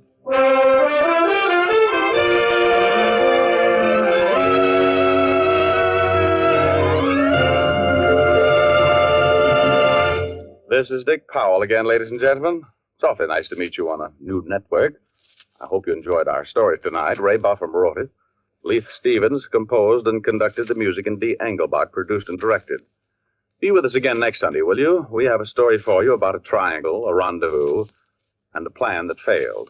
We call it Lady with a Gun. Thanks for listening, and now here's Jim Doyle. Listen again next week at this same time to hear Dick Powell as Private Investigator Richard Rogue in Rogue's Gallery. After and between Fitch shampoos, you can keep your hair shining and manageable by using a few drops of Fitch's Ideal Hair Tonic every day. Fitch's Ideal Hair Tonic is not sticky or greasy, yet it gives your hair that well-groomed look.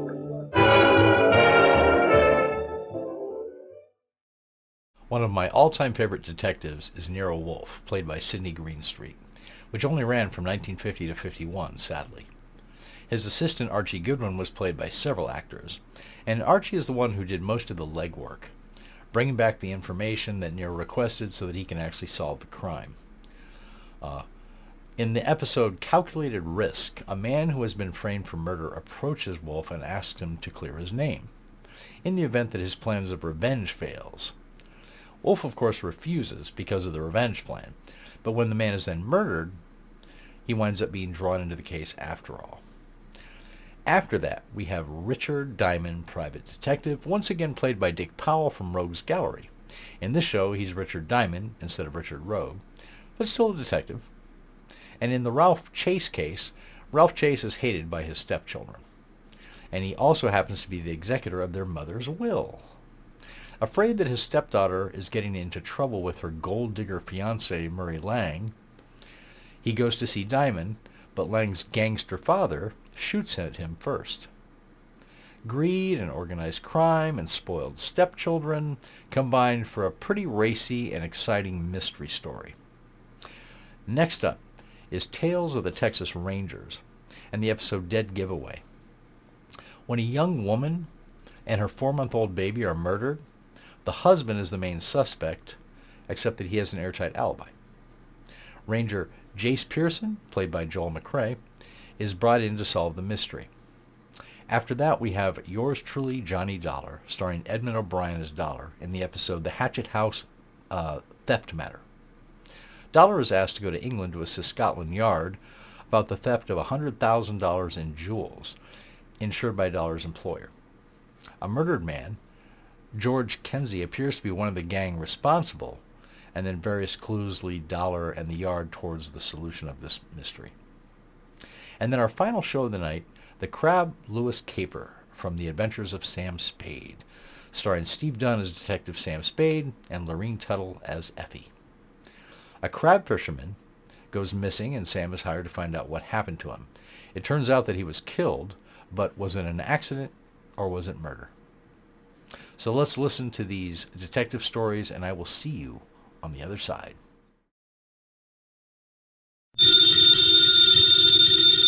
Ladies and gentlemen, the ringing of that phone bell means mystery, adventure.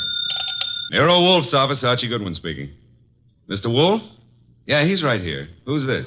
Archie, hang up. Don't ask questions. You have a what? Archie, it's past your bedtime. Well, I'm afraid, Mr. Wolfe, it's past his bedtime. Your bedtime. It's a client, boss. That's what I was afraid of. Foolish. Hello? Hello? Well, why do you look so bewildered? He's coming right over. He says he's got a date. With murder.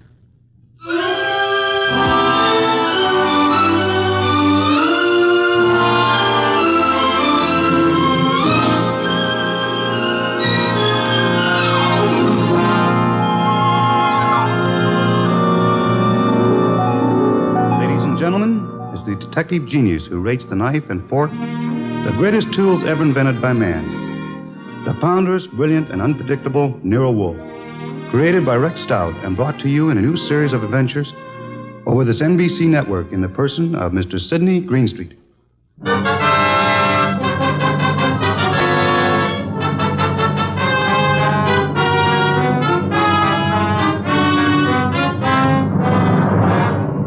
Tonight's story, The Case of the Calculated Risk, was as strange and baffling as any Nero Wolfe had to deal with. It started late one night when a big-shouldered man sporting a reddish beard and billing himself as Dave Caffrey pushed his way in, walked up to Nero Wolfe's desk, and rocked him with this opener. Tomorrow morning, Mr. Wolfe, I'm going to kill a man. I beg your pardon, sir? I'm going to kill a man with these two hands. I've been told strange things across this desk, Mr. Caffrey. This is the first time a murderer has confided his intention to me in advance. This man you speak of. I'm not telling you his name. I'm not telling you where I'm going to meet him. This session tomorrow is going to be private and personal.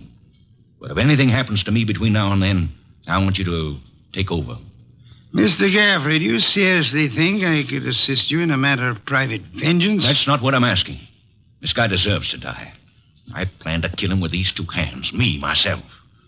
But if I slip up, if he gets me first, I want you to see that justice is done. But I assure you, sir... I told you this guy deserves to die. Let me tell you why. Years ago down south, there were three men in business together, partners. Me and two others. Your notebook, Archie, if Mr. Caffrey doesn't mind. You're wasting your time, Wolfe. The names I'll use will be phony. I won't give you anything you can check back on. We'll take our chance, sir. Please proceed. It happened in a town about 40 miles from the place where we had our business. We'd gone there to collect some money, the three of us.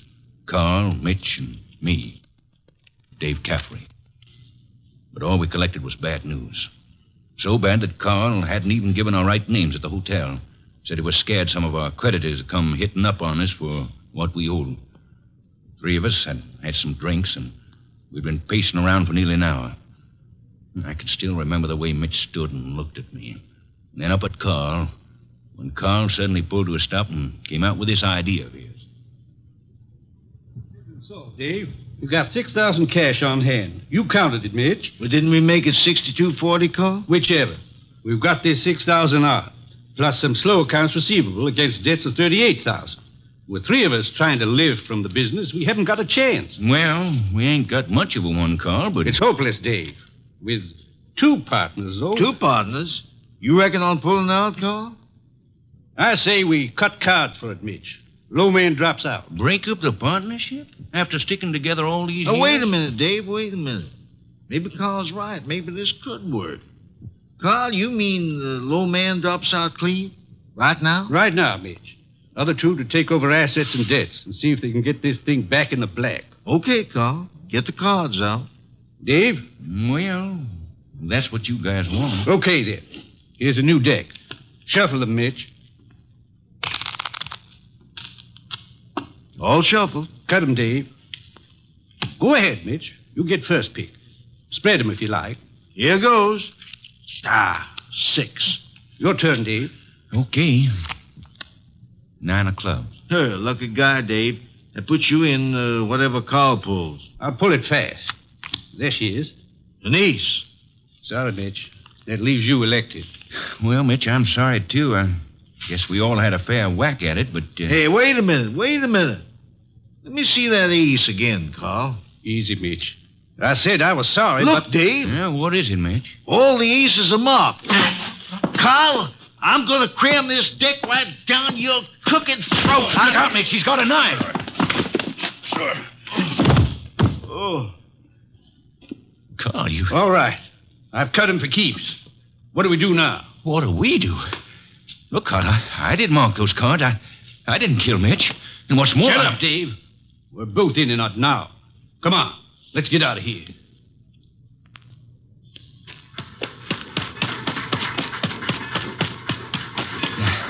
Now what, Carl? Look, Dave, this is where we split up. Two men together, easy to trace. You head one way, I go the other. Yeah, but the dough, I got no money. Here, I'll split up the 6,000. This is your half. Here, stick the envelope in your pocket. Now, grab that freight. Get set. I'll catch the next one going the other way. Get going, Dave!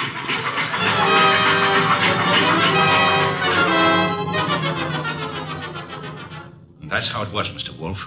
It all happened so fast that I... This man you call Carl, he would seem to be one of the world's choice creatures, Mr. Gaffrey. When I thought to look in that envelope he gave me, I found $40 and a few folds of wrapping paper in it. I was mad enough to... Well, I got off the freight and intended to go back, but... Then I picked up a paper. And read all about the murder of your friend Mitch with the statement that Carl had accused you of the crime. And that the police believed him in view of your escape. That's it. Classical, but not at all original. Well, I was young then and stupid. And I'd had those drinks to start with. And you spent the intervening years hunting down the man Carl, am I correct? Yeah. I tramped the country from east to west, from north to south. Tramped it for years, searching for him. And yesterday I located him. He's a big wheel these days up on that 37th floor of his. But tomorrow when I get... Yes, Mr. Gaffrey, the 37th floor of... Never mind what building. Now, wait a minute, Caffrey. If you expect Mr. Wolfe to help you... I don't want him to help me. I'll help myself. But if I slip up, I know Wolfe's reputation well enough to know that he'll never rest till this rotten, chiseling murderer is sitting in the chair. That's why I've come here. Just to provide a backstop in case my dear friend of long ago manages to get the best of me. How will we know? You see this envelope? Read what it says. Nero Wolfe, 601 West 35th Street, New York. Delivered to him in case of my death. That's right. And this envelope is $500. Nearly all I've got in the world. Along with it, the full details on that knifing. Real names, dates. The proof you'll need in case I don't finish it up. Go on. Tonight, Mr. Wolfe, I'm going to give this envelope to the manager of the hotel where I'm stopping. I'm calling on, well, Carl. Tomorrow at noon, right after his secretary goes to lunch.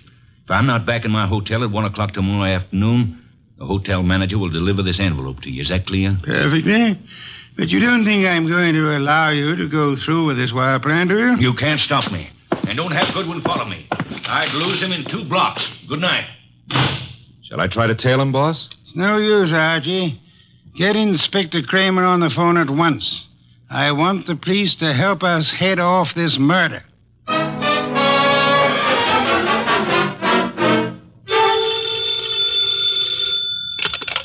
Nero Wolfe speaking. It's Archie. I'm calling from the morgue. And? They found Caffrey's body in a subway washroom, mugged and stabbed. Wallet gone, pockets cleaned out, no envelope. Just 2 hours ago he was here. No envelope, eh? Gone. Witnesses? None so far. Homicide's calling it straight mugging and robbery. As it well might look, except for a guy named Carl. How much do I tell Kramer? all of it. Ask the inspector to start queries throughout the South on the original killing. The original killing? Look. It's our best chance of getting a description of the man called Carr. The original killing and the partnership. Starting from, say, 8 years ago and working back to the middle 20s. Tell him to concentrate on towns on railway lines. Putting out pictures of Caffrey and... Pictures and dentistry. Fingerprints to Washington. Kramer will know. And if I come across a haystack, do I keep my eye out for needles?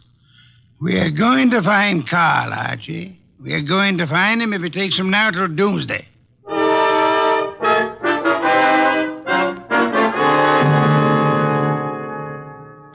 Mr. Wolfe, let's face it, we're licked. Licked, Archie? 3 days now. We found Caffrey's hotel here in New York. No traceable phone calls. Not a witness has turned up on that subway washroom party. And Kramer says he's getting nowhere with those answers from the Southland. The original story is bound to come slowly, Archie. We are asking a check on the unsolved killings of a dozen states over a 20-year period. And what now? You start trudging, Archie. Trudging? through office buildings, through 37th floors of many office buildings. You keep trudging till we find him. Oh, now, wait a minute, Mr. Wolfe. This is a big city, remember?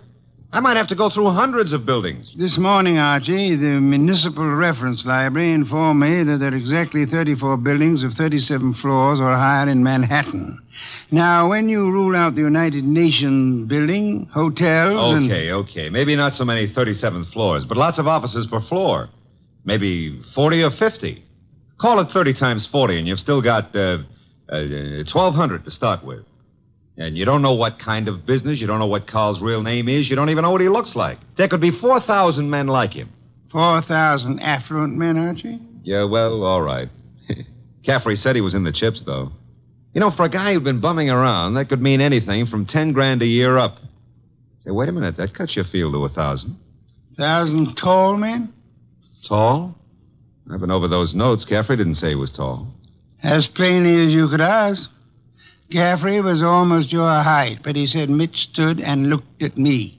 And then he looked up at Carl. Up, Archie. That makes Carl your height or taller. Yeah. Well, maybe Caffrey and Mitch were sitting down, and Carl was, Caffrey told us the three were standing at the time. Check your notes. I've studied them.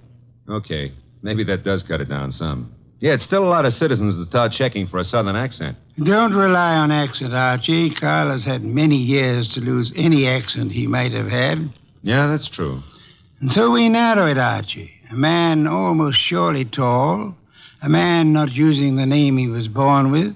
A man with an unexplained gap in his past. I ought to be able to reach right out and tap him. You go skeptical again, Archie? Well, it's still a pretty big haystack. Let's see if we can't trim it some more.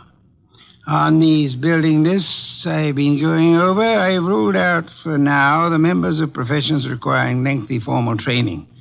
Medical men, lawyers, scientists of most kinds. Yeah, that's chopping it down. I'll admit that. I'll have further eliminations as we get into it. And I'm putting Saul Panzer on a second list this afternoon. Some of the credit references I'll handle by phone. So I start trudging, huh? You start trudging.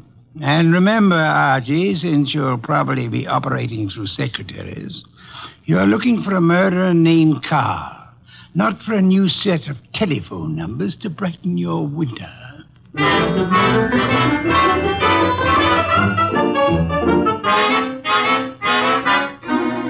Tall? Well, I don't know what you're peddling, Goodwin, but if my boss put his elevator shoes on and stood on a box, he'd still be down somewhere around my necktie. If he stood on his money, though, we'd need a helicopter to get up near his shoelaces.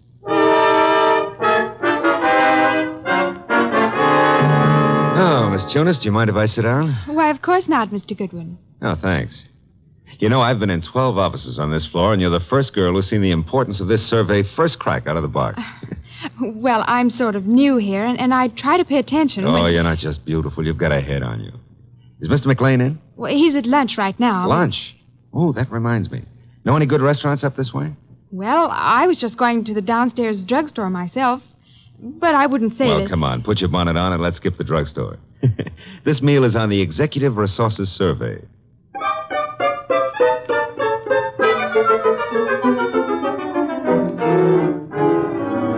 There you are, boss. The boil down. Tinsley, McLean, Fernandez, Tesreau, and Kaplan. All five of them tall, all five a little misty in the background. You and Saul have done well, Archie. Very well. But I'm crossing off Fernandez and Kaplan. Why? The Credit Bureau report clears Fernandez, and Kaplan was on a special war job. The FBI x-rayed his record twice. Leaving J.P. Tinsley, Carson McLean, and Philip Tesreau, huh?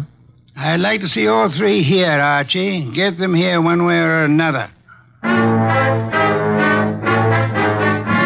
And so you do admit that Tinsley isn't your real name. Mr. Wolfe, are you a blackmailer or what? I'm a licensed private investigator, sir. Any disclosure you make will be kept in confidence, provided it doesn't touch on the case I'm engaged on. You haven't said what the case is. I don't intend to. If you prefer to explain this mysterious gap in your background at the district attorney's office... Well, I'm using the name Tinsley because I've got an undivorced first wife out on the coast. We broke up 20 years ago, but she said she'd see to it that I never married again. And she knew where I was today. Well, I don't say I'm a saint, but she's a vindictive woman. I see. May I have names, dates, and places starting 1924?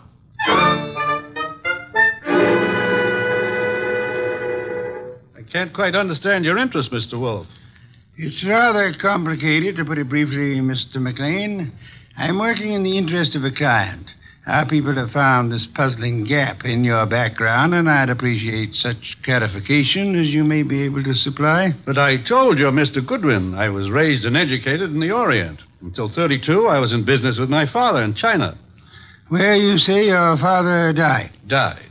With the Depression, I returned to New York, started this importing business in a small way, weathered through the early 30s, and I think my bankers can assure you of my standing today. They've done so. Carson, McLean and Company has an excellent credit rating. Thank you, Mr. Wolfe. To switch somewhat abruptly, Mr. McLean, would you happen to remember how you spent the evening of the 19th? Of this month? Of this month? Well, I could hardly... Wait. You say the 19th. Would that have been on a Tuesday? Yes, it was Tuesday. Well, that simplifies it. I'm nearly always at the office on Tuesday nights dictating the revisions in our weekly wholesalers' lists. Let me see. Yes, I was there on the 19th. Had a tray sent in. Miss Tunis and I worked till just after midnight. Miss Helen Tunis, the secretary Mr. Goodwin spoke of. She's been with me for 2 or 3 months. Miss Tunis can confirm this dictation on the night of the 19th? Of course. And Mr. Wolfe, your manner is so persuasive that I'd scarcely realize you're asking some extraordinary searching questions. May I ask why in the world you... If you'll indulge me, Mr. McLean, my prying is nearly concluded. You say you were in China until 1932.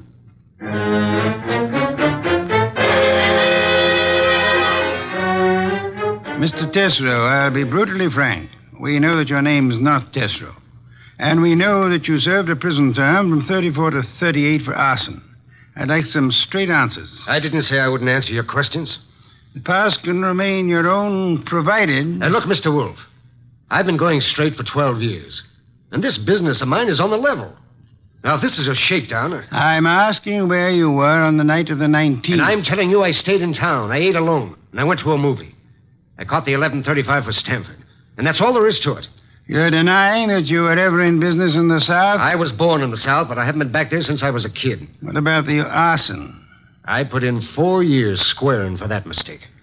Let's start again, Mr. Tesreau. You say you were in Cincinnati in 1931.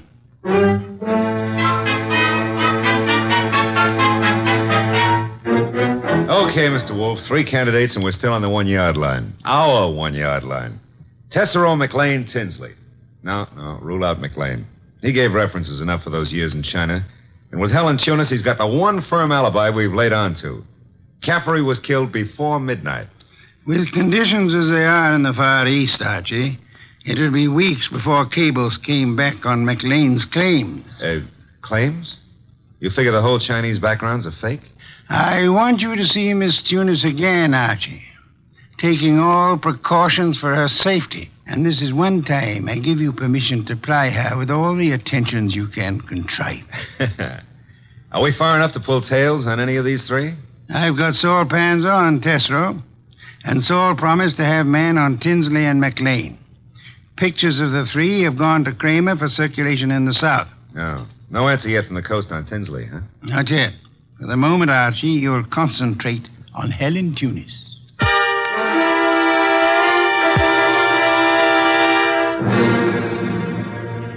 Helen, I've got to see you tonight. I'd love to, Archie. Now, look, but... Helen, I phoned you to come out in the corridor this way because I didn't want McLean to know we're talking.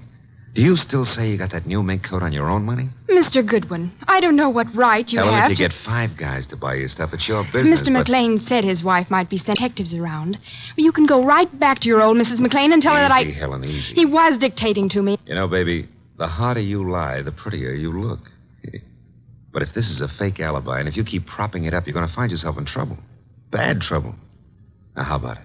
Do I see you at your apartment tonight, or would you rather come down with me to Nero Wolfe's right now? Archie, All right. I can't go with you now, and I've got a dinner date with my aunt tonight that I can't break, but I'll try to be back at my apartment by 11.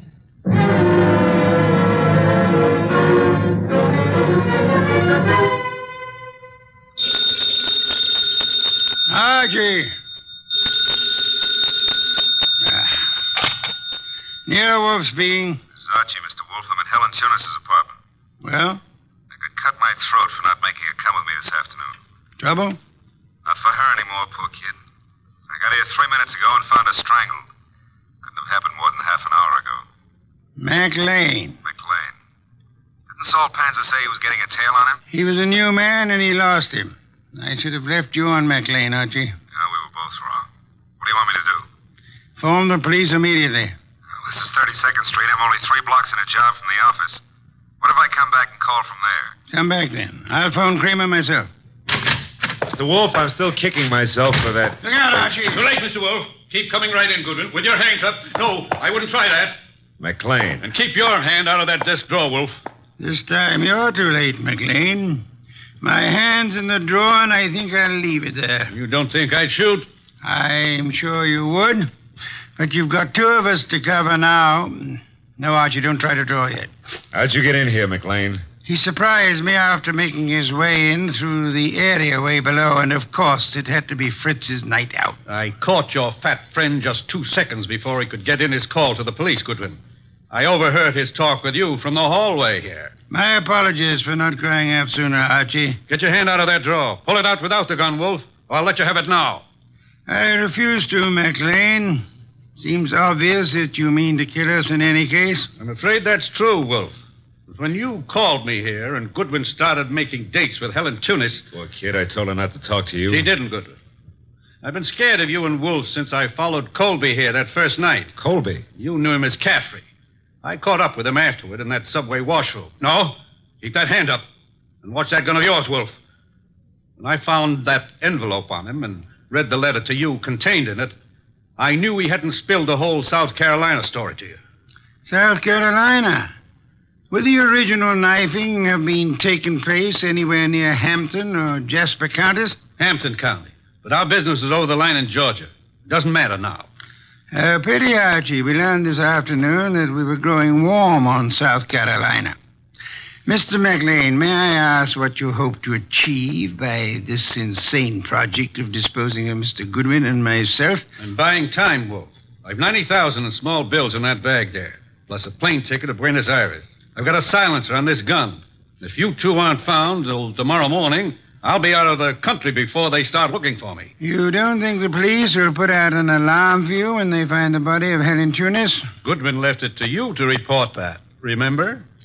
Let's remind ourselves to be prompter on reporting deaths, Archie. Starting with our own, Mr. Wolfe? Glad you can take it that way, Goodwin. You actually think you can knock the 2 of us off? I'm about to find out, Goodwin. One moment, McLean. You've never been a real gambler. You know that. With marked cards, of course. But you're not the man to face a sure loss now. A sure loss? The loss of your life. Within seconds after you try to pull that trigger. I told you I had a silencer. You think anyone will hear the shots? There'll be more shots than you count on. My hand's on a pistol now in this drawer, and Mr. Goodwin has a .38 in his shoulder holster. You can't shoot through the desk, and Goodwin won't get a chance to draw. You're an intelligent man, McLean. Vicious, but intelligent. May I describe the certainty of your immediate death if you don't throw that pistol on the desk and give yourself up? There are 2 of you, I know that, but... McLean, you must be aware that in the actual fact, exceedingly few men are killed instantly by a single shot, even from a pistol of heavy caliber. The one you hold is a .32. And it's a .45 in that drawer, McLean. I assure you, McLean, that neither of us will surrender the weapons we have. Should you start shooting, we'll both do our best to draw and keep firing till you're dead. You're stalling, Wolfe. What have I got to lose by trying for you both now? Your life? I'll correct that. The loss of some 6 or 8 weeks of your life, possibly months. Whatever the time necessary to bring you to trial and to convict you and execute you for the murders you've committed. Suppose I cancel you out and then take my chances with Goodwin. A better choice, but still a dubious one. I'm fat, exceedingly fat. And for perhaps the first time in my life, I'm thoroughly grateful for that. My bulk affects the calculation, McLean. McLean, you could pull off all 7 shots and still not hit Mr. Wolfe where it counts. If you have to start, you better start on me. You exaggerate, Archie, and I thank you for the gallantry of it. No, it's quite likely that with 2 or 3 shots, McLean might well dispose of me, but not with your first shot, McLean, and we'll not permit you many more than your first. Look, if I promise to do no more than tie you 2 up to give me my head start, will you toss in your guns? Of course not. Do I speak for us both, Archie? Check. I say let's start it now. Wolfe, if I give you half of what's in that bag, would you forget these admissions I've made and help on my defense? I've told you I refuse to bargain. I think that I shall count 5. If your weapon hasn't been tossed on the desk by then, I'll do my best to get my pistol into action. How you in the court, Archie? Start counting. Wait a minute, Mr. Wolfe. 1. If I trade half that bag for no shooting and 1 hour's start, no tying up, just your promise that... 2. All the bag for a half-hour start, 90,000. 3. Are you ready, Archie? All set, sir. Except if you're the one who walks out of this, call up every number in my little red book, huh? And tell each girl I was thinking of her just before you got the 5. Agreed. I resume 4. Okay. You win. Holy sweet Susan, it worked. Commendable choice, McLean, for us at least. You see, I'm afraid I forgot to mention one slight factor which might have operated in your favor. What's that, boss? I must confess, Archie, that my 45 is in the upstairs den where I took it to oil it last night. Holy cow, you didn't have a gun? Why, you dirty... Take it easy, McLean. I've really got one. Oh, by the way, Mr. Wolfe, signal's off on those women, huh? When my heart gets back down out of my throat, I'll call them myself. I'll trouble you for a beer first, Archie. And then, if you'll be good enough to phone Inspector Kramer, you can bid him pick up his triple murderer. The one-time cutter of cards. Fortunately for us, who's never been a real gambler.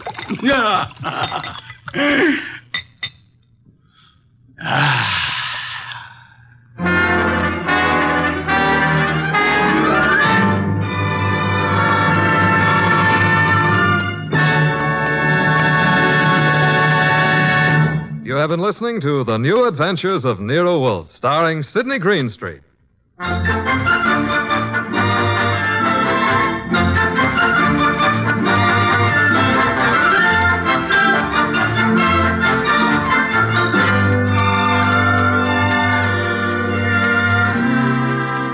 Tonight's transcribed story was based on the characters created by Rex Stout. This is an Edwin Fadiman program produced and directed by J. Donald Wilson. In the cast were Gerald Moore as Archie Goodwin and Lorraine Carter, Bill Johnstone, Howard McNear, Herb Butterfield, and Vic Rodman.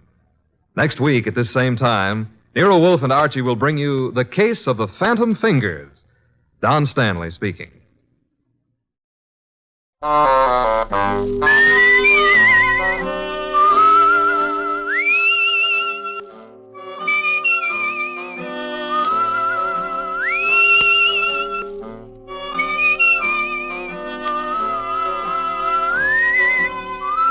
Here's Dick Powell as Richard Diamond, private detective. It's 5 o'clock in New York City, and the big neon signs light up the dark office that overlooks Broadway on the corner of 53rd Street. Behind a second-hand mahogany desk, relaxing in a swivel chair, is the leading figure of the Diamond Detective Agency, combination stockholder, office boy, and clue chaser. He is Richard Diamond, and his mind is on a lovely redhead named Helen Asher, as she sits on a couch talking about things he likes to hear. At this moment, however, another scene is taking place in the wealthy district of Long Island. A long black convertible is just pulling up to an old English mansion, and a curvaceous blonde steps from the car. She is met at the door by her brother. Well, good evening, my dear sister. You're looking simply ravishing. How would you know the difference? Oh, drop dead. You disgusting excuse for a man. Why don't you sober up for 5 minutes and take a look at yourself? I did once. Oh, by the way, our dear stepfather would like to see you in the study. Tell him to go. I already did. Now it's your turn. I don't want to. Now get out of my way, Chris. Suit yourself. But Murray Lang's in there with him. Murray? Did I start your heart going pitty-pat? Oh, shut up. You better go in and protect your money, darling. Bye, jailbird. Sod. I don't care what your plans are. They concern my daughter, and that's enough for me to put a stop to them. You're not going to put a stop to anything. You can't intimidate me, Lang. You're just a cheap, no-good gangster, and your methods are too well known to frighten me. Come in. Oh, hello, Liz. Hello, Murray. I'm glad you're here, Elizabeth. Mr. Lang and I were just discussing your future. I'm surprised you put up with it this long, Murray. Come on, let's leave my dear stepfather until he simmers down. Elizabeth, I want to talk to you. Well, I don't want to talk to you. Let's go, Murray. Listen to what he has to say. Maybe you'll get a laugh out of it. Well, what is it? I've just been talking with Lang about your intention to marry him. I have advised him that if such a thing were to take place, it would result in the most serious of consequences. Is that all? No, that is not all. When you got into your trouble with the police, my dear stepdaughter, you were paroled in my custody. If I should report to the board that you had violated the terms of your probation, you would most certainly go to prison. Why, you... What's the matter? Aren't you satisfied with the salary you collect for taking care of Mother's estate? How dare you, you little Sit down. You look bigger behind a desk. Well, just yell and scream all you want to. After Monday, you better start looking for another source of income. You know very well it's not the money. But your greasy boyfriend here would certainly like to get his hands on it. Look, I don't give a hang if you are a midget. I'm not going to stand here and listen to you. Murray. No, baby, I won't take it. I'll wring his scrawny little neck. Go on, lad, go on. It would give me the greatest of pleasure to call the police and have you locked up. I'll fix it so you won't have a head to call anyone with. Murray, leave him alone. Can't you see that's what he wants? Yes, well, Mr. Lang. Come on, Liz, let's get some fresh air. I want to say one more thing. Just remember, Father, my probation expires Monday. After that, you won't control any part of my income, so you better start getting packed. And if I report you to the probation board in the morning? I wouldn't. If you do that, you'll not only stop being my guardian, but you'll stop breathing. Get out. Get out, both of you. Come on, Murray.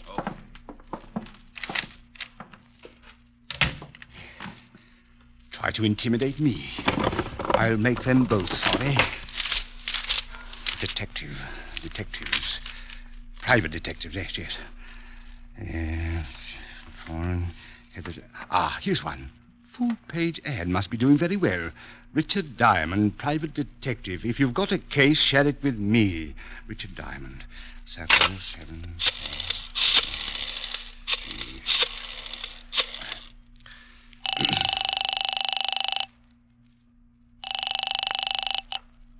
Yeah? Mr. Diamond? That's right. I want to hire you for a few days. Oh, you saw the ad.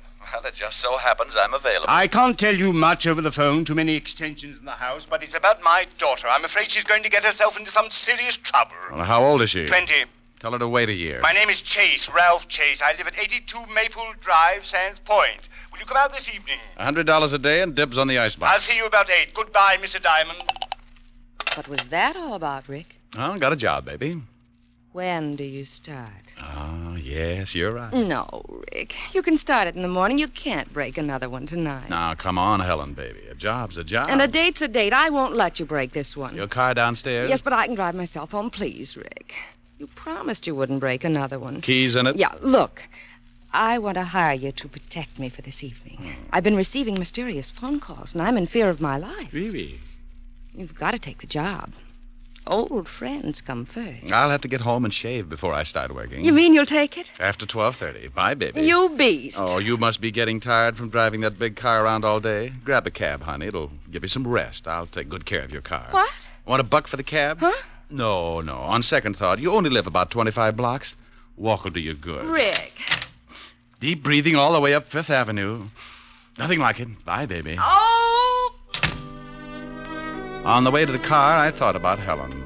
The most wonderful girl in the world. Money, looks. But she had one bad fault. She wanted to get married.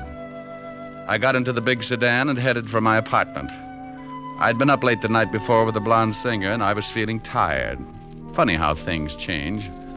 My nights in college were just as busy, but at 1 o'clock the next afternoon, I was out playing football. I faced facts pretty well, so when I got home, I took a nap. I slept until 7 and got up and dressed. I drove Helen's car out to Long Island, and at 8 o'clock sharp, I was ringing the doorbell of the Chase mansion. It was a big house, all right. If they built another one like it, Long Island would sink. Well, to someone at me chamber door. My name's Chris. Boo. Blow your booze some other direction. Your breath would wither a lung. My alcoholic exhalations are composed of the finest ingredients. You must have a weak stomach. Look, if you'll just stagger out of the way, I'd like to see Mr. Chase. Dead or alive? What? Nothing. I was just thinking out loud. Well, go right ahead. And after your talk with my stepfather, you can find me in the bar. You'll probably wind up like I am. That's a sweet thought. Where can I find your stepfather? Probably in the library, lying in my money. I left him leaning against the front door, gagging on the fresh air. I wandered down a long hallway and a big sitting room, furnished with enough antiques to make the Metropolitan Museum give up in shame. There was something about the place, a heavy quietness, like a bar of gold in a dark room. The shot had come from up ahead, and I tried a couple of doors before I found the room. Mr. Chase! Mr. Chase! In here! Mr. Chase? Yes. Come in and shut the door. I looked over at Ralph Chase crouching behind a desk. He got up slowly, all 5 feet of him. And I tagged him for a guy who would give $1,000 for every inch you could put on his legs. He looked like he could afford to be a mile high. The tall French windows were open at the back of the room, and you could still smell burning cordite. Someone tried to shoot me from the garden. Yeah, I heard the shot. You must be Diamond. That's right. Don't you think you better shut the French doors and pull the drapes before someone takes another shot? Yes, very good idea. You pull the shade diamond. Hey, you can start earning your money right now. You're a little excited, but I'll start to work. Right. Be careful, he might still be out there. Well, I doubt it. I can't see anyone out here. Oh, he just missed me. You can see where the bullet hit the wall. I jumped and hid behind the desk. Didn't you hear him on the porch? No, he must have stood in the soft grass that surrounds the garden. That's a good 10 feet from the house. You're lucky he didn't move in closer. He probably wouldn't have missed. Got any idea who it was? Of course, it was Murray Lang. Murray Lang? The gambler? Yes, do you know him? Well, I used to be on the force. Set him up 6 years ago on a larceny rap. Then you know what he's like. He was in the house this afternoon. We had an argument and he threatened me. An argument with your daughter? Yes, about my daughter. How'd you know? Well, you told me she was getting herself into trouble. She couldn't have picked a better playmate than Lang to get there with. Father, we heard a shot. Not really. Oh, let's go. He's not dead. My stepchildren, Mr. Diamond. Oh, well, lovely. I'm quite alive, so you can both stop looking so unhappy. Does it show? Come on, sis. Let's find the guy who fired that shot. I want to give him a few pointers. Where's Murray Lang, Miss Chase? Yes, he's the man you want. I'm sure he Don't tried... be absurd. Murray left 3 hours ago. What are you, a cop? Does it show? You're wearing too much cologne. Come on, Chris. Oh, she's nice. That's Elizabeth. The boy's her brother, Chris. I'd hate to draw straws. I married their mother and raised those 2 brats after she died. The courts appointed me executor of the estate. They don't like you handling their money, is that it? Yes. Since they've been old enough to ask for 50 cents to go to a movie, they've condemned me for watching their interests. You said you were worried about your stepdaughter. Tell me about it. I'll make it brief. Hate long explanations. Elizabeth got into some trouble with the police. Hit and run. She had been drinking. The man died. Liz was sentenced to a year in Folsom. But I got her off on probation. Oh, what do you want me to do? Drive around with her and spoil her aim? Monday the probation expires. She says she is then going to marry this hoodlum, Murray Lang. And you don't want that because you think he's after her money? Exactly. When she marries, the will reads that I shall, as executor, turn over half of the estate to Elizabeth. What about Christopher? He looked irresponsible when he was born. His mother left instructions that he should not receive his share until he is 35. That's another 8 years. Well, your stepdaughter's old enough to know what she's doing. I can't see how you can stop her. That's what I want you to do. And if I do, you'd be in a pretty good spot. What do you mean, Mr. Diamond? You continue as executor. I can understand you thinking something like that, but believe me, as much as I dislike my stepchildren, I wish to keep them in line for their late mother's sake. Oh. Well, Mr. Chase, I'll take a look around outside. Maybe I can come up with something that'll point out the would-be killer. If it was Lang, you can stop worrying about Elizabeth. Sing Sing doesn't boast a wedding chapel. I went out through the French doors and started looking around on the soft grass that bordered the garden. I had a fat hunch, so I stopped looking and started wandering. I was halfway through the rose bed when I spotted them. It was Elizabeth and a man. In the darkness, I couldn't make him out, but Murray Lang was my best guess. They went up a narrow path to one of those Chinese pagodas at the far end of the garden, and I stepped up close enough to give my ears a workout. It was Lang, all right. I don't care what you think. I didn't take a shot at the old man. Then who did? He's got a policeman in there now, and he's going to start trouble. Let him. I'm clean. Maybe it was that lushed-up brother of yours. Chris hates him, but he'd never try to kill him. Well, then stop hounding me. Maybe you took a shot at the old boy. Murray. Well, you got a good reason. I'm tired trying to buck the whole Chase household. I've If you love me, let's take off tonight and get married. Tell the old man to go to the devil. You can certainly wait till Monday. Yeah, but he won't. He's going to cause some kind of trouble and get you tossed into Folsom. He's not going to give up all that money just because you're through with your probation. He probably cooked up that shooting just to get the cops here. Rory, what's going to happen to us? Oh, ask your stepfather. He's been doing your thinking for you. I don't have to.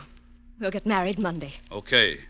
I'm staying clear of this place till then. But what if there's more trouble? I haven't got anyone to turn to. You worry about it, baby. I got a police record that makes yours look like a merit badge. I was too good a target in the moonlight, so I started back up the walk to the house. As I passed a hedge, I noticed a funny-looking plant that was shoving its way out of the foliage. I'm sorry I did that. It was the Johnny Jump-Up variety. Blackie type. The guy on the other end of the sap gave it to me right over the eyes, and I went down like a crapshooter making a pass. I rolled over and watched the moon melt and run down in my eyes. Something warm and sticky spread over my face and turned the night red. Yeah, I was bleeding again. I guess I showed signs of recovering, so he started all over. This time he used his foot in my side. Oh. A couple more kicks in the ribs and in the right place, and he could have whipped up a fast course of Nola. I felt tired, so I rolled up in an old rose bush and went to sleep.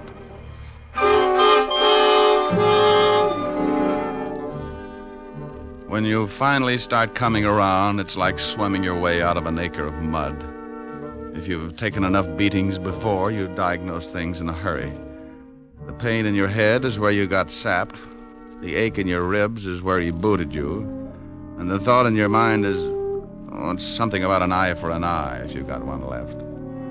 I sat up slowly and looked around. No one in sight, and my watch said 10 o'clock.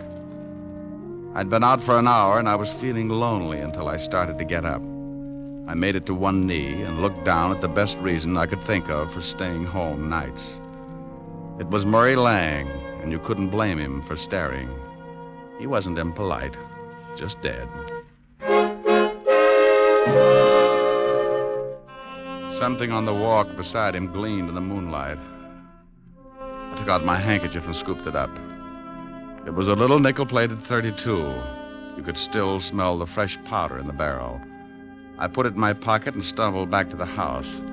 Chris opened the door. Well, you shouldn't drink so much. I never get so loaded I look like that. Well, try it sometime. It might be an improvement. Boo. I told you once before not to do that. Now tell me, where were you 10 minutes ago? I was in the bar. Who was with you? Red and green midgets. Now let go of my collar. Okay. Where's the phone? In the hall. Hey, what's going on? Who beat you up? Nobody. I always bleed like this on warm nights. Huh? Big pores.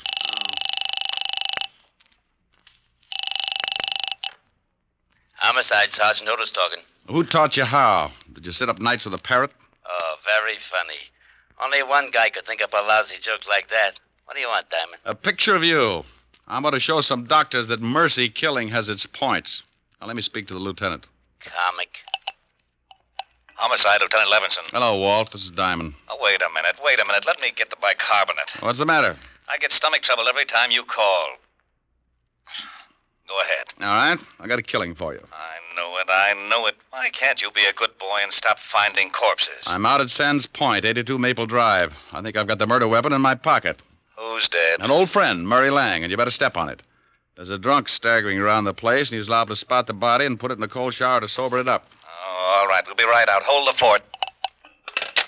So Mr. Lang's dead. You better stop sneaking up on people, Buster. And you'd better stop telling me what to do in my own house, Mr. Diamond. You sobered up pretty quick. I heard what you said about finding the murder weapon. May I see it? No. It stays in my pocket until Homicide gets here. Whose gun is it? It's a 40-pound broadsword. Now stop trying to look like a Chicago muscle man, or I'll start slapping there you. you are, Diamond. I've been looking for you. Great Scott, what happened to your face? Someone was giving away hints. Chris, did you have something to do with this? Hardly. Mr. Diamond has a decided advantage over me. He has muscles. I'll be in the bar. What's happened? Where's Elizabeth? I don't know, but her boyfriend's got troubles. He can't explain the hole in his chest. Lang? What do you mean? He's out in the garden. Someone shot him. Is he dead? And if he's not, he's trying awful hard.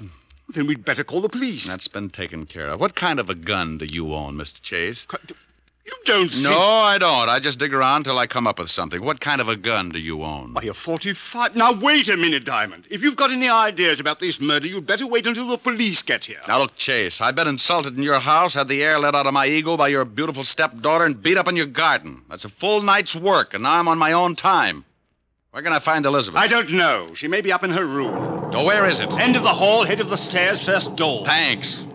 It's beginning to rain. What about Lang's body? Well, if he catches cold, call me. I went down the long hallway to the foot of a massive staircase. The only light was the one burning in the room I just left. I looked over at over my shoulder and saw Mr. Chase framed in its dim glow, watching me. In that moment, I thought who Chase reminded me of. A triangle hat, his hand in his vest, and Napoleon had a twin. I went up the stairs 2 at a time. Yes? Pardon me for barging in, but some guy in the garden just beat all the bashfulness out of me. How dare you? You get out of my room. You better put on something a little warmer, honey. That thing would start a Harry-Carry epidemic in Boston. What do you want? Yeah. What did you do after Lang left you in the garden? What? Big ears. I overheard everything you said. I see someone pushed your face around. It's an improvement. Did Murray catch you eavesdropping? Well, if he did, he won't have much time to gloat. What do you mean? If you've done anything to Murray... Aren't you getting ready for bed a little early? I don't know what you want. I don't have to answer any of your ridiculous questions. Now, if you don't turn around and get out of here... What's the matter, baby? The drawer empty? Lose something? No. Maybe this is it. Where did you get that gun? It was lying in the garden beside your boyfriend's body. Beside it? That's it, lover. Now sit down and relax. Is Murray dead? Like Jimmy Fiddler's gossip column. Didn't you hear anything after Murray left you? Oh, no. I was crying. I ran back to the house and came up here. Is there another way back to the house besides the path that Murray took? It's one that leads to those outside doors. I came right to my room. Please leave me alone. This is your gun, isn't it? Yes, but I didn't do it. I didn't. Murray and I were going to be married Monday. Ballistics will probably show it's the one that did the job. You better tell me everything you know. I don't know anything. I didn't shoot Murray. Someone stole my gun from the drawer. Oh, please find out who did it. If they hold me, I'll go to prison anyway. Please, Mr. Diamond, please. It's going to be tough if this is the gun. I'm pretty sure it is.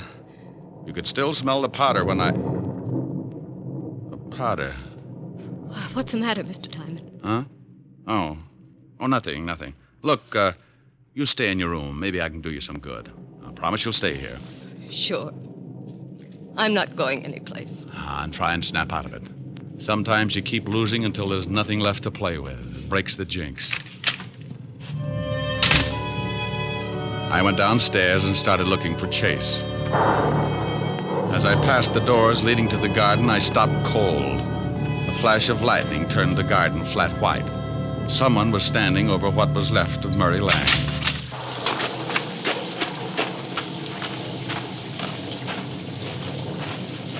Well, like the view? Oh, Diamond. I was just looking at the body. I talked with your daughter. She says the gun that killed Lang was hers. What? Claims they had an argument, but won't admit she shot him. Oh, no, I can't believe it. Certainly she had no reason, unless... Unless what? Well, unless she found out Lang was just after her money. Well, that's possible. Anyway, if she did do it, I still can't figure who worked me over. Maybe it was Lang. You told me yourself he didn't like you. Maybe it was Elizabeth. Oh, no. It would have to be somebody very strong. She might have kicked you, but never could she have hit you hard enough to crack your head open like that.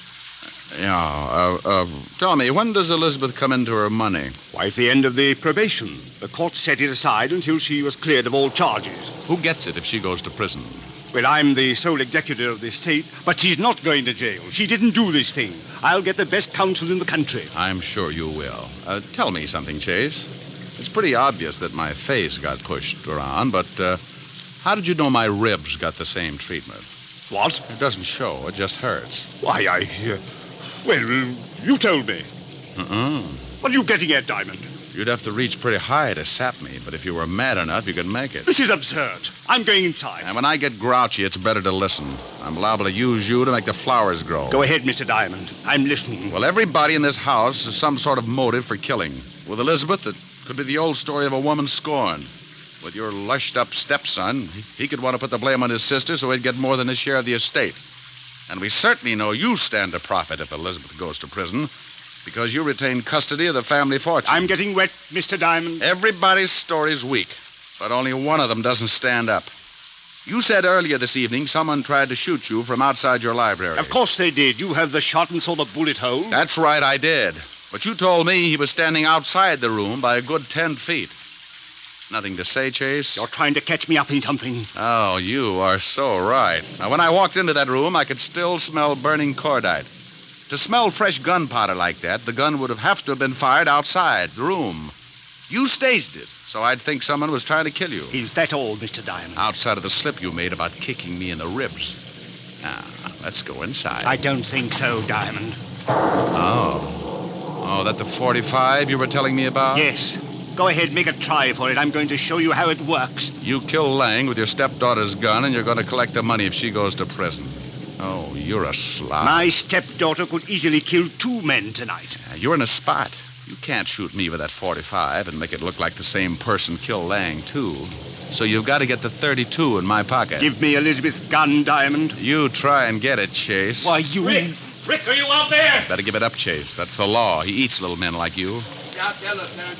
Drum said he saw him go out. Rick! Stay right there, Diamond. Another killing won't matter if you try and stop me. For Pete's sake, if you're out there, Rick, answer me. I'm getting soaked. Just keep your mouth closed, Diamond. I'm getting out of here. You'll never make it, Chase. They'll pick you up inside of an hour. Not if you're too dead to tell them. Yes, that's it. If I kill you, I'll eat at least have... You should watch your step, Chase.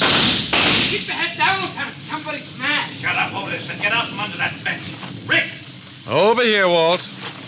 What's going on, Rick? Who's doing all the shooting? Oh, we took turns. He was just going to kill me when he tripped over the body of his first victim. I used this 32 in my pocket, shot him twice. He's dead, Lieutenant. Give me my baking soda, Otis. Yeah, Lieutenant. Don't look so unhappy, Rick. He was going to kill you. Oh, I'm not unhappy. I'm just sore that I didn't have time to take the gun out of my pocket. I ruined a darn good coat.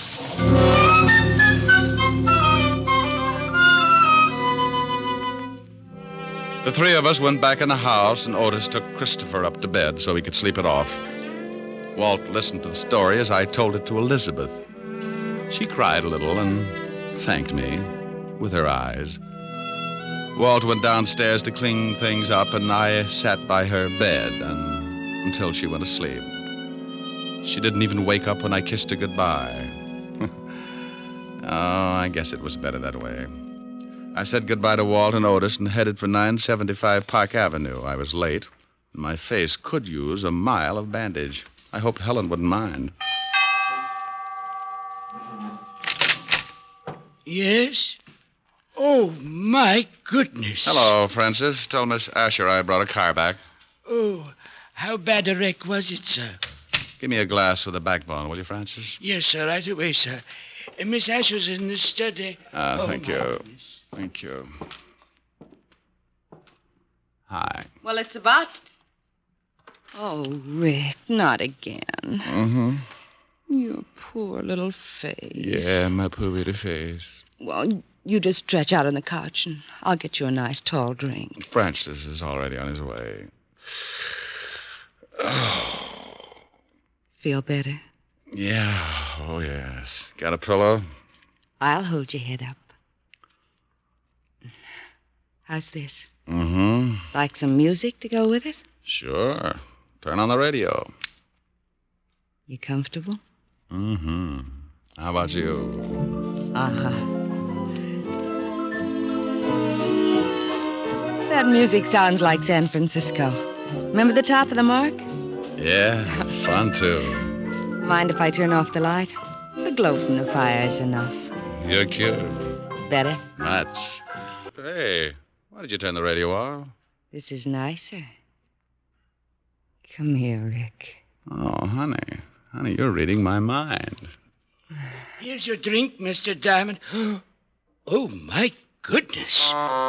You have just heard the 4th of a new series, Richard Diamond, Private Detective, starring Dick Powell. Helen was played by Virginia Gregg, Lieutenant Levinson by Ed Begley. Also in our cast were Wilms Herbert, Betty Moran, Jay Novello, Jack Edwards, and Tal Avery. Music was under the direction of David Baskerville. Richard Diamond is written by Blake Edwards and directed by William P. Rousseau. The National Broadcasting Company presents Joel McCrea in Tales of the Texas Rangers. Tonight, transcribed from Hollywood, another authentic reenactment of a case from the files of the Texas Rangers.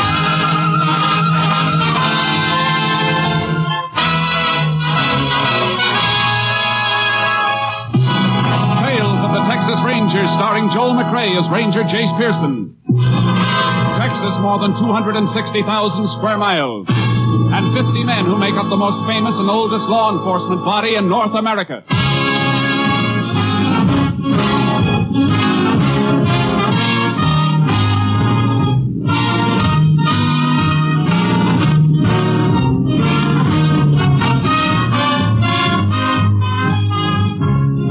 From the files of the Texas Rangers come these stories based on fact. Only names, dates, and places are fictitious for obvious reasons. The events themselves are a matter of record.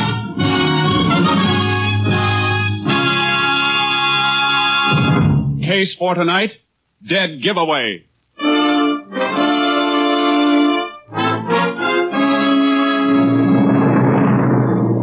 It is 1:30 a.m., December 4th, 1945. A single light glows in the living room of a farmhouse 4 miles from the town of Ashton in West Texas. Inside the house, a frantic young woman tries to place a telephone call. Operator. Operator. Oh, please. Operator.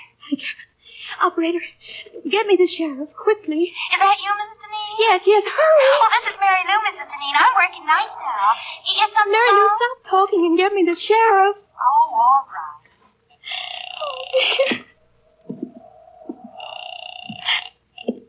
Sheriff Ross speaking. Sheriff, this is Mrs. Deneen. You've got to come out to my house right away. Right away. Now, take it easy, Mrs. Deneen. What seems to be wrong? Somebody's prowling around outside, trying to get into the house. Isn't your husband there? No, he went to Abilene on business. Something woke me up, and I thought at first it was the bake. And then I heard a noise outside.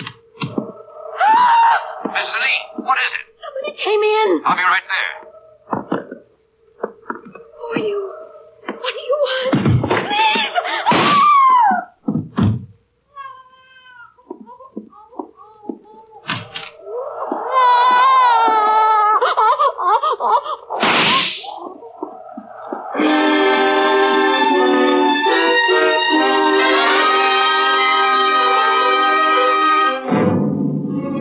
It took Sheriff Ross less than 15 minutes to get to the Deneen farm.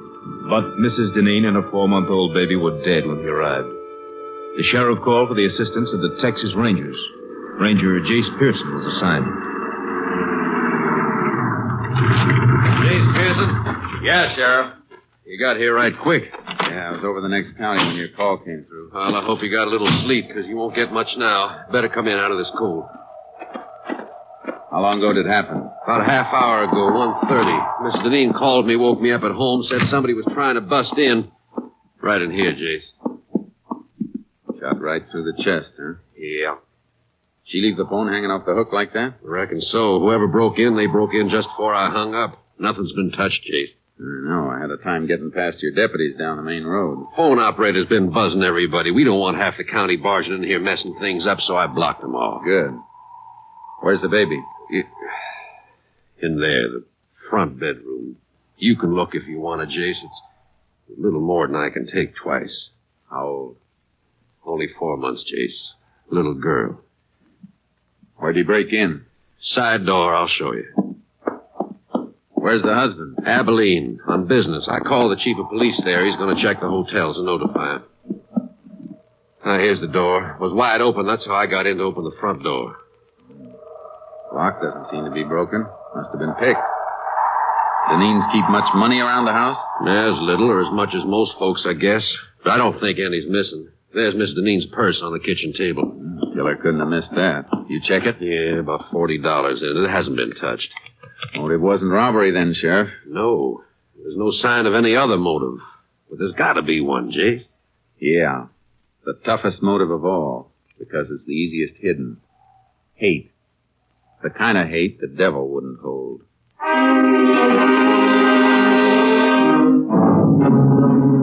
through the rest of the house, but we didn't find anything that would help us until we got outside. It's cold tonight, Jace. Ground's frozen hard. Yeah. If we find a trace, it won't be much. Keep your flash close to the ground. All right. Why are you working back of the house here, away from the driveway? Because I think the killer came in from this direction, probably on foot. Why? Why, you said Mrs. Deneen told you she woke up when she heard somebody prowling around outside. Yeah? A horse or a car coming up the gravel road around front would have made even more noise. Woke her up sooner.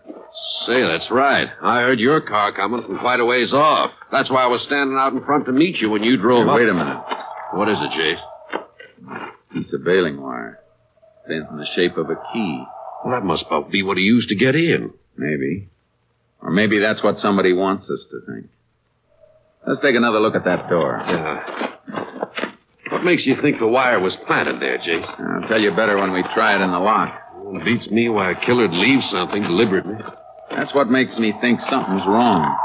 This wouldn't have been dropped so close to the house. And grab the door and hold it up high. I don't want to mess up any prints around the lock. You got it.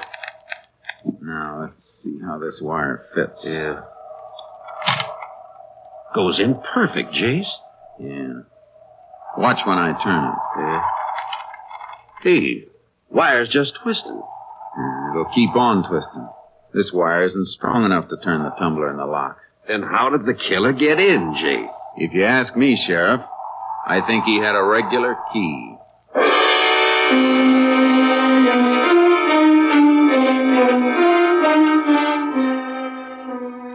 I put in a call for a fingerprint crew, and the sheriff called to have the bodies picked up for autopsy. Then we went outside and started trailing again. We found a few directional traces, but they petered out in the darkness. Can't see anything at night on this ground, Jace. Try cutting back and forth a little further. Yeah, all right. Man we're following was weaving, trying to throw us off. It just makes it tougher to track. He's got to be headed for someplace, some definite direction. We might as well establish which direction. Yeah. Guess there's nothing much we can do except this, until we have some daylight. Save us an hour in the morning. Then we can track on horses without wasting time finding out which way to go.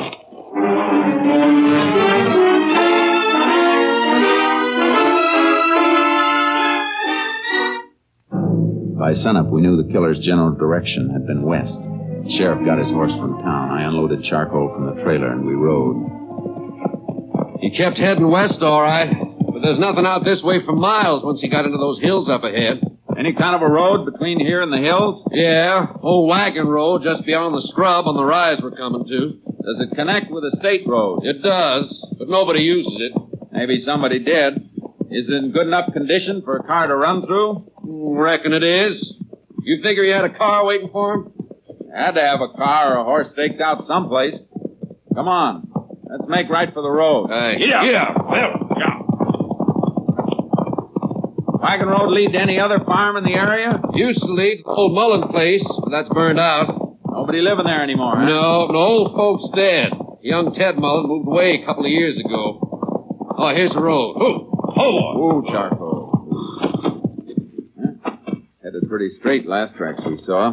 Must have reached the road right near here. Yeah, we'll find some mark if he crossed it and kept going. He didn't keep going. Look. Tire track. Had a car staked out all right. Turned the car around here to head back for the highway. Could have been somebody else waiting in the car for him. Maybe, but I don't think so. Look at the heel marks. Walked around to the driver's side of the car to get in. Yeah. And there's something else here, too. Dropped this cigarette butt and stepped on it. Yeah. Sure didn't smoke much of it. Didn't even burn down to the brand mark. Well, at least we know what brand he smokes. About all we do know, Jace. Won't be anything to follow at the main road. He sure won't leave a trail there. No. Mount up. Let's get back to the house.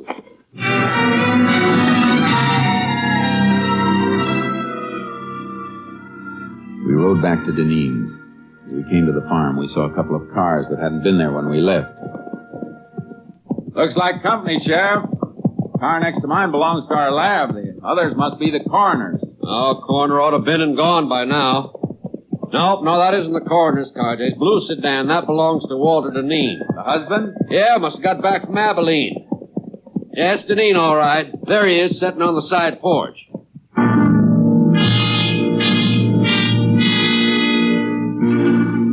Walter Deneen sat with his face buried in his hands until we dismounted and walked up to him. The lab crew was in the house looking for latent prints. Howdy, Walter. Oh, howdy, sir. Walter, I can't tell you how... Don't say anything, please. Ask me anything you like, but I don't want anybody else telling me how sorry they are. Better let me talk to him, Sheriff. Sure, Jace. Mr. Deneen, it'd help us a lot to know one thing. You or your family have any enemies? Enemies? Could there be an enemy as bad as this? We know the house wasn't robbed. Have you ever had any trouble with anybody, no matter how small it seemed? Now's the time to remember. If there was anybody, I wouldn't tell you. I'd take care of it myself. That's no way to be, Walter. Don't go telling me how to act, Sheriff. You didn't come home to your house 10 minutes ago. You didn't find your wife and kids the way I found mine. Mr. Deneen, why don't you try to get a little rest? We'll talk to you later. Yeah, okay. Anything I can do, Walter, just holler. Yeah. You been able to think of anybody who might have had it in for him? Not a soul, Jace. Unless it was Ted Mullen. The one you told me about? Family that was burned out? Yeah. But, Jace, that was 5 years ago. But sometimes hate doesn't die with age. What happened? Old folks just got to brooding and died off after their house burned. Young Ted blamed Walter. Why? Windmill at the Mullen place was busted. They tried to borrow from Walter to get it fixed, but he turned them down. Ted said if the mill had been working, it would have pumped enough water for him to put the fire on. Young Mullen the kind to hold a grudge? Oh, after 5 years, Jace. And he moved out a long time ago. Where? Who knows? Come on. I'll call my headquarters by radio. Maybe they can get a line on Mullen. All right. If they find out where he is, it won't do any harm to check on where he was last night. It won't hurt any. But I can't believe that a man after... Hey, hold it, Sheriff. Well, that's only Walter's car, Jace. What are you looking at? The design of the tire tread. Look at him. Oh, that may be. It's the same design we saw on the dirt road where the killer picked up a car to make his getaway. But, Jace, that was hard ground. Could barely see the tread. And tires like that are standard on lots of cars. Yeah, I know. Just the same. I want to look this car over. Left his ignition keys in. You going to start it? No. Just want to take a look at the dash. He said he got back from Abilene 10 minutes ago, didn't he? That's what he said. Take a look at that temperature gauge. Let me see. Register's cold. Yeah. Only it should be pretty warm if he finished the drive of a couple of 100 miles just 10 minutes ago. Could have dropped back, Jace. Not in 10 minutes, Sheriff. It's a cold morning, but not that cold. Well, I want to talk to Deneen again. You see something else? I sure do. Look at this on the frame of the door. Service station lubrication sticker. Yeah. Dated December 2nd, day before yesterday. 18,412 miles. The mileage on the dash shows he's driven less than 200 miles since then. He couldn't have been in Abilene. Well, wait a minute, Jace. I admit that looks funny, but the man we were chasing, he ground out a cigarette, remember? Well, what about it? I've known Walter since he was a boy, Jace. He don't smoke. Sheriff! Oh, Mary Lou Simmons, phone operator. Who let you in, Mary Lou? I told the deputy I put Mrs. Deneen's call through to you last night. He thought you might want to talk to me. Ain't it just awful? You talk to her. I was still on the line after you hung up, Sheriff. I heard it all, the shots and everything. You hear any voice beside Mrs. Deneen? No, I just heard her say, "Who are you? What do you want?" And then the shots. That was all. You sure she said, "Who are you"? Oh, cross my heart. I heard it as plain. Guess you don't want to talk to Walter now, do you, Jace? No, I guess not.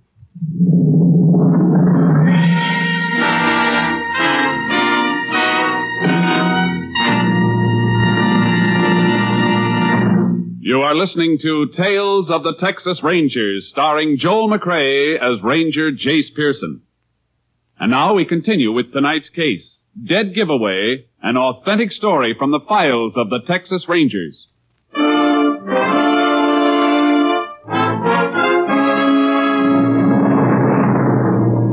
I didn't want to question Walter Deneen until I'd had a chance to check on his movements. The sheriff and I drove into town and called the Abilene police. The answer didn't fit. Don't think there's any doubt about who he was, Ranger. Okay, thanks. Thanks very much.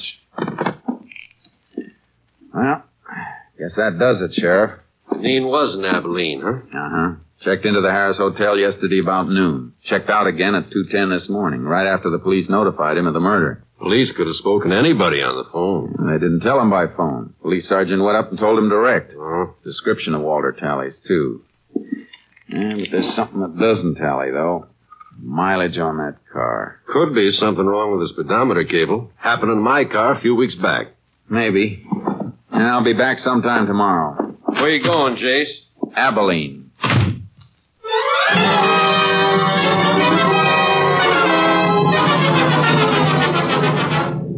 As soon as I hit the highway, I put in a shortwave call to headquarters, station KTXA. Unit 10 to KTXA. KTXA. Go ahead, Unit 10. This unit en route to Abilene. Request Abilene police secure names of all contacts made by subject Walter Deneen, registered Harris Hotel there yesterday. Will do, Unit 10. Unit 10 sent piece of wire back to lab for examination. Any report yet? Not yet. Wire and fingerprints both under study. We'll keep you informed. 10-4, Unit 10, clear. KTXA, Austin.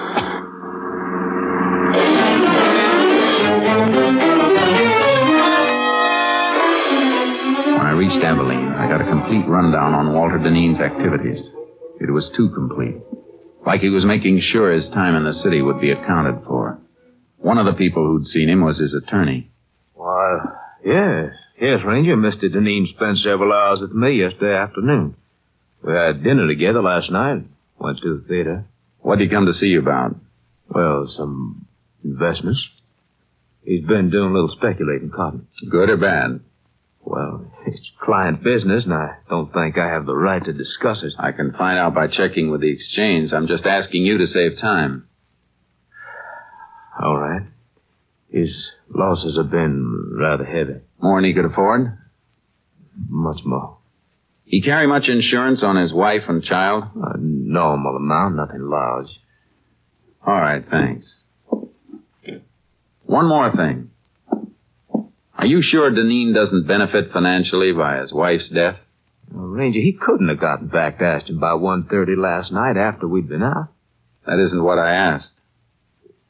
Well, Mrs. Deneen had a good bit of money in her own right. In case of her death, though, she had it tied up in trust for the child. But the child is dead, too. What happens now? Well, in that case, the entire estate will probably go to Mr. Deneen.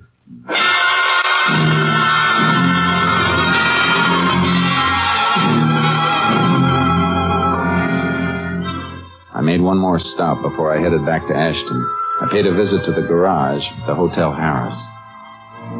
I keep the location of all guest cars on this index rack so we'll know which stores they're in when they want them. Was Walter Deneen's car in here yesterday? Deneen? That's, D-I-N, isn't it? Uh-huh. No, there's no record of it. Was he a guest at the hotel? Yes. Is there any parking lot around here he might have used? Not convenient to the hotel, and parking is free here for guests, so I don't think he'd use a lot. Neither do I. Thanks.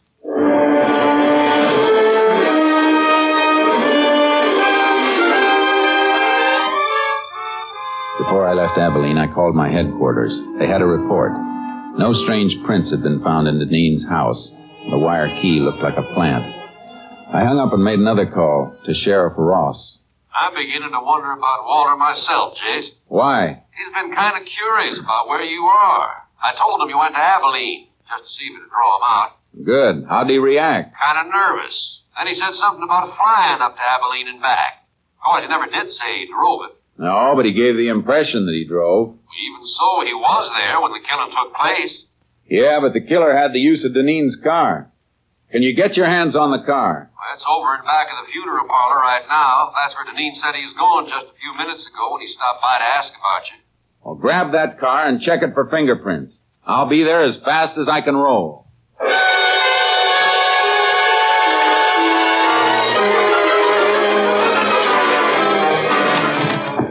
Oh, howdy, Jay. Car all worked over, Sheriff? Yeah, ought to have reports on the prints soon. Send them to Austin. Find any strangers? Quite a few of one set that weren't Deneen's. If they belong to a professional killer, there's a good chance he'll have a record. Where's Deneen? My deputies are out looking for him. Why? I thought he was at the funeral parlor. So'd I, until I went in to look for him after we finished on the car. Undertaker said he'd left more than an hour ago by the front door. Must have spotted you working over the car. Come on, let's find him. Yeah.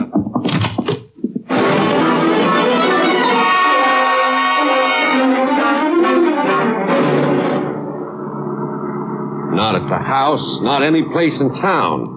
Where could he be if he hasn't run out? Trying to cover up for a couple of mistakes? He won't run, not yet. Why? Because his alibi is airtight. We can shake it, but unless we find the killer he hired, we can't shake it enough. He took a big gamble, and he's got too much at stake to run off. His wife's money? How'd you know about that? Just thinking back. A little late. Folks knew Mrs. Deneen's family left her well off. Walter married her not long after they passed on. A lot of people thought the money had something to do with it. Wish you'd remembered that sooner. Well, Jace, they seemed close. And then there's the baby. Baby was just something extra that got in Deneen's way. Oh. Never gotten any of the money if... KTXA to Unit 10. Maybe a report on the prince. Unit 10. Go ahead, KTXA. Have a report on prints lifted from car at Ashton, Texas. One set identified as belonging to Joe Crofton. Joe Crofton. Any line on his whereabouts? Finished serving parole 4 months ago. Last address known to parole office was shack located western slope of Casket Mountain. 10-4. Unit 10, clear. KTXA Austin. Crofton must be the killer then, Jace. I'll bet on it. How far to Casket Mountain? About 20 miles, then turn south another 5. After that, well, we'll need horses if he's far up. Should have brought your horse along the trailer with charcoal. I can borrow one. Crofton's going to be tough to take. You sound like you know him. I wrote the ticket for his last trip to Huntsville 6 years ago. That was murder, too, but he copped out with a manslaughter plea. Better not take any chances, Jace. If he starts shooting, we'll have to toss it back dead center. No. We got to take him alive. He'll talk to keep from burning once we get him. Yeah, I see. If Walter Deneen paid him to do the job, he's the only one who can break Deneen's alibi. That's right. So no matter what happens, we got to take him alive.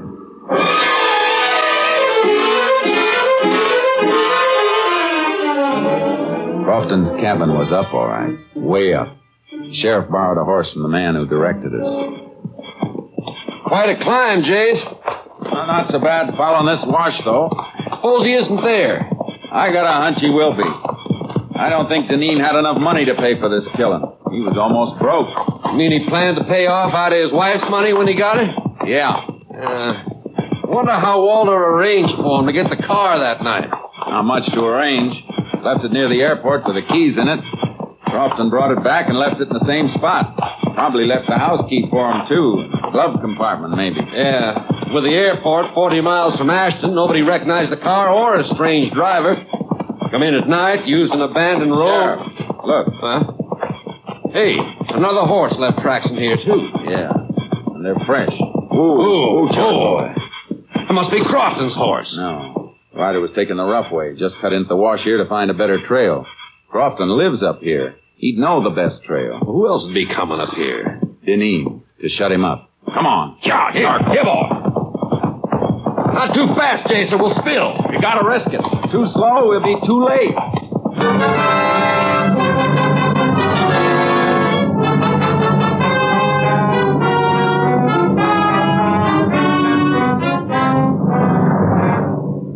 We reached the shack and crept up on it. There was no horse around and no sign of life. Tried to draw fire by showing ourselves, but none came. We had to go in. All right. Hold your gun ready, Sheriff. And don't come in till I call you. Right, Jace.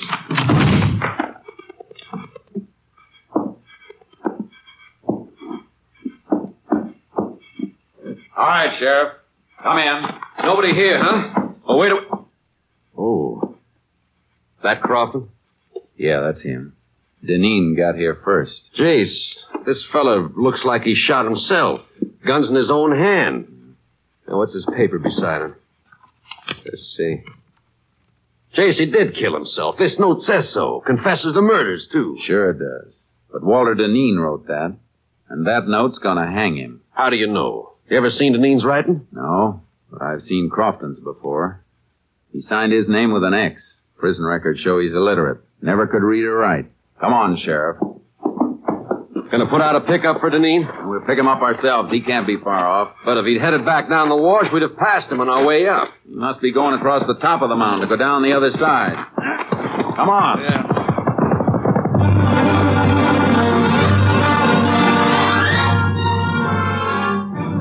We raked our horses as fast as they could move. We spotted a rider ahead of us as he topped the slope. He heard us because he looked back, then whipped his mount and disappeared. He knows we're on him. Got about 300 yards. We'll get him. Keep pounding leather. Yeah. We're coming to the top now. Keep low in the saddle. Watch out for an ambush. There he is. Don't go down too fast, Sheriff. Your horse will tumble to the downgrade. Deneen was pressing too hard, Jake. He fell. Look. Yeah, he scrambled behind the rocks. Whoa, charcoal. Come on, Sheriff. Who? Hit the dirt. Let your mouth go. Go on, Charcoal. Go on. He's down under that rock shelf. Perfect cover. Not too perfect. Bullets will ricochet back from that ledge behind him. See that dent in the ledge? Yeah. Draw your gun and we'll empty it on him. Hit right below the dent. Aye. All right. Let's hope for a billiard shot. Start firing. I'm hit! Stop it! I'm bleeding! Throw your gun out, Deneen. All right! Don't shoot anymore! Here it is! Ow. Okay, Sheriff. Let's take him.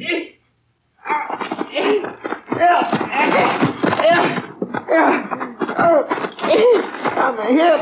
And I was sorry for you, Wolfe, up until a few hours ago. You gotta get me to a doctor. You're not hurt badly. We'll get you to a doctor. All I want to know is how you met Crofton. Come on, Walter, talk up. I saw his picture in the paper when he got out of jail. I made a deal with him a couple of months ago. Yeah. A deal to wipe out your own wife and kid. Must be great to be as brave as you are. Get up, Deneen. You got a long way to go.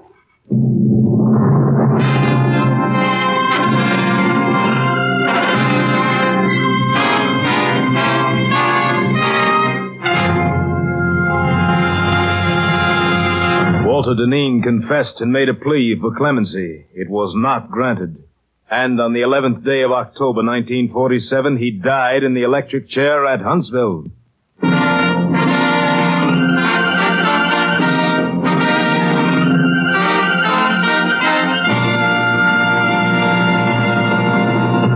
And now, here again is the star of our show, Joel McCrea, with another interesting anecdote about the Texas Rangers. When the Allies invaded Normandy in World War II, they got an idea as to how far the fame of the Texas Rangers had spread. Both surrendering Nazis and liberated Free French said they knew the war was as good as over because the Texas Rangers had landed. Of course, it was the heroic American Ranger troops who made the landings, but nothing could convince the Nazi war prisoners that these were not the terrible Texans they'd heard about in many American legends. Good night, folks. See you same time next week. Next week, Joel McCrea in another authentic reenactment of a case from the files of the Texas Rangers.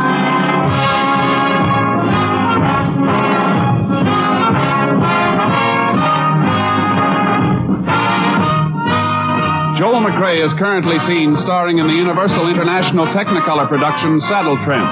Tonight's cast included Tony Barrett, Lorene Tuttle, Mike Barrett, Hal March, and Paul Frees.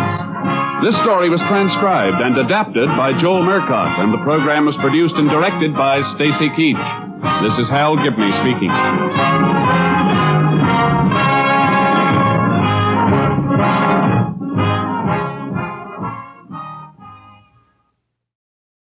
From Hollywood, it's time now for Edmund O'Brien as Johnny Dollar. Oh, yes. This is Inspector Sailor, Scotland Yard. Oh, yes, Inspector. Thanks for calling back. I understand you've been assigned to Scott jewel theft investigations? Yes. Inspector Finlay has been taken ill. I was given the case this morning. As a matter of fact, I just received the file with your request to telephone. Well, that puts us about abreast then, Inspector. I got in from the States last night. I'd like to get together with you so we could compare notes. Yes, splendid. Could you come to my office? At your convenience. Well, then, why don't you come right over?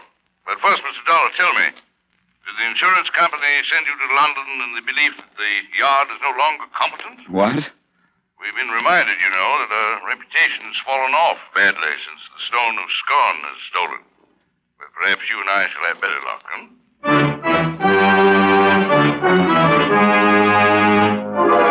Edmund O'Brien in a transcribed adventure of the man with the action-packed expense account. America's fabulous freelance insurance investigator. Yours truly, Johnny Dollar.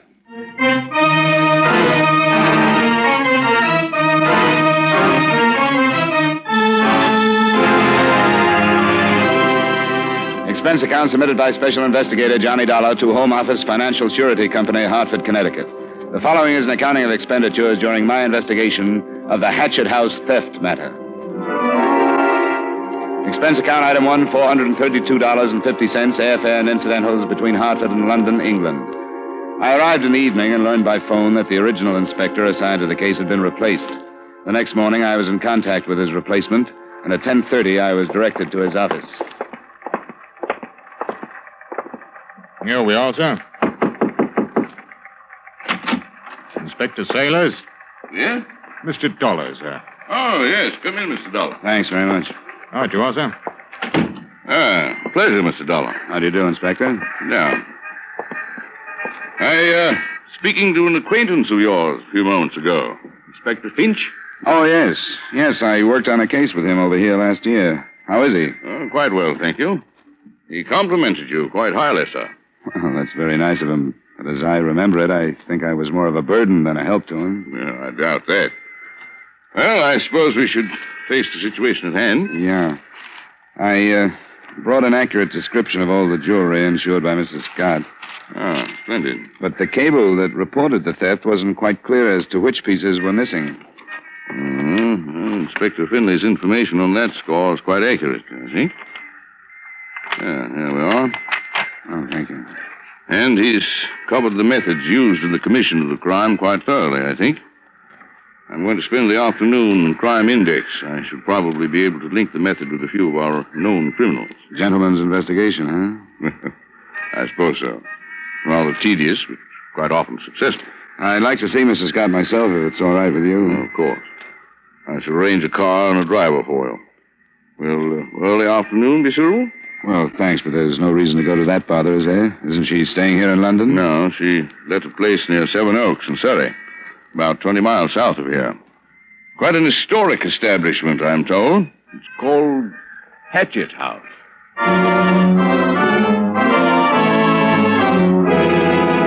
Before I left London that afternoon, Inspector Sailors and I pooled the few facts we had. I was able to tell him that Mrs. Marcella Scott, reputedly a wealthy Texas widow, was actually slightly on her uppers as far as ready cash went. She had sold some jewelry the previous year for considerably less than its insured value. He gave me the news that Mrs. Scott frequently had been seen in the company of another American tourist named Norman King. And together, we figured the loss at slightly over $100,000. Hatchet House was a medium-sized pile of ivy-draped masonry just on the northern fringe of Seven Oaks. In addition to history, it boasted some seclusion, being set back from the road in the middle of a walled garden. Mrs. Scott was in the village, but was expected back momentarily, and would I care to come in and wait? The library is quite comfortable, if you'd care to go in there. In a minute, thanks. Your name is Garrett? Yes, sir. You've been employed here during Mrs. Scott's whole stay? Oh, yes, sir. She bought my services from the other side. I'm not without recommendations in Seven Oaks, sir. And you must know pretty well who's been in the house, at parties and so on. I'd say so, sir. But they've all been genuine people. Class, you know. I wouldn't say that any of them would stoop to thievery. How many other servants are there? 2 that live in. There's Millie Hankey. She's a maid.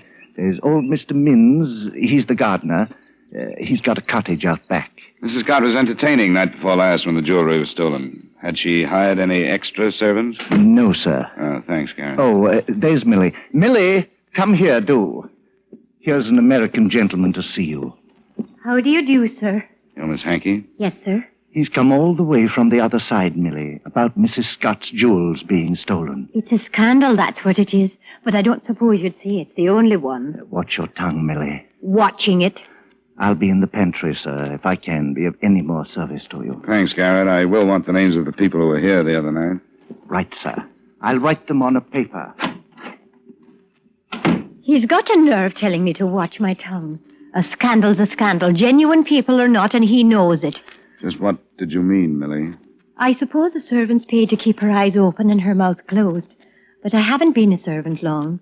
I'm only a village girl from Penrith, but I know right from wrong. You don't approve of some of the things. No, I don't. And I'm going to leave when I get married. Maybe next month. Congratulations. Thank you, sir. He's a good man. I'm sure of that. So big and strong. Lots of fun. We'll have an inn of our own someday, and I won't have to be a servant anymore. I wish you a lot of luck. Thank you, sir. I want you to know, Millie, that anything you say to me will be kept in strict confidence. Yes, sir. You look like the honest kind. Now, what things especially didn't you approve of? Something that's caught your eye could be important. I don't know, but one thing. Being a widow at her age, it's indecent, that's what. And I've seen them making jokes in front of the photo of her poor dead husband. He was older, you know. Yes, I knew that.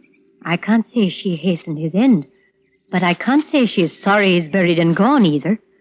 Who made jokes in front of his photograph? Mr. King. Norman King. He was here the night of the theft, wasn't he? The night of the theft. He's been here more than he's elsewhere. He's a filthy leech, if you ask me. I'm only a country girl, but there's a look in his eyes I didn't mistake. Not for a moment. He's slimy. I wish you'd think about the party night before last, Millie. You were here on the ground floor through most of it, weren't you? Yes, sir, the whole drunken time. I wish you'd try and remember if anybody went upstairs and stayed long enough to have gone into Mrs. Scott's room and forced open the drawer and stolen the jewelry. I'll try, sir. Don't mistake me. We aren't sure that's what happened. It could just as well have been an outsider who knew a party was going on and had a way of entry. Or even somebody passing by who found the rear door unlocked. I'll try, sir. Thanks, Millie. I won't keep you from your work any longer. I'll just wait in the library for Mrs. Scott.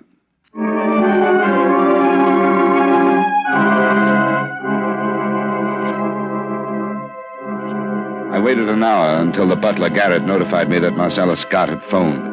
She had met some friends in the village, had driven to London with them, and wouldn't return until the next morning. I could find her any time after 9 that night at Claridge's Hotel. I spent another 20 minutes with the servants and left for London and Inspector Saylor's office.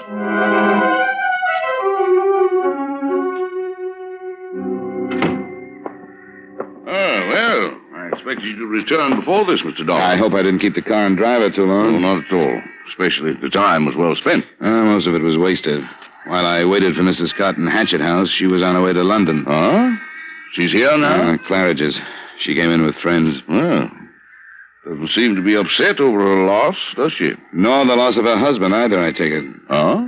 I'm interested in the association between her and this Norman King. I see. Then you did have a talk with Miss Mildred Hankey, the maid, Yes, I did. Why? Did you? No. Inspector Finlay did. What did he say about it? Well, she suffered from an insane hate or jealousy because of this Mr. King. I didn't see it quite that way. That she berated the friendship shared by Mrs. Scott and him. This is what he jotted down. Investigate possibility of collusion between Hankey girl and King. Well, as I said, I didn't see it that way, but maybe he hit something. Perhaps. King's from New York. I'm going to make a phone call, see what I can learn about his background. In the meantime, I hope to meet him. At least I think he's here with Mrs. Scott. You're going to see her, then? Her message was that I could any time after 9. I plan to be available about 2 minutes after. I shall be interested to hear. Did you get anything from your files? Nothing. Dreadfully and absolutely nothing.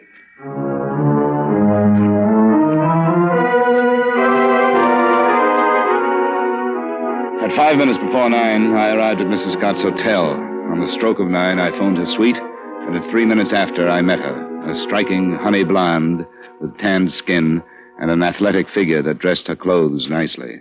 I'm sorry I missed you in the country, Mr. Dollar. It's all right. I should have phoned. I suppose you're here to save what money you can for the insurance company in case my things aren't recovered. Insurance companies don't operate that way, Mrs. Scott. They can afford not to. Please sit down. Thank you. It's the expected thing, I guess. But I suspect one of the servants had something to do with it. Do you have any special reason for that suspicion? Oh, they're strange people. I don't know anything about them. I've had them 2 months, and I've never been comfortable with them around me. Anything else? Well, the more I've thought of it, The more it seems to make sense. The house was full of people to be suspected. One of them could have taken advantage of that. The men at Scotland Yard say that it took between 15 and 20 minutes to force that drawer open the way it was done. Did you miss either of your servants for that length of time? Not that I remember. It got a little confused by 11 or so. Do you suspect anybody else? Any of your guests? Oh, good Lord, no. Most of them have a lot more than I do. Did you know Norman King in the States, or did you meet him here? Are you telling me suspect Norman? I asked when you met him. Why? I wondered if you knew him well enough to know he has a record as a forger. I don't believe it. Checks. He signed the name of another widow. Copy of the record is being mailed to me. I don't care. Doesn't make any difference. Norman didn't steal my jewelry. He wouldn't do that to me. I wonder how many times the other widow said that. You don't understand me. Norman and I are the same kind of people. You don't think I married a 70-year-old Texan for love, do you? Well, Norman's made up his mind what he wants out of life, too. He's talked about it. He doesn't care how he gets it, but he wouldn't take it from me. Sure. Well, I wanted to meet you, Mr. Scott, and I have. Norman King checked into the Dorchester yesterday. He checked out today, and now Scotland Yard can't find him. If you hear from him, maybe you'd better let us know.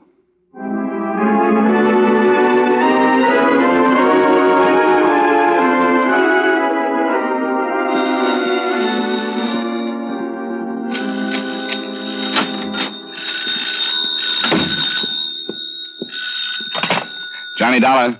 Inspector Sailor. Oh, hello. I'm sorry I took so long to answer. I just got up to my room. Yes, I spoke to the clerk at the desk. He thought you might be going up and asked him to ring. You saw Mrs. Scott? Yes, I didn't learn much, but I don't think she's mixed up in it. No. Well, perhaps I have some news for you. What's that? I just received a report of a killing in Limehouse. The constable described a piece of jewelry found at the scene, and it corresponds quite closely to the description of Mrs. Scott's emerald brooch. Oh? Who was killed? No identification yet. A man. I'm driving over. I wondered if you'd like me to pick you up. Yes, I would. I'll be waiting in front of my hotel.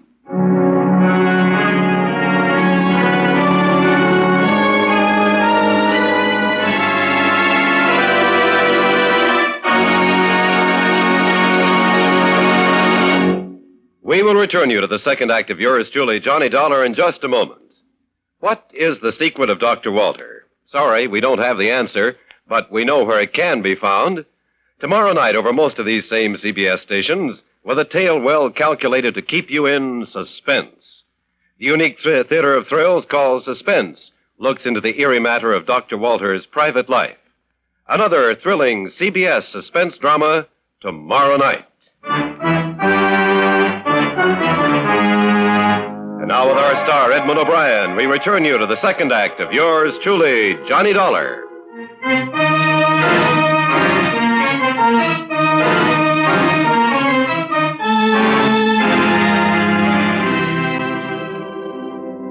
By the time we got to the dismal Coldwater flat near the Thames, the inevitable crowd had gathered in the street. The body was one flight up in a grubby room that showed plenty of signs that a struggle had taken place. The man obviously had been killed by a blow on the back of the head. He'd been identified by the landlady as George Kenzie, the renter of the room. It was a bootblack who discovered the body. Said this George Kenzie owed him some money and wouldn't pay. He came up here tonight and found him dead. I found the brooch myself just under the chair there, sir. Oh, yes. Thank you, Constable. Right, sir. I'll be outside.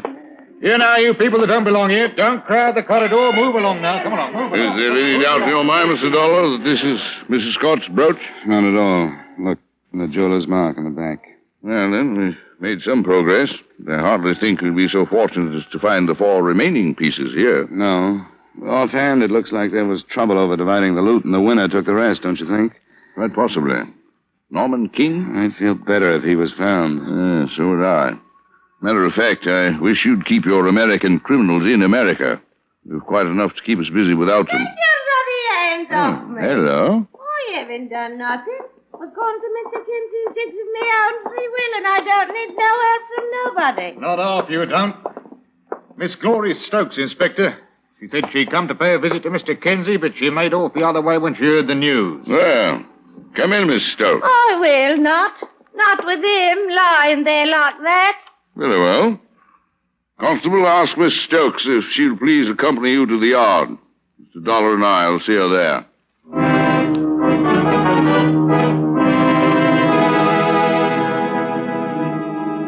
I suppose it's understood that when you're with Scotland Yard, you do as Scotland Yard does.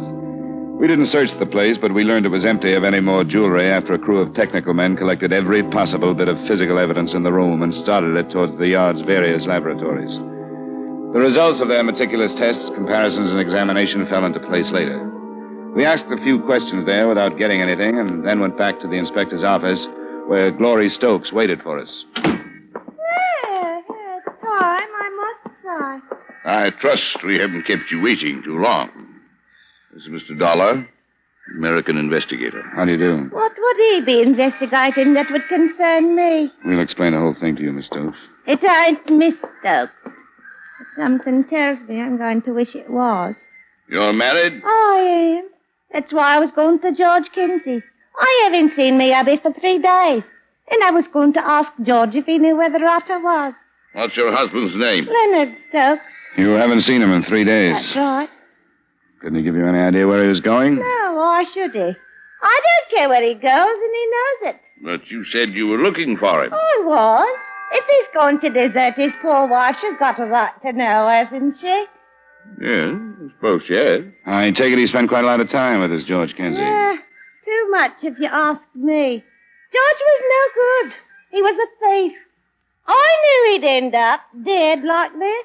And if I told Leonard once, I told him 100. That he'd get into trouble if he chummed with him. He is in trouble. Ain't he in trouble? We aren't sure yet, Mrs. Stokes. What kind of trouble?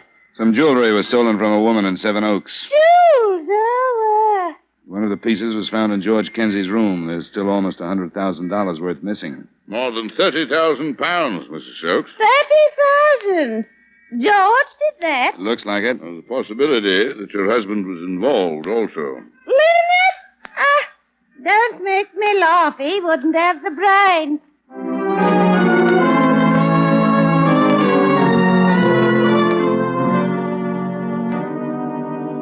The next morning, armed with pictures of both Stokes and the dead man, Inspector Sailors and I drove back to Seven Oaks. He dropped me at Hatchet House and went on to cover the village himself. Mrs. Scott received me in the library.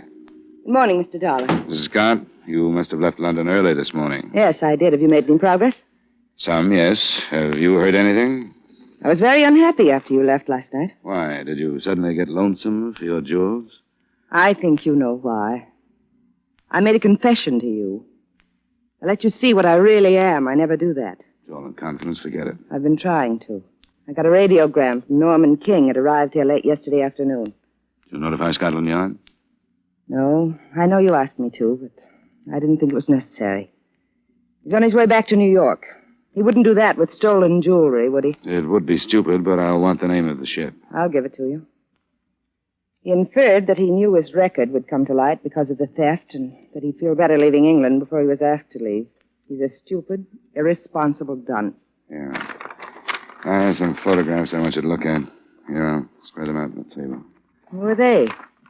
Pictures of this man may not be quite lifelike because he was dead when they were taken. Who is he? His name is George Kinsey. He was found beaten to death last night. Your emerald brooch was on the floor near him, so we're assuming he was killed because of your jewelry. You ever seen this man around here? No, not that I remember. I want you to remember one way or the other. It's possible that this man just received the stolen property from someone else, but if we can find somebody in the house or in the village who recognizes him, then we'll feel sure that he actually was the thief, or one of them anyway. I'm trying to be sure. What about the other one? I don't think I've seen either of them. And if you'll leave the room, I'd like to talk to your servants. You're going out of your way to be nasty. You thoroughly despise me, don't you? No. What I dislike is the fact that the physical part of you wasn't matched up with some mental apparatus that deserved it. You asked me a personal question, Mrs. Scott.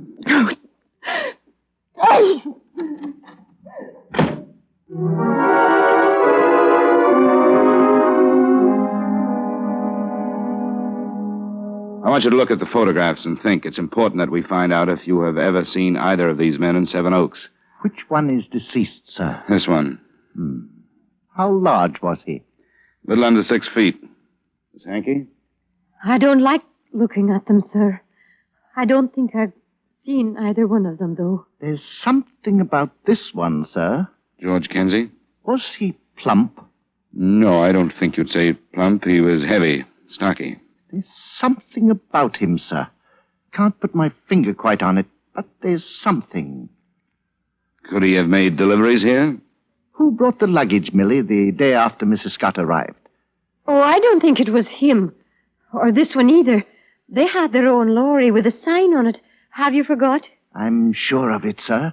There's something about this one, but I can't remember what. Well, thanks very much, both of you. If you do remember something, please notify Scotland Yard.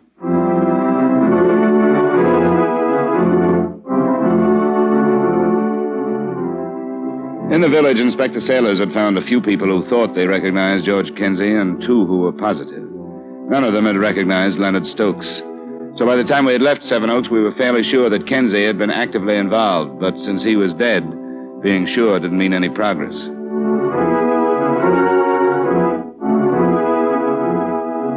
Nothing further developed that day, although in London a stream of suspects was questioned. The next morning, the situation hadn't changed, but I began to feel that in the face of the movement of Scotland Yard, a criminal would have to have more than brains and more than luck to escape. At 2 that afternoon, a report was phoned in that a man answering the description of Leonard Stokes had been seen boarding a train in Waterloo Station and followed to his compartment. Another call delayed the train so that Inspector Sailors and I were able to get aboard.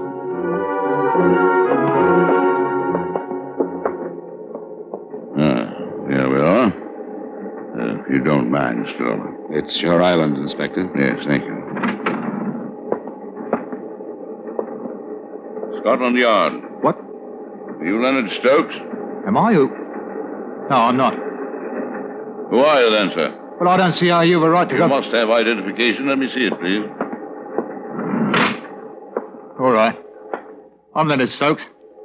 Who's he? An American, Mr. Dollar, sent here to recover Mrs. Scott's stolen property. You know where it is, Stokes? Answer him. It's all right. All right, I know when I'm beat. Yes, I know where it is. But I didn't kill George. How did you know he was dead, Mr. Stokes? Well, I tried to telephone him. That's how I found out.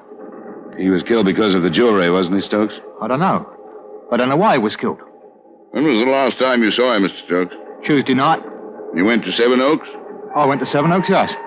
Look, I'm willing to cooperate. Inspector, I'll tell you my part of it. Well, that will make it a great deal less difficult for all of us. Yes, sir. Well, he asked me to go to Sevenoaks with him. I didn't know what he was up to. I thought we was just going for a little drive. Out of 5 pieces missing, Stokes, we found 1 in Kenzie's room. Now, if you know where the rest of them are, you must have known what he was up to. If I had, I wouldn't have gone. That's the truth. Before I knew it, he stopped off at this Hatchet house and told me to wait in the motor. He must have explained why he stopped. Well, he said he had a friend to see, a gardener. Gardener at Hatchet House? That's what he told me. He came back in a while and then we drove off. And you still didn't know what was happening? No. When did you? When it was too late. On the road back to London, he told me. He told me whether I knew it or not, I'd just stolen some jewels. Well, I thought he was joking. Then he showed them to me and he says, who's going to believe you, Len boy, when you say you didn't know nothing about it? Oh, what could I do? What did you do? I drove back to London. Why was there only 1 piece of jewelry in Kenzie's room? Well, that's all he took. Said he wanted to give it to a chum. And you took care of the rest of it? Well, I was afraid to do anything else, sir. He kept telling me I was complicated in it.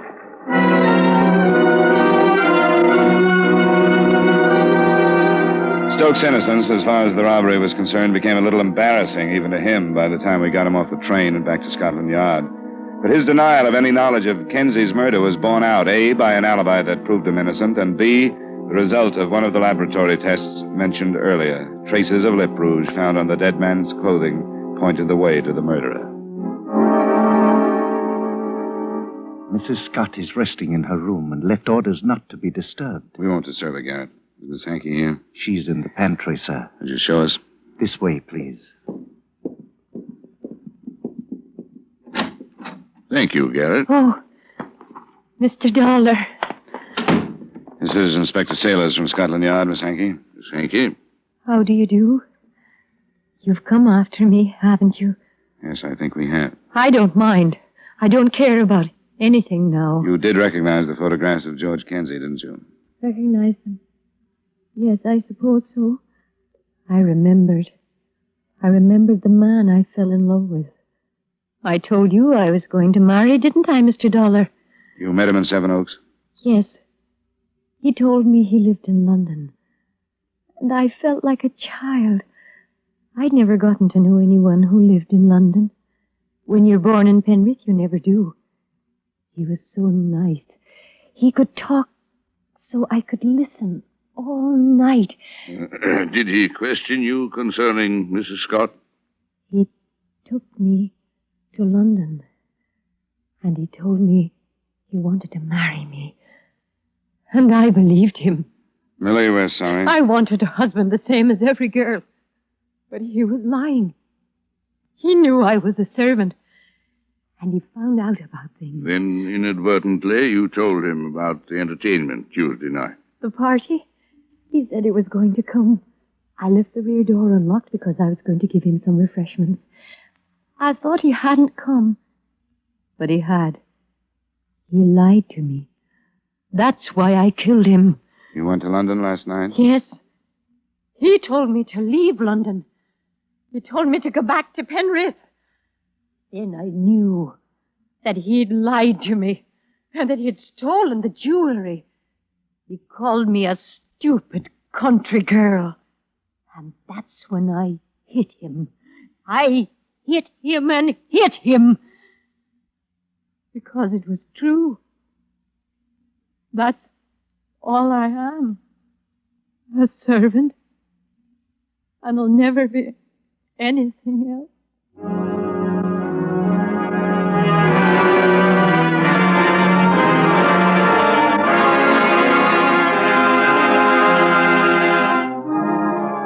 Expense account item 2, miscellaneous, $317.75. Item 3, same as item 1, transportation back to Hartford. Expense account total, $1,182.75. Remarks? The jewelry was recovered, but in spite of its value, that didn't seem too important. The importance, as I saw it, lay in the complete reversal of values. Mildred Hankey, who only wanted goodness, had found badness. And Marcella Scott? Marcella Scott left for Capri the following day. Yours truly, Johnny Dollar.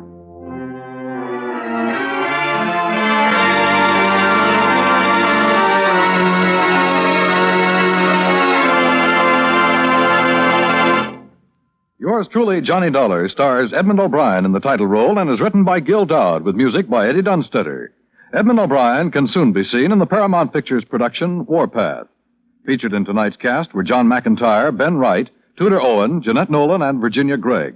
Yours truly, Johnny Dollar, is transcribed in Hollywood by Jaime Del Valle. This is Dan Cubberly inviting you to join us next week at this time when Edmund O'Brien returns as... Yours truly, Johnny Dollar.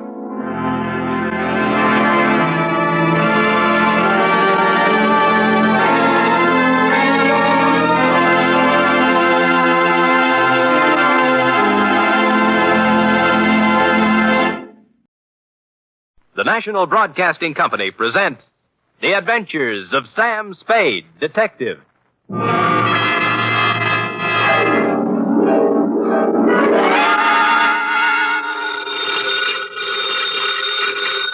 Sam Spade Detective Agency? Buono, buono. I beg your pardon? Suonate il campanello.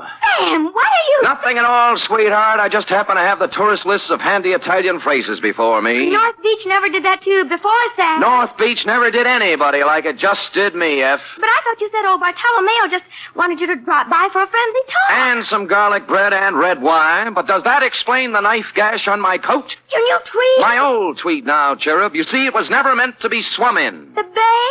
Yes. Not again. What else? By now, your keen feminine instincts should tell you this is not the social call, Wonder Girl. As a matter of fact, I plan to drop by presto presto with words anent a little something I call View of Fisherman's Wharf from the Water, or the Crab Louie Caper.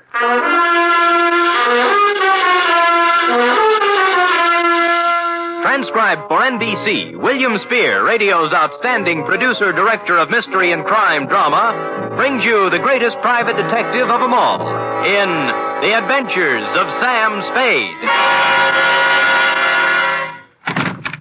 Zing, zing, zing-a-ding, ding, ding, ding, ding. Go on, John, though, Sam. Well, ballooning up, huh? Let me see now. Oh, Desidero un collaboratore per Calzela. Great. What's it mean? I found my secretary's list of most used Italian phrases, Sam. It means, I want a carburetor for my voiturette. I'll remember that. So shall we proceed with the business at hand? Ready, Sam. Date, fill it in. To Bartolomeo Maggiore, copy to Lieutenant Rossi, North Beach Division, from Samuel Spade, license number 137596. Subject, the Crab Louie caper. Dear Bartolomeo, Fisherman's Wharf, as you know, is as changeable as an Italian wench. All smiles and laughter of a Saturday night with the lights blazing in the Cioppino palazzas and the tourists 3 deep around the steaming cauldrons outside. But it's something else again of an early dawn.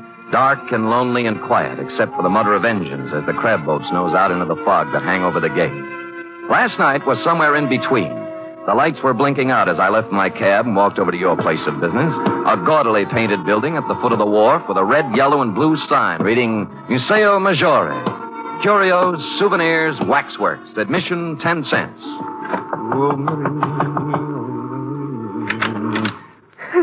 Who is it? I'm Sam Spade. Bartolomeo called me. He isn't here. Flash's grotto at the end of the wharf. Thanks. Look, is there anything I can... Sorry.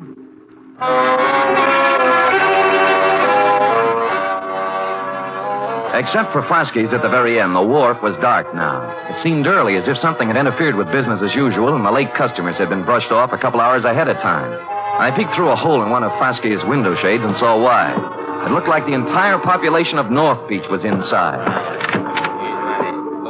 If everyone is ready... Un momento. Who's this? Me? Yes, you. What do you want? I'm Sam Spade. Bartolomeo Maggiore sent for me. Bartolomeo. Conoscete il signor Spade? Ah, sì. Obrigatissimo, Vasquez. Ah, there, Mr. Spade. You are wondering why you are here? Well, as a matter of fact, I am, Bartolomeo. I thought that... I know. It is about my son, Louie. My son, my only son. Oh, he's inside? No, not inside. Out in the darkness somewhere. Cold and alone. You mean he... See. 6 days now they have searched for his body. Oh, well, when did it happen? 1 week today. Crab boat? His boat, the San Felipe. Was he alone when it happened? You detectives. You strike the point. My Louie always he fish alone. Until this time. Who went out with him? Dominic Torrio, his friend Dominic. This gathering is assembled in Dominic's honor, you see. You mean a hearing or something? Something more than that. Come. Listen to them. I'm a sick! In my belly, I'm a sick! This opera buffo! Fasti, you should sell the ticket! Keep your temper, Aldo. State facts. Facts, huh? All right, fact. 6 years, Louie fished the crab alone. Each day he's a lay over close the breaker line and string the pot. Each day he's bringing the San Felipe home, okie-dokie. That's right, everybody. Sure. Until one fine day, Dominic hit the go with Louie to help. Aldo, we must deal in facts. Dominic is suspended. Fast in the truth. He's a kill Louie. Sure, he's a kill Louie. And you know why? Because he's a want Rosalia. That's the why. See how it is. Who's Rosalia? You must have seen her at the museo. Crying? Yes, with reason. Next week, she and my Louie were to be married. It's tough. You think this Dominic was in love with her, maybe? I think nothing, senor. 2 men, friends, alone in a boat in a heavy fog. One of them dies. The other says it is an accident.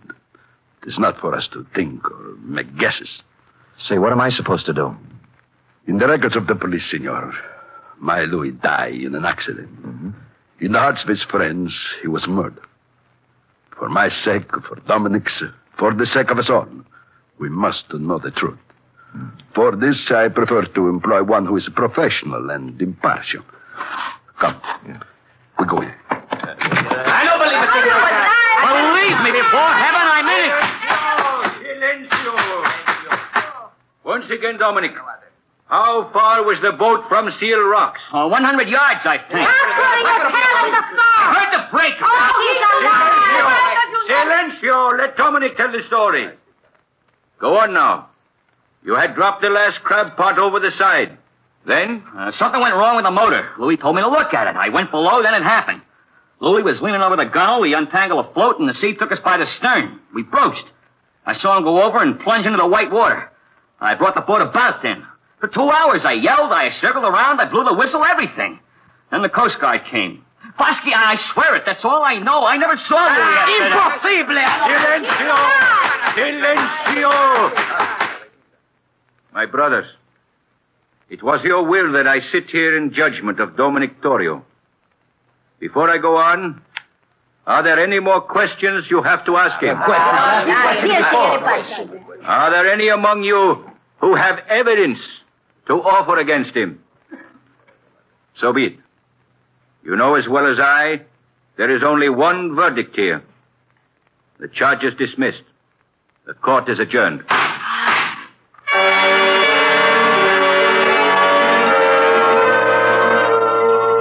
Everyone was still for a second, like a big tableau. Fosky, white-haired and dignified on the platform, looking down at Dominic, and the rest of them all on their feet now, boring holes through him with their eyes.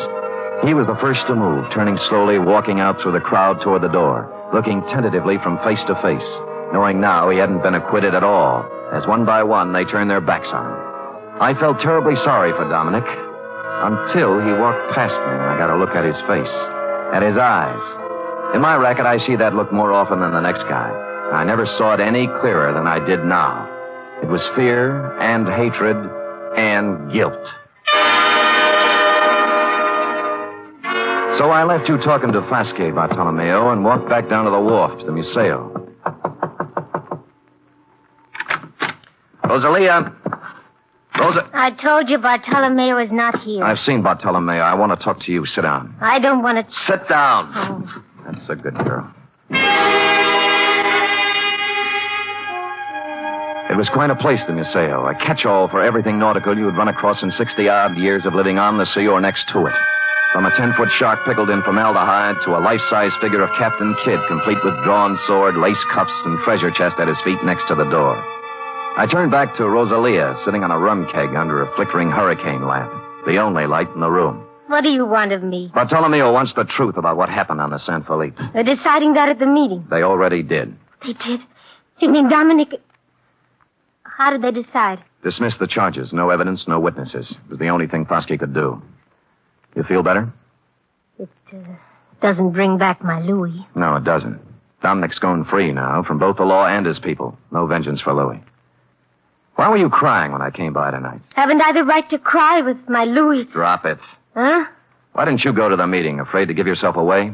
I didn't feel like it, that's all. You're a Sicilian, Rosalia. Vengeance is pretty important to you. If you'd loved Louie, you'd have been in there screaming for Dominic's scalp. You shut your mouth. But no, you sat home crying, not for Louie, but for Dominic, right? How long had it been going on?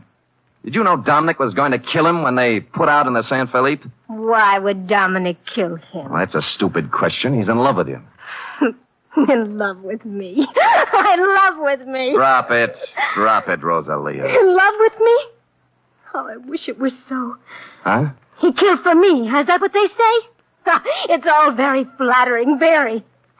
I love Dominic. I've always loved Dominic since I was a little girl. I threw myself at Dominic, and I begged him to marry me. That's not easy for a girl to do, Mr. Spade. I begged him, and I promised to work for him, to be his slave. You know what he did? He laughed and he spit upon me. And you stand there and you tell me that he murdered for the love of me. You wouldn't walk across the street. All right. Take it easy now. Come on, take it easy. So I do the silly woman thing. I promise myself to Louie. To crazy Louie, to a madman. Crazy? You don't believe that, huh? Louie the Great, il campione, a champion of the crab fishermen, who dares to fish right on the breaker line, catches more crab than anyone else. Louie the Fearless. Do you know why he's fearless? He's too crazy to be afraid. What do you mean? He mutters. He talks to himself of great riches, Of thousands of dollars. Of him and me. Louie, the crab fisherman, and me, living in the finest house in North Beach. When was this? Last week. He went up in Bartolomeo's attic one night, and he came down with a big hunk of his raw wax from the waxworks. A tresor, he called it. A stupid lump of wax. And he held it up before me, so. And he says with a mad gleam in his eye, "From this, Rosalia, from this I will carve for us the biggest, finest house you can dream of. Here, look." What's Captain Kidd got to do with it? He puts it in the treasure chest. See? You will keep this a secret, Rosalia, he says, if you love me. And he laughs again like a madman. Me love Louis Majori? I hated him.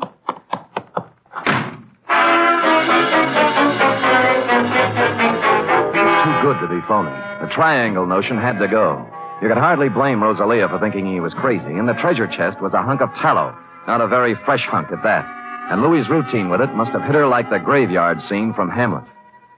Therefore, having no theory, nor evidence, nor witnesses, I also had no motive. As always in situations like this, I did the sensible thing. I went home and went to bed. Or I thought I went to bed. Hello? Spade? Yeah. I got a tip for you. Oh? Find yourself a nice dirty divorce case somewhere and stay out of North Beach. Well, this almost sounds like a threat. Call it advice. There's $100 in the mail for you. You'll get it this morning. Plus a bribe? A gift. Can I keep it if I don't play? If you don't play, you won't need it. I suppose it's useless to ask who this is. Louis Majori. Say that again? Louis Majori, shall I spell it? You might explain it. You talk to Rosalia. Figure it out for yourself. Sure. So she never loved you, and you knew it. So you go over the side when the comber hits, swim ashore, then discover they think you're dead and decide to leave it that way rather than go through with a wedding. You got it. I got more. So life without Rosalia in North Beach is impossible. You can't face the shame and loose talk that goes with a busted wedding. So you're going over the hill and find a new life for yourself. Wait a minute, Spade. Oh, there's more. So you're tossing over a car, a bank account, a boat worth $7,000. Walking out on your old man, to say nothing of 3 years apprenticeship and 6 years of hard work to get where you are. I understand perfectly. And you're being a little insulting. I make a lot of my dough with my big flat feet, but I do make some of it with my head. Now try again. You don't believe I'm Louis Majori? That is the general idea. And it might surprise you to know that 5 minutes ago I was ready to chuck the whole antipasto. Now I'm back in with both feet. What's with the music box? Nothing. Tell me, would you know Louis if you saw him? I've seen his picture. Fine. I guess I'll have to prove it to you. If I satisfy you I'm Louis Majori, will you stay home? Scout's honor. Now where do we prove it? You know Castellani's grotto? Halfway out on the wharf, yeah. There's a ramp running around behind it. I'll see you there in a half hour. I know just what you're going to say, Bartolomeo, but I didn't go alone. Roscoe was right there with me, with his safety off. It was the kind of spog San Francisco puts on once a year for the tourists. Just to nail down its position as runner-up to London. I had to feel my way along the row of dark chowder houses to Castellani's. Except for the foghorn and the lapping of the water below, there wasn't a sound. The only cheerful thing in the picture was Roscoe, who was now out of my pocket at the ready. I eased up to the corner of Castellani's. There was an alley between it and the next building, leading around the ramp over the water. Spade? I could see the glow of his cigarette first. Then I made him out, in a slouch hat and overcoat. He was standing at the rail. Spade? Right here. Well, you satisfied now? I'll let you know. I moved out from the side of the building and walked toward him. He must have known about Roscoe because he didn't move, just let me come right up next to him. I was stupid, sure, but it wouldn't have worked for him except for the fog. 2 feet away, I saw what I thought was Louie was a booby trap. The hat and overcoat were slung over a piling with a burning cigarette on the rail next to one of the sleeves. I rolled to one side just in time. The knife slashed through the padding on my left shoulder, and he was on me. Roscoe went into the drink, and I took on the arm with a knife with my 2 hands and 32 teeth. Unhappily, overlooking a spare foot he knew what to do with. I went through the railing like in a silent version of the Sea Wolf, arriving thus in the limpid and soothing waters of San Francisco Bay. At the moment, I was not sorry.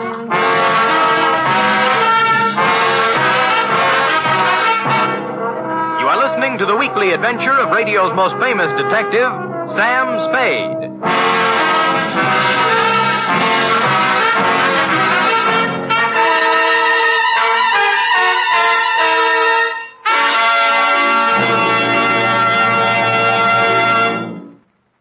3 chimes mean good times on NBC. Sunday, Theater Guild on the Air presents one of the greatest dramatic undertakings in the history of radio. It's a full hour-and-a-half adaptation of Shakespeare's masterpiece, Hamlet. The immortal lines and matchless beauty of Hamlet come to life Sunday with John Gielgud, Dorothy McGuire, and Pamela Brown in Theater Guild on the Air. And a reminder, this Sunday also means another gala broadcast of The Big Show.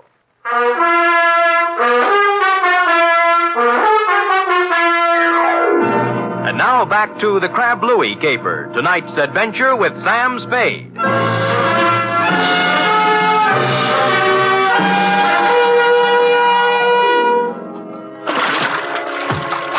Wetting my finger and holding it up in the wind, I quickly determined where north was, and just as quickly decided there was no percentage in swimming the Golden Gate.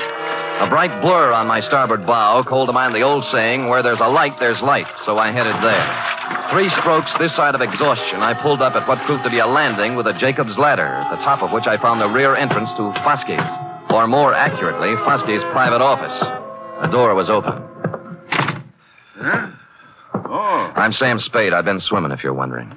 Bartolomeo told me about you. He didn't say you were crazy. Well, maybe he didn't know. You wouldn't have a brandy lying around loose, would you? Sure. Sit down. Thanks. I think I saw Louie tonight. Louie? Impossible. Where? Behind Castellani's. Yeah. Bless you, Foskey. Oh, hit me again, will you? Yeah, but what about Louie? Called me up, said he'd meet me there. Just tried to knife me. Oh, but it's impossible. Is it? Why would he play dead? And why would he try to kill you? Maybe he's crazy. Well, how do you mean? You've heard of the dear old lady who had the trunk full of pancakes, haven't you? Hmm? Louis saves old tallow. Captain Kidd's treasure chest at the Museo is full of it. Who told you this? Rosalia showed it to me. May I? Help yourself. Thanks. Might be a good idea to call another meeting and tell the people. Make it easier for Dominic. Funny. Of the whole meeting here, I alone doubted his guilt. Good thing they made you the judge, or he might be 6 feet under by now. Got a cigarette? In the box there, next to the phone. Thanks. Yeah, I went right along with him, too. Shows how wrong you can be when... When what? When you go by emotions and not by evidence. This is, quite a cigarette box. Yes. It stops when you put it down.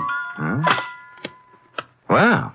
I suppose now you'll drop your assignment? Sure. I'm a detective, not a psychiatrist. You've got a lunatic running around, that's your problem. Good night, Foskey, and thanks for the brandy.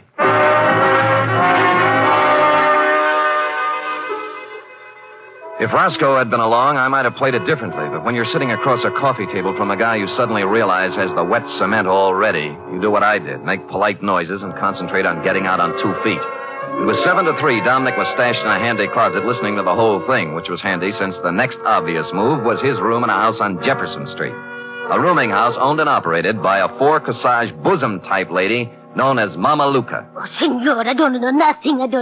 You're scared, Mama. Did Dominic threaten you? No, don't ask me. Look. He killed Louis Maggiore.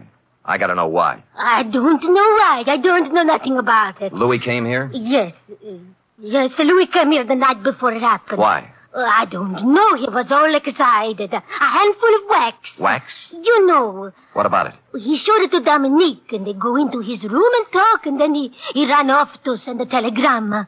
Telegraph office, huh? Well, since it's official business, I can let you read the office copy. Here. This message just came in tonight. Dominic Torrio.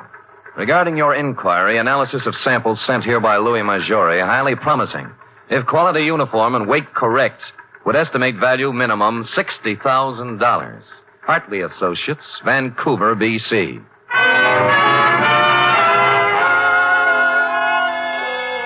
A lump of smelly stuff that looked like old tallow, picked out of the ocean and worth $60,000, was a strong enough clue for even stupid Sam to pick up.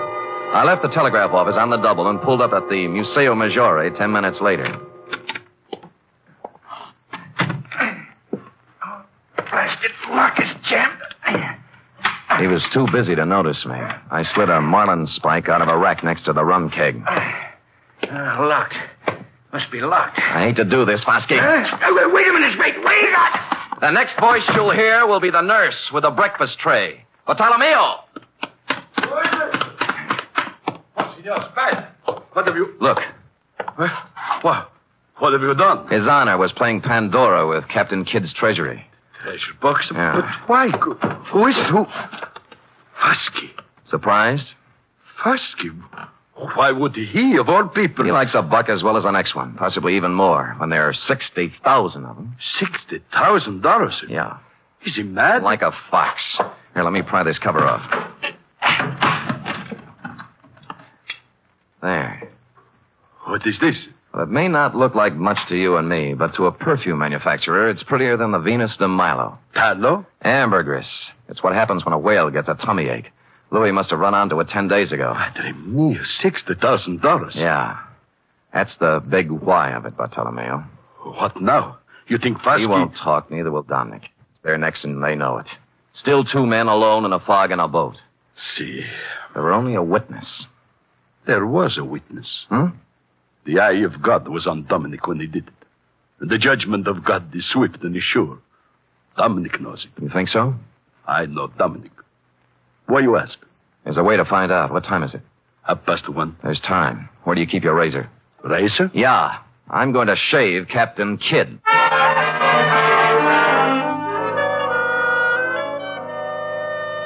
Which I did, finishing around 2 a.m. During the next 3 hours, I got wet, cold, and seasick in the order named, but made it back to the Museo in time for a couple of stiff horns of grappa before you and I hustled down to the wharf, where Dominic was picking up bait for his crab nets. Dominic? Huh? Oh, Bartolomeo. And the Senor Spade. I remember Mr. Spade. Yeah, last night back at Castellani's. I don't know what you're talking about. Sure, Dominic. It's all a horrible mistake. Lay off me, will you? Heard what Bosky said, didn't you? They dropped the charges. I'm innocent. They cleared me. That's just why we're here. We want to make it up to you, my boy. What's in your mind? You did Louie a great favor, Dominic. When his 32 crab pots got too much for him to handle, you went along to help him. Today, we're going along to help you. Now, when do we cast off?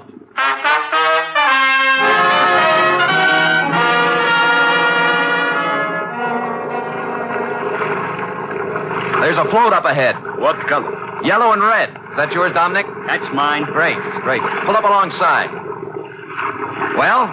What's this all about? I told you, Dominic. You're lying. What are you trying to do? Break me down? He's dead in an accident. You heard what Bosky said? Yeah. Forget it, Dominic. Forget it. We love you like a brother. I told the truth. What are you trying to do? Torture me? Is that what you want? Revenge? No. The matter is in other hands now. What? You mean? There is always one witness, isn't there, Dominic? Oh. That's what you mean, huh? Is that why you came to tell me that? That's a good one. Hold the wheel, Spade. I'll bait my net. I'll spit in your eye one day, old man. One day when you get smart. You and the whole lousy we war. We both watched him hold the line, playing it on me. the deck, prattling to himself like a little kid whistling in the dark. He was a lousy actor, pale under his sunburn and drenched with sweat. I won't let you forget it, pal. Coil by coil. Something to prove. Then it began to come slower. I can make it stick. When I can prove it in court, I'll sue you till you bleed. Hey, what's the matter here? What's pulling on this line? Maybe it's your conscience, Dominic. It's heavy. What? The Lord moves in strange ways. Hey, can't get it up. Let me help you. There we go. 1, 2... Up! Louie! Get away from me! Let me go! Louie! No!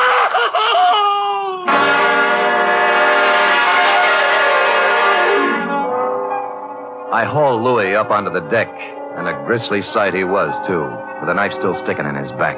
I figured that was where Dominic would put it, and I was right. Not that it mattered, because Dominic wasn't thinking logically from the moment he saw Louie's body tangled in his crab line. He sang us all 50 verses then and there and repeated them for the police stenographer later when we got him to headquarters. It looks like a first-degree rap for both him and Fusky, but I'm waiting till it happens before telling him the corpse was Captain Kidd, minus beard and ruffles. Period. End of report. Sam, again and again I rediscover you. And each time a new facet, a new thrill. You're just wonderful. It's true. But it pleases me to hear it from you, F. And so I propose to reward you in a fitting manner. First, back salary? Tut, a carburetor for your voiturette. And second, Back salary? 10 free tickets to the Museo Maggiore. Third, Back salary. an invitation to accompany me, your employer, to browse upon 2 bowls of cioppino tonight at Castellani's. And fourth, I give up. back salary. Sam! Count it, girl, count it, and bless you. The Watcherette, complete with carburetor, will call at your door in precisely 1 hour. Until then... Good night, Sam. Good night, sweetheart.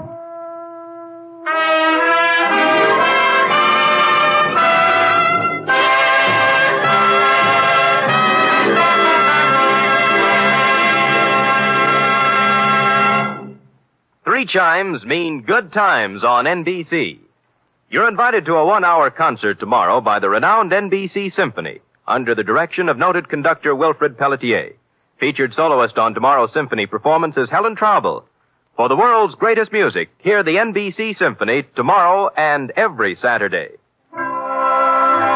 Tonight's transcribed adventure of Sam Spade was produced, edited, and directed by William Spear.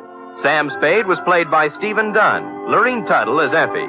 Script for tonight's adventure by Harold Swanton. Musical scoring by Lud Gluskin, conducted by Robert Armbruster.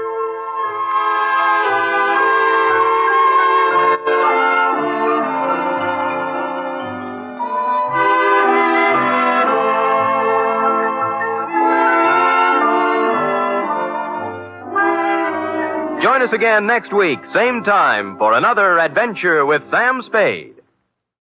I hope you enjoyed those detective shows as much as I did. I also hope that you will leave a comment letting me know what you thought of them and suggestions for future videos down below.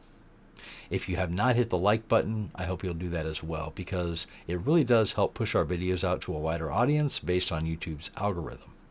If you haven't subscribed, please hit the subscribe button as well. I'm Greg Fordyce. Thank you so much for watching, and I'll see you on the next one.